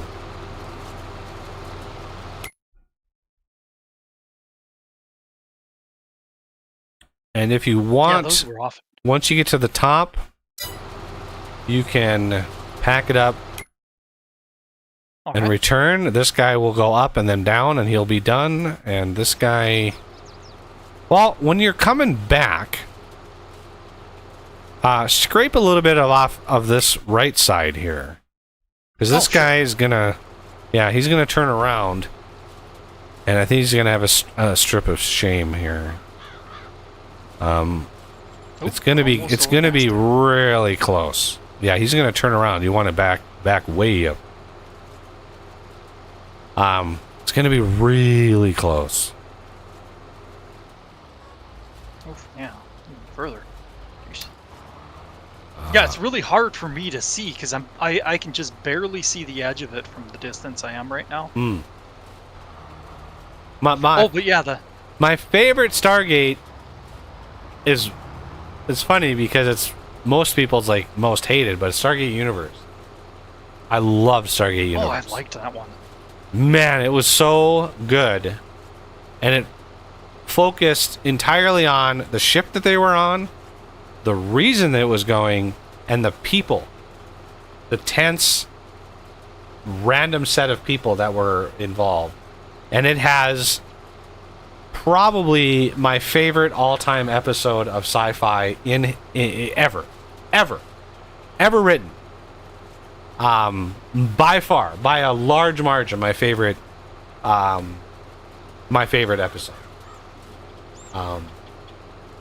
It's just so good, and it actually has more than one. There's another episode that is just as engaging and good. Makes me want to go watch it again.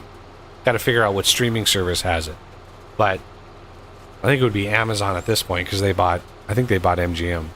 But yeah, so Sounds right. top episode ever was when the crew of the ship, when the people on the ship were stranded on a planet, and they basically built their own society, and they developed, they started building houses, and they built a school, and they started pairing off, and they actually built. And then you fast forward, there comes a time when you hit like the 90-year anniversary, and there's this speech that's done by the last surviving crew member, and then you fast forward like 2,000 years, and then the crew of the actual ship lands on this planet and finds it, and the reason that they had built this society was a quirk with how Stargates work, right? Everybody who knows Stargates. And so you have this, like, they literally find the archives of themselves, right? They find that they developed this society, and it was just like, it was crazy. So it's amazing to watch. Amazing to watch. And then the second one is a similar one where they go to a planet and they find one of those kinos, one of those little recording orbs, and it has a recording of their death. And they find this kino, and they look at the recording, and it's literally all of them dying on this planet. Ouch. And they're like, holy shit! And it's like, where did this go? And so it's another... So Stargate, the writers of that really took hold of the... that concept of Stargates. If a Stargate connection happens to pass by a star, and then that star has a solar flare, it can loop around itself, but temporarily be displaced, right? And physics-wise, I accept that. If you have a wormhole between 2 points, right, the physics might not work, but I accept that concept as a plot device. I'm fine with that.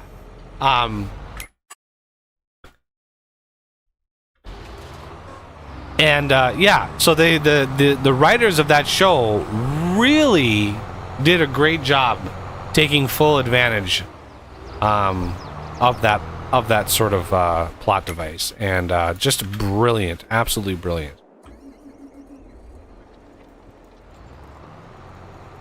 And this ground is why the potato planter has to be a separate unit. Is this weird looking ground?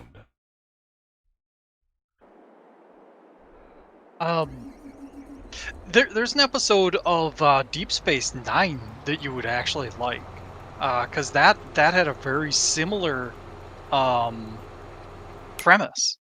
The crew of the Defiant travels back in time, and the crew of the Defiant finds the planet and are told by their descendants, oh yeah, you ran into a time travel place and blah blah blah and yakety schmackety.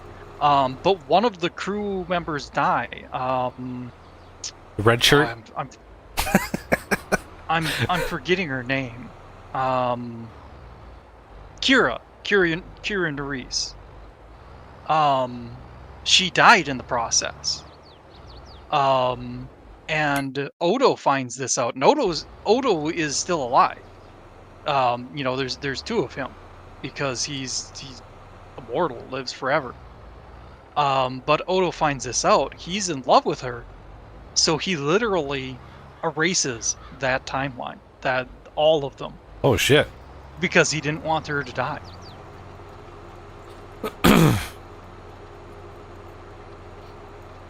That's a dude you don't mess with. Spoiler alert, everyone. Yeah, no kidding. Now that it's been spoiled. Yeah, the Deep Space Nine, for me, and I know a lot of people love Deep Space Nine. A lot of people have lots of like favoritism towards that. And I tried watching it. I mean, we're talking back in the 90s when it was airing. It was just too soap opera for me. It was like, you know, for me, Star Trek was like exploring. It was meeting new, you know, species. It was the technology. And then Deep Space Nine was like a lot of it was just life on a space station, and it was just very, very soap opera for me. Like, oh, this character, and you have to know this character's a story, and you have to watch it for a while to know who all these characters are, which is fine. It deepens the connection you have to characters. I have no problem with that. But I just remember growing up, you know, that's not. I just never got into it. Maybe it was just before my time. If it would have been a couple years later, I might have probably gotten into it, because I was really into Voyager. And a lot of people, a lot of Star Trek fans hate Voyager, and I love Voyager. I love Voyager. You know, there's definitely cringe episodes, of course. I think all Star Trek has cringe episodes, but Voyager, man.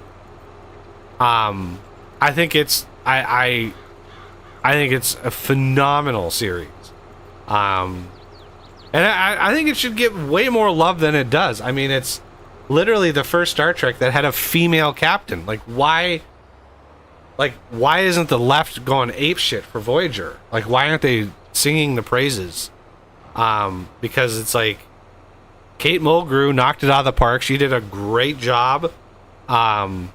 You know, it was the debut of 7 of 9, what episode or season 4, I think. Like, 7 of 9, what a phenomenal character. Her progression in season after season, the progression of her character, not to mention the suit that she wore, Jesus, but I mean, her character, the going from the Borg to becoming an individual again, and the struggle that she had becoming an individual, like, she did such a good job on that. And the writers, and just exploring the concept of individuality and what it really means to be an individual versus a, you know, collective. Brilliant stuff. Absolutely brilliant, groundbreaking stuff. And then, you know, the superimposed against the Borg and like all of that. I think if you go back and rewatch Voyager, and I'm sure you can watch the entirety of it somewhere, I mean, it's phenomenal. It's absolutely phenomenal. The stuff that they do, the Doctor, all of the writing that they had around the Doctor, when the Doctor finally got a little bit of mobility through, you know, a MacGuffin, the mobile emitter MacGuffin that they introduced. So his character was able to become more individual, and started, instead of being a simulation, it started being an individual, and started being like, I want more rights around the ship. I want to be able to move around, and it was just the concept there of sort of a computer simulation becoming an individual, I think, is brilliant. It's so brilliant. Yeah, I think Voyager is one of the best Star Treks ever. This was some of the concepts that they cover.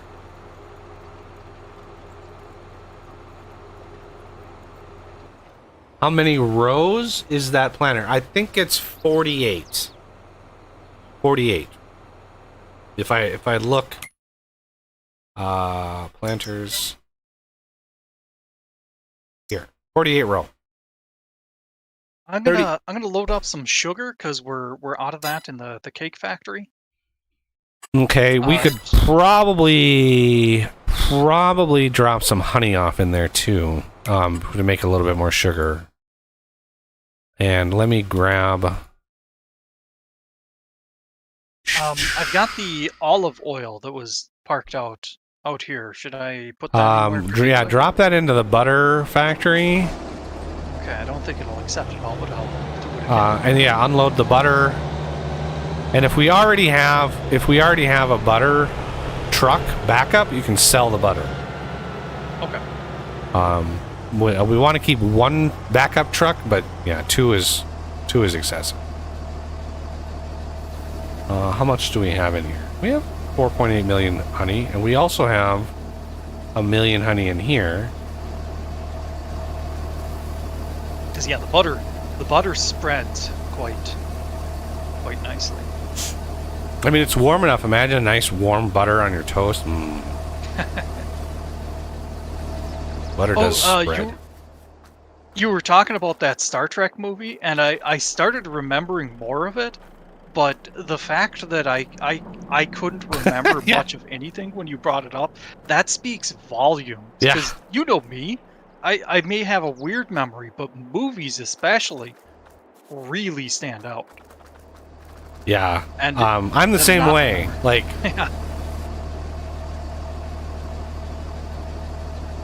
yeah, the fact that movie is just so unforgettable. It's like, oh man, it's another J.J. Abrams like stupid.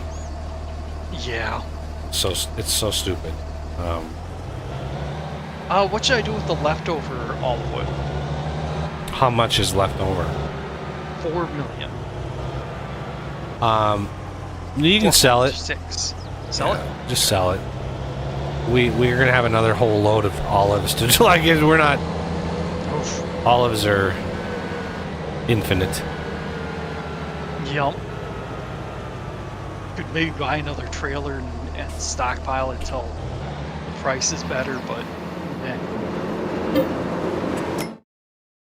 All right, so the sugar here, you can see the cost. This is why this is not my first choice. $1.2 million a day for this honey to sugar.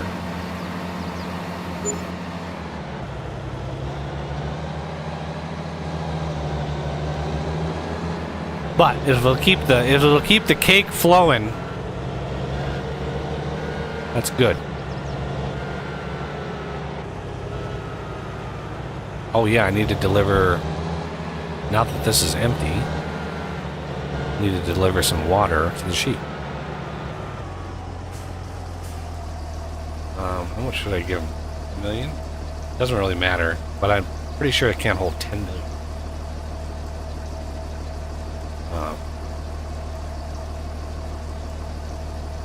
Then I can just dump the rest.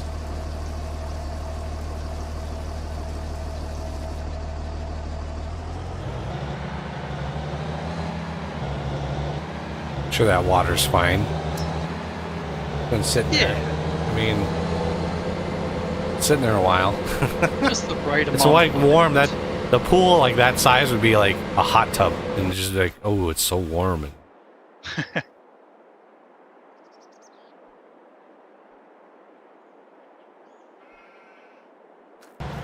how much? Just shy. There's another like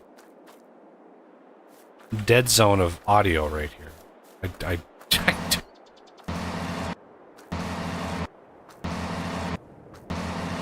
don't know why. All right, that holds 3 million water. Okay.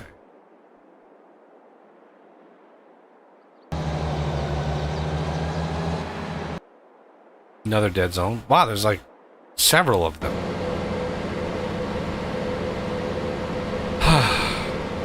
Alright, the rest of this water to get rid of. Even though it's worthless, you can sell it. And it just...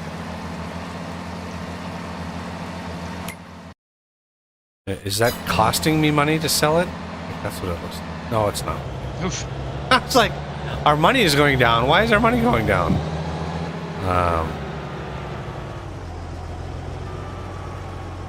Why is our money going down? Oh yeah, we have the planters going right now. That's why. Oh wow. Yeah, it looks like we can just straight up sell this load of butter. Yep. And there's not really a good or bad time for butter. It's just, it is what it is. Everybody needs some butter for their toast, so. And we need to sell these onions and these peppers. Because yeah, if we sleep another month, that will very quickly exceed. And then I need to kick off potato chips and pepper chips. Some of these crates don't want to load. And premium potatoes are already going. Okay. And then I need a tractor.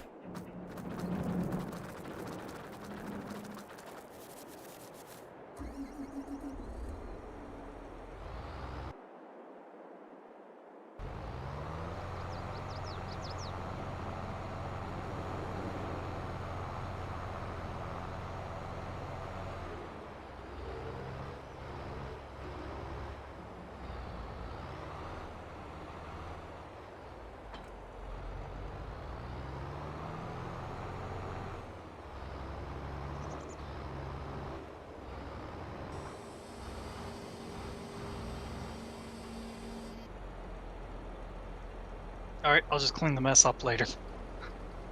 The butter isn't getting loaded very well. A lot of the crates are falling on their side instead. Yeah, if you just leave it, it'll be fine. Even the ones that fall on their side, eventually you just go back and once it's all done, Just push them over. yeah, you just sort of kick them.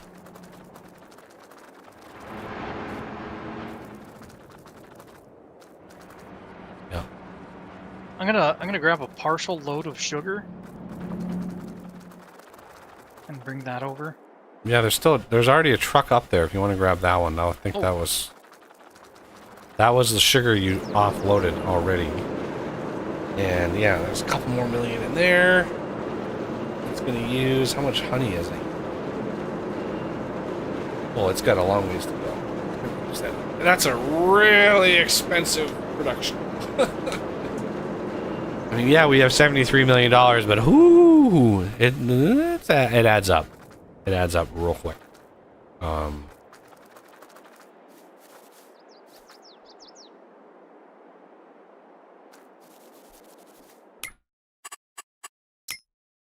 I Yeah, can't. one that's We actually got all of these fields cycled by noon.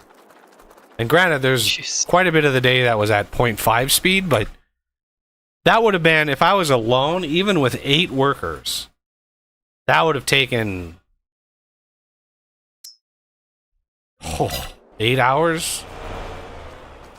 I mean, it takes a field like this, just turning one of these fields over, even if I had max workers, would take 3 hours. Just one of this big one up here would be 4 hours. Like, it's crazy how long it takes to turn those over. That's surprising too, because I mean, it's not like I was doing all that much good, really, in comparison. Every little bit helps. Yep.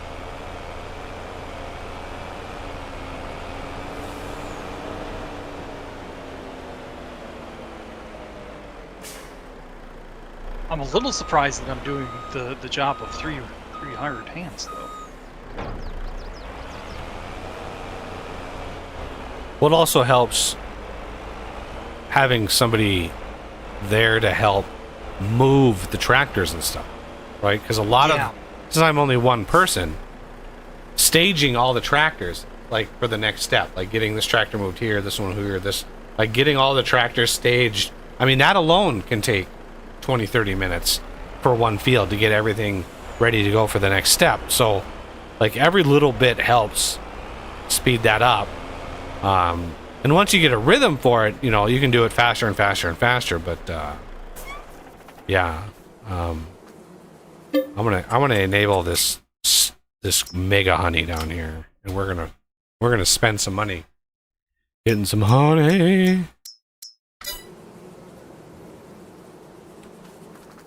Since we got a little money to burn. Okay, so this one's flour. How are we doing for flour in here? I just put some flour in. That's why there's a semi with only like 3 million flour up there. Just put a load in.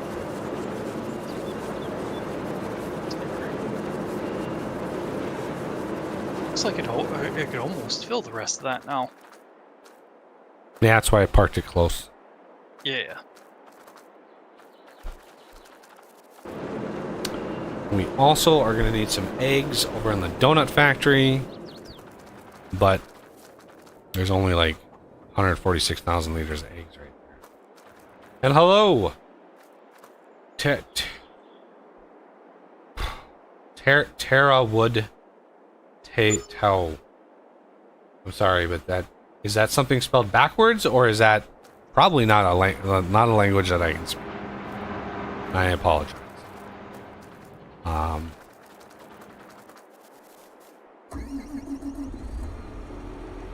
Terra wood Tao.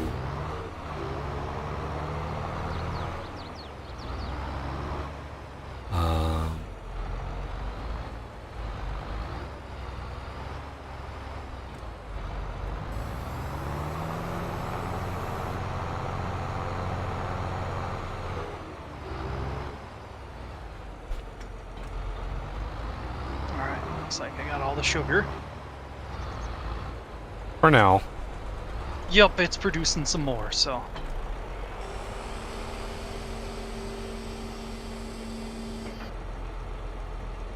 Load up the 300,000 it made in the meantime, but no point.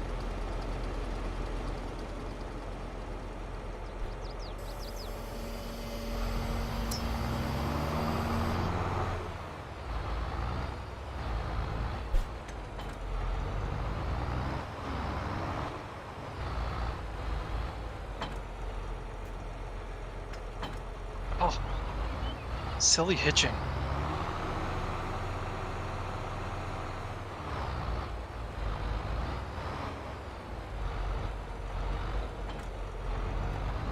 Yeah, my internet connection is such that I know that's not my connection. That is either your connection or the game, and my instinct tells me it's the game. Yeah, mine too.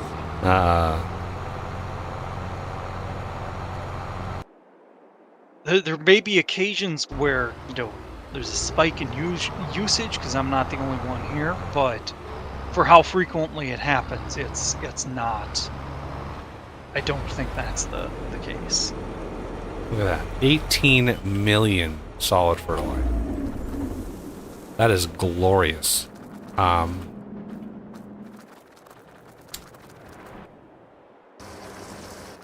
much slurry do we have over here?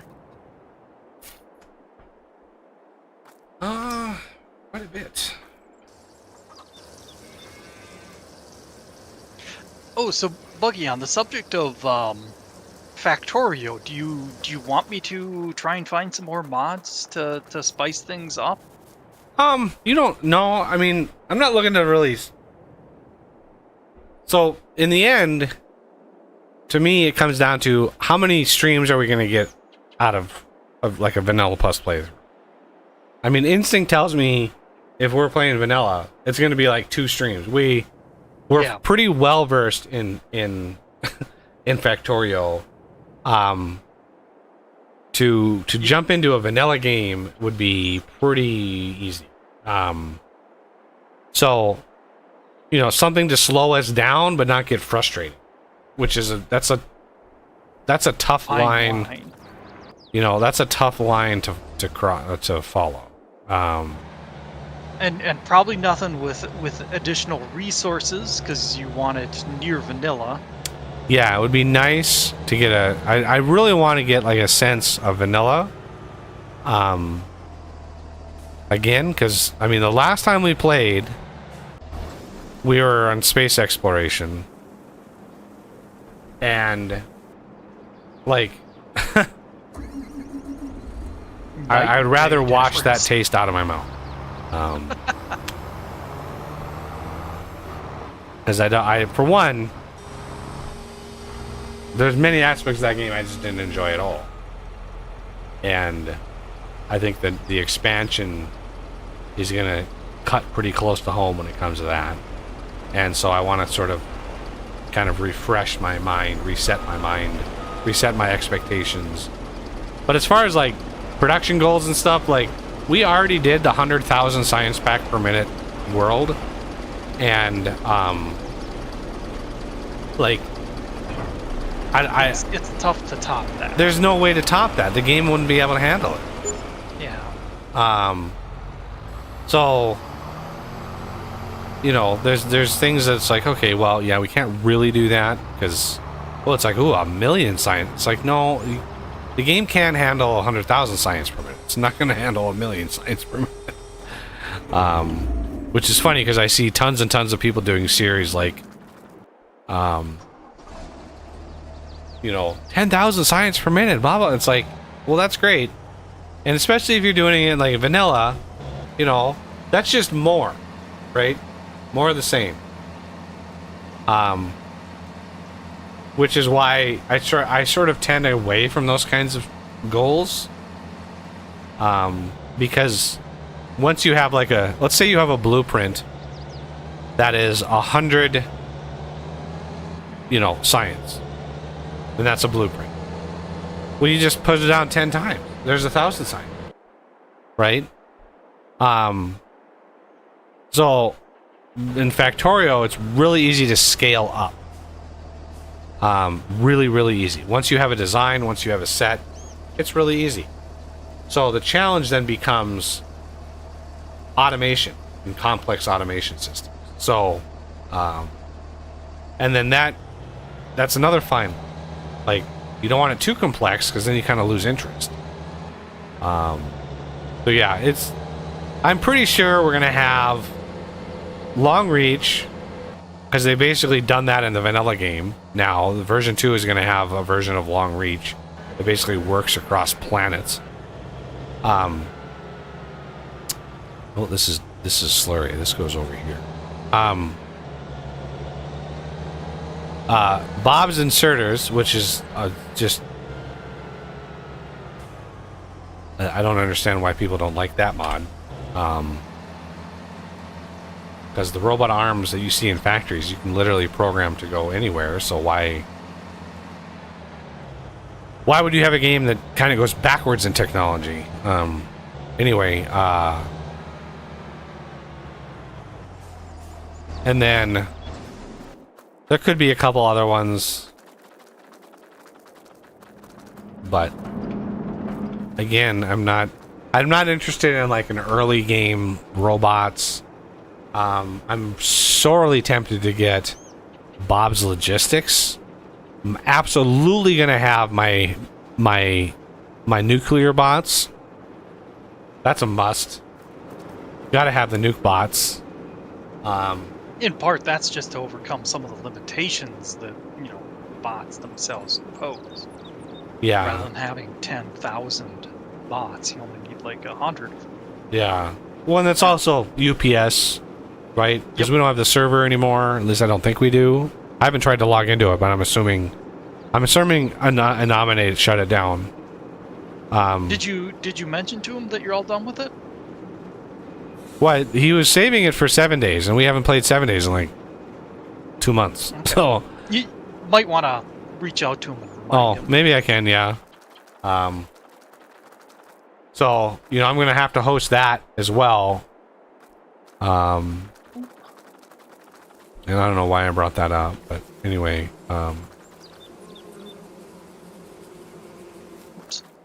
yeah, I can't remember what else, like my bots,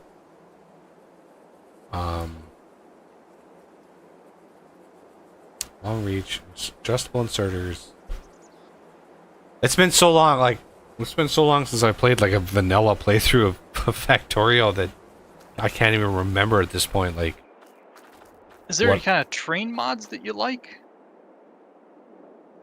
I mean, I like Bob's like vehicle components, so you could like upgrade like the motors and stuff, but not. I don't like the train logistics setups. Like, there's going to be too many changes to trains in the next version that I don't want to get used to. I want to get used to vanilla again for trains. Yeah. And then we can better enjoy the new changes to trains, because there have been quite a few. Crazy amount of changes and crazy levels of changes. Yeah. I mean, the fact that you can have elevated trains and tracks is, I mean, that is a massive game changer to blueprints, to everything. Like, just being able to do that is crazy. I'm really looking forward to that. Yeah. And then a bunch of logistics changes they made to trains as well. So, outside of that, like, I don't know. There might be little quirks here and there, but again, a vanilla playthrough, usually when I do playthroughs like that, I like slowly get used to something. I typically can tell when something is needed because I get frustrated. If something starts frustrating me, that's when I start thinking like, I need a mod to solve this. All right, are these? God, I hope these haven't collided. Oh, look at that, perfect timing. You can see how many. Look at the seeds. Look how many seeds these have taken. Like these are. This used 75% of the seeds. These were full when I started. 400,000. Crazy amount of seed when you plant potatoes. And poplar are even worse. Poplar, the seeds aren't even like liters. It's each, right? When you plant poplars. And I've literally never planted poplars. But we're gonna have a minor strip of shame, which is fine because that one's coming back, so it'll take care of it. Bots got reworked in that they've optimized the pathing and the back, sort of the back end. A lot of the back end of bots was redone. Optimization. That was the word I was looking for. Thank you. So that, in terms of bots, that was, much needed, of course. And then logistics networks themselves. When you have a massive number of logistics, like roboports, right? When you have a bunch of roboports, they've really optimized that, which is really good. But my nuclear bots, I mean, it was one of the very first mods that I made for Factorio. And so I have a little bit of like nostalgic love for my nuclear bots, which is, one of the main reasons why I still use them, even though there have been a myriad of other mods that do the same thing. There may be better ones, and it may hit a point where they're not even needed, but they are needed because they're yours. I mean, Bob's introduces them, but they're way down the tech tree, so you get them. Yeah. You get them after like Logistics 4, and they're like way late in the game. Like I needed something that helped me build the base, and a lot of that stuff just came in too late to build the base. So my logistics bots, right away after you basically research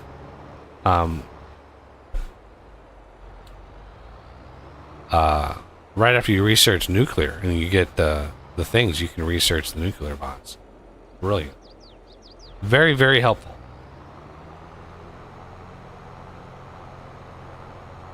All right. Yeah, they used about 300,000 liters of seeds. Yeah, I can't really think of anything else that we might need. There's things that might be kind of fun, like the different levels of armor, but that won't really be necessary because if it's, if the biters are vanilla, they're pushovers late game anyway. Yeah. Once you get artillery, it's game over. Yeah, things I'm looking forward to as far as the new game or the new expansion, the Tesla turrets, the rocket turrets, the new enemies, and they've alluded to the fact that each planet has its own enemy type. I mean, they've covered the Gleva planet with the pentapods, but I seem to remember the write-up on the first write-up of that. They talked that every planet has, like, it's a take on enemies. So they haven't really covered a lot of that, but I'm assuming that the biters are Navi, and then each planet has its own sort of ecosystem. And so, like, what's going to happen on, like, the electric planet? Right? What's that crazy? What crazy shenanigans are going to be on that? Lightning elementals. Yeah, like, we're literally talking, like, lightning bugs, like, things that are shooting, like, plasma or whatever. So, and then the volcanic planet's probably going to be some, like, rocky sort of golem thing, I would imagine. Or burrowing, burrowing ones, it could be it too. Yeah. Ones that follow, like, lava tubes. I've always thought that the biters needed a way of tunneling under walls, but sort of like Tremors, the movie Tremors. Graboids.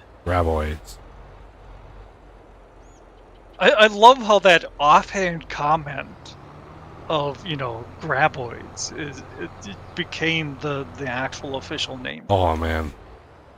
It's the Tremors movie is such a cult classic, and it's funny because Kevin Bacon, he's quoted as saying, he's like, yeah, I made that movie. He was like, I was desperate for money, and like, he had a new kid on the way, and he's like, I just needed some money, and this movie was like the only thing on the like the only thing that I could do.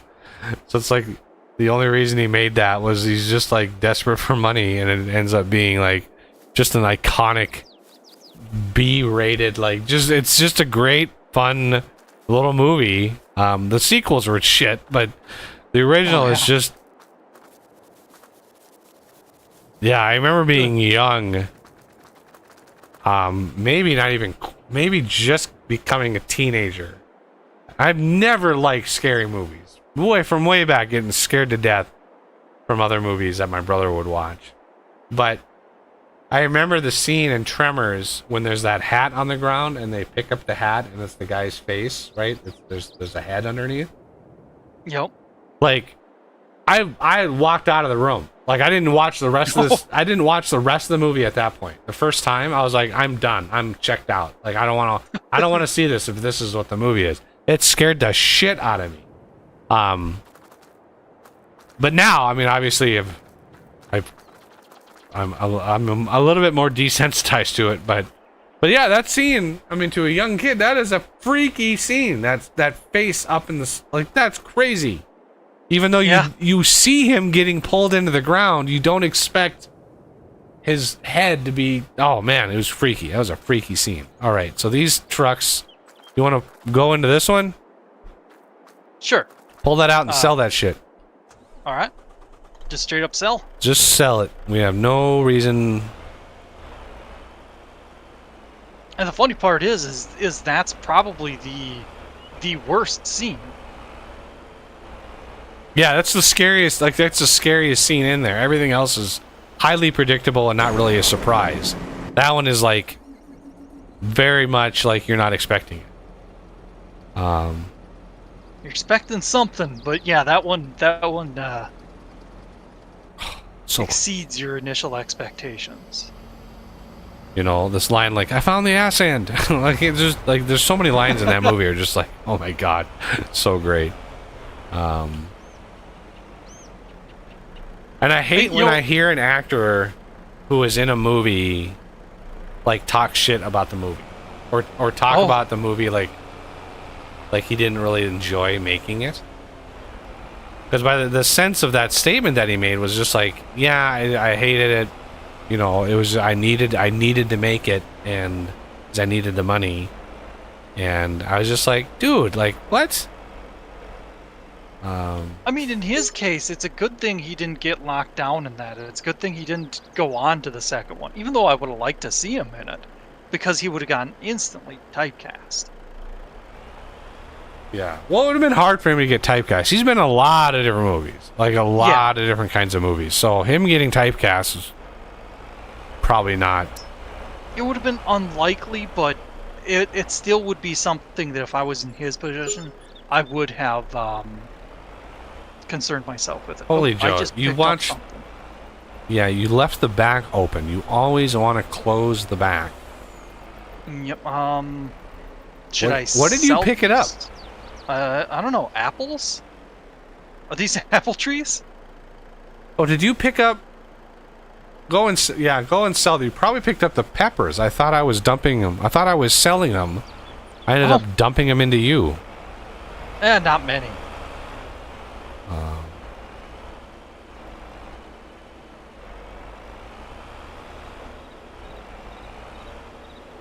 Oof. Joe watched the Exorcist when he was 7. Oh. Like that's a dad who's trying to prepare his kid for some tough reality. Watching The Exorcist at 7. Yeah. Like I don't really have a big issue with like parents taking their kids to scary movies, or at least like some scary movies. But when I went to the new Deadpool movie, a few weeks ago, and here I was sitting in the theater, and here comes this family, like 10 minutes before the movie starts. This couple comes in, and they have 2 little kids, like 7 and 4, to the fucking Deadpool movie. And I'm sitting there, and then I'm sitting in my chair going, holy shit. Like, that's crazy. Like, that is crazy. You want to open the back? Yeah, oh, wrong button. Come on, reattach. There we go.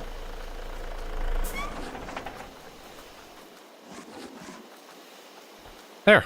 Okay. Is it good placement? Yeah, it'll work. Okay.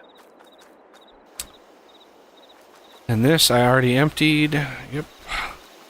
And this I already emptied. I think my niece was like 16, and we thought we might try letting her watch the first Deadpool movie, the first one.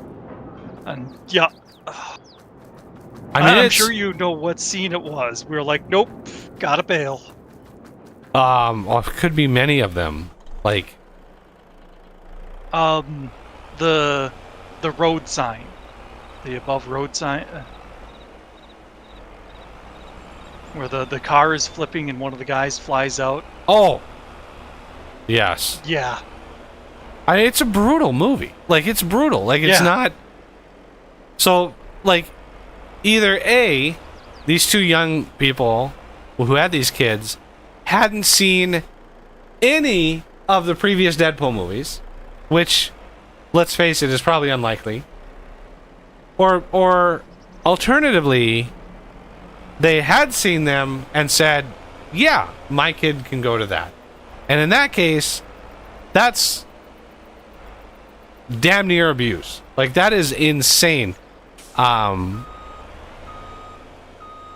think that normalizing theaters of just flat out rejecting, if they come up and buy tickets to that movie, just saying, no, you're not.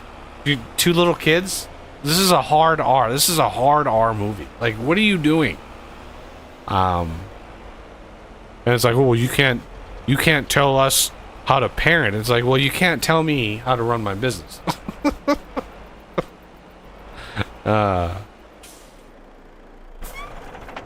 We have so much cake to sell. It's going to be just glorious.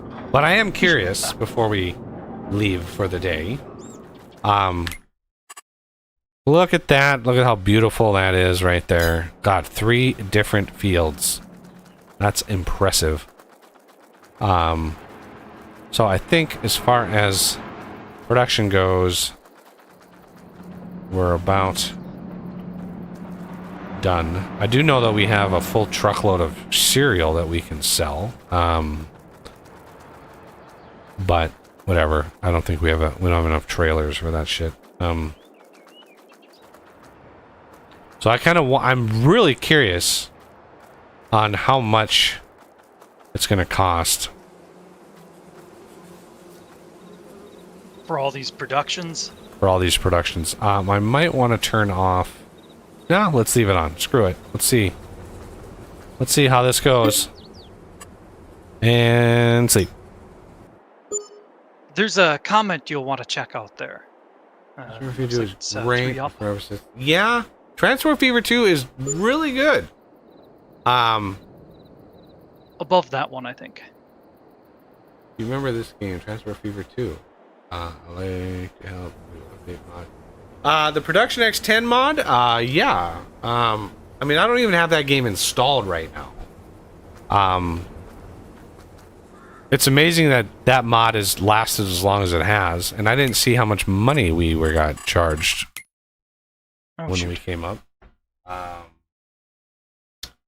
I was distracted, and I distracted you too.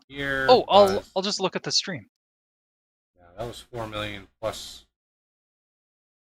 So around 10 million, probably. Looks like 12. You were at 84 million when you went to bed. 12 million. 12 million. Yeah. I mean the Production X10. I know that there is a patch incoming. Have they released that patch already? Because I'd hate to update it and then have it need updating again. And I honestly can't even remember.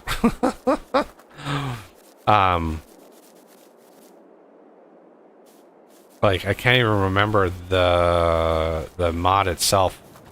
There was a really weird, quirky way what you needed to do to actually upload the mod to the Steam. It was like, I remember vaguely Transport Fever 2, there was a specific directory under your like app data directory that you had to put all the files, and then when you ran the game again and you went to the mods, then it would pop up and say, hey, do you want to upload this mod? And you had to have it all ready to go, wrapped in a nice little bow, and then it would send it. And that would update the mod.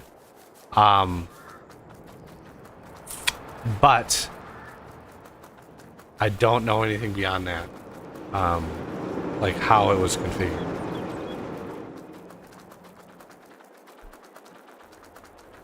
Looks like we're gonna need more sugar soon at the cake factory. Oh shit. We have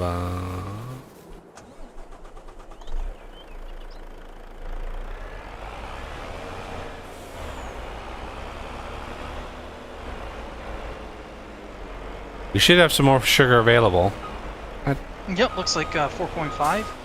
But it looks like the honey and the sugar beets are empty. Yeah. Luckily, I've got a bunch more honey here, but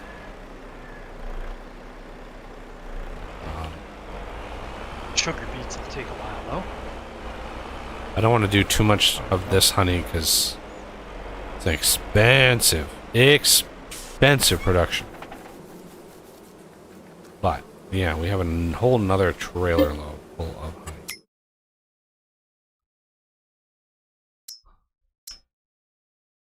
Yeah, you get from these, right, to this one, you get 100 times, it's just 100x, but the cost is 1,000x.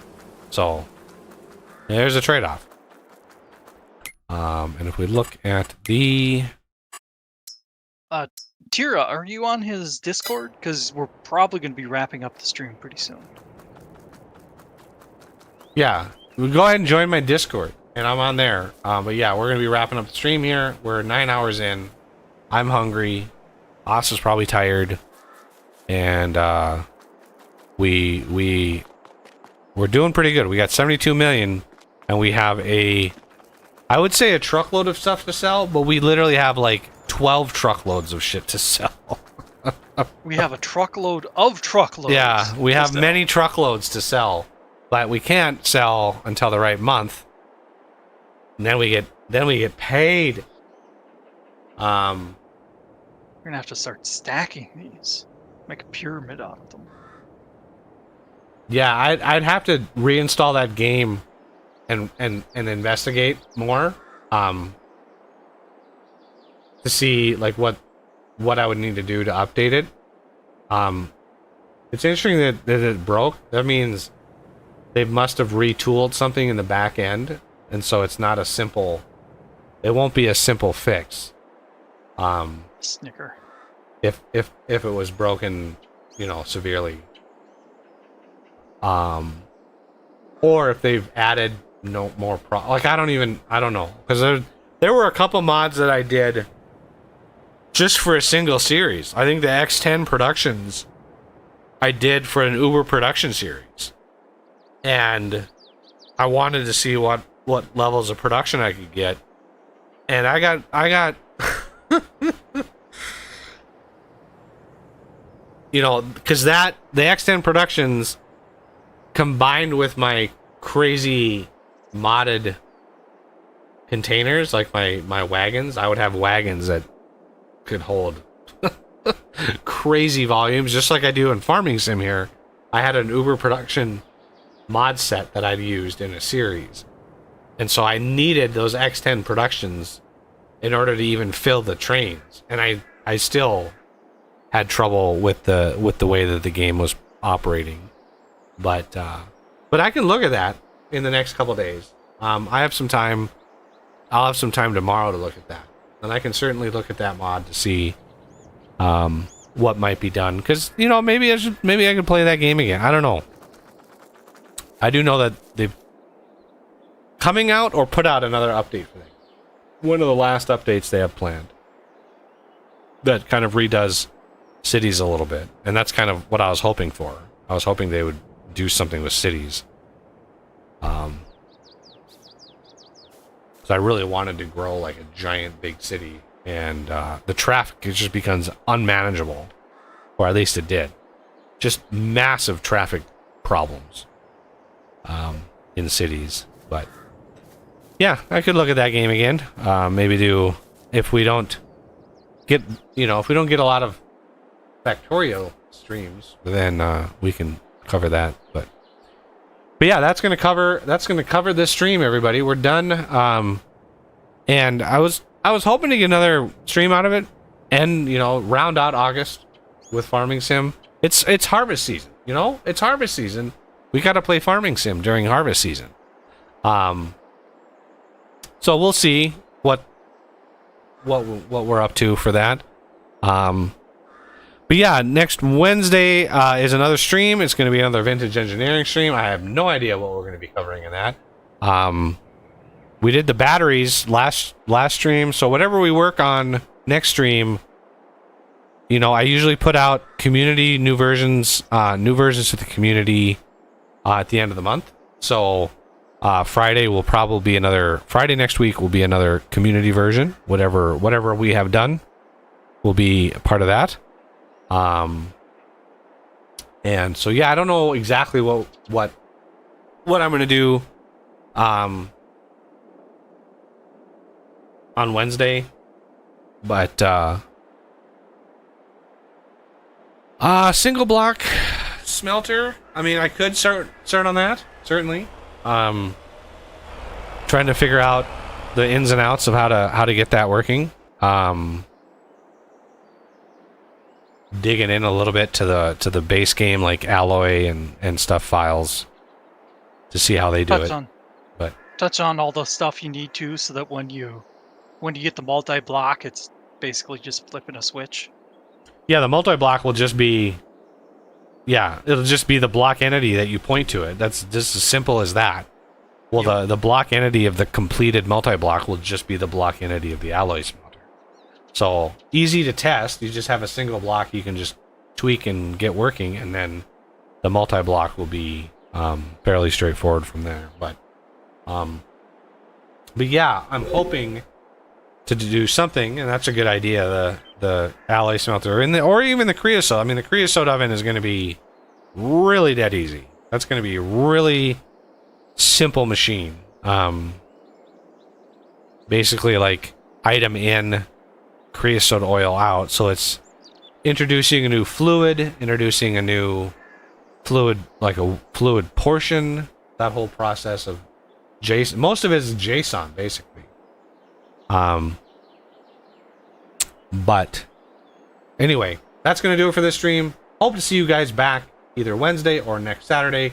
I hope everybody has a great weekend, and enjoy the rest of whatever summer you have left. And yeah, see you all next time.